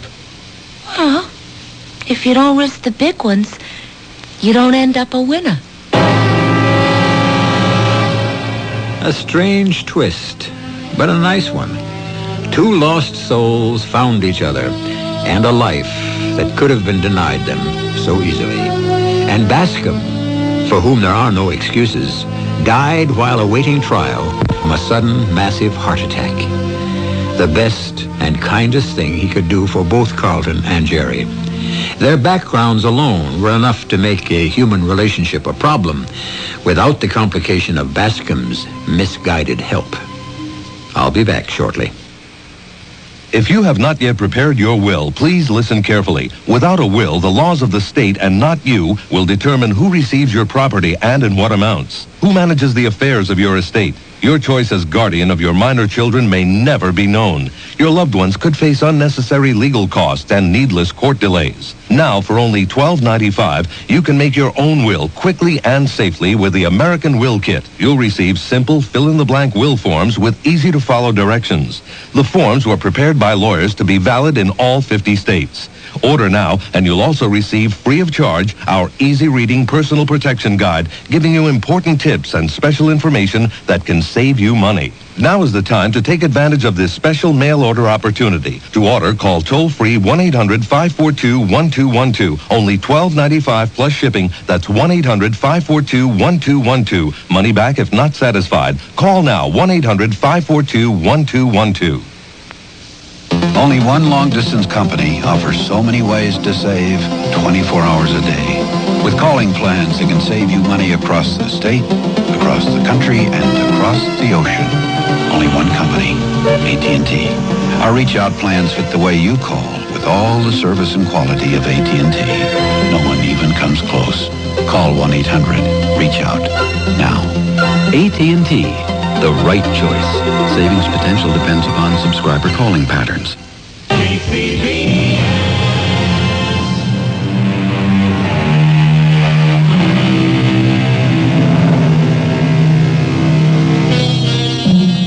Just a glance at the long view for people who agonize over age gaps or any other fancied objection to a long-term relationship or a marriage.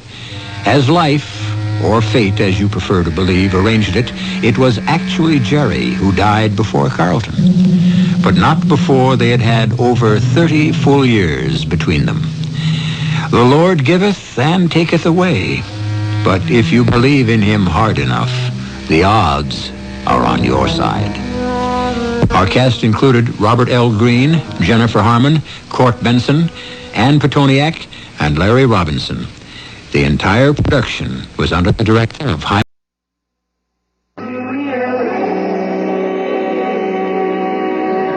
And now, Mystery Theater.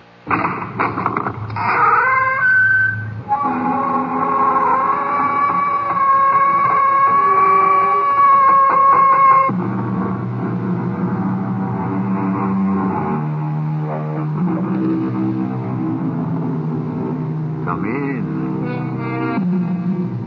Welcome. I'm E.G. Marshall. I have a question to ask you. What is hell? Where is it? Some say it's a place that the soul goes to after death to be purified. Others believe that hell is right here on earth. That indeed life is a synonym for hell. Which is right? Are both right, perhaps? Don't know. One thing sure, though. If life on earth isn't hell for everyone, it certainly can be for some. Henry and Matilda Smith, to mention only two. No, Henry. I don't believe you. You couldn't have done such a thing, not you. Yes, Matilda. Me. I did it. You only imagine you did. I've heard that when people are starving, they imagine all kinds of things, horrifying things. They hallucinate. No hallucination. I don't believe you. Believe me. Believe me. Look, I'll take off my coat. Look and believe. No. You're shed blood. Soaked in blood. Dripping with it. Dripping with blood.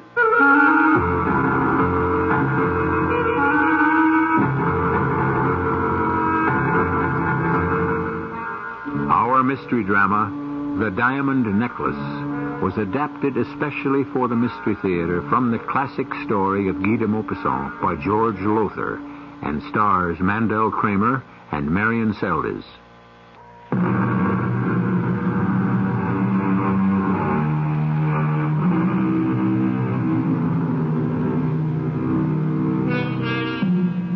I have asked, where is hell? What is it? I have often pondered the question and came to no resolution. But surely one thing is true, that if life on earth is not itself hell, it is often a very convincing imitation. The statement you're about to hear proves that. A statement, an account, written by a man named Henry Smith in New York City in the year 1897. A memoir, if you will, of a special kind of horror.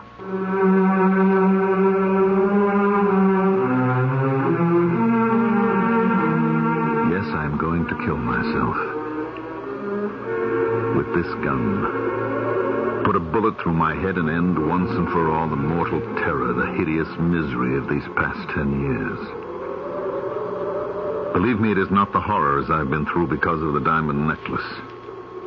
Not the 10 frightful years of grinding poverty and unremitting torment.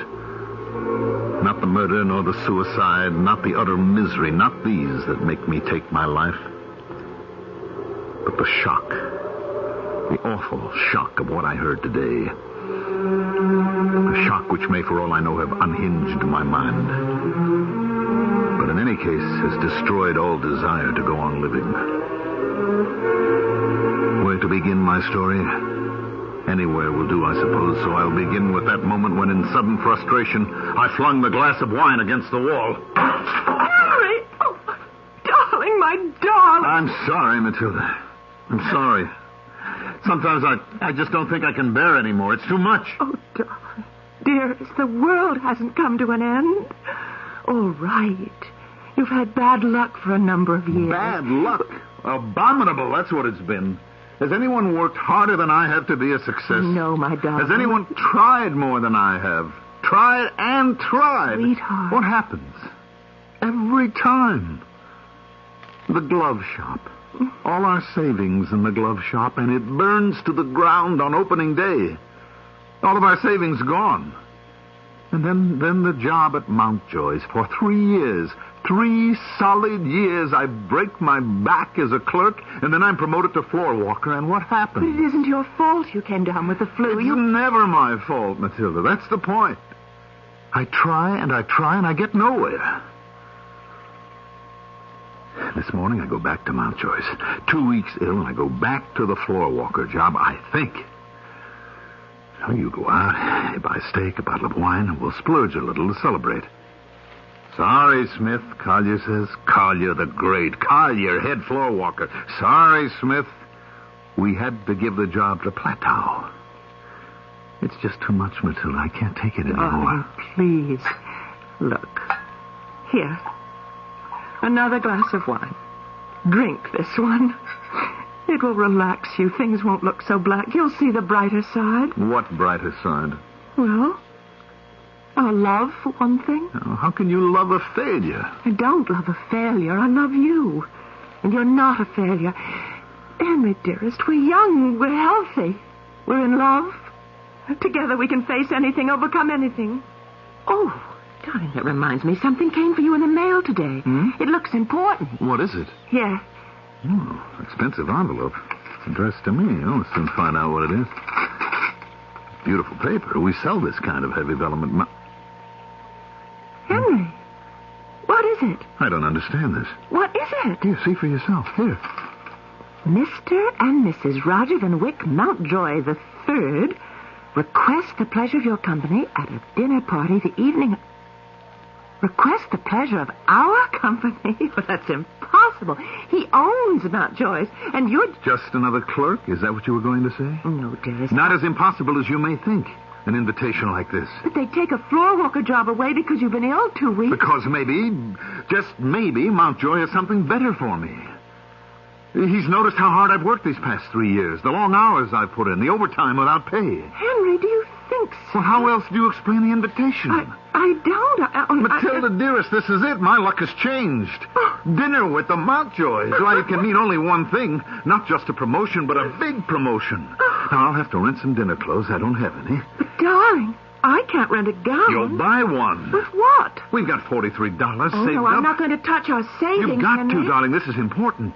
Take what you need. Take it all. Buy the best gown you can find. Something that will be worthy of your beauty. Oh, but, darling, you don't understand. I'll need more than a gown. Shoes to match, a handbag, other things. Oh, I'll need jewelry of some sort, a pin or a necklace, a string of pearls. Where would I get that? Yes, that is a problem, all right. Now, wait a minute. How about your friend, Mrs. Forrester? You mean borrow something from her? Why not? Oh, no, I couldn't. She's loaded with jewelry of all kinds, isn't she? Every time you talk about the days when you were governess to her kids, you always She has mention... a lot of jewelry, but I'd feel awfully awkward. I'd be embarrassed. Why? Matilda, you're friends. You go to her house for tea? Oh, once a year, maybe. Well, even so, you are friends. She likes you. Well, if you think it would be all right... Well, why shouldn't it be? Look, this invitation from Mountjoy himself, it's my big chance, Matilda, the chance I've been waiting for, working for. We can't pass it up. We have got to go to that dinner party. So, sweetheart, you go buy that gown, and you borrow that jewelry.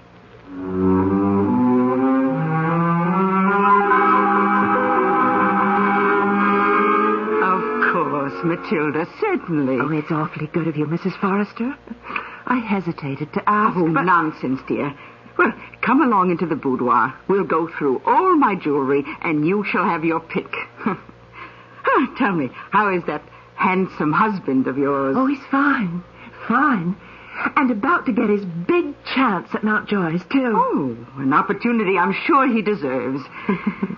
Well, now, my jewelry is in these boxes. Now, you start looking while I go tell Hortense to make tea for us. Oh, thank you, Mrs. Forrester. Thank you.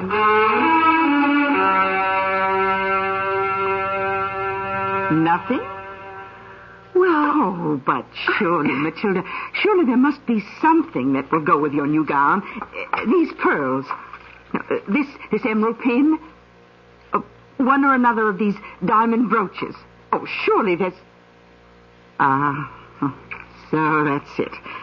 What? Oh, there is something, but you're too shy to ask for it. Well, Now, come. Tell me, what piece has caught your eye? That one. The diamond necklace. Mm-hmm. Oh, I can't ask you for that. Of course you can, and you're right. As always, your taste is impeccable. I don't know how to thank you. Well, who asked for thanks? Oh, I will ask one thing, though, Matilda, dear. Anything. Now, be sure to have the necklace back to me by Saturday. See, I'm going to a dinner party that night. Oh, but I'll return it on Thursday, the day after the Mountjoy party. Oh, any time at all, my dear, but no later than Saturday. And, Matilda, tell your husband I couldn't be more delighted over his good fortune. He deserves it. And so do you.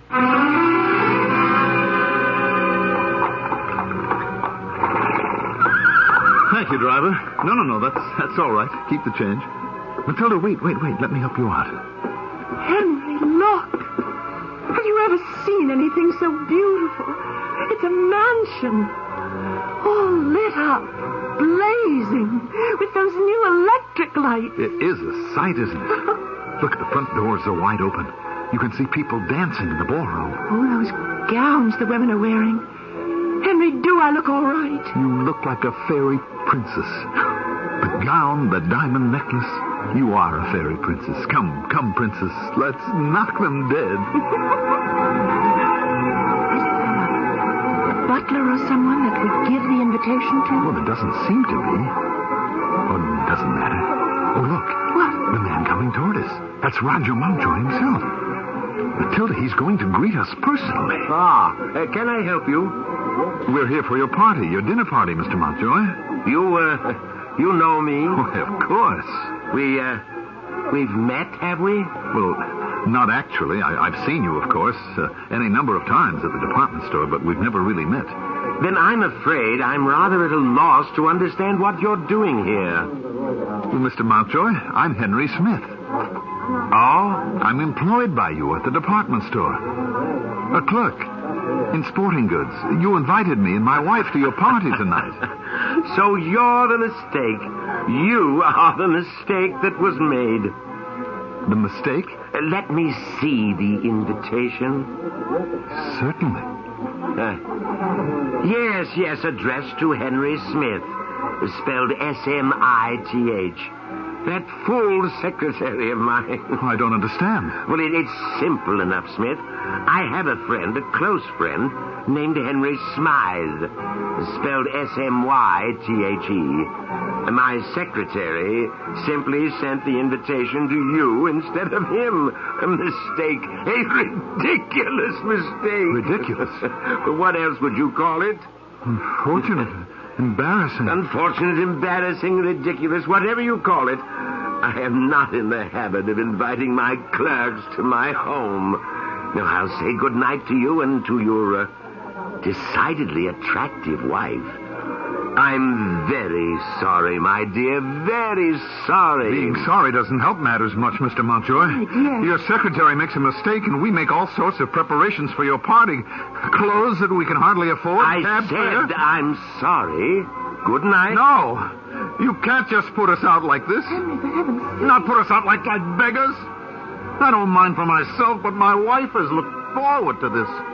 She's bought a new gown, new shoes, accessories, looked forward with great anticipation. Please, You come. cruel, you heartless. Henry! Good night, Mr. Mountjoy. Perhaps we'll meet again, Mrs. Smith. I don't think so, Mr. Mountjoy. Come, Henry. Henry, it was a mistake. An unfortunate mistake. Wrong, Matilda. A ridiculous mistake. You heard him. You heard the great Roger Benwick Mountjoy III. A ridiculous mistake, Smith. Yes, ridiculous, all right. A clerk spends the savings of nearly 2 years. Maybe I could take the gown and the shoes back. Cab fare all across town, there and back. And to him, it's ridiculous. They might refund it. They might... Punched him in the nose is what I should have done. Punched him in the nose. Oh, and found yourself out of a job in the morning. If you still have a job at Mount Joyce. I don't give a damn if I've got a job there or not. I don't give a damn if I ever see the inside of Mount Joyce again. I don't give a damn if... Henry. What's wrong? Why are you staring at me like that? Where's the necklace? The necklace? Yes, the necklace. The diamond necklace, Matilda. Where is it? Gone. Henry. Henry, I've lost the diamond necklace.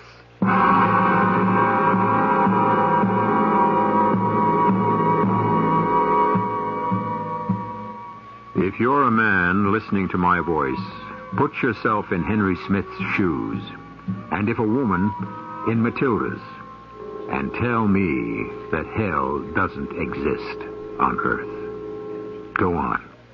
Tell me. I'll return shortly for Act 2.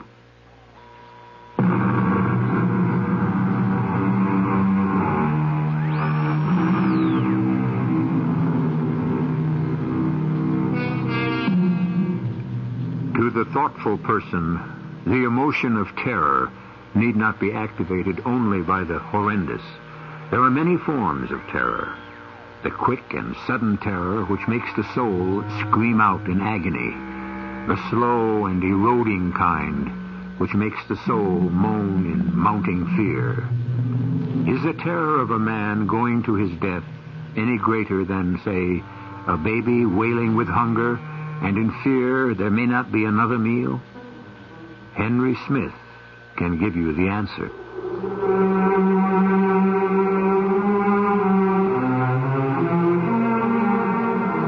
I can hardly write these words. My hands are numb. Not only with the bitter cold of this heatless room, the chill of the winter wind seeping through the broken window, but also the horror, the true horror memory brings back to me. Her words. Gone, Henry. I've lost the diamond necklace. How could you have lost it? I don't know, but it's gone. Take off your wrap, maybe. Maybe what? I don't know. Maybe when it's slipped from your neck, it got caught inside the wrap. Oh, I doubt if it could... Well, look anyhow. No, it's not here. It's gone, Henry. A fortune in diamonds lost. Now, don't panic. We mustn't panic now. We'll just keep calm and just think. Try to remember. When did you last have the necklace? When did you last notice it? Don't know. I can't remember. Well, you must. Now, did you have it in the cab going to Mount Joyce? Yes. Yes, I had it then, and I remembered... Yes, I had it when we got out and walked up the steps to the door. You're sure of that? Oh, yes. I remember putting my hand on it, patting it. Did you have it in the cab on the way home from Mount Joyce? I don't remember. Try to remember, please. Try. Did you or didn't you? I don't know. I was too upset to notice. Well, you've got to find that necklace. Where are you going? I'm going out to find it. Well, I'll try and find the cab that we hired on the way back. I'll go to Mount Joy's house and look around outside. Have we any money? Money? Well, I can't walk to Mount Joy's. It's too far. I'll have to take a cab. Let's see. We have $2 and some change left. All right, give it to me.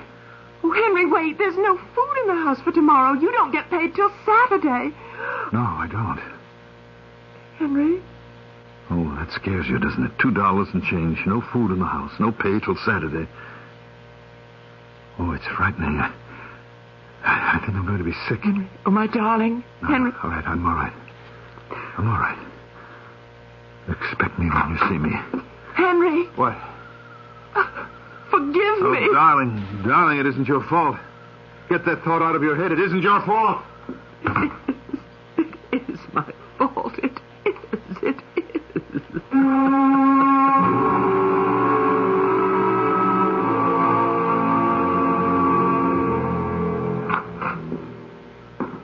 Is that you, Henry? Yes. Well, I must have fallen asleep. It's nearly dawn. You didn't find it? No. I could kill myself. Matilda, please. Sweetheart, you mustn't feel guilty about this. What we've got to do now is figure out what to do. Now, have you any idea how expensive it was, the necklace? No, but it came in a Carteret box. Carteret? The most expensive jewelers in town. Must have cost a fortune. Well, I guess there's no way out but for you to tell Mrs. Forrester. Oh, I couldn't do that. I couldn't possibly do You'll that. have to. There's nothing else we can do. Oh, there's got to be something. I'd rather die than go to Mrs. Forrester and tell her I lost the necklace. I can't do it, Henry. I don't know what else. Well, replace it. We'll have to replace it. Replace it? How? Well, I'll go to Carteret's and describe the necklace so they just might have a duplicate. Well, they might. And if they do, what then? You hand them this $1.39 I've got left and take the necklace to Mrs. Forrester? You going out of your mind? If I haven't, I'm close to it. Look, go to Mrs. Forrester tomorrow. I can't, Henry. Please don't make me go there. When have I ever made you do anything? All right, we'll find a way out of this. All right, look, you go to Carteret's tomorrow and see what you come up with, and we'll just have to take it from there. But what if they don't have a duplicate? That isn't what worries me. What worries me is, what if they do? Well, madam, I would say this necklace is quite nearly a perfect match to the one you described. Oh, yes. Yes, it is. How much is it? $6,500. Madam, are you all right? Yes, quite all right. I suppose that it must be paid for all at once. All at once? I mean, there's a new way of paying for things these days. If you mean the installment buying, madam, our customers have no need of it. Yes. Well, now I'll let you know. As you wish. $6,500, you said? Yes, $6,500. Thank you. Thank you.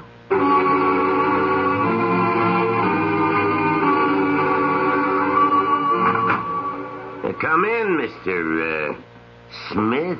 Yes, Mr. Brock. Henry Smith. Frankie Matthews sent you to me, eh? Yes, he works in the department next to mine, in hats. I got more than one client from Mountjoy's. What I'm saying, you're in good hands, Mr. Smith. Let's see, full name? Henry James Smith. Oh, James. Address? 227 East 9th Street. 227 East. Okay. How much you want to borrow? $6,500. Uh-huh. Any collateral? If I had collateral, I'd have gone to the bank, Mr. Brock. Somebody twisted your arm to come to me. No, of course not. So why insult me, Mr. Smith? I don't need you. You need me, right? Yes. The way I operate, I make you a straight loan at interest. You pay back the principal when and as you can. As long as you pay the interest each month, we got no problem. How much interest? 1%. 1%? 1% of $6,500. That's $60.50, right? Right. Well, that isn't too bad. I guess I can manage $60.50 a year, I guess. A month, Mr. Smith. What? 1% a month, $60.50 a month. A month? But, well, that's usury. Hey, you know something, Smith? It's a good thing I don't charge for insults. You'd be in a real mess if I I'm did. sorry. I didn't mean to insult you. It's just that... Oh, good Lord, I couldn't possibly afford all that, not on my salary. I'm sorry to hear it. You wasted my time. Well, no, wait now. I'm waiting. Well, I'm... All right, I'll take it. And don't worry, I'll find a way to pay the interest. Don't worry. I won't. I never worry, Mr. Smith. I let my clients do it all.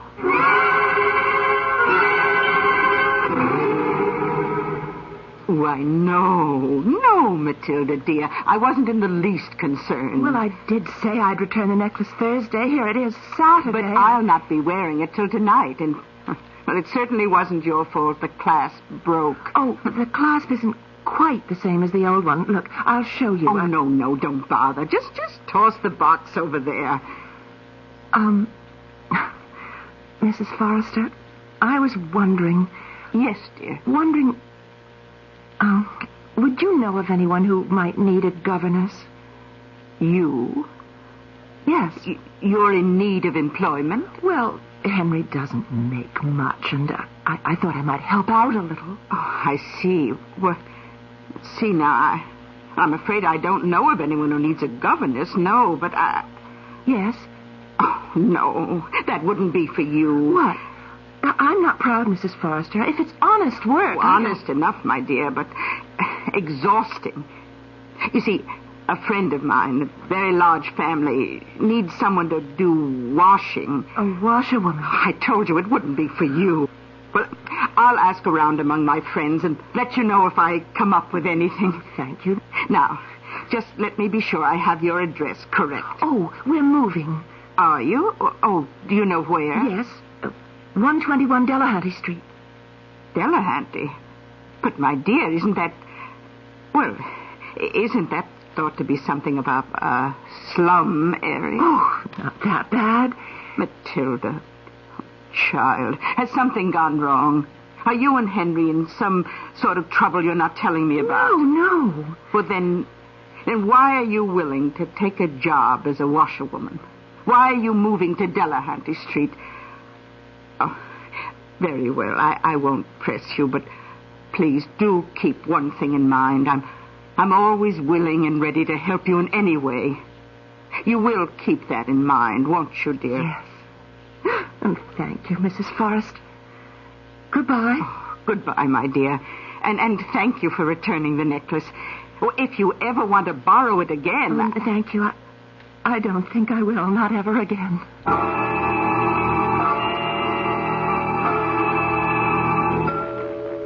We made a deal, Smith. A month ago to the day. Now you come in and tell me you can't pay the interest. Well, not all of it, Mr. Brock, but... But what? I've got $34 of the 60. 60 and 50 cents. Yes. And if you'll just accept that... Sure, let's have it. You bring the rest tomorrow. Same time. 6 o'clock. But that's impossible. Impossible, huh? It's taken me a month to get $34 together. How am I going to get practically as much again in just a day? That's your problem. Well, but it's a problem I can't solve. Look, I'll pay you every cent I owe you, but you've got to give me time. Time is money, Mr. Smith. And you haven't got much of either. Let me show you something. You see this? Yes? What is it? A switchblade knife. Very sharp, Mr. Smith. Razor sharp. Now, I'll tell you how it's going to be. You come here tomorrow at 6 o'clock and you have the money, or I'll take a piece out of your right ear with this knife. Mr. Brock. You come back tomorrow at 6 o'clock, and if you still haven't got the money, I take a piece out of your left ear. You're a...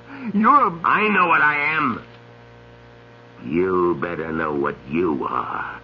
You're a loser, Smith, and you're a loser because you're a sucker. Tomorrow, Smith. Same time. Oh. And, bring your wife. My wife? What for? Who knows? Maybe she could even, save you from losing your life. Who knows, Smith?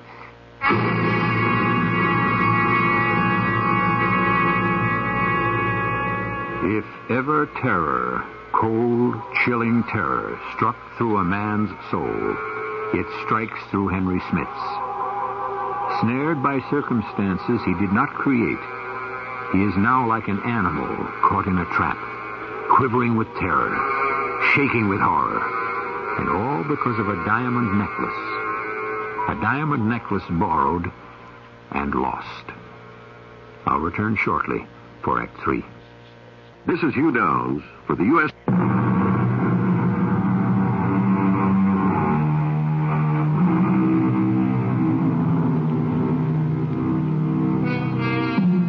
What bitter, cruel, insupportable tragedy can smash a human life because of one mischance? Henry and Matilda Smith have discovered this to their sorrow. Had Henry or Matilda thought for a moment, they might have realized that the party invitation from Roger Mountjoy had to be a mistake. In any case, had they realized this, certainly Matilda would never have borrowed that diamond necklace from Mrs. Forrester and lose it. And had Matilda not lost it, well, let Henry tell us.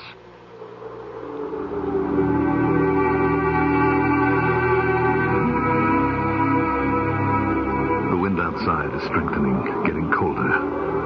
Snow is beginning to fall. The last snow I shall ever see. One that I have never seen the light of day, never been born. When I remember what took place in Brock's office the next day. Going to his office filled me with fear. But not going would have made me more fearful still. I entered his office in a cold sweat and found myself trembling with nerves as he said, I thought you'd find the money somehow. I was sure of it. I haven't found it, Mr. Brock. I haven't got it. You didn't bring your wife, so I figured you had the money. No. Maybe you don't hear too good, even with ears. You remember this? I see you do. But also you remember maybe that I said bring your wife. Well? I remember, Mr. Brock, but look, give me just a little time. No, not time. This is what I'm going to give you. Oh! Hey, look. You see this? This little piece of pink stuff on the tip of the knife, that's you, Smith. Just a little, very little piece of your ear. But don't you worry about it. It's bleeding a lot, but it'll heal. Now, you be smart. Go and get your wife, Smith. Bring her here. She's working. Yeah, I know. Doing the washing of some rich dame. Ruining her hands, ruining her looks, her body. Especially her looks and her body.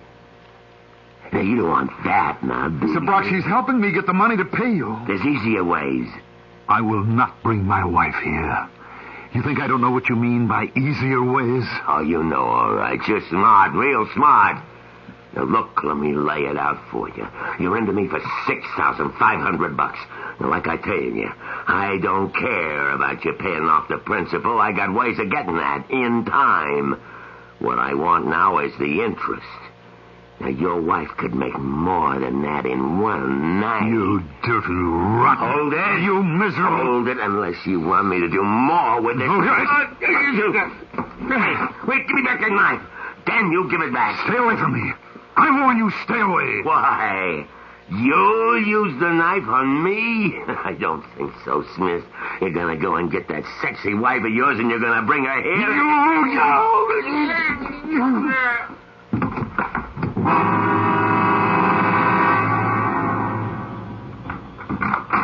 Matilda, you're home. Yes, my back was... I was working over the tubs today and it began to pain again, so I... Henry! You're white as a sheet and trembling. Henry, what happened? I killed a man, Matilda. I killed a man. No. Brock, the moneylender. No, Henry, I don't believe you. You couldn't have done such a thing, not you. Yes. Yes, Matilda, I did it. No, you just imagine that you did. I've heard that when people are starving, they imagine all kinds of things, horrifying things. They hallucinate. No hallucination. I don't believe you. Believe me, look. I'll take off my coat. Look. Oh, God. And believe. Your shirt, blood. Soaked in blood. Dripping with blood. Take it off, quickly. Take it off and I'll wash it. You can't wash it. Nobody must know. And you'd have to wash it in the kitchen or the bathroom down the hall. There's no running water in this room. Oh, take it off and hide it. I can't believe... I just can't believe you. You're always so gentle. He was threatening me with a knife. He cut my ear and he was threatening me again if I didn't... Didn't? Bring you to him. Me? What would he want with me? I don't know. But he must have a reason. He wouldn't threaten you with a knife unless Oh. What's so funny? I was thinking. Oh, just thinking.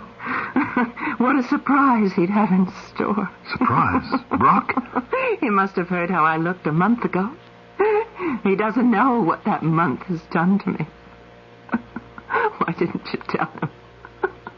Why didn't you tell him that since the night I lost the necklace, since the night of the Mountjoy's party, the party that looked so exciting and was going to be so thrilling. My secretary made a mistake. A ridiculous mistake. Ridiculous. Only it was all a mistake. Sweet. A horrible mistake. Sweetheart, oh, sweetheart, Worse than please. horrible, I lost the necklace. I'm the one who couldn't face Mrs. Forrest. Please, no. Why couldn't I? I'm the one who made you borrow all that money. I'm the one who made you a murderer. Oh, God, forgive me for what I did. You did nothing, darling. You lost a diamond necklace. It could have happened to anyone. And it's over now. All of the misery is over. Oh. Yes, Brock is dead. I killed him. But I did it in self-defense. I'm not excusing myself. Don't think that. You kill a man, you take a life, whatever the reason, you must pay. Somehow or other you must pay, and I will. But in the meantime, we're out from under the burden, the awful burden of paying that monthly interest. Even the loan, we can forget it. Oh, who knows about it? It was between Brock and me. Who else would know? All I'm saying is that what's happened gives us a break, gives us time to recover and make a fresh start. No more 12-hour washing days for you, no more extra jobs for me. We can get some rest, we can eat better, we can restore our health so that... Who can that be? The police. I don't see how. Well, one way to find out. Yes?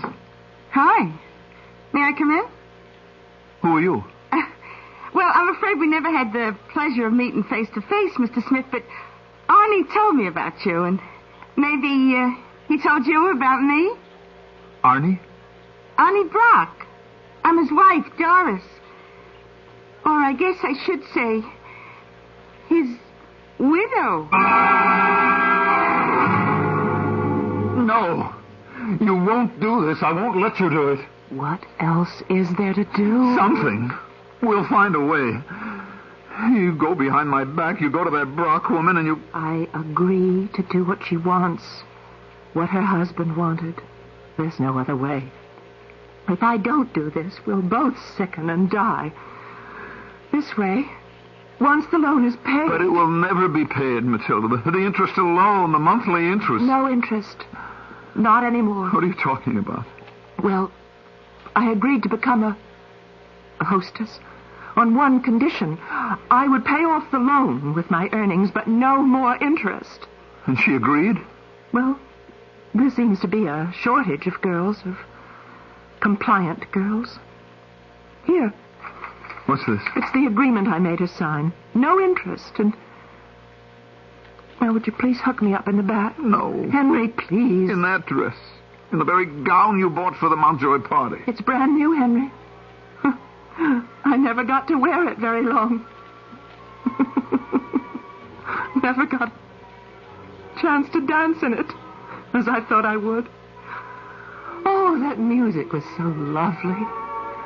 Remember? When we came through the open front doors. All those gay people dancing and drinking and chatting. So many lovely gowns. All those gorgeous colors. And the electric lights. I've never seen them before. So bright, so glowing. The music. The music. Oh, if we'd only danced together, Henry. One dance. Just one. We only had that to remember to dream on. Dance with me. Henry, dance with me. Take me in your arms and dance with me. Don't you hear the music? It's the waltz. It's a waltz, Henry. They're playing a waltz, a divine waltz, and I'm in your arms, floating in your arms. Turning and turning, my feet scarcely touching the floor. Stop it, Matilda. Turning and turning. Matilda, look out from under the window. No. No. No.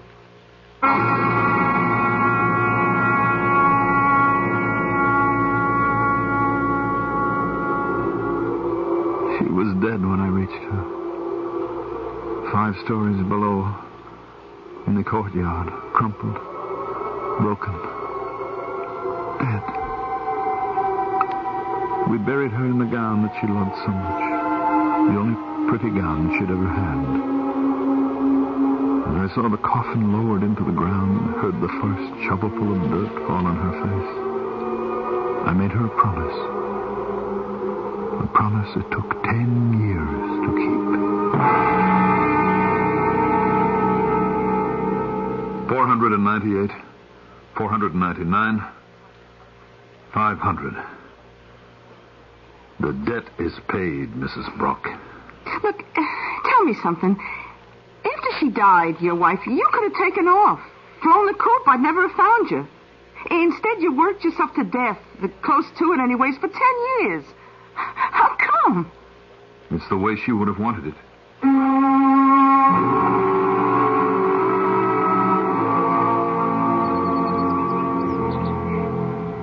Excuse me, I beg your pardon. Yes? Are you, by any chance, are you Henry Smith? Yeah. Why, Mrs. Forrester. Well, of all things. Now, I saw you sitting here in the park, and I thought, now, that man reminds me of someone. And then I realized, Henry Smith. It's been a long time. Yes, a very long time. And how is Matilda?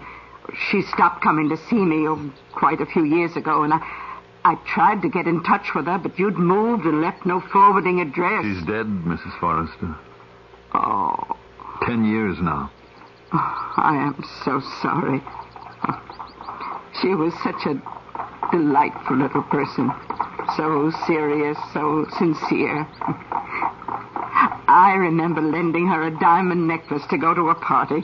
She accidentally broke the clasp, and really, I've never seen anyone so terribly upset over such a little thing. A diamond necklace is not a little thing, Mrs. Forrester. Well, I suppose not, but not if it were a real diamond necklace with genuine diamonds.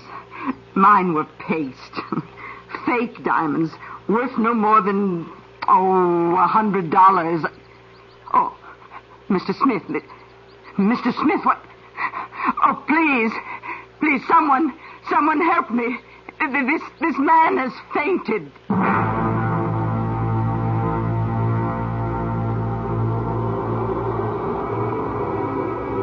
I cannot live with it. The shock, the horror of learning that the diamond necklace was a fake. It doesn't matter now. Nothing has mattered to me since Matilda died. If, as I've heard, there's a life after death, this gun will take me to Matilda in that other life. If not, I'll at least be out of this one.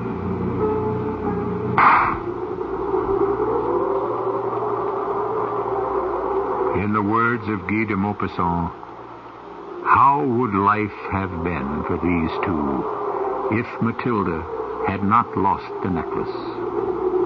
Who knows? How strange life is. How small a thing will ruin or save one. I'll return shortly.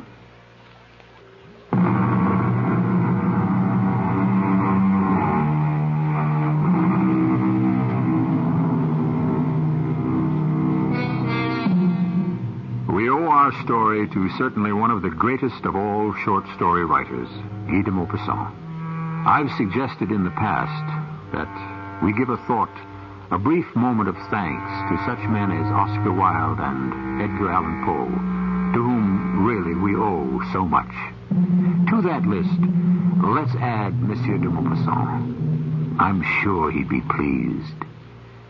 Our cast included Mandel Kramer, Marion Seldes, Bryna Rayburn, and Leon Janney. The entire production was under the direction of Hyman Brown.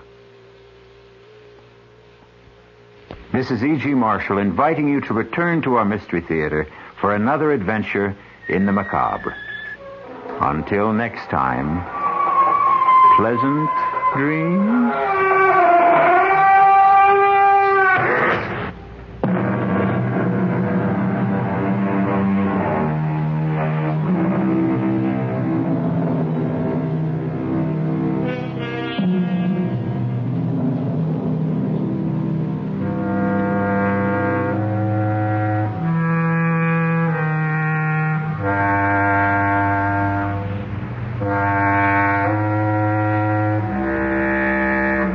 This is News Radio, WELM, Elmira, serving the Twin Tiers in AM stereo.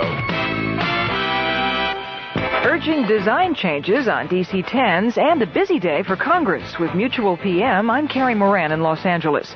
Today's crash of a Korean Airlines jetliner in Libya is the second DC-10 disaster in 8 days. A United DC-10 crashed in Sioux City, Iowa on July 19th. The two deadly incidents are prompting a repeated call from the International Airline Pilots Association to have the FAA ground the planes for structural modifications.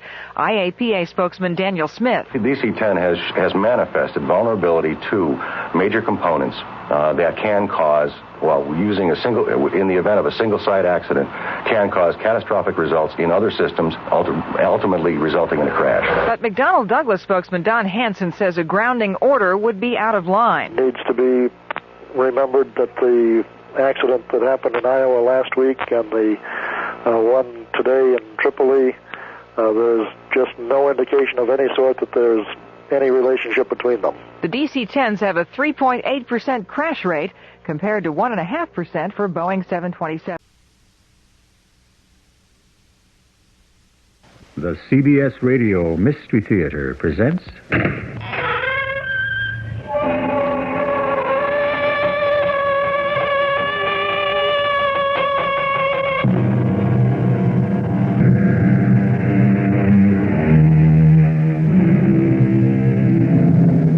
Come in.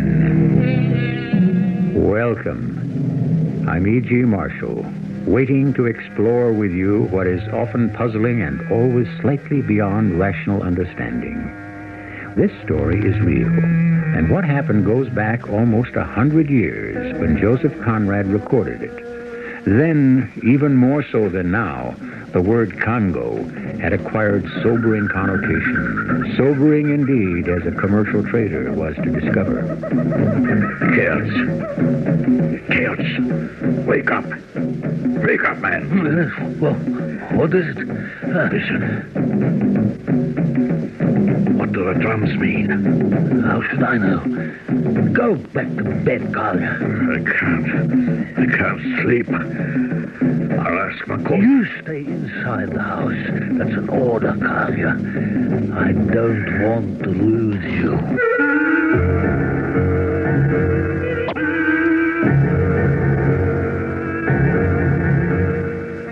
Our mystery story, The Warriors from Loanda, is adapted from a story by Joseph Conrad and was written especially for the Mystery Theater by Roy Windsor. It stars Bob Dryden and William Griffiths. I'll be back shortly with Act One.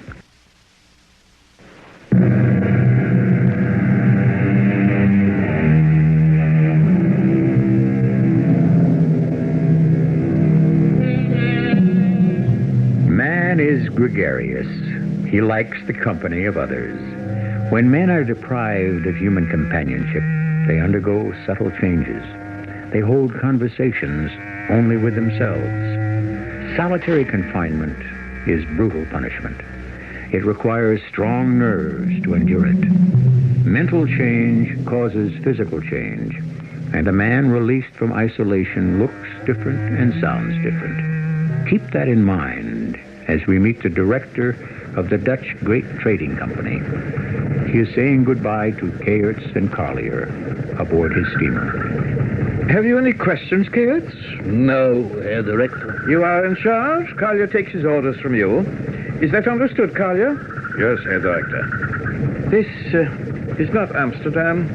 It is the Congo. The jungle is dangerous and enveloping. I have left you with 10 men, all employed by the company, but responsible to you. They will keep the trading post clear. Nicola and his wife have survived here for years. He keeps the storehouse with its cloth and trinkets for barter. I will rely on him. The responsibility of the post is yours. We expect you to collect ivory. The company is generous with rewards for agents who are industrious. I am proceeding upriver. I will not return for 6 months. By then, Herr Director, I will have filled the storehouse with tusks. Good. You have ample food, and if you treat Gabila's tribe with decency and consideration, his hunters will bring you game and produce. Is there anything more? No, Herr Director, we understand perfectly. Then I will say goodbye. We will step ashore. Goodbye, Herr Director. Well, Collier. Oh, he's wonderful. I feel like an overlord. A raised house with a veranda that overlooks the Congo. 10 men to do the work. Nicola and his wife to manage the storehouse. What more could we want? And the ivory tusks everywhere in exchange for a piece of cloth or a trinket. 6 months, Collier. 6 months, and we will be rich. You'll be rich. Your turn will come. And after you've made your fortune, I will meet your boat in Amsterdam and we'll celebrate our wonderful adventure in Africa.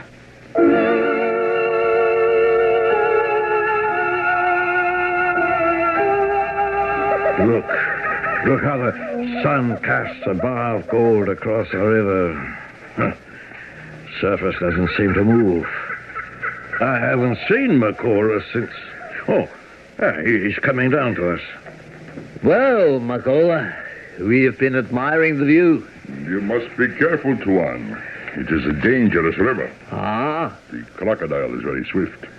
You see there? It looks like a branch. It does not move downstream. Crocodile. You turn your back and he is upon you. That is why our house is on stilts.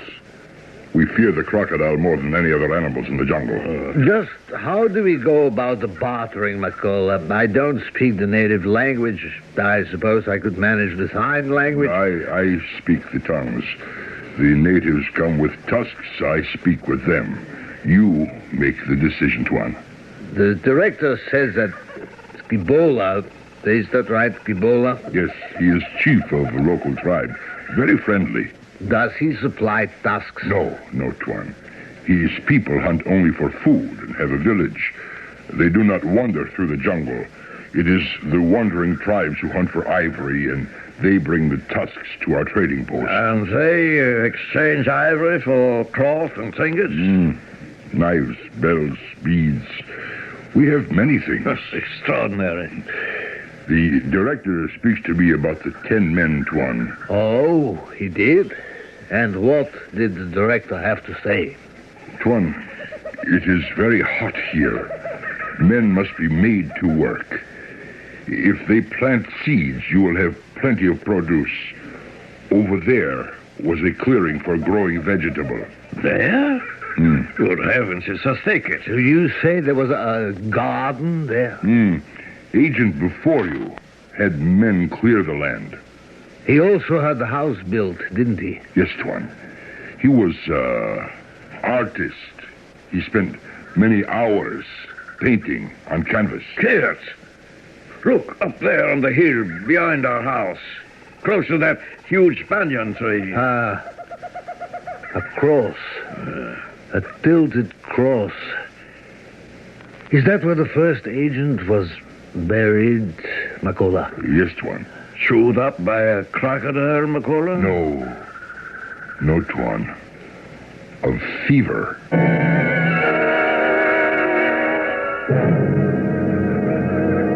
Well? They are no better than first agents I have to bury in ground. Oh, do you like these men? They seem nice men. You should be the agent. Perhaps one day. But the director pays me well. We will see. The Congo is not good for these men who come from where it is cold and where heavy fog creeps over the shore and the land has no sun. This is our land, and the land is their enemy. Glass, the sunset. Day after day after day after day. Like a cauldron of red-hot metal pouring over the black jungle. And that silent, deadly river. Sometimes I think I shall go mad, Gaius. Only a month now, Kalia. The steamer will be along in a month. If it weren't for my daughter, Mary, you wouldn't catch me here. If it hadn't been for that brother-in-law of mine, maybe I'd still be in the army. Or any place but here. He got me this appointment knowing I'd be miserable in the heart of this blasted continent. Did your brother-in-law persuade you that you'd make your fortune as a trader? Did he urge you to leave the army? No? That's neither here nor there. I see. What do you see? Were you discharged from the administration of telegraphs? Is that why you're here? No. I left to earn a dowry for my daughter. She's 17. She's all I have. Mary lives with my sister. My wife is dead. When I have saved enough for her dowry... No, she'll never have it. You were supposed to collect ivory. The supply is pitiful. The trading station looks abandoned and the men do nothing. That will do. Shall I remind you, Kalia, that I am the agent... and that you are my assistant? Yes, sir. What will you tell the director when he asks to see the ivory? And asks about the garden and the fencing and the new landing stage that the men wouldn't work? Hold your tongue, Carl. If you weren't in charge... Yeah, but I am, and don't you forget it.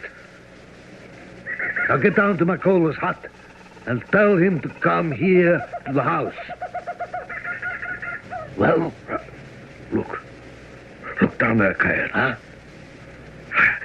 I've never seen them before. In front of the storehouse with McCullough and his wife. Fierce-looking devils, aren't they? I wonder where the tribe comes from. I'd better go down. No, wait. McCullough's wife is coming up here. McCullough seems to be quarreling with her leader. Pacing back and forth and gesturing. They don't appear to be friendly. McCullough sends me, Tuan. Oh? Well, speak up, woman. What is it? McCullough says you are not to leave house. They are dangerous men, Tuan. Get your revolver, Kalia. No, Tuan. They also have guns. I will not have McCullough threatened. He will barter with them. Do not go down there. They have brought tusks. Well? Oh, they are fierce men, Tuan. Well, who are they? Where do they come from? From the coast, from Loanda. They are warriors. McCullough will talk with them, but you stay here. The natives from Loanda are dangerous. I won't be intimidated by ignorance. I think you will be, Cats. I will. Against 10 men armed with spears and guns? They'd leave us dead. Now, the director wouldn't like that, would he? Shut up. Now, when McCullough has gotten rid of them, tell him to come up here. He will come up here, Tuan. I should thank you, Cats. Not that I would have obeyed you. When I give an order... But you didn't, because you're afraid to go down there. So am I. But I admit it. The men are leaving. And McCullough has gone into his hut. Look, there's his wife coming up from the shore. She circled the clearing. She's afraid, too. We should always carry our revolvers with us. I intend to.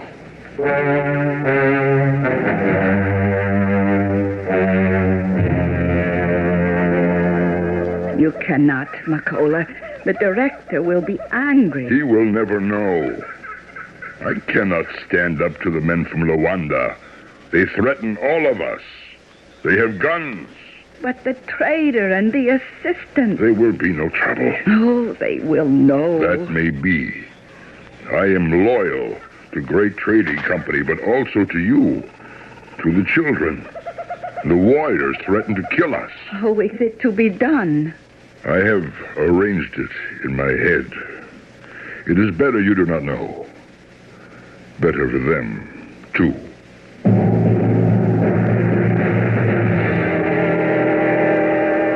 100 years ago, the jungles of Africa were impenetrable. It truly was a dark continent. 2 men are isolated there. What happens to them will unfold when I return shortly with Act 2.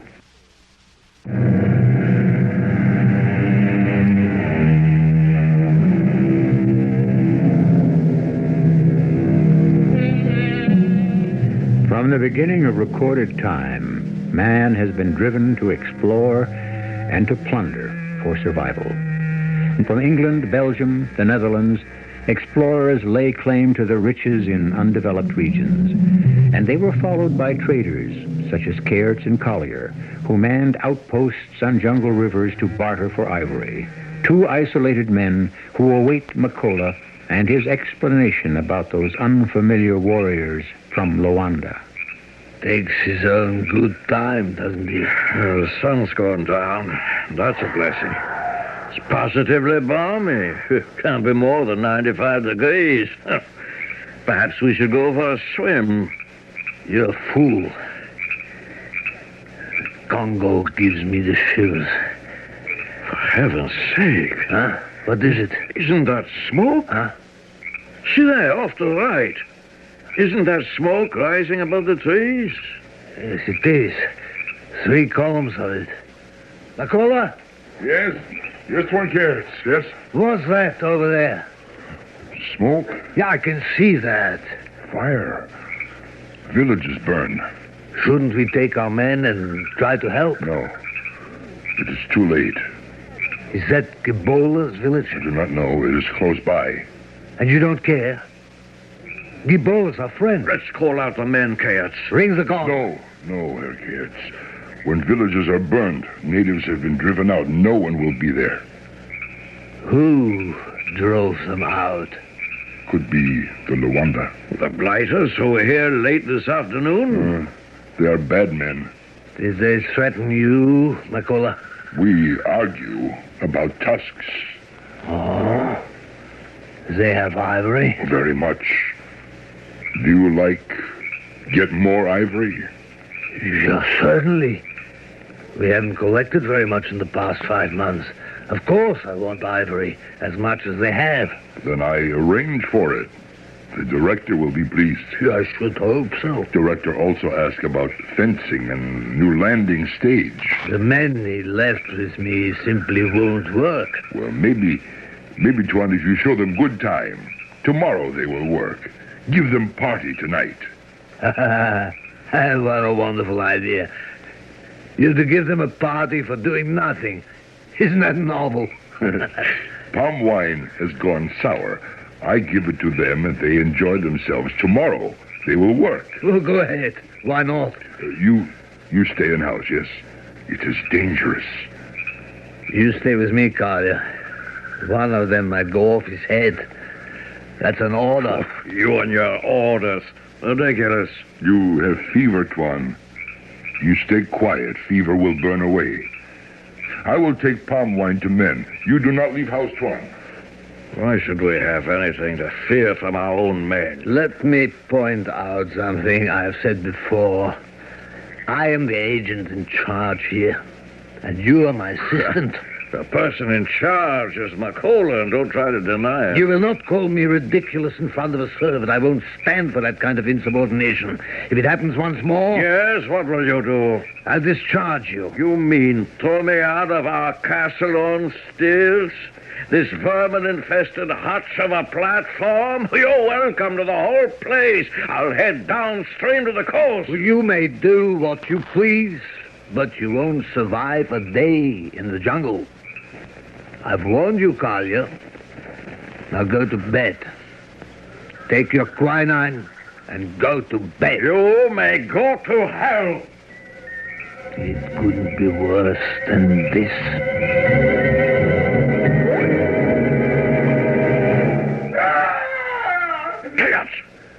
Chaos, wake up. There's trouble in the camp. What is it? Well, go back to bed. That's a yell for help. Go down there. Take your revolver. No, it's just one of the men drunk on the palm wine. You're right. Go down there, Chaos. That's one of our men. McCullough. You're in charge here. That's what you tell me all the time. What kind of man are you? Intelligent enough not to risk my life for a dead native. And I'm dizzy. Fever. Forget what you heard and go back to sleep.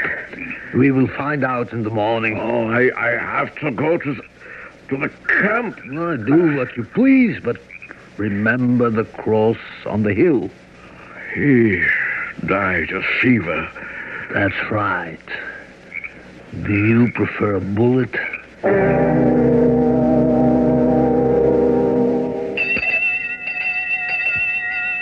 Ah, you're up, Collier.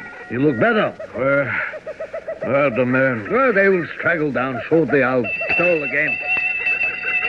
Oh, there's McCullough. Come up here on the veranda, McCullough. He doesn't appear to be excited. Maybe he didn't hear the gunshot. When did you wake me up? It was almost 3 o'clock. Yes, one cares. Where are the men? They went last night with the coast people, the Loanda. What? They deserted? They go away, Tuan. But they can't. They're company men, employed by great trading companies. They were no good. The director will be furious. He will like the ivory. Ivory? Down there, Kayats. In front of the storehouse. What? Good Lord. I never saw such a collection. The Loanda returned and... You say barter with them, and they have many tusks. You wish to see it, one? Good work, McCullough. I will certainly mention this to the director. Wonderful. Are you coming, Collier? Oh, yes, I'm all right. You should stay in bed here, Tuan Collier. You have fever. The sun is hot. Oh, first, I must see the ivory. That's why we came to this desolate place.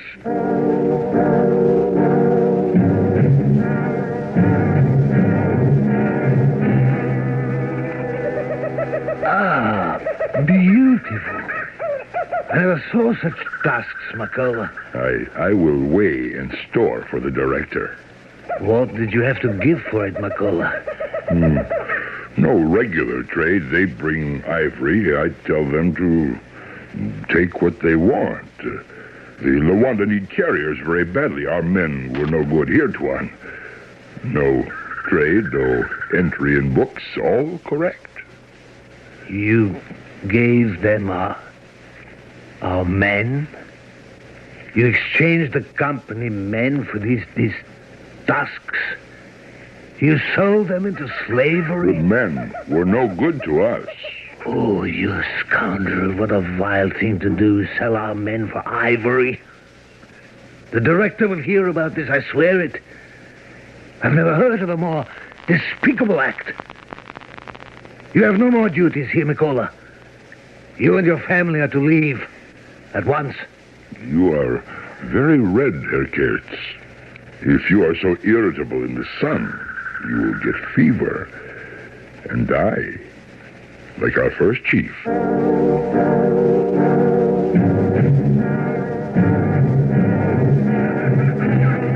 We will return to the coast, to my people, McCullough. No. You heard Herr Chaos. He spoke out of anger. It was wrong to sell the men. No. The chief of the Loanda would accept nothing else. If I do not agree, he and his men kill us, take everything.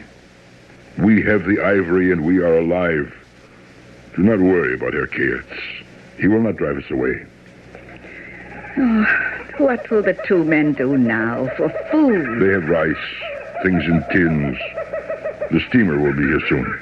Oh, let us travel with the director down to the coast, Macola.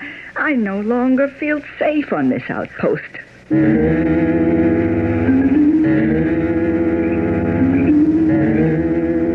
Where have you been? I went up to the camp. You're mad. Have you no sense? You have fever. You're weak. You want to die. I found one of Gebola's men lying dead in front of one of the workmen's huts. What? The way I see it, Macola carried the palm wine up to the workmen. They got drunk and fell asleep. That's when that tribe from Loanda pounced upon them and carried them off. One of the men from Gebola's village was there and stayed sober. He protested. I was shot and killed. What will you do now? We can't touch the ivory, of course. What a frightful thing to have done. Made slaves in exchange for animal tusks. It's very wrong, Chaos. They were walking down from the house, Macola. Of course. Now you will see. Galia found one of Gebola's men lying dead in front of a workman's hut. You tell Gebola to have him removed. Yes, Tuan. What do you intend to do with these tusks? The sun is very strong here for tusks. I must weigh them, place them in storehouse. They are very heavy. That really is a splendid collection. The Loanda are great hunters, Tuan. Yeah, and marauders. No, when I have stored them, I will go to Gebola as you have ordered. I will help you, Macola. Oh, one man could not carry so big a tusk. I can't see a woman doing that work. It's all right if I give them a hand. Do as you please. You are not well, Tuan Collier. Oh, the fever will break. Can't leave these beautiful pieces of ivory in the sun. You will kill yourself. No matter. I've given up. I don't expect to leave this place alive.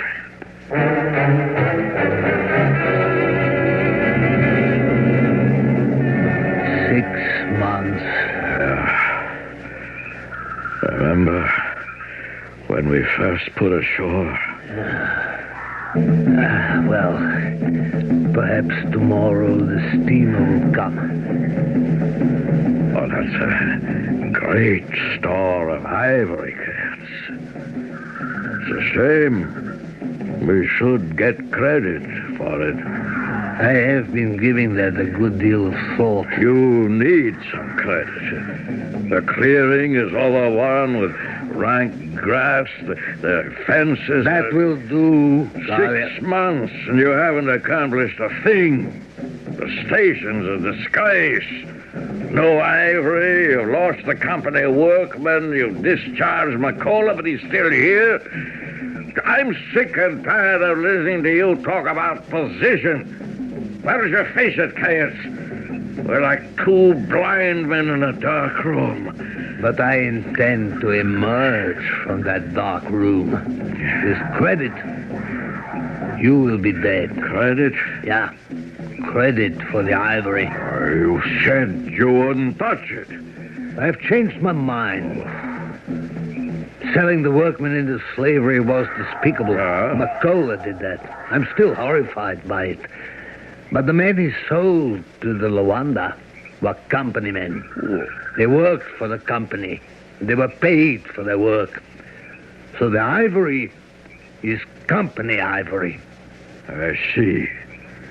And Macaulay and his wife? He, too, is a company man.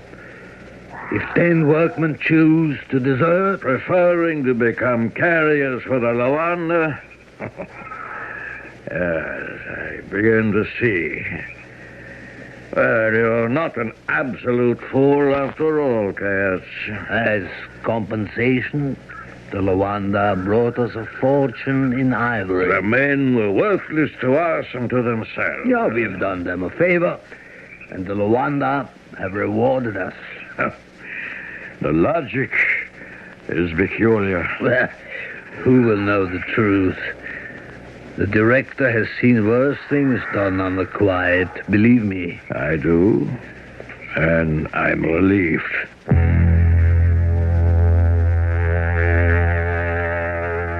Earlier, I mentioned the effect that solitary confinement can have on a man. We will soon discover the fate of Cairds and Collier when I return with Act 3.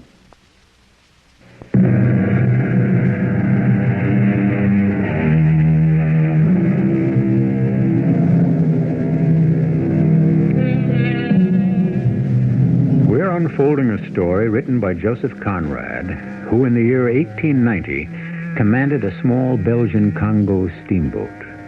He contracted fever, dysentery, and in his words, everything became repellent to him. Men and things, but especially men. From that experience, he wrote this story about the disintegration of a trader and his assistant.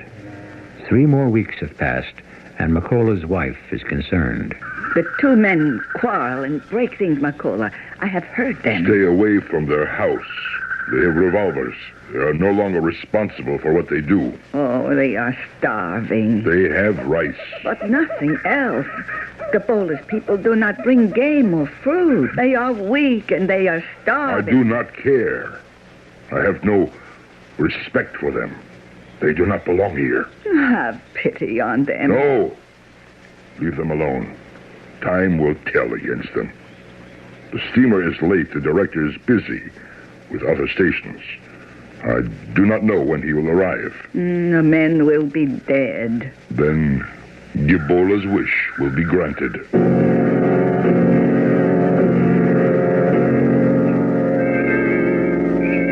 We need food. We'll rot of fever and starvation. You sit there.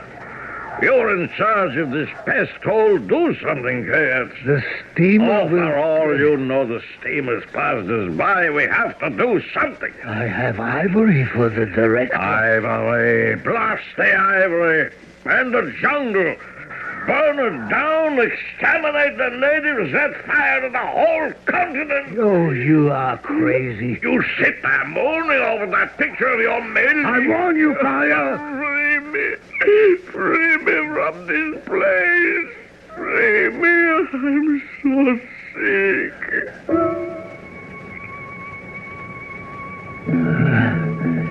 The solitude. It is absolute. Everything has gone out of me. Images of home. Gone. Those I loved recede into the distance. Become indistinct. The great silence of the wilderness, its hopelessness, envelops me. I've lost the will to resist.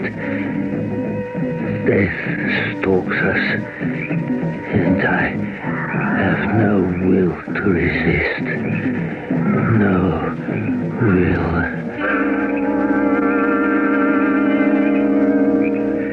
Collier? You're alive. Get away from me. You've slept all day. Good. Get up now.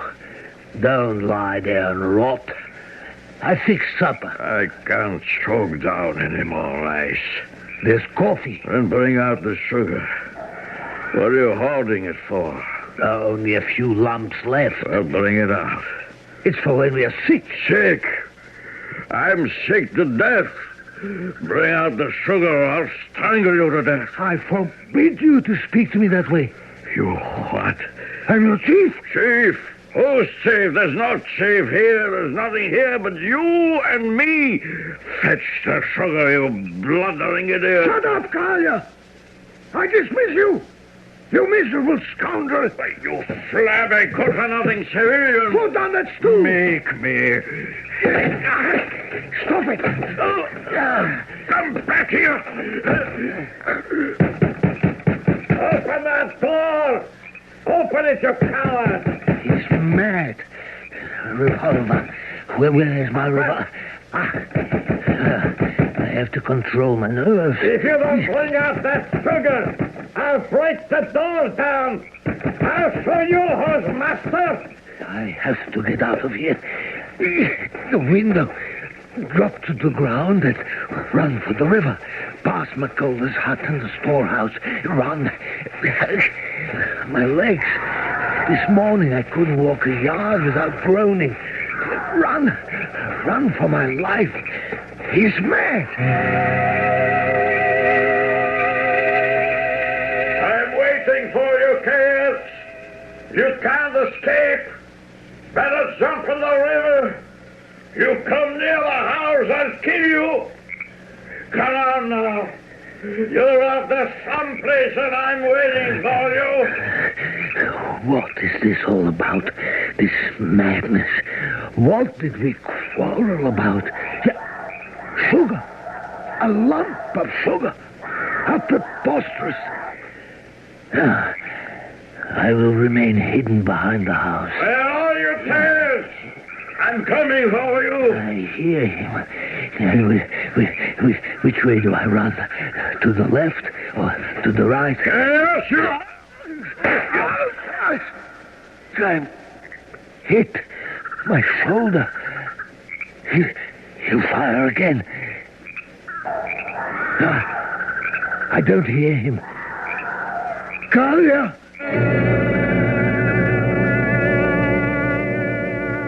McCullough! McCullough! Yes, Tuan, yes. Help! I can hardly walk. Help me to the front of the house. Yes, please. Yes, Tuan, here, hold my arm. He tried to kill me. Get me back to the porch. A lump of sugar. Civilized men quarreling and killing over a lump of sugar. Thank you, McCullough. Yeah. What's that? It's Herr Kalia. He's been shot and killed. But my shoulder... The gunshot... Let me... He's dead, McCullough. Yes, Tuan. I don't understand. He came round, threatening to kill me. We collided in the dark, and there was a shot. And my shoulder... You are not shot, Tuan. Isn't that wonderful? I will see to Herr Kalia, Tuan.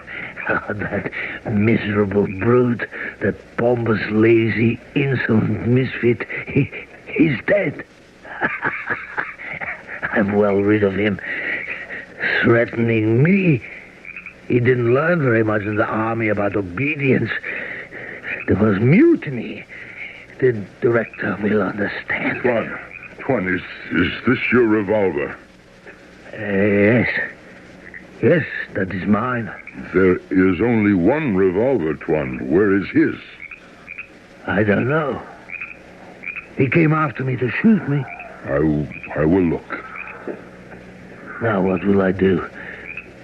Bury him, I suppose. Order McCullough to build a cross. Place him next to the first agent. I killed him. Killed in self-defense. Tuan, I did not find the revolver near Herr Kalia. It was in his room. This is his revolver. I shot an unarmed man. Herr Kalia died of fever, Tuan. Yes, I think he died of fever. Bury him tomorrow. For tonight we leave him on the porch.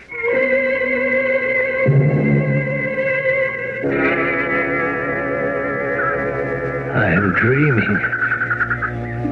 Kalia is dead. What difference does that make? Thousands die every day. I am at peace with myself. What if I, and not Kalia, was dead? But I'm not. I must wake up. The mist is all around me, penetrating, silent, white, deadly, carrying my guilt through the jungle, calling me to justice, calling me. Help! Help! Help! Help!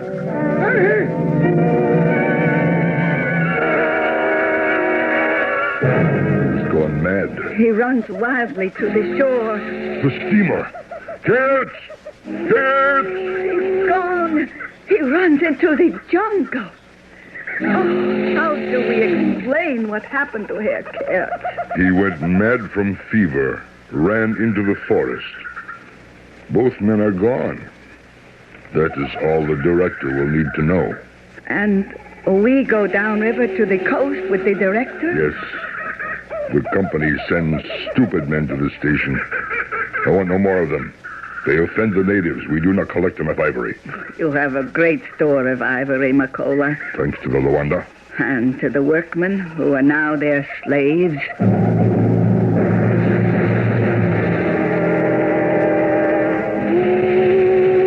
Come aboard, Makola. Tie your canoe to the ladder. Well, I'm pleased to see you. I am honored, Herr Director. May I ask where Kayetz is? And that assistant whose name I've forgotten? Collier. Oh, yes, of course. Well? They are dead, Herr Director. Ah. The usual, Makola? Fever. Herr Collier died of fever. He is buried. And the agent? Herr Kayetz became wild in the head and ran into the jungle. Madness. He cannot survive. And the station, has the work been done?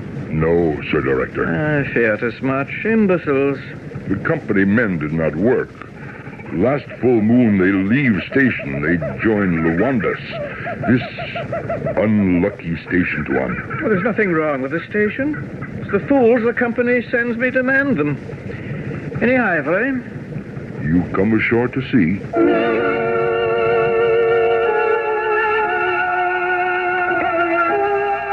Makola, it's a marvelous collection. Heaven's name, how did you collect such superb tusks? I barter for it, sir. Yes, well, you bartered well.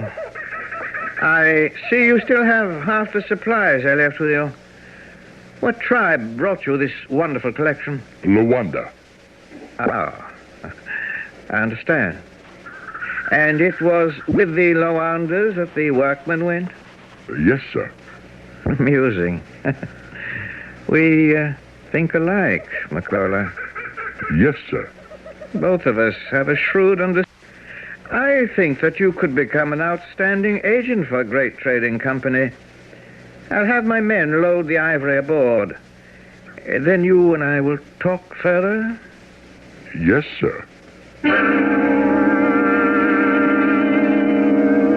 Strangers in a foreign land, isolated and destitute. Kayerts and Collier gave up respectable positions to become ivory traders in the middle of equatorial Africa. Unqualified, they degenerated so swiftly that in 6 months they died, both violently. Greed drove great trading company, and greed drove the two men. Only a heartless man, such as a director, or a shrewd man like Makola, can survive the challenges of exploitation. I shall be back shortly.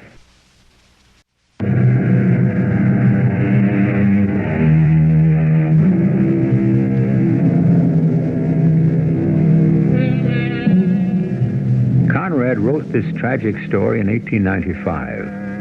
The days of colonial exploitation have ended. Those who hunt and sell ivory are no longer cheated with gifts of cheap cloths, glittering beads, and trinkets. Now they get value for what they sell. This is advancement of a sort.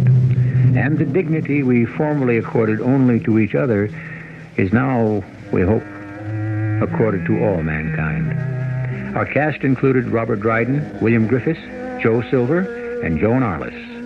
The entire production was under the direction of Hyman Brown. This is E.G. Marshall inviting you to return to our Mystery Theater for another adventure in the macabre. Until next time, pleasant dreams.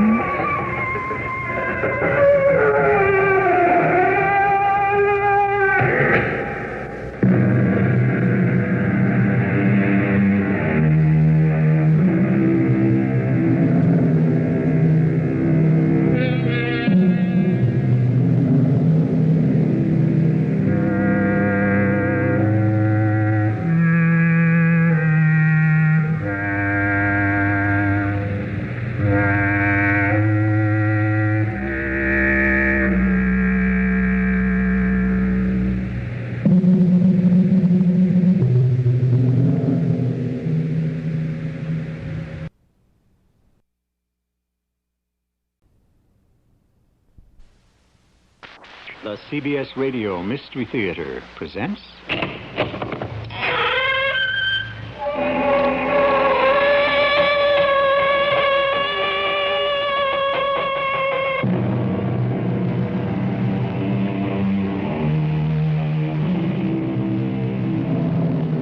Come in. Welcome. I'm E.G. Marshall. In the years 1906 through 1910, the world in general was at peace, a magic time. China, that sleeping giant, had gone through the Boxer Rebellion and now was temporarily quiescent. And in those halcyon years, the characters of this story lived, breathed, died, and were reborn. You find that statement a little puzzling? I don't blame you. But then, you see, this is a story of reincarnation.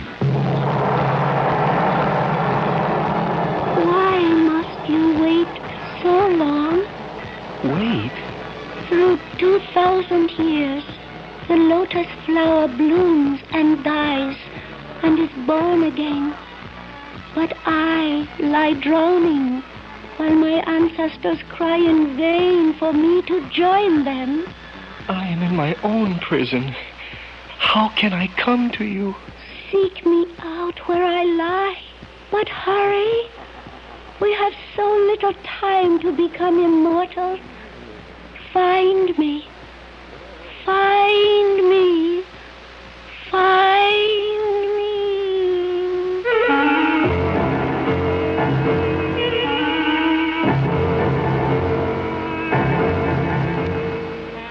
Our mystery drama, Legend of Phoenix Hill, was written especially for the Mystery Theater by Ian Martin and stars Howard Da Silva. I'll be back shortly with Act One.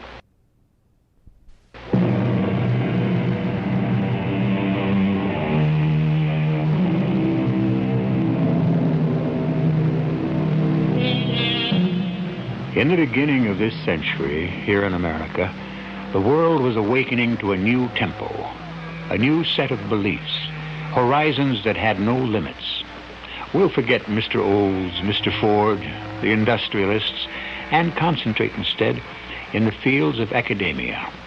In particular, as this story unfolds, on the person of Dr. Samuel Arnold, professor of archaeology, and his adopted son, Lee, now 20 years old, and an honors student in the same subject as his adoptive father.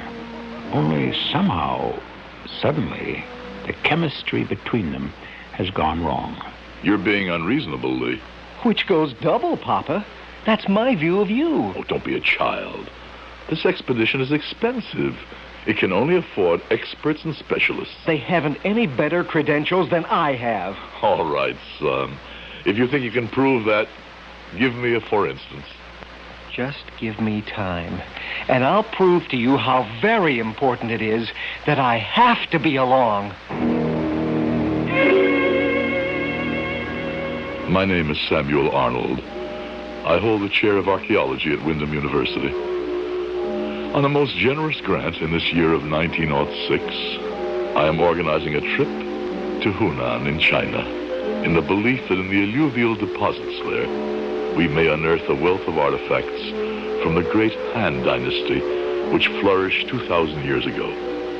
It is an exciting project, and I am bubbling with excitement, an excitement not shared, by the way, by my wife, Jessie. Sam, what happened? Oh, Lee and I, we had a slight disagreement. Well, I've never heard you two talk like that before. No, Jessie, I suppose we haven't, but, well, the boy is not a boy anymore. That doesn't give him the right to dictate to you. But it does to his own opinion. He's just stretching his wings. Oh, I know. I should be glad you're not taking him. Losing one of my boys is bad enough. Oh, come on now, darling. It's not that bad. I'll be back inside of 6 months. Well, you'd better be. I'm going to miss you. I'll miss you. And Lee. You love him very much, don't you? Like my right arm. He's meant so much to both of us. Sam, I'm sorry I never was able to give you your own child. You didn't have to. We've had Lee. And don't forget that in adopting him, we chose him. He's our boy. He's been a good boy. And we've had 20 marvelous years with him. Yes. Would you deny that? Oh, no. No, of course not. He's been a wonderful son in every way. Except... Except what? A little part of him is remote. A place we could never reach. I guess so. Not many people share each other the way you and I do, but there's no one of us who somewhere within himself doesn't walk a secret strand, listen to the music of alien seas. Is that a quote? Huh? No, I guess it isn't. Sam, I don't know, but I think somehow you should take Lee along.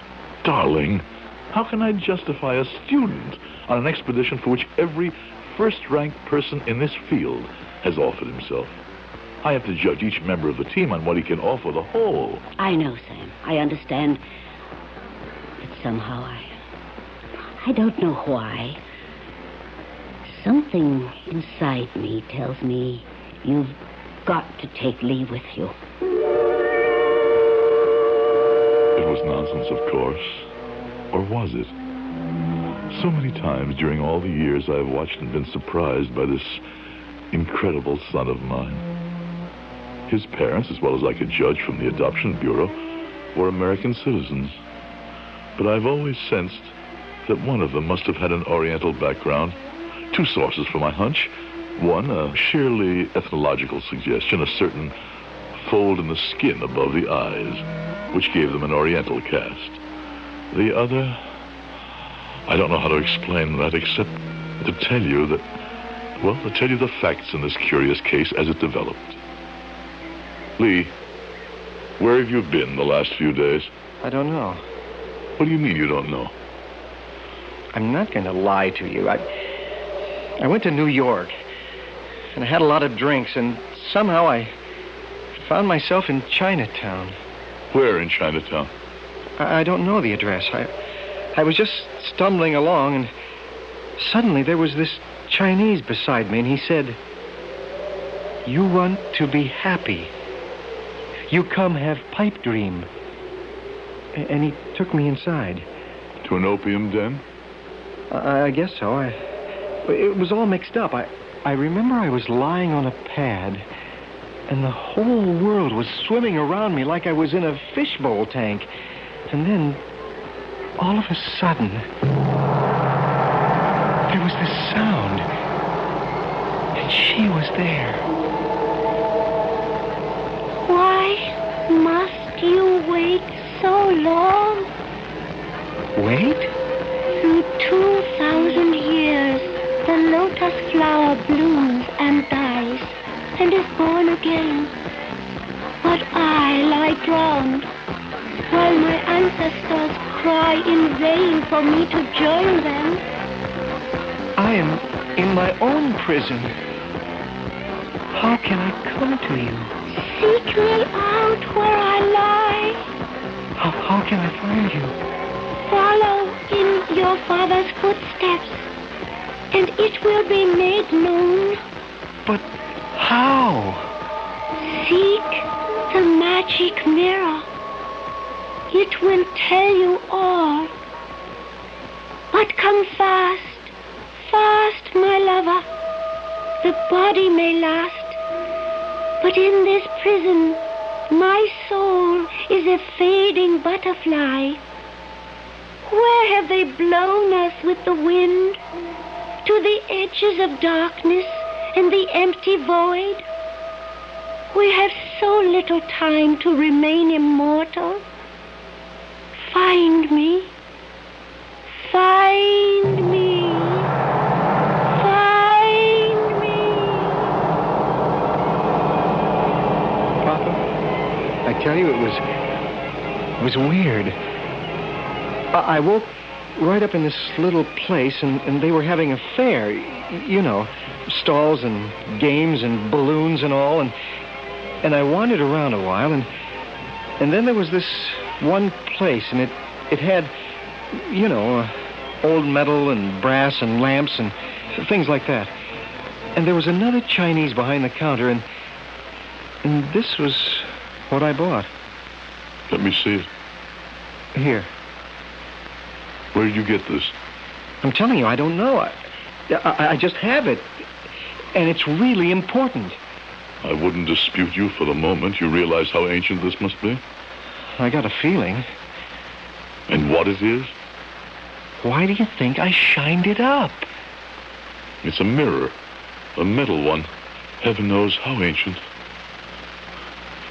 Convex face. Probably bronze. And it's a little more than just a mirror, Papa. What do you mean? Before I show you, let me ask you again to take me with you to China. Why? Maybe I can show you why. Look in the mirror. What do you see? What else? A dim, distorted vision of myself. Okay. Then come with me. All right, Lee. You lugged me here to the old dry well. Now what? I don't honestly know, Papa. I'm only traveling on hunches and things I don't understand. Just let me follow this old superstition. Drop a mirror into the well and pull it out. You'll find the girl you can't live without. Mom used to quote that old saw. I'm going to try it. Watch. Okay. Here's the mirror. What is it? You look, Papa. I can't see anything. You can't see that girl? In the mirror? Save me. I wait. Save me. I wait. Save me. Papa, did you see her? I don't have my glasses. It's a poor image, shadowed and shaky. I'm sorry, son. What did you want me to see? What has to be seen? Didn't you even hear her? Hear her? Oh, what's the use? You can't understand why I must be with you when you go to China. Just convince me you would be of use, and I will take you. Where will you know to go for the dig? That's all mapped out. What do you expect to find there? Artifacts, utensils, evidence of a culture that goes back over 2 millennia. You hope to find more than that. Yes, son, I do. I've done some private research that suggests we might even find, preserved, some remains of actual people who lived B.C. in the Han Dynasty. And I can tell you that you will. Not partially preserved, but wholly so. After 2,000 years? After 2,000 years. How do you know? The voices which have been with me all my life. What happened to me a few minutes ago is not surprising to me. Papa, level with me? I've always tried to, Lee. You and Mom adopted me nearly 20 years ago. That's no secret. But you still insist you know nothing of my background, who I am, where I came from. That isn't exactly true. We had a general profile of your mother and very little of your father. The orphanage, as you know, tries to match parents and children on many levels. We felt your mother and I, that we both had something to offer each other, you and us. Have you ever been sorry? I can speak for your mother as well as myself. Not for one single moment. Not even now? Now? Now that I'm on your back to include me in the expedition. I thought you understood and that was settled. I thought maybe you understood that I didn't agree. I thought perhaps you were beginning to realize what I've grown into. What's that? Your contact with the past. Just let me try once more to let you understand I must be with you. For your sake as well as mine. Son, please. Just give me this one last chance. Now look, now, before the water is dry. Can you see? Come to me, save me. Come to me, save me. I don't. It's not possible, but there is a face. And such a face. You saw? I saw. Then may I go with you? Yes, son. You may go. Thanks, Papa. The question that haunts me is, will you come back?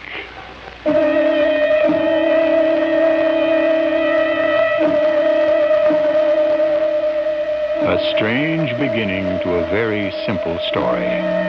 But it will not remain simple long. Let's spend a minute on adoption, which today is such a common and marvelous practice. Could Dr. and Mrs. Arnold have adopted today as strange a child as Lee has proven to be? No chance. But let us remember, this is 70 years ago, and many things... I shall return shortly with Act 2.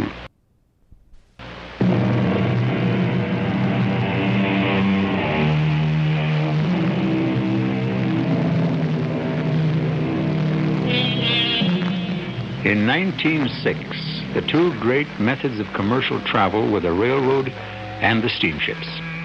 It was by railroad that Professor Samuel Arnold's expedition to China set out, crossing the American continent in May of that year, with 2 full cars of equipment to be transferred on the West Coast to a steamer. And on that railroad trip... Oh, no, it's Professor Arnold's story. Let him tell it himself. May 9, 1906. We are finally off on the great adventure. The train is moving. We are on our way to China, and what marvels we may reveal, what miracles may happen are beyond comprehension. I'm as excited as a child, pleased about all the members of our adventure, save perhaps only one. The one iconoclast amongst us, that brilliant misanthrope by election and pathologist by profession, Dr. Hubert Stern.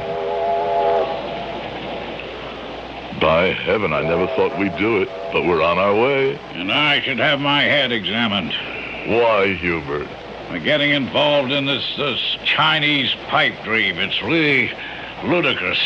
I repeat it. Why? Oh, I've no doubt you'll dig up your odds and ends, your shards, pottery, and the like, but any record or any evidence of human remains, that's impossible. Sam, the Chinese are not Egyptians or Mayans. They have absolutely no history of embalming or the preservation of bodies. You will reincarnate a great deal more than that, Dr. Stern. I beg your pardon? Who are you, young man? Oh, I'm sorry. I don't believe you met my son, Dr. Stern. This is Lee. Your son? My adopted son. How do you do, Doctor? Oh, I do very well. But, may I ask what was the meaning of that strange remark you just made? Just what I said, Doctor. I think we are going to find people who once lived during the Han Dynasty. Oh, really? And I trust you're not prophesying alive. No, sir. That is, not in the sense you mean. They will have been held in what you might call suspended animation. Ah, remarkable. And how do you perceive all this? I can't explain. I should think not. How old are you? Not quite 21, sir. Well, that's even more remarkable. So young and so, now what would be the word of choice, huh? percipient or perhaps just fanciful? Tell me, Sam, is your son accompanying us on this expedition? He is. Really? As a member? Yes. Not quite 21? Well, in what field is he accredited? Lee is studying archaeology. But he is with me as my secretary. I am defraying whatever expenses he may incur. Well, it's not a question of money, Professor Arnold. It's of opportunity and the honor to be part of this expedition. Hubert, disregarding your naturally guileful nature for the moment, let me say that because of your eminence as a pathologist, I felt you must be alone. For no other reason would I have wanted you. Now you imply there is no reason for your being here at all, that we will find nothing to interest you on this dig. So let me ask you a question. What the devil do you want to be along for? I want to be along because it's my right, no matter what we find or don't. And I certainly have infinitely more reason to be here than this young man who is still too wet behind the ears to know what he's talking about, even if he is your adopted son.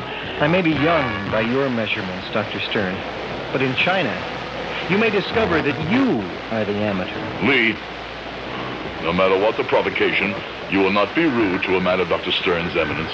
I'm sorry, Father. The best thing for me to do is leave. This is an unfortunate note on which to start out a great adventure. It's hardly an adventure. It's a scientific expedition. But I have a strange feeling quite unscientific, I assure you, that bringing that young man along is a mistake. I don't think that's for you to decide. Well, it may be, since my hunch is that he's destined to bring us bad luck. And who knows?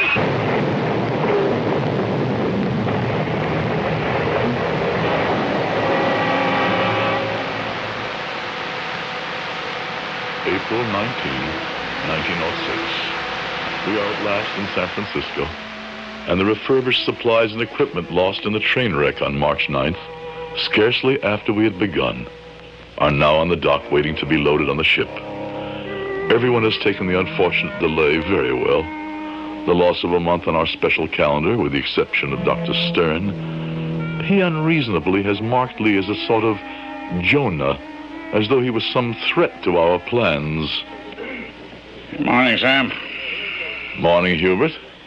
Are you joining me? Yes, if I may. You look a little tired. Not tired. Concerned. About what? Well, if you must know about the expedition. Sam, I can't explain this, but I'm asking you to send the boy home. What for? Well, I know he's your adopted son, but he shouldn't be on this trip. He carries disaster with him. What are you talking about? If I explained, I don't suppose you'd believe me. But if you persist, I warn you, we are headed for disastrous failure. April 20, 1906, San Francisco. I've been unable to keep up my log for a couple of days. I'm heartily ashamed now that I laughed at that ridiculous little man, Dr. Hubert Stern. His prophecy has turned out to be true. This vital, throbbing port now lies in agonized ruins after the terrible earthquake that struck it the day before yesterday. Not that I think my son had anything to do with such an elemental force of nature. It is only that my conscience gnaws at me. What strange, mystical voice cried out a warning to Dr. Stern? And why was he so certain our mission was doomed? Dr. Stern is gone, crushed in the first tremor. And when the port will return to normal is anyone's guess. We are facing, at the very least, another long delay. I'm determined that's all it will be. Captain says we should be making land soon, Papa. Thank heaven. I don't like this weather. Neither does the captain. The barometer's dropped out of sight. Looks like there's a typhoon on the way. Granddaddy of them all. But look! I can see. That must be Hong Kong. I only hope we can make it before the storm hits. But we didn't. For that was September 19, 1906. And and we were in the path of the biggest typhoon in recorded history. The wind slammed into us like a giant hand, sweeping up the ship like a cork and whirling it away clockwise from the coast and out into the China Sea.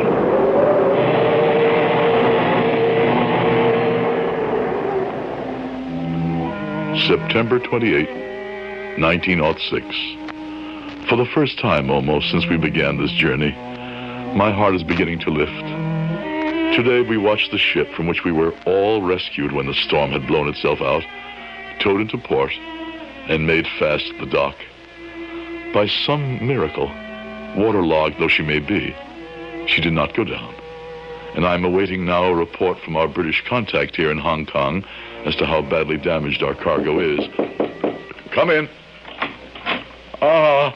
Hello, Sir Reginald. What news? Rather good, Sam, actually.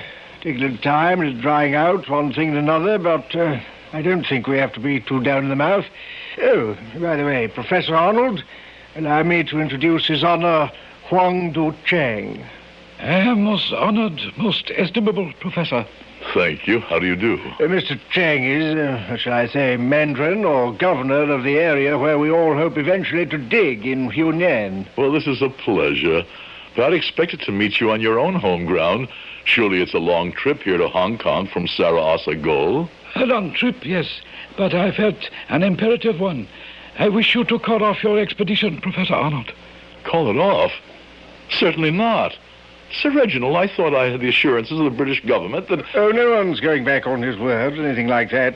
Point is, the matter is more or less academic for the moment, don't you know?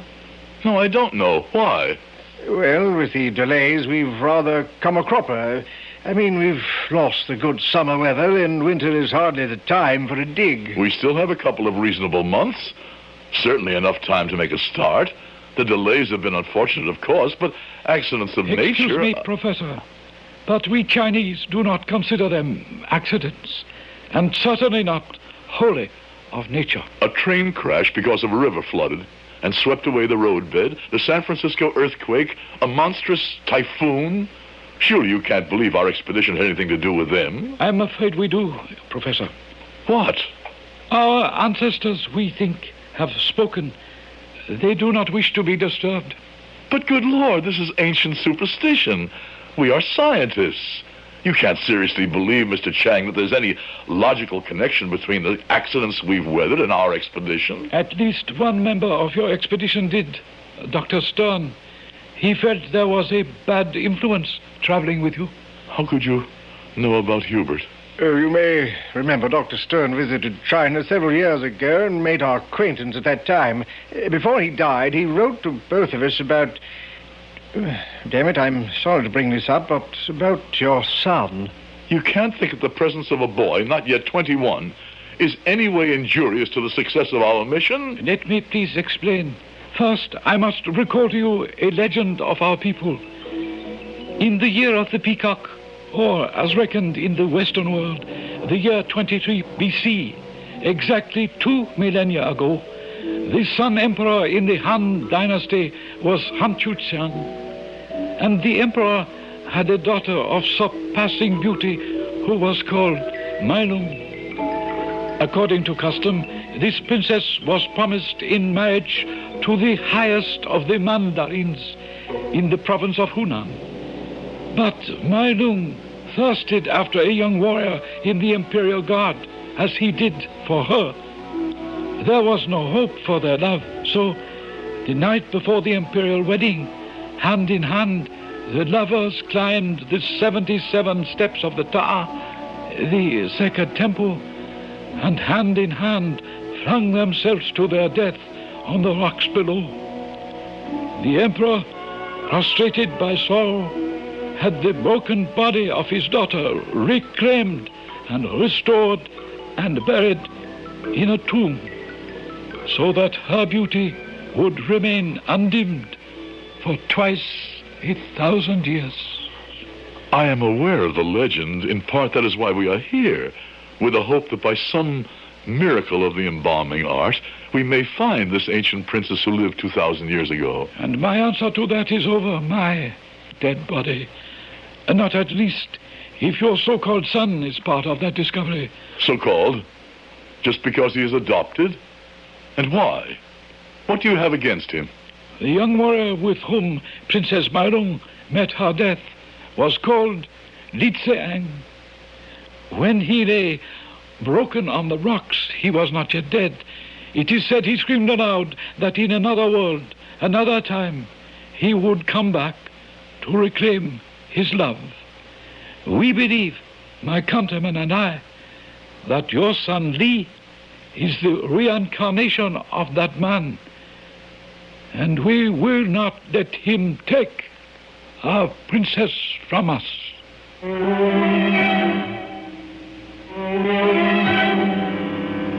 How many times has the questing desire of man to dig into the past run up against the equally strong desire for the superstitious to resist, deeming the past inviolable, not to be interfered with?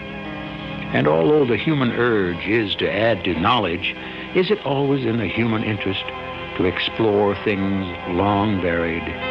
Or is it better to say with Longfellow, "Let the dead past bury its dead"? I shall return shortly with Act 3.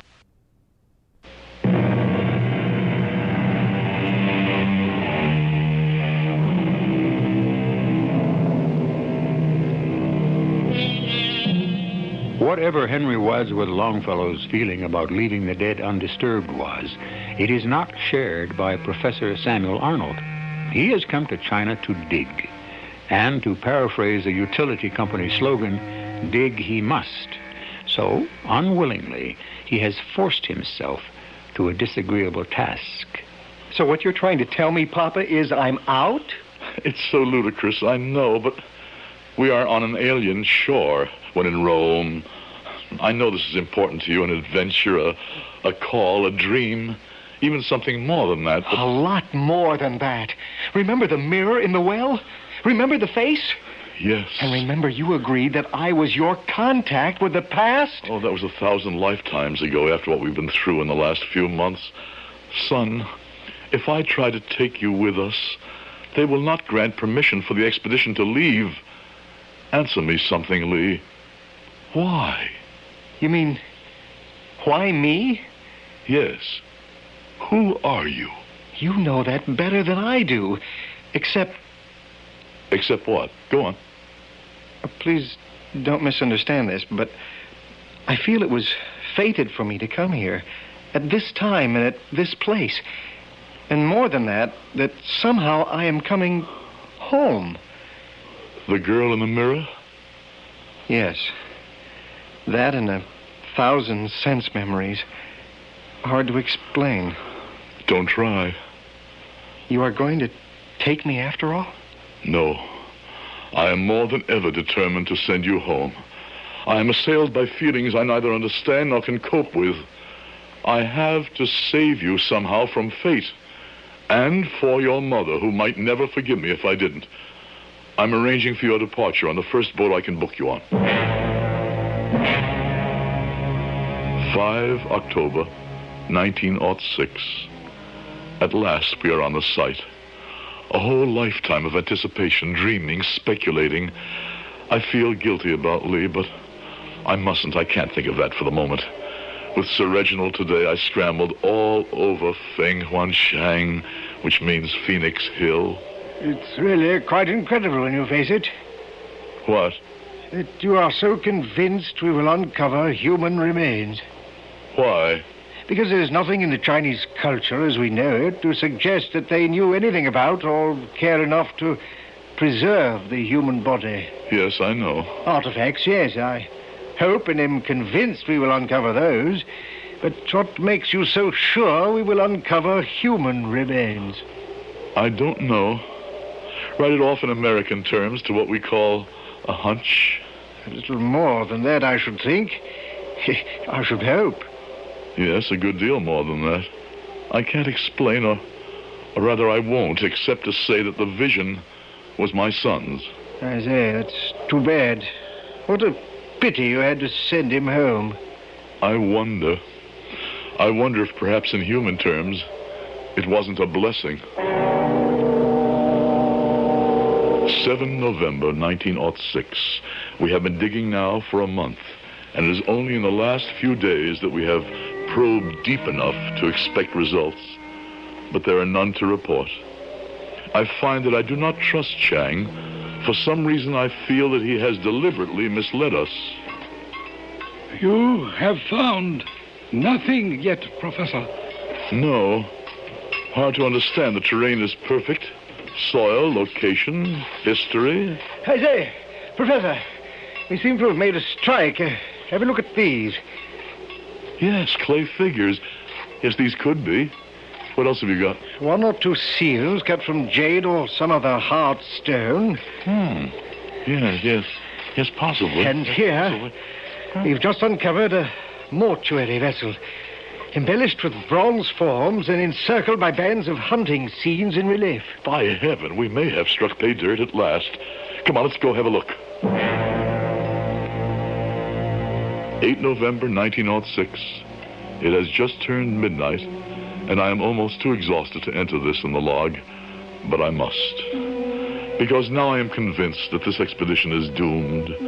Was doomed before we even started out. Oh, I'm not talking about any supernatural agency. The enemy is flesh and blood, and his name is Mandarin Chang. We dig furiously all day without turning up any artifacts, and by now, I know why.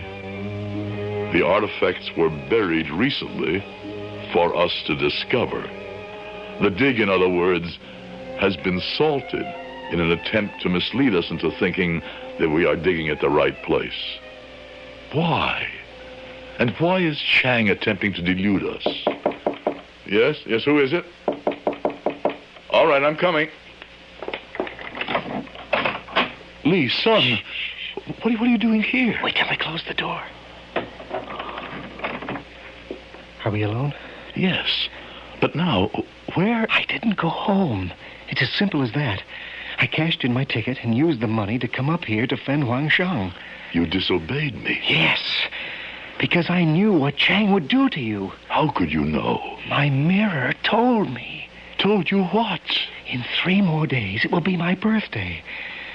I have only till then to find Mei Lung, so that we can be united again at last. So that at last we can go together before the Son of Heaven and live forever in peace. Help me, Dad. Help you? Do what? She lies across the valley, but I ran out of money, and my coolies deserted me. The ground is freezing. I can't do it alone. So we have been digging in the wrong place, made fools of by Chang. Why? Because he's afraid of the truth. What truth? 2,000 years ago, the Princess Mei Lung and I gave ourselves to each other in marriage in the sacred temple of the 77 Steps. But before we could run away together... Seize him! You are too late, Mandarin Chang.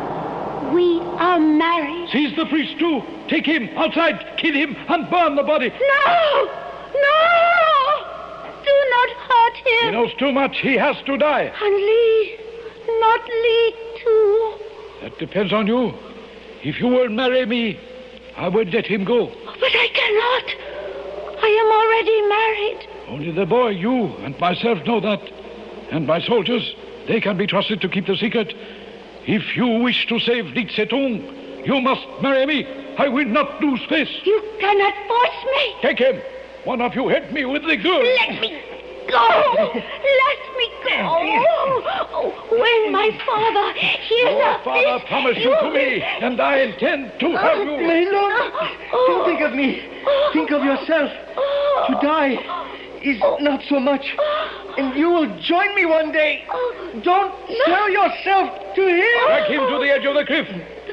So, now, Mei Lung, make up your mind. You have no choice. Yes. Yes, I do. I choose death rather than dishonor. Seek me out in heaven, my husband Lee. I love you. Mei Lung!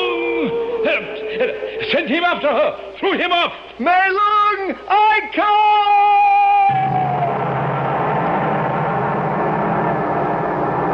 Mandarin was Chang's ancestor. He was able to cover up the murder. And all these years, the secret has been kept.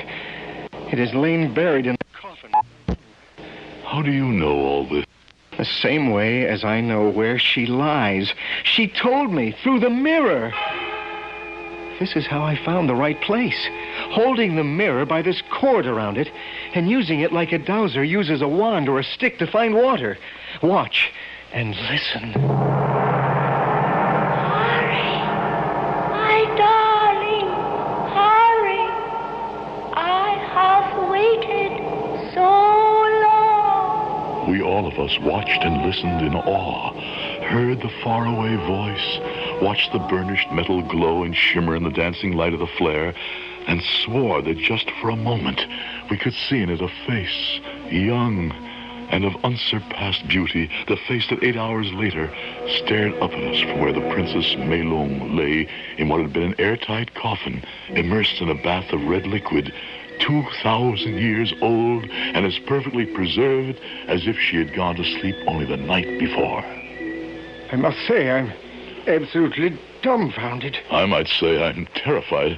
I have a terrible feeling that somehow we are not at the end of this. If you mean Chang, I don't think he dares make a move against us, no matter how much he values his precious face. Surely a 2,000-year-old legend can't matter all that much to him. Well, I don't know. That's why I gave young Lee a revolver. If he's going to insist on standing watch over the little princess all night, I thought it better your son should be armed. My son?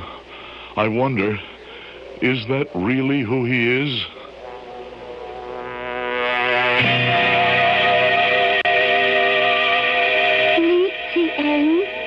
Yes, my love.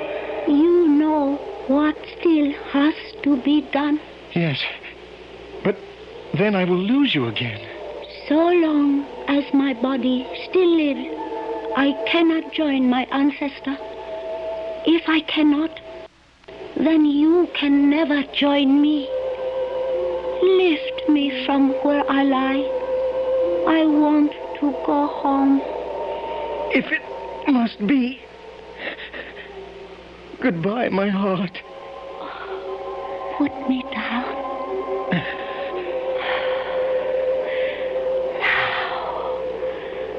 Now, my soul can escape the prison of my body. We will soon be together again. So, here you are. But it will do you no good. Die, you fool! You kill. What happened, son? Watch out! Chang has a gun. He's dead. And you, son, are you? As good as dead. Good Lord. He's taken the princess out of the coffin. Help me get her back, Professor, before... Too late. She's gone home. And I'm going to join her. Lee. Good Lord. What is it? The princess. Look at her. She's literally dissolving. And my son, he's turning to ashes. They're both going back where they belong. A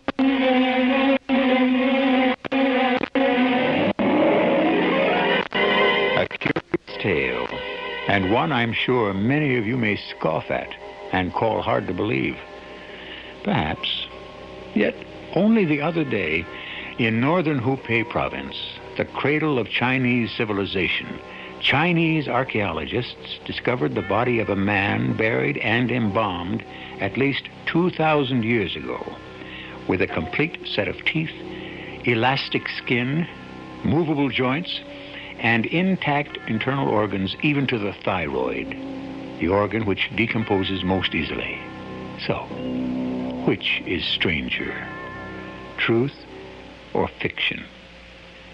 I shall be back shortly.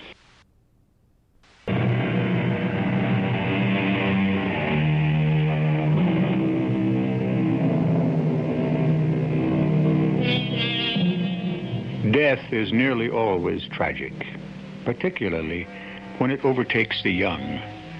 But for those who believe in life after death, sometimes it is a welcome visitor. As George Santayana said, happiness is the only sanction of life. Where happiness fails, existence remains a mad and lamentable experience. Our cast included Howard Da Silva, Bob Caliban, Evie Juster, and Ian Martin. The entire production is under the direction of Hyman Brown. This is E.G. Marshall inviting you to return to our Mystery Theater for another adventure in the macabre. Until next time, pleasant dreams.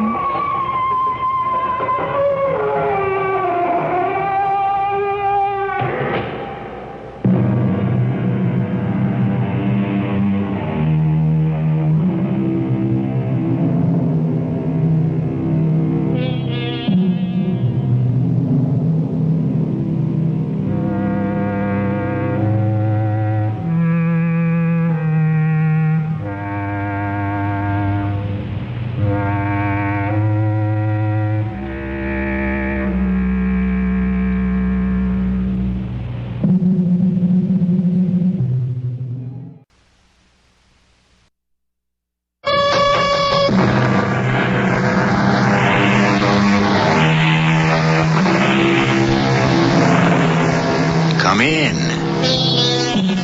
Welcome. I'm E.G. Marshall. Most of us laugh off the existence of witches, today or ever, particularly today. Yet, even so casual a research source as a daily newspaper would provide us with knowledge that there are covens all over the country and the world, and that witchcraft is on the rise again. Of course, all of them, in their minds, are dedicated to good works, as the following tale will illustrate. It does seem terrible to refuse a sister witch's check, but we don't deal with banks, you see. Very wise, Mrs. Warlock. And fortunately, you and your husband can manufacture the elixir by yourselves. Except the main ingredient, Dr. Callios. Of course. That cannot be made. We hope by tomorrow to find a new source. A pity. I'm in the wrong medical specialty to help. Well, it was a most fruitful and rewarding service. I'm sure we all feel cleansed. And may Asmodeus shower his grace upon you, and Satan be with you. I pronounce this coven disbanded until it reconvenes the next Witches' Sabbath, 2 weeks from this night.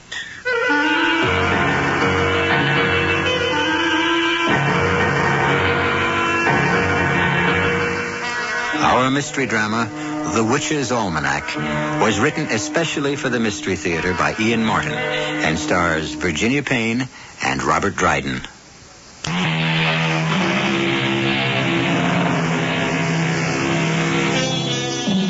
I have in my hand a curious little book called The Witches Almanac. I'm looking at a page which contains a recipe for a witch's broth.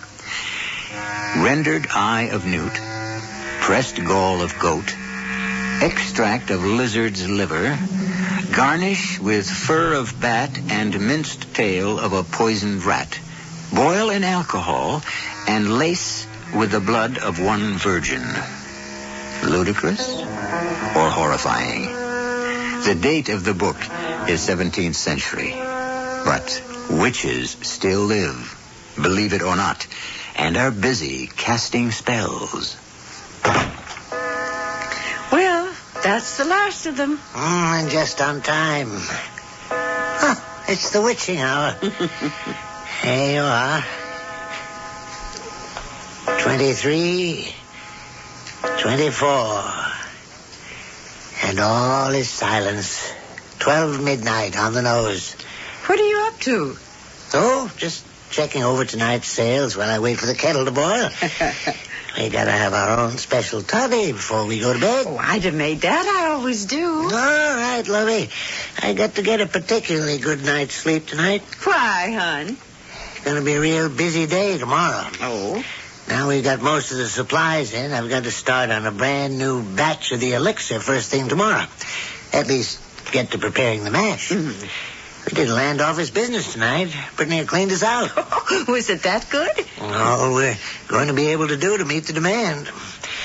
Only ones trouble me is that Connecticut crowd. They're real backsliders. Oh, who needs them? We get more and more from Staten Island and New Jersey. Oh, it's the bat fur, Mother. Connecticut's our best source for it. I sometimes think I'm not a very good witch. You know, I've never really seen a bat that I remember. Well, I've often wondered if we couldn't substitute mice, but I don't know. Oh, no. You got a good receipt. Don't make any changes. I learned that from my mother. Well, maybe so. She was a fine witch in her own right. I'm proud of her and her heritage. Yeah, no more than I am of yours. Yeah, there's the kettle. You get the toddy made. I need a good rest. A lot of work tomorrow. I sure hope we find a nice young boarder. Read me the ad again, darling. Elderly couple in choice location, Brooklyn Heights, wishes to replace last boarder who was like a daughter. Oh, yes. Desire nice young girl of quiet habits and religious persuasion. Denomination no object. Lovely sunny room, full kitchen privileges, right, box 13, etc., etc. Here's your toddy. Oh. Which of the answers did you like best? I don't know. It's hard to tell. We'll find out tomorrow. It's a pity we just can't come right out and ask the question directly. I just hope we don't make another awful mistake the way we did with the Godfrey girl. I'd have sworn that she was as untouched as a lily. Not only untouched, but what'd she finally have? Quadruplets, wasn't it? Well, triplets, actually. One of them died before it was born.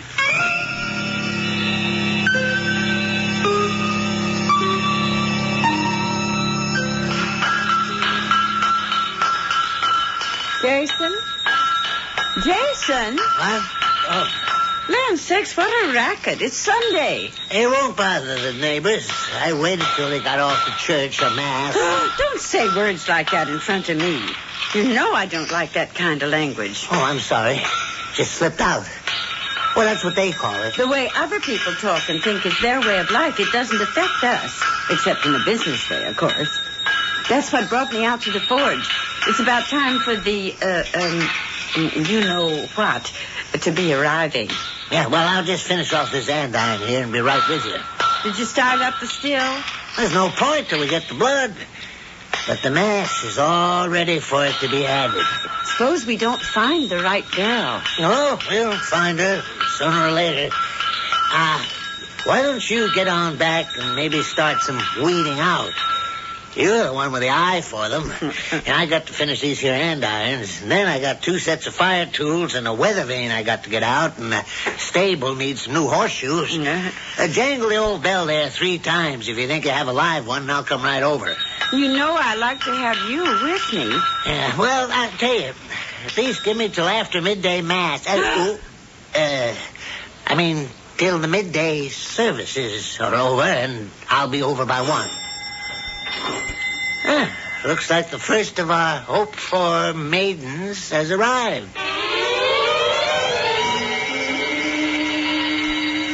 Won't you just come right in, my dear? I'm Mrs. Warlock. And I'm Kathy Pryor. I hope I'm not late. Oh, no. As you can hear, right on time. 1 o'clock, as we agreed on the phone. What a lovely old clock. Doesn't it stop striking? Well, it's very old. It was left to me by my father. How strange. It has 24 numbers instead of just 12. Just like the Army. The Army? Well, my father was a captain. He died in Vietnam. Oh, I'm so sorry. It was at the beginning of the war, I mean. Oh, now I see. 1 o'clock is 1,300 hours, like Dad would say, just like your clock.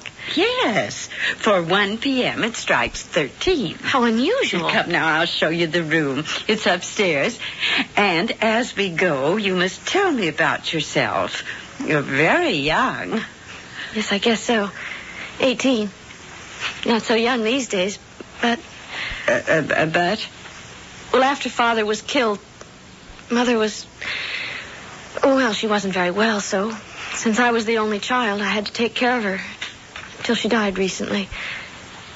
I've lived a kind of sheltered life. It's that door over there. Here in the city? Oh, no, I'm from a little town in Ohio. You wouldn't even know the name of it. Do you have more family? No. I'm the last of the Pryors. Oh, how lovely. And the sun streaming in the window. All chintz. Dotted Swiss curtains. A big four-poster bed, just like home. There, Kathy. I'm just going to call you that. Maybe you found a new home here. Oh, I just love all of it. Well, what does your husband do? He's a forger. A what? I'm just teasing you.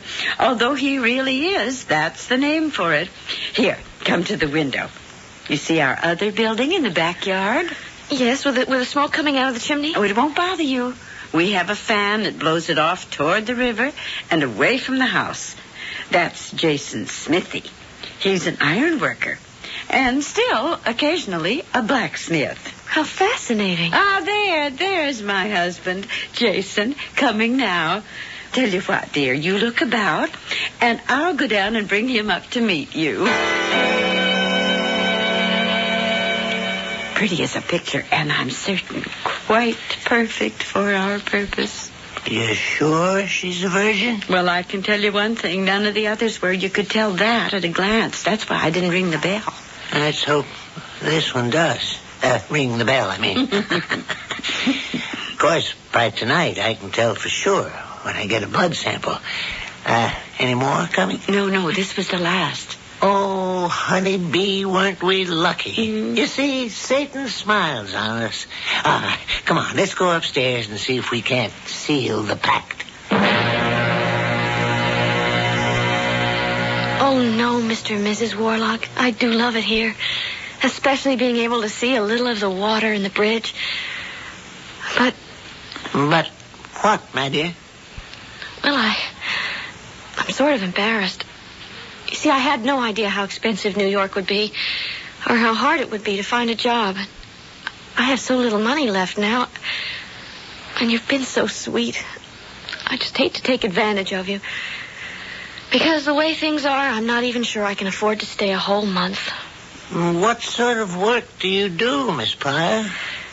Well, back home, because I couldn't leave Mama alone too much, you see, I did part-time work for Mr. Jeffrey at his hardware store.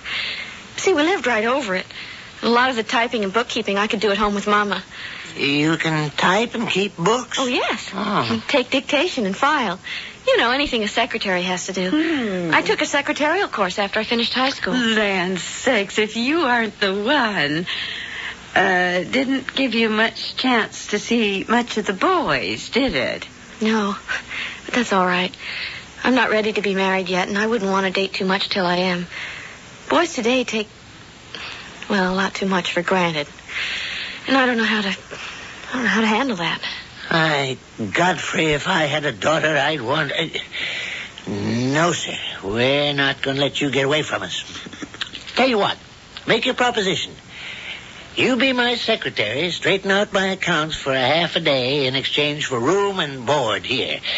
The rest of the days you can spend looking for a job in New York. Oh, Mr. Warlock, that's too much. I couldn't. Oh, of course you could, Kathy, dear. We want you to. I only want one promise from you in return. What's that?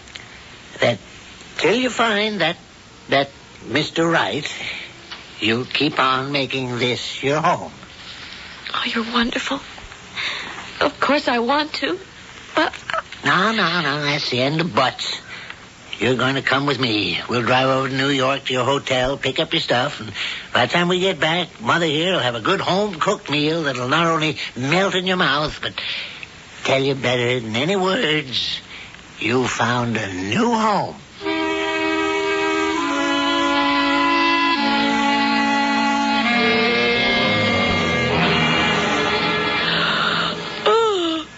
I don't know what it is. Ever since we had coffee after dinner, I just can't keep my eyes open. Now, what you need is a good night's sleep. Good night now, dear. And sweet dreams. Good night, both of you. You're absolute loves, and I know I'm going to sleep like the dead.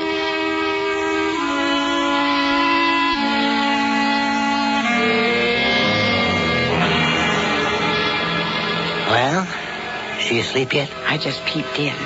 She's asleep, but tossing and turning and moaning a little. Oh, dear me. I suppose I didn't use quite enough for the sleeping draft. I didn't want to risk too much till I found out how well she tolerated it. Oh, yes, quite right, dear. You remember it did make the Elliott girl very sick. Yeah, that's what I was thinking of. Oh, well, then I suppose we'll just have to use the gas.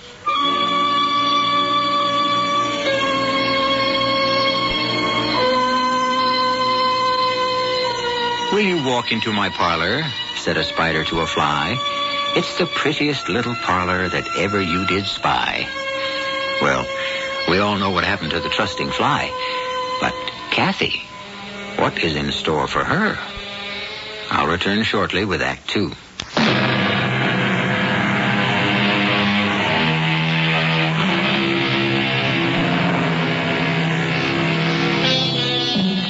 Jason and Sarah Warlock were born, brought up, and married in Brooklyn Heights. Their home, a leftover gem in an overgrown city, at the end of a quiet, dead-end street.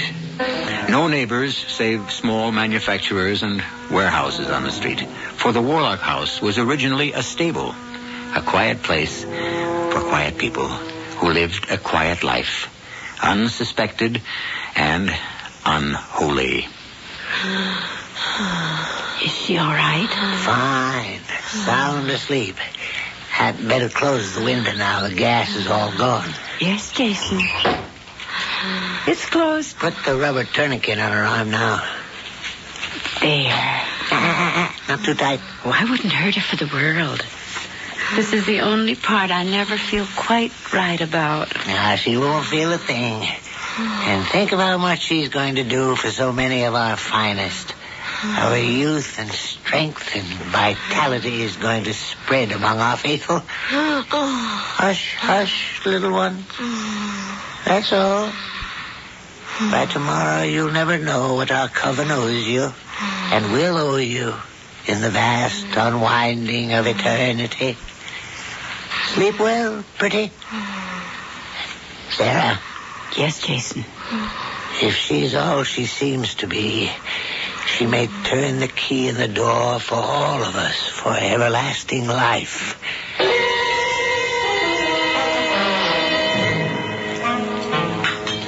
Breakfast just about ready, Jason. How were the tests? Where is our Vestal Virgin? Still asleep. Then the tests were... As pure as any alchemist can devise. Oh. I've already added what was needed to the mash and started the distillery. This will be the most powerful batch of Panpharmacon Vitae I have ever concocted. You should raise the price. Oh, hush, woman. This is the devil's work. Would he or I seek to profit by it? Scrambled or straight up? Scrambled this morning, with perhaps just a lacing of the elixir. I think she's coming downstairs. Yeah, you're right. Put some more eggs on for her. She may feel the need of a little extra protein this morning. I'll serve the juice. Well, good morning, Kathy. Sleep well? Oh, yes, Mr. Warlock.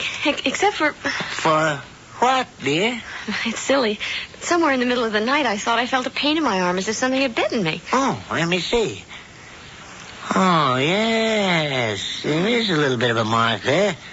Well, there's nothing to worry about. Sometimes the wind blows a Jersey mosquito our way. I'll fix that in no time. Oh, please don't worry, Mr. Warlock. No. I want your stay here to be a completely happy one. And please, not Mr. Warlock. Can't we make it, say, Uncle Jason? And Aunt Sarah. I mean, we really feel, Mother and I, that we're virtually blood relations already. Of course, if you want. No, only if you want. Of course I do. You're both the sweetest people I know. Uncle Jason and Aunt Sarah. Now that's settled, Kathy. And how do you like your eggs? Oh, just any way that you want. Any other morning, but today is special. Then can I have them fried and once over lightly? Now, how about some orange juice? I'd love it. But let me tend to myself. I know you're busy already this morning, Uncle Jason. What? Well, I see from my window that the chimney is smoking away. What wonderful thing are you creating this morning? just some horseshoes for a stable near Prospect Park. Well, don't let me keep you. Why, child, I just came in to have breakfast myself. We'll all have it together. Good. Then right after breakfast, I'll come over to the forge and start helping to get things in order. Oh, no. Well, you see, I think that this morning I'm so busy with the forge and so on. Why don't you take today off and go over to New York and start hunting for that job you hope to find? Well, I promised I'd get you straightened out. Oh, my goodness, I forgot. Forgot what, dear? In all the excitement, I forgot I have a luncheon appointment and I can't cancel it. About a job? Oh, no. It's just an old friend of my mother's. You know, I wrote him after she died to tell him. Just like I wrote all the people in her address book. And then when I came to New York, I called him at his office, but he was out of town. I suppose his secretary must have given him the message, because she called me back with a lunch invitation for today. You want to cancel it? I can't. His office is closed on Mondays. So I have no way of reaching him. And I'd hate to put the old gentleman out. Old gentleman? Well, he was once a beau of my mother's. And then when she married Dad, he moved to New York. He was quite old even then, I guess. Oh, well, then it's all settled. You can whisk off to New York in the subway, Kathy. And I'll get after this old reprobate here to get his papers together so you can put them in order. Meanwhile, I'm going to have Jason put up a screen on your window, just in case any of those mosquitoes come your way again. Oh, I don't want to be a bother. Bother? My dear little girl, you don't know how happy we are to have you with us.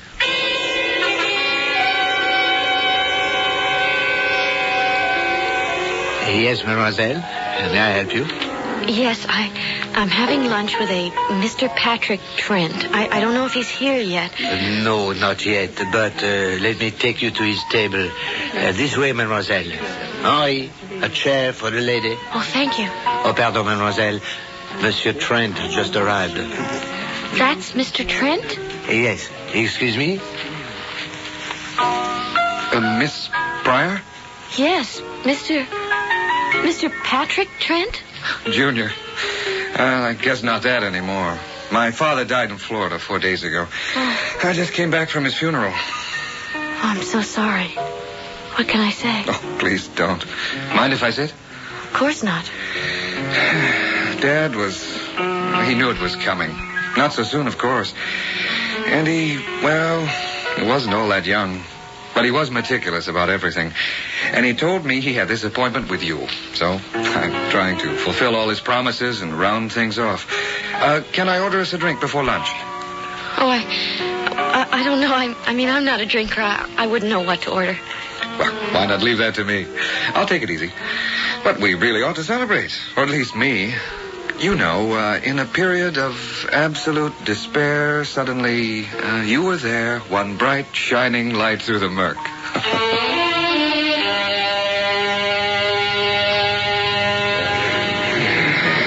So, in the lowest period of my life, I walk into my father's favorite restaurant, and instead of a nice, aging old lady, I find you. Well, I was looking for a nice, kindly old father figure. Sorry, I can't fill the bill. Well, that's all right. I found another one. Who? Oh, that isn't important for the moment. You know, I feel a little woozy. Shouldn't we order something to eat?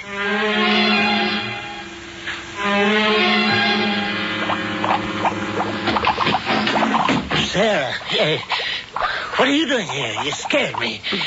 How's our life force coming? Never better. Forge still burning outside? Oh, yes. Have to watch that. It's our excuse for this other and more important work of ours. Oh, of course, Father dear.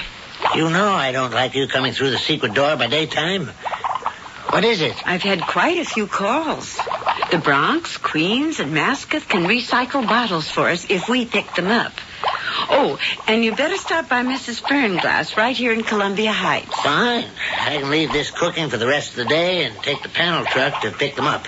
We need them. Did our little pigeon and our Kathy come back? No, not yet. Why, are you worried? Oh, no, not worried. Concerned. Purest blood we ever had. Oh, I wouldn't want to lose her for any reason whatsoever.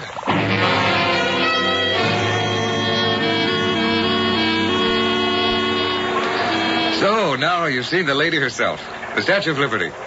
Feeling more unfettered and free? I guess I would, if I didn't feel so guilty. Well, what do you have to feel guilty about? Well, I should have been looking for a job. Well, you told me you kind of have one. Oh, that's just part-time. And also, Yeah? Well, I feel a little woozy from whatever you talked me into drinking before lunch. A daiquiri? Well, and we just had a bottle of beer. You know, I think I'm a little half seasick. No, couldn't be. We're just coming into the slip. So it has to be nothing. Or all.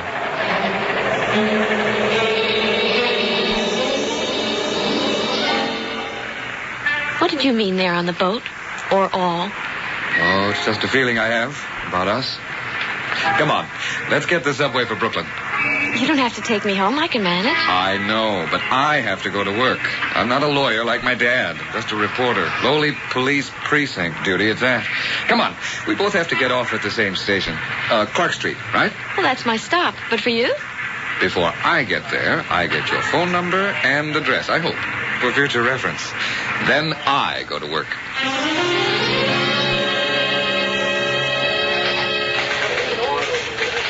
Hey, Pat, what do you say, boy?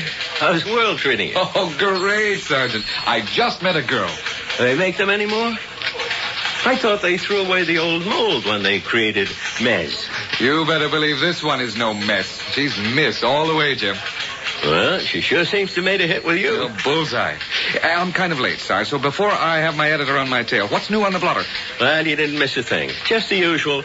Woman receiving obscene phone calls, 3 minor muggings. Nobody hurt, thank heavens. An old booze hound overdid it and kicked off from alcohol poisoning. All the run-of-the-mill stuff, not worth a slug of type. Oh, just one social note, you might say. What's that, Sarge? I'm not a sergeant anymore, buddy. You're talking to a lieutenant. Hey, Jim, that's great. Now, we got to find you a headline case to bust wide open.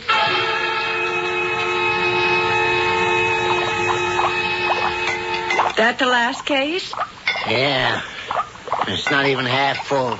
Did you go by Mrs. Fernglass? Right on by. Mm-hmm. There were cops and an ambulance there. One of the neighbors told me they found her dead. Oh, the poor old thing. She must not have been taking the elixir. Well, the devil take it.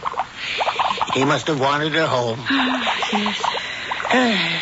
Sure wish I'd gotten the bottles first, though. We're getting awful low. It's a shame how careless people are. So are we. What? You left the door open and Kathy's caught us. I hope I'm not butting in. There was no one in the house, so I... Oh, no, that's all right, Kathy. No secrets here. I never realized you had a room behind the forge. Oh, what lovely old bottles. What are they for? Oh, they're just decorative. Yes. For windows and bottle glass door panels. What a wonderful idea. And what's that thing that's bubbling away there? Oh, that makes the grout, you see. You know, the cement that holds the bottles together after they're cut. Well, how do you cut them? That's my secret. How is your day and your luncheon? Now, Jason, that's Kathy's secret. Well, I was just interested, that's all. Then why shouldn't you know? I'm dying to tell you about it. Well, why don't you go in the house and freshen up for dinner? We'll be having it soon. And you can tell us all about it then. All right. But someday soon, I want to watch you making one of those windows. You think Kathy suspected anything? I doubt it. I hope not. I hope not, too. But if she does, she'll have to go. Just like Vera Blythen. You know that, dear. I know. Satan's work must be done. And nothing or no one can stand in the way. Double, toil and trouble, fire burn and cauldron bubble. The ingredients are gathered, and the witch's broth is fermenting. Pan-pharmacon vitae, the elixir of life. They all believe they must drink. Has Kathy learned too much to be safe? And who is there to protect her if she has? I'll return shortly with Act 3.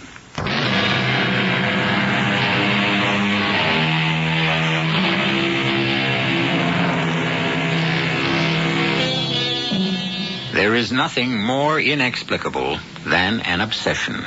Otherwise charming and sensible people can do the most outlandish things in the name of some irrational belief.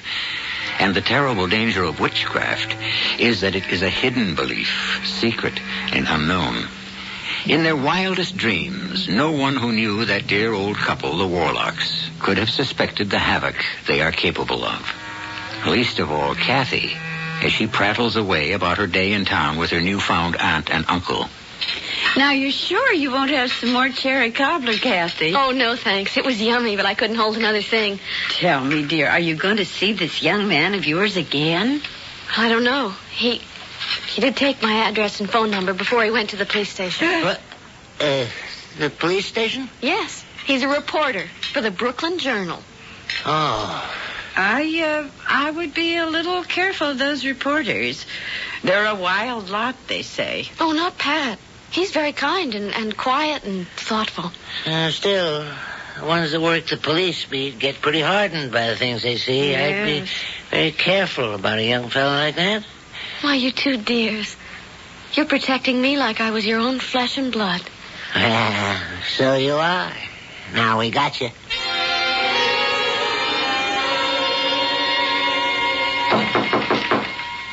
Come. Couldn't wait to show off your new office, huh, Lieutenant? That's what you had to call me? Forget it, Pat. This is strictly business. I have a story for you. I'd like you to get it on the front page of tomorrow's paper. Oh, Brother Jim, you're not asking much. I don't think I can beat the deadline. Let me talk first. Ever see anything like this? No. Old-fashioned bottle. Strange shape. Read the label. Panpharmacon Vitae. What's that supposed to mean? Well, you got the college education, Pat. You tell me. Well, it's gobbledygook. I mean, it's part half-baked Greek, half Latin. Roughly, I guess you'd say all the medicine of life. Or like maybe all the drugs you need to sustain life. What is it, some kind of patent medicine? Unlicensed. I sent the rest of the bottles to Food and Drug to have them analyzed. But meantime, all I need is my nose to tell me what it's mostly made of. Smell it. Phew, smoke, right, Jim? Loaded with wood alcohol, I guess. Alcohol, anyways. Where'd you get this? Remember I mentioned earlier today some old booze hound got knocked off from alcohol poisoning? No, not particularly. Oh, yeah, I guess. Well, she was poisoned, all right. But she wasn't any booze hound. When we followed up on the story, we found she was a Mrs. Fernglass, local librarian, very well respected, but very quiet and kept very much to herself. And we found a whole case of this gook, most of the bottles empty. Some lousy con talked an old lady afraid of dying into buying her own death. And I want him. How do I help? First of all, get me a story in the papers so anyone else who has this stuff doesn't also knock themselves off. Build it up so maybe we can get someone who bought it to tell why, how, and where. There's no instruction on this label. It's homemade. Now, whoever makes or sells this stuff is a ghoul. Paper come, Sarah? Just brought it in. Here you are, dearie. Thank you, sweetheart. By God. Jason, you're swearing. Never mind that. Come out to the forge with me. But I'm getting breakfast and Do as I say. Come on. Yes, but Jason, I never heard you. Don't talk, just follow me. Morning, Aunt Sarah, Uncle Jason. They're gone. Uncle Jason? Must be out in the forge. Maybe it's for me. Hello? Kathy? Yes? Pat? True Blue. Oh, I thought you weren't going to call me when you didn't call last night. Oh, I'm sorry. I got tied up with a big story. But forget that for the moment. When do I see you again? Tonight? Oh, yes. Matter of fact, how'd you like to come and meet these two gorgeous old people who are taking such good care of me?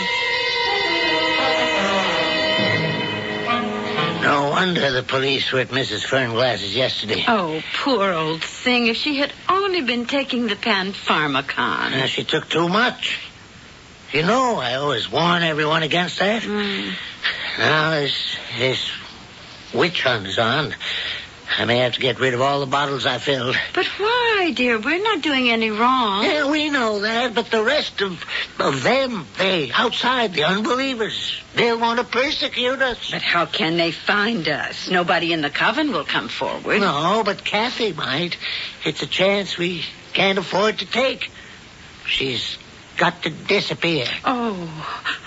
Oh, do we have to, Jason, darling? She doesn't have to see the paper. It's on every newsstand with that big headline. How can she miss it? Well, we'll just have to keep her home. It's dangerous. I'd have to be sure there was some way she'd never get wind of this story.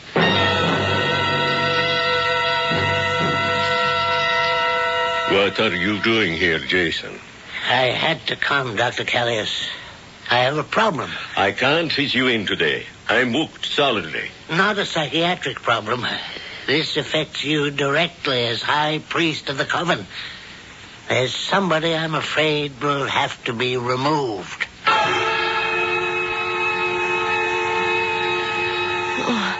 I don't see how it could happen so suddenly. Hit me right after breakfast. No, dear. Just let me make you comfortable in bed. And I want to see a doctor. Hush, baby. Jason has gone to see about one for you right now. You just try to drink this nice medicine I made for you. It'll settle your stomach. All right, Jason. That will do the job, all right. Just inject it in the vein, if you feel it has to be done.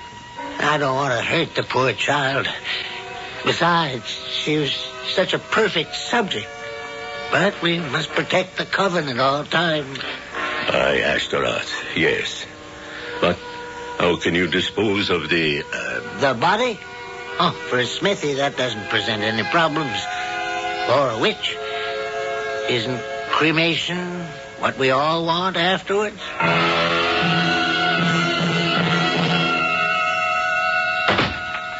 Jason? Yeah, it's me. Where's the girl? Upstairs, sound asleep. I gave her something in this glass as well as the small dose of arsenic. When the young man calls, we'll tell him she suddenly left. And if he doesn't believe us? Well, what can he do? We open no doors, and he can't break his way in. As soon as it's dark, I'll do what has to be done, and by midnight there'll be nothing left of our poor little girl but ashes. Oh, dear. Oh, dear, dear.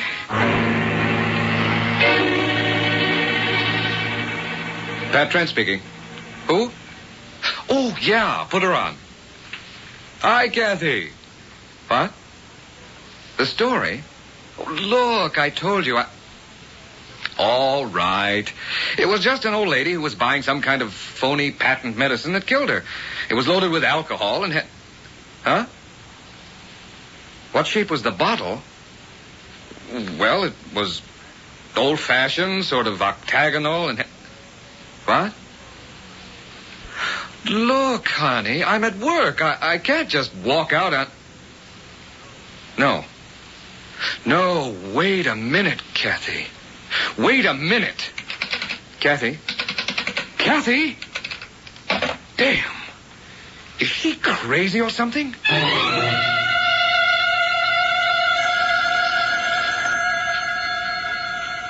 Kathy's still asleep? Yes. I'd better answer that. Hello? Oh, yes, Mr. Dredd. Oh, well, I'm sorry to tell you this, but Kathy walked out on us this morning. No, she's gone. No forwarding address. Well, I'm sorry. I really don't want to discuss it. She left without paying her rent.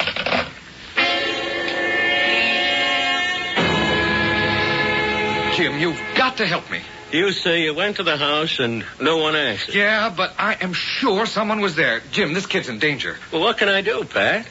I can't enter a search without a warrant. So how do we get one? I don't know. Wait a minute. You want to square out a complaint against Kathy Pryor? For what? Stealing your wallet will do. Oh, if that'll get us in, you got it.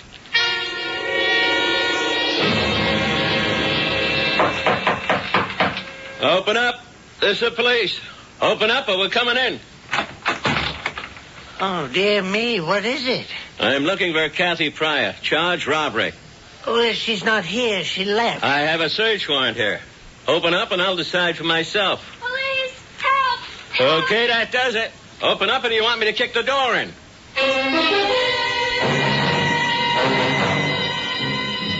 It was all just too much. I never get sick or sleep that heavy. I couldn't face that last drink, so I poured it down the sink and just lay there pretending to be asleep. Lying there, a lot of little funny things started to add up. And then, when I heard what they planned... Hey, take it easy, Kathy. You're okay from here in. I thought they were so sweet.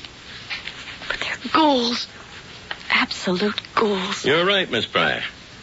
But they don't think so. They think they're right. But don't worry.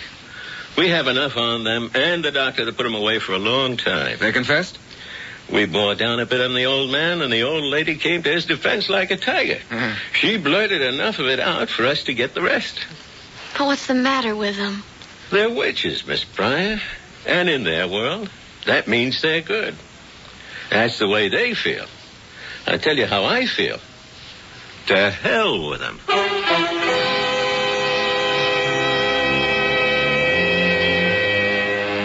To which I can only add, from ghoulies and ghosties and long-legged beasties and things that go bump in the night, good Lord deliver us. As he did Kathy Pryor. I'll be back shortly. State Farm is there with a discount for drivers 50 and older. Millions of drivers 50 and older are saving important money with the State Farm discount. They're getting the personal agent service and great claims handling State Farm is famous for, and saving too. If you're 50 or older with no unmarried drivers under 25 living at home, see a State Farm agent now.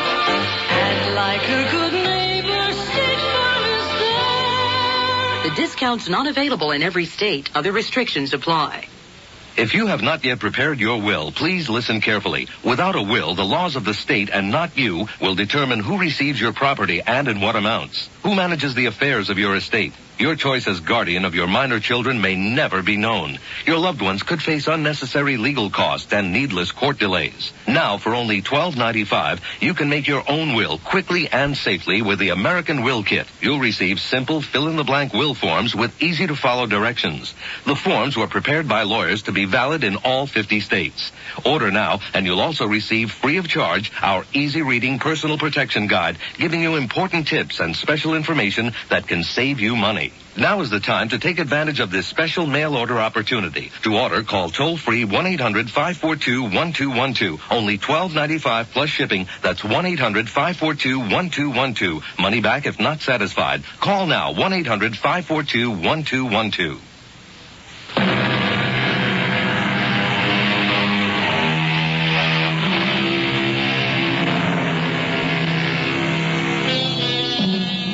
Sarah and Jason were put away for life, and all existing bottles of Pan-Pharmacon Vitae were located and destroyed, and the coven dispersed. Incidentally, the analysis by the FDA confirmed a small quantity of blood in each bottle, human blood, and, of course, alcohol. Other ingredients defied analysis. Kathy, who married Pat, sleeps deeper but more tranquilly these nights. The coven was broken up, but it's only one of many, and witches are still abroad. Always be on your guard. Our cast included Virginia Payne, Robert Dryden, Jada Rowland, Marshall Borden, and Dan Acco. The entire production was under the direction of Hyman Brown.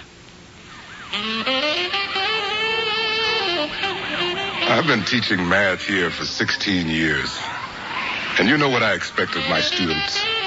Everything. You want to stay in my class, you show up every day and do your homework every night. Like logarithms, calculus. You've got to know your stuff better than anyone else. Think it's tough? Next to real life, it's a picnic. The world doesn't want to hear excuses about why you failed. Neither do I. I only pushed them so hard because I promised them that if they paid their dues, did all their work, then they'd get to go to college and make something of themselves. Now, please, don't make a liar out of me. Support the United Negro College Fund. A mind is a terrible thing to waste. This is E.G. Marshall inviting you to return to our Mystery Theater for another adventure in the macabre. Until next time, pleasant dreams.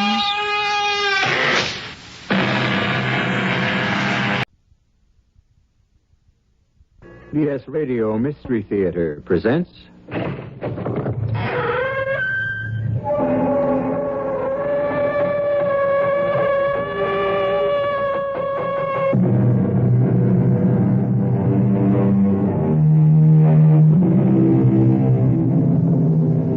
Come in. Welcome. I'm E.G. Marshall, your host for another adventure so strange and so chilling that we dare say you'll get little sleep this night. At the moment, we're in a shabby little storefront studio near the waterfront of a large city. On the dusty window in hand-painted letters are the words, Caro, Reader and Advisor. Reader and Advisor, a comfort to thousands who believe in their powers, and a fraud to the thousands who laugh them off as ridiculous. Martha Hawthorne, however, is one of the thousands who believe, and at the moment, she is seeking help for a desperate situation. Well, Caro, it is in this bottle. Do not, under any circumstances, open it until the time comes. Until you are ready to use it. I understand. The effects are not always instantaneous. It takes a while. And it is sometimes unpredictable. I'll take those chances. The idea appeals to me so enormously. It's so perfect. Be careful, Mrs. Hawthorne. I must warn you. When the bottle is opened, be very, very careful.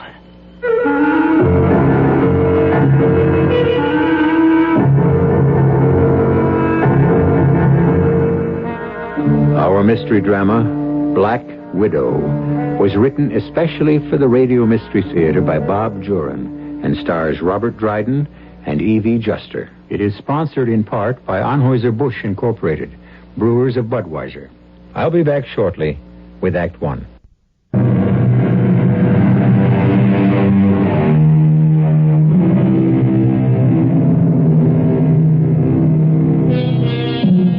Standing up for what you believe is right is both honorable and necessary. And it also can be dangerous, particularly if your adversary has very little scruples and a lot to lose should you have your way. Such is the case with John Hawthorne, a top-notch mechanic whose father before him took pride in his work, his friends, and his trade union. And John intends to bring back those better days and stand for what his father stood for. Hello. Hello, John. What do you want, Max? I don't like the noises you've been making with the rake and file. You know where I stand. I'm beginning to, yes. It's come to my attention that, you're even thinking of running for union president. Not thinking anymore, Max. Am running. That's my job. Why waste your time? You know you can't win.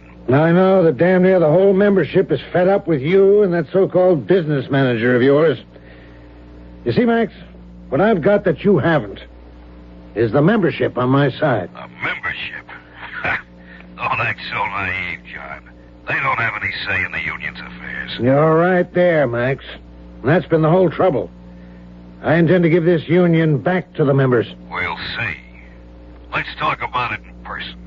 After the meeting next Friday. No, there's no talking to you, Max. We've been trying to talk for 2 years, but you run things your way, and we're fed up with it. All right, John. Don't get excited. You'll run for president and see what it gets you. I wondered when Max would start getting worried. He's not worried, Martha. I am. That makes 2 of us. I'm proud of your guts, John. But we both know who Max has behind him, and they play rough. I'm not afraid of threats. I'm just worried that maybe I can't carry it off. I still wish you'd reconsider.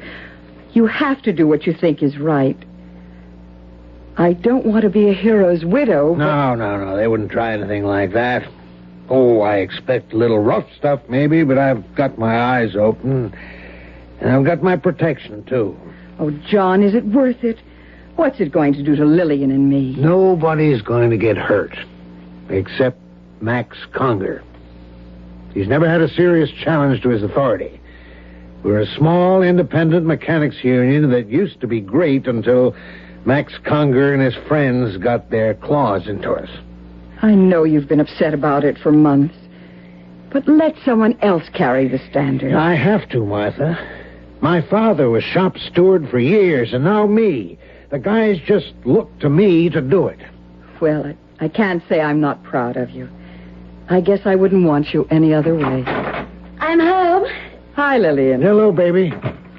You home for supper? If it's quick, Neil's picking me up at 7. Where are you two heading tonight? Roller skating, believe it or not. We're meeting June and Fred there. Aren't they old for roller skating? I'll get it. Hello? Hello, Mrs. Hawthorne. Hank Thomas here. Oh, yes, Hank. You want John? If he's not busy. Yeah, I'll take it, Mother. Yeah, Hank. John, I've got to call a shop stewards meeting tonight. I know it's last minute. Can you make it? You know I can. Well, we're running into a problem at the Campbell shop over in Florence. We've got things to work out. What's the Campbell shop got to do with us? Well, we're all union brothers. Yeah, and it suits your purpose. Okay, John, I know about your talk with Max a little while ago. When you win the election, you can do things your way. Until then, we'll do it mine, okay? See you at 8. Yeah. Okay, Hank.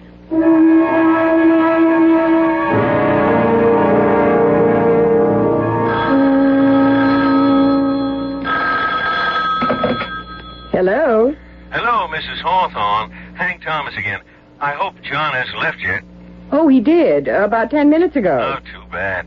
I had to postpone that meeting tonight, and I hoped I could catch him. He's on his way to the Union Hall now. Well, I'll see him and send him home. Sorry about the inconvenience. I don't think John will mind.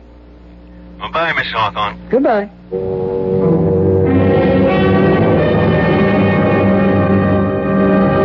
Good evening, Mrs. Hawthorne. Good evening, Caro. I'm sorry to bother you for reading this late, but I'm terribly worried. I am always at your service, Mrs. Hawthorne. Always. For regular customers who need help from the cards. My husband went to a union meeting tonight, and that's part of my problem. Sit down. Let us see what the cards tell us. These cards are the threat. This is your husband. A red king. That is favorable. A red king will triumph over the situation. Oh, thank heaven. If what? If the next card is a red jack or a black queen. The ace of spades. I'm sorry. The ace of spades is death. That is what is in the cards. Oh, dear Lord, I've got to get home. Mrs. Hawthorne, one moment. I haven't time. There is a way. There is a way. You can protect your husband from all harm. Caro, what are you saying? There is... Well, I hate the word. A spell. 'Tis costly, but it works. With it, he cannot be harmed. Are you serious? Very. Then for heaven's sake, do it. Give it to me, or whatever. It will take 2 days, but it will work. Do it. Well, I will need a bit of his hair and a bit of his skin. His skin? Oh, just a tiny shaving. Not even enough to draw blood. And a snip of hair. But how can I get them without his knowing? It does not matter. Explain it to him. He will agree. Oh, he'll think I'm crazy. Find a way to get them. And get them fast if you value your husband's life.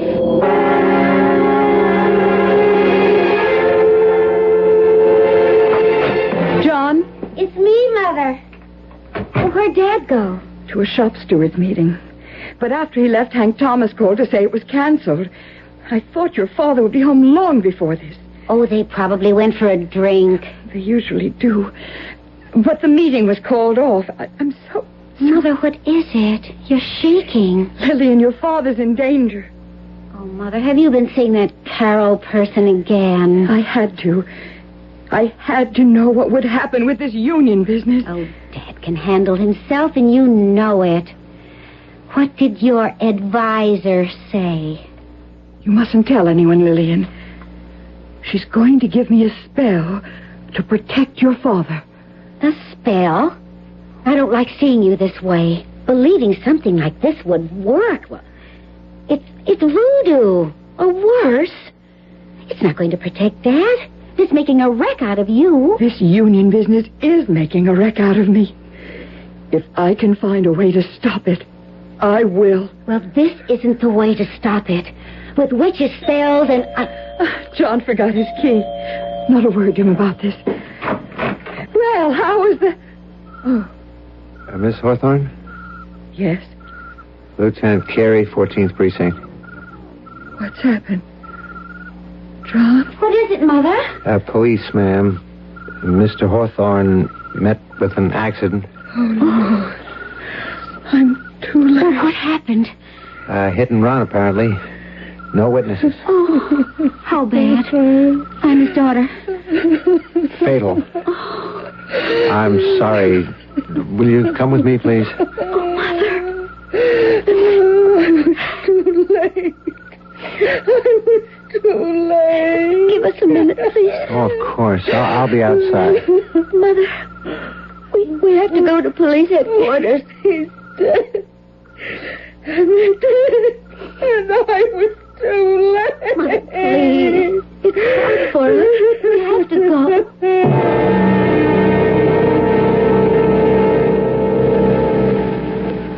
Yes. That's my husband. There were no witnesses, you say?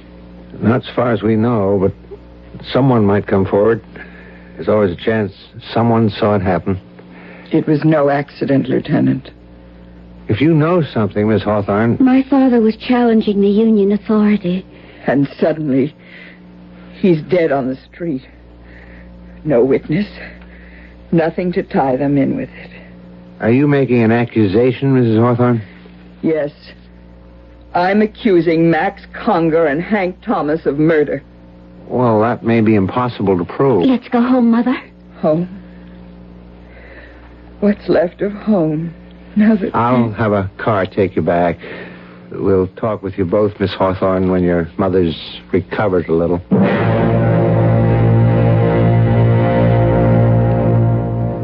There's absolutely nothing to link those two men with this case, Miss Hawthorne. I realize that. Well, there's always a chance, as I said, of someone coming forward. Oh, I doubt it. But it would take that, I'm afraid, to pull Mother out of her shock. Could I see her? Perhaps a different face. Of course. Don't be surprised if she just stares at you. But then she might respond. Follow me. Sure. You've had a doctor attend her, I'm sure. Oh, yes, almost every day. Apparently this happens frequently. He says medication might even make it worse, so he's just waiting for nature. In your mother's case, there's the bitterness. That makes it all the tougher. Mother? Mother? But she's gone. But I thought you said she hasn't left this room for a week. I talked to her here just an hour before you arrived. We were right downstairs.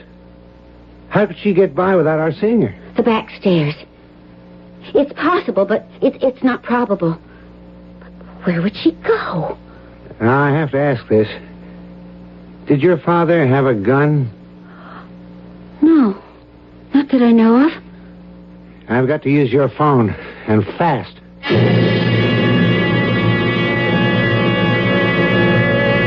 A tortured mind is prey to 1,000 tormenting thoughts. And a grief-stricken widow, embittered by what she believes was the murder of her husband, is prey to a host of sinister motivations. We'll learn what's motivating Martha Hawthorne and to what action when I return shortly with Act Two.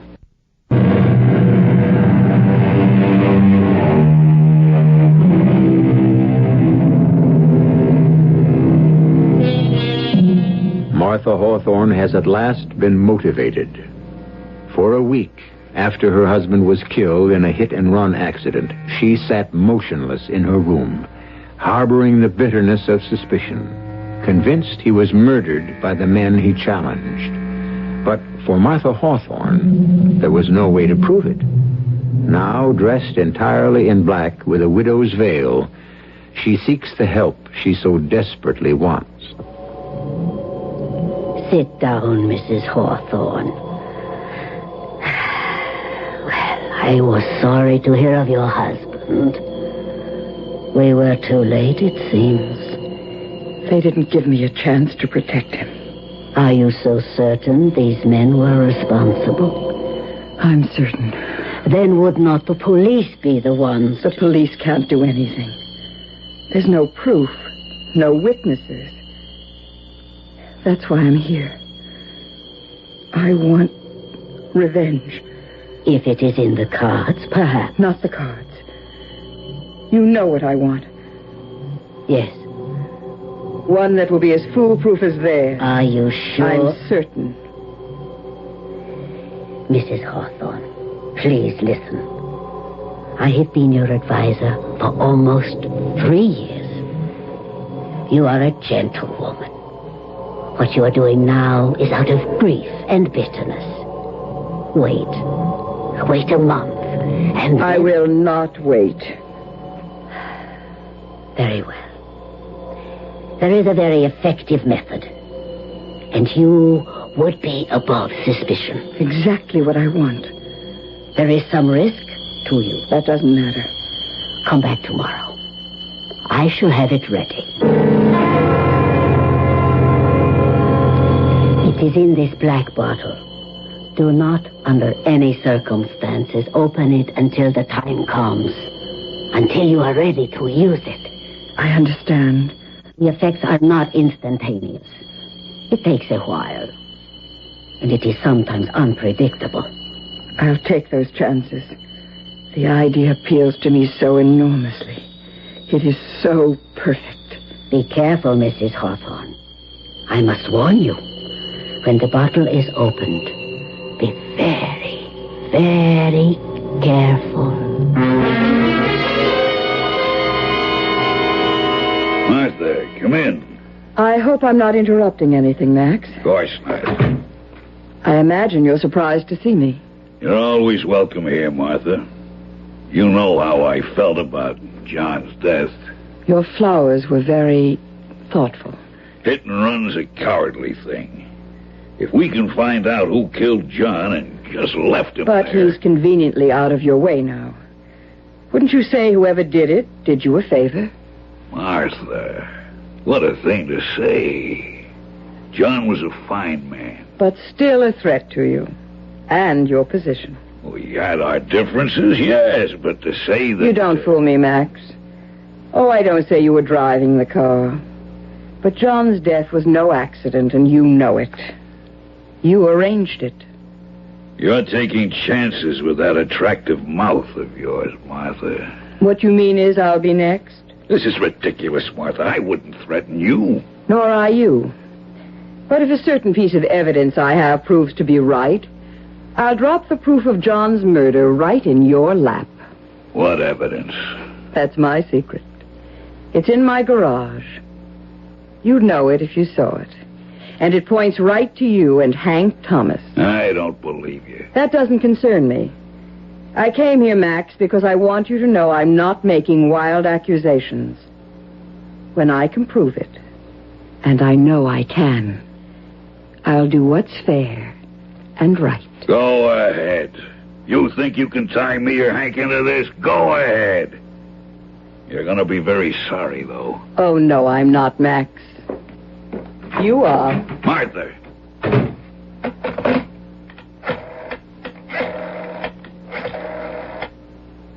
Hank, Hawthorne's wife was just here, and she knows something. I thought you told me you made it clean. Well, something went wrong. Get in here. We got to talk.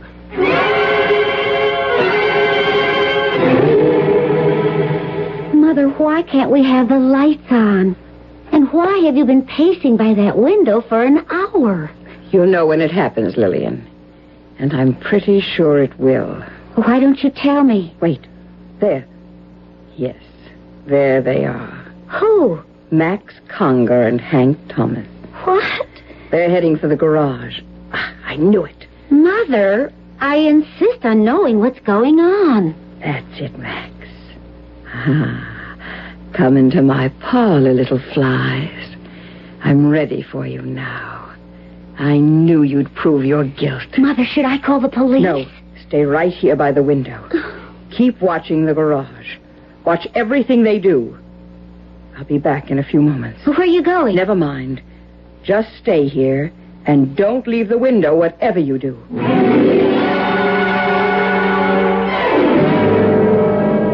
It is in this black bottle. Do not under any circumstances open it until the time comes. Until you are ready to use it. The effects are not instantaneous. It takes a while. And sometimes it is unpredictable. But be careful, Mrs. Hawthorne. I must warn you, when the bottle is opened, be very, very careful.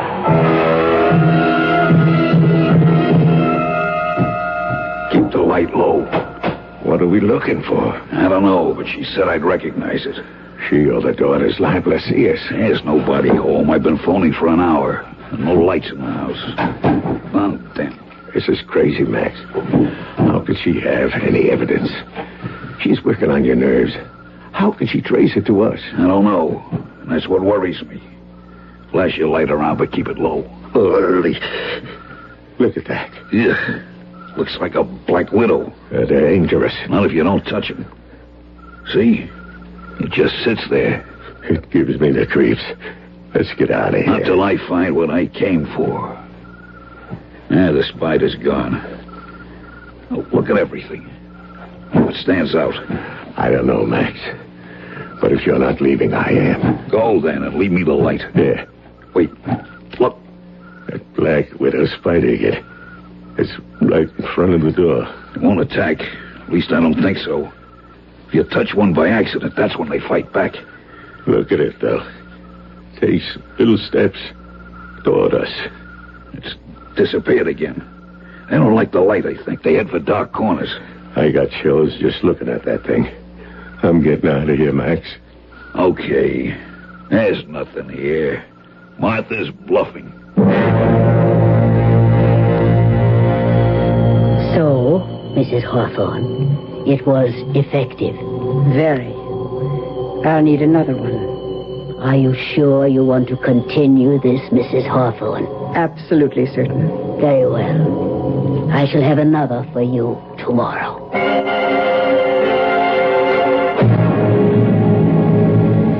I hope you don't mind my calling on you at home, Max. It's all right, Martha. Come into the study. I've decided not to pursue this any longer, Max. I'm not sure I can make my evidence stick. Sit down, Martha.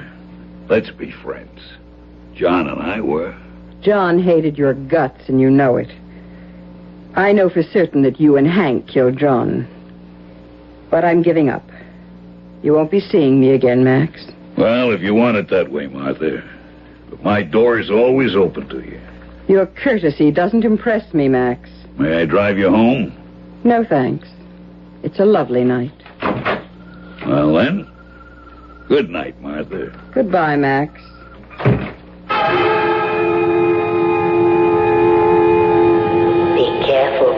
Hawthorne, I must warn you, when the bottle is opened, be very, very careful.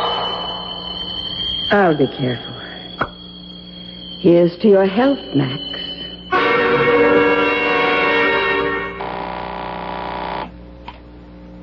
Local 48. Hank, Hello, Max. What's up? I just had a visitor. Martha Hawthorne.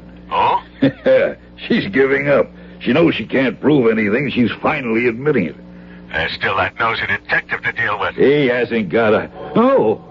Max, what's the matter? Good Lord. Max, what is it? A black spider just landed on my desk. A spider? It's a black widow. Hit it with the phone. Going up the lamp. Max, you gotta kill it. I can't move, Hank. I can't move. It's so hideous. Oh. Max, do something. It jumped. It's on my neck. Ah!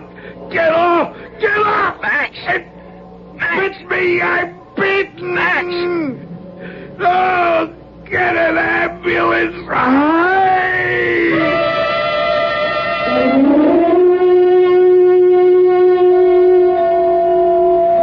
Mr. Thomas? Yeah. I'm Lieutenant Carey, 14th Precinct. I called on you after John Hawthorne's death. Yes. I'd like some information. So would I. I want to know how Max is. Why don't they tell me? Mr. Conger died 10 minutes ago. Max? Dead? I was too late. You brought him to the hospital? Yeah, I didn't wait for an ambulance. He was in pain. He was hysterical. This happened at home? Yes. Why do you want to know? Well, a black widow spider death is relatively rare.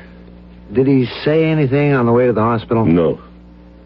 Where was he when it happened? In his den. He called me from there. And I found him on the floor. Huh. That's unusual. Black widows rarely come out like that. They generally stay in their dark corners. Well, this one didn't. It was awful hearing Max scream like that. I'll never forget it. Wait a minute, Lieutenant. What is it? She couldn't have... No. Who? Martha Hawthorne. She visited Max last night. The hit-and-run victim's widow? Yes. Well, you think there's a connection? Well, it's crazy. It's wild. Mrs. Hawthorne accused Max and me of her husband's death. Yeah, I know. And last night she went to Max and told him she was, well, withdrawing the accusation. So? She was there. And then Max... Are you suggesting Mrs. Hawthorne brought a black widow spider into his home? It's impossible. But she was there. I'll have a talk with Mrs. Hawthorne. Since you say she was evidently the last person to see Max Conger alive.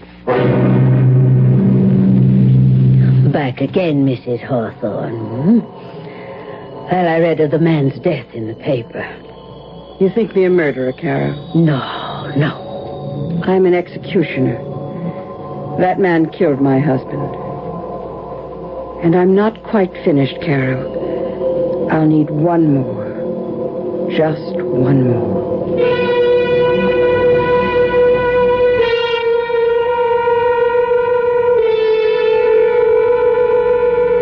Martha Hawthorne is a determined woman, and she's chosen a unique method for disposing of her husband's killers. Untraceable. Who can blame a murder on a spider? But through it all, there's one risk to herself that Martha Hawthorne fails to see. We'll see what it is when I return shortly with Act 3.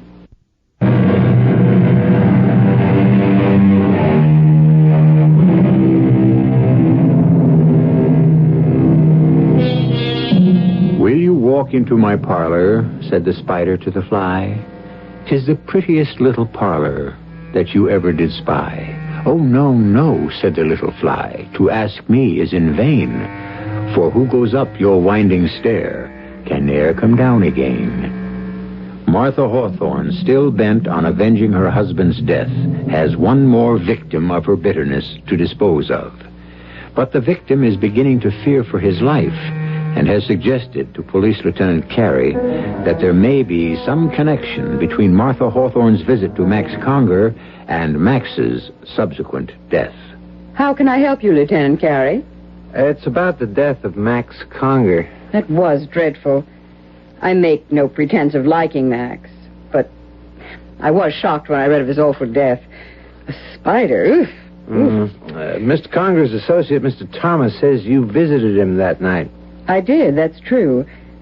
I told Max I was through accusing him. You know the story. We're still investigating that case, Miss Hawthorne. I'm trying to forget it. Why don't you? No, we don't forget hit and run. But back to the reason for my visit. Yes?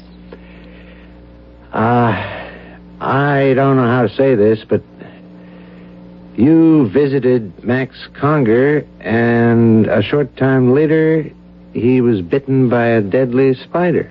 Do I? No, I don't think I understand you right. Are you suggesting that I had something to do with a spider biting Max Conger? Well, I know it's far-fetched, but we have to take Far-fetched? It's insane. How in the world could I catch one, let alone deliver it to Max Conger? Oh, Lieutenant, this is beyond belief. But the curious thing is the spider. Black widows don't usually come out and climb up on desks. They stay in the darkness. I know nothing of spider behavior. You're being taken in by Hank Thomas, Lieutenant. He thinks because I accused them that I'm responsible for everything that might happen to them. You're right. Mr. Thomas is oversensitive, and that, coupled with my own curiosity, I hope you'll forgive me. I won't trouble you again. I hope not, Lieutenant. I'm finished with the whole business. I'm moving away from here as far as I can. I think you're wise to do that, Mrs. Hawthorne. Bitterness can really eat you up. I know. I've seen it.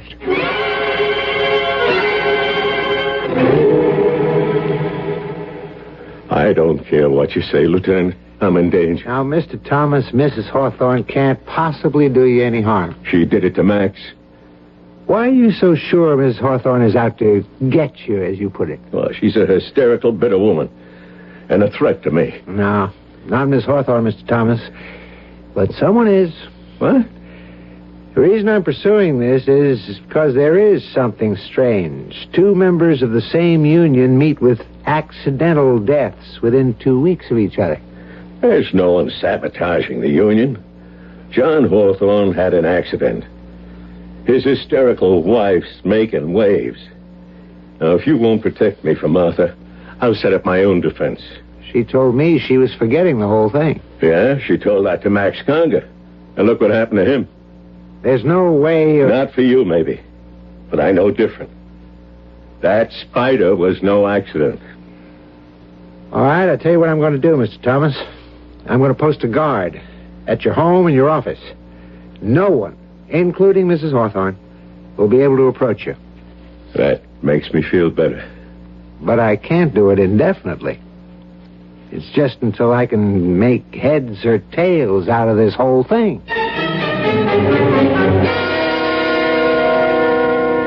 Good afternoon. I'd like to see Mr. Thomas. Sorry, no one's permitted in the office, ma'am. Why, a police guard. Has something happened to Mr. Thomas? Lieutenant Carey's orders. No one's allowed to see Mr. Thomas.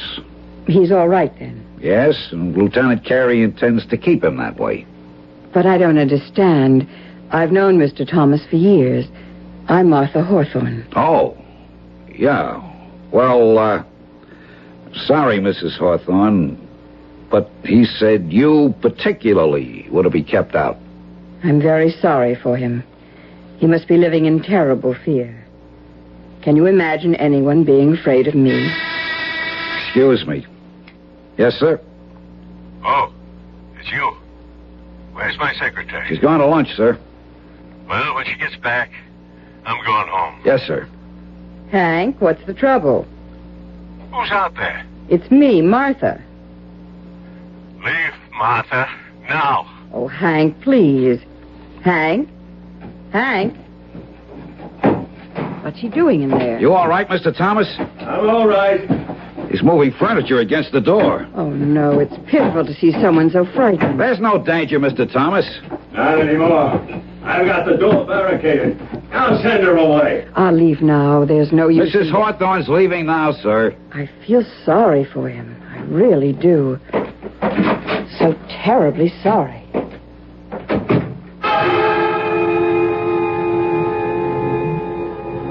Be very careful, Mrs. Hawthorne.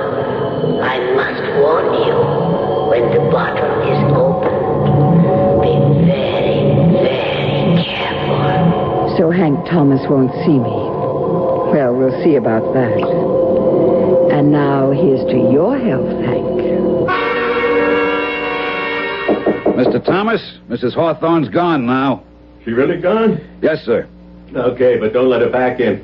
Not even in the outer office. Yes, sir. You send my secretary in when it... Mr. Thomas, what's the matter? Get it away. Get it away. Oh, Lord. Get it out of here. I can't open the door. You've got the furniture against it. It's following me. If I can just force enough to... Get it off my back. It's on my back. I can't get it off. Hold still. I'll get it. Good Lord, it's a Black Widow. Get it off. Got it. I'll call an ambulance fast.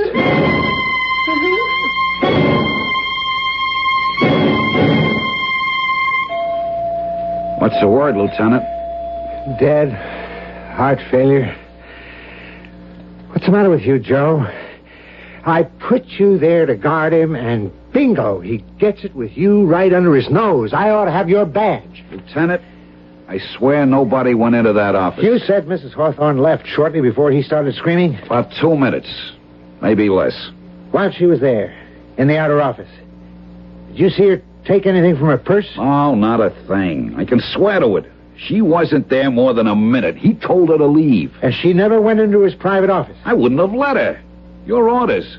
Besides, Mr. Thomas had a chair pushed in front of the door. That's why it took me so long to get to him. I don't understand it. I just don't... Mrs. Hawthorne left the outer office. She went into the hall. Then about 2 minutes later, Mr. Thomas screamed. That's right. I had to force the door, and there he was with the Black Widow spider on his neck. I slapped it off his neck and killed it with a book. It's more than coincidence this time. I've got to have a talk with Mrs. Hawthorne.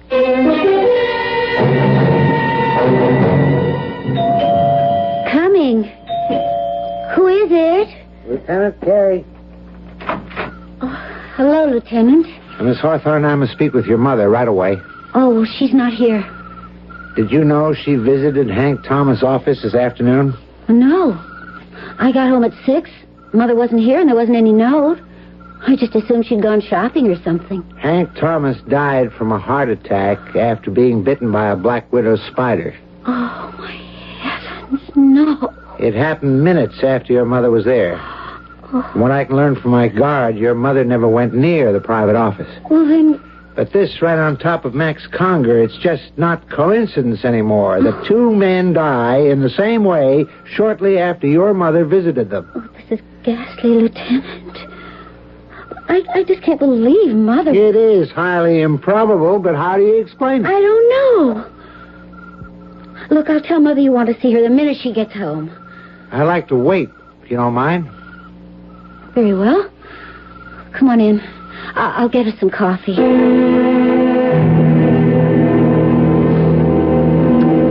not like Mother to be gone so long without phoning. It's 9 o'clock.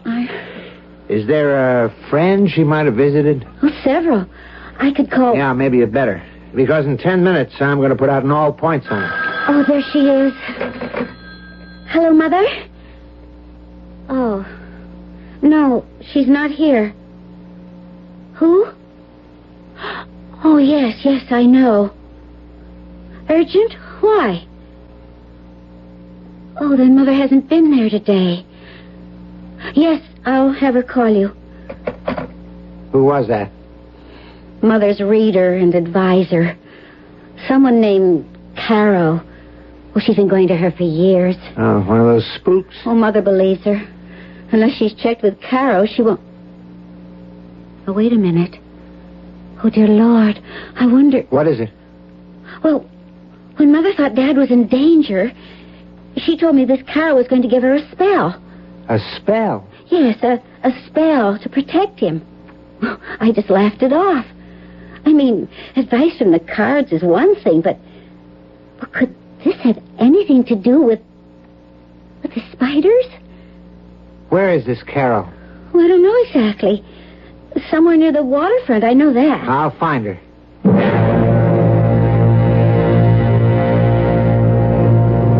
Welcome. What can Carol do for you? I'm Lieutenant Carey.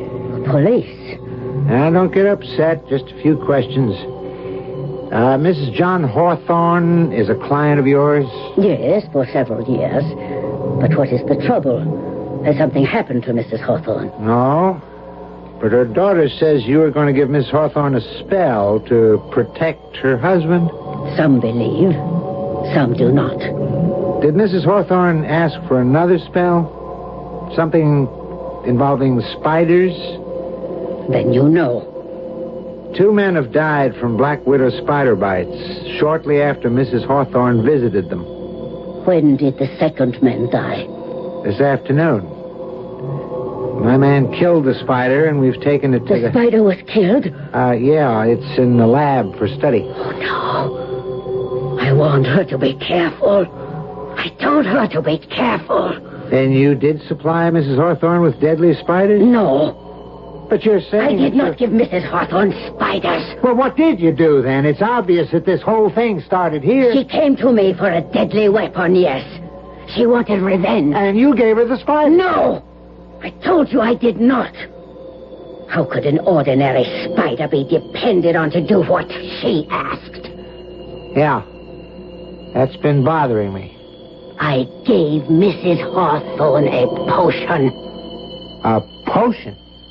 It was an elixir that caused certain changes in her appearance.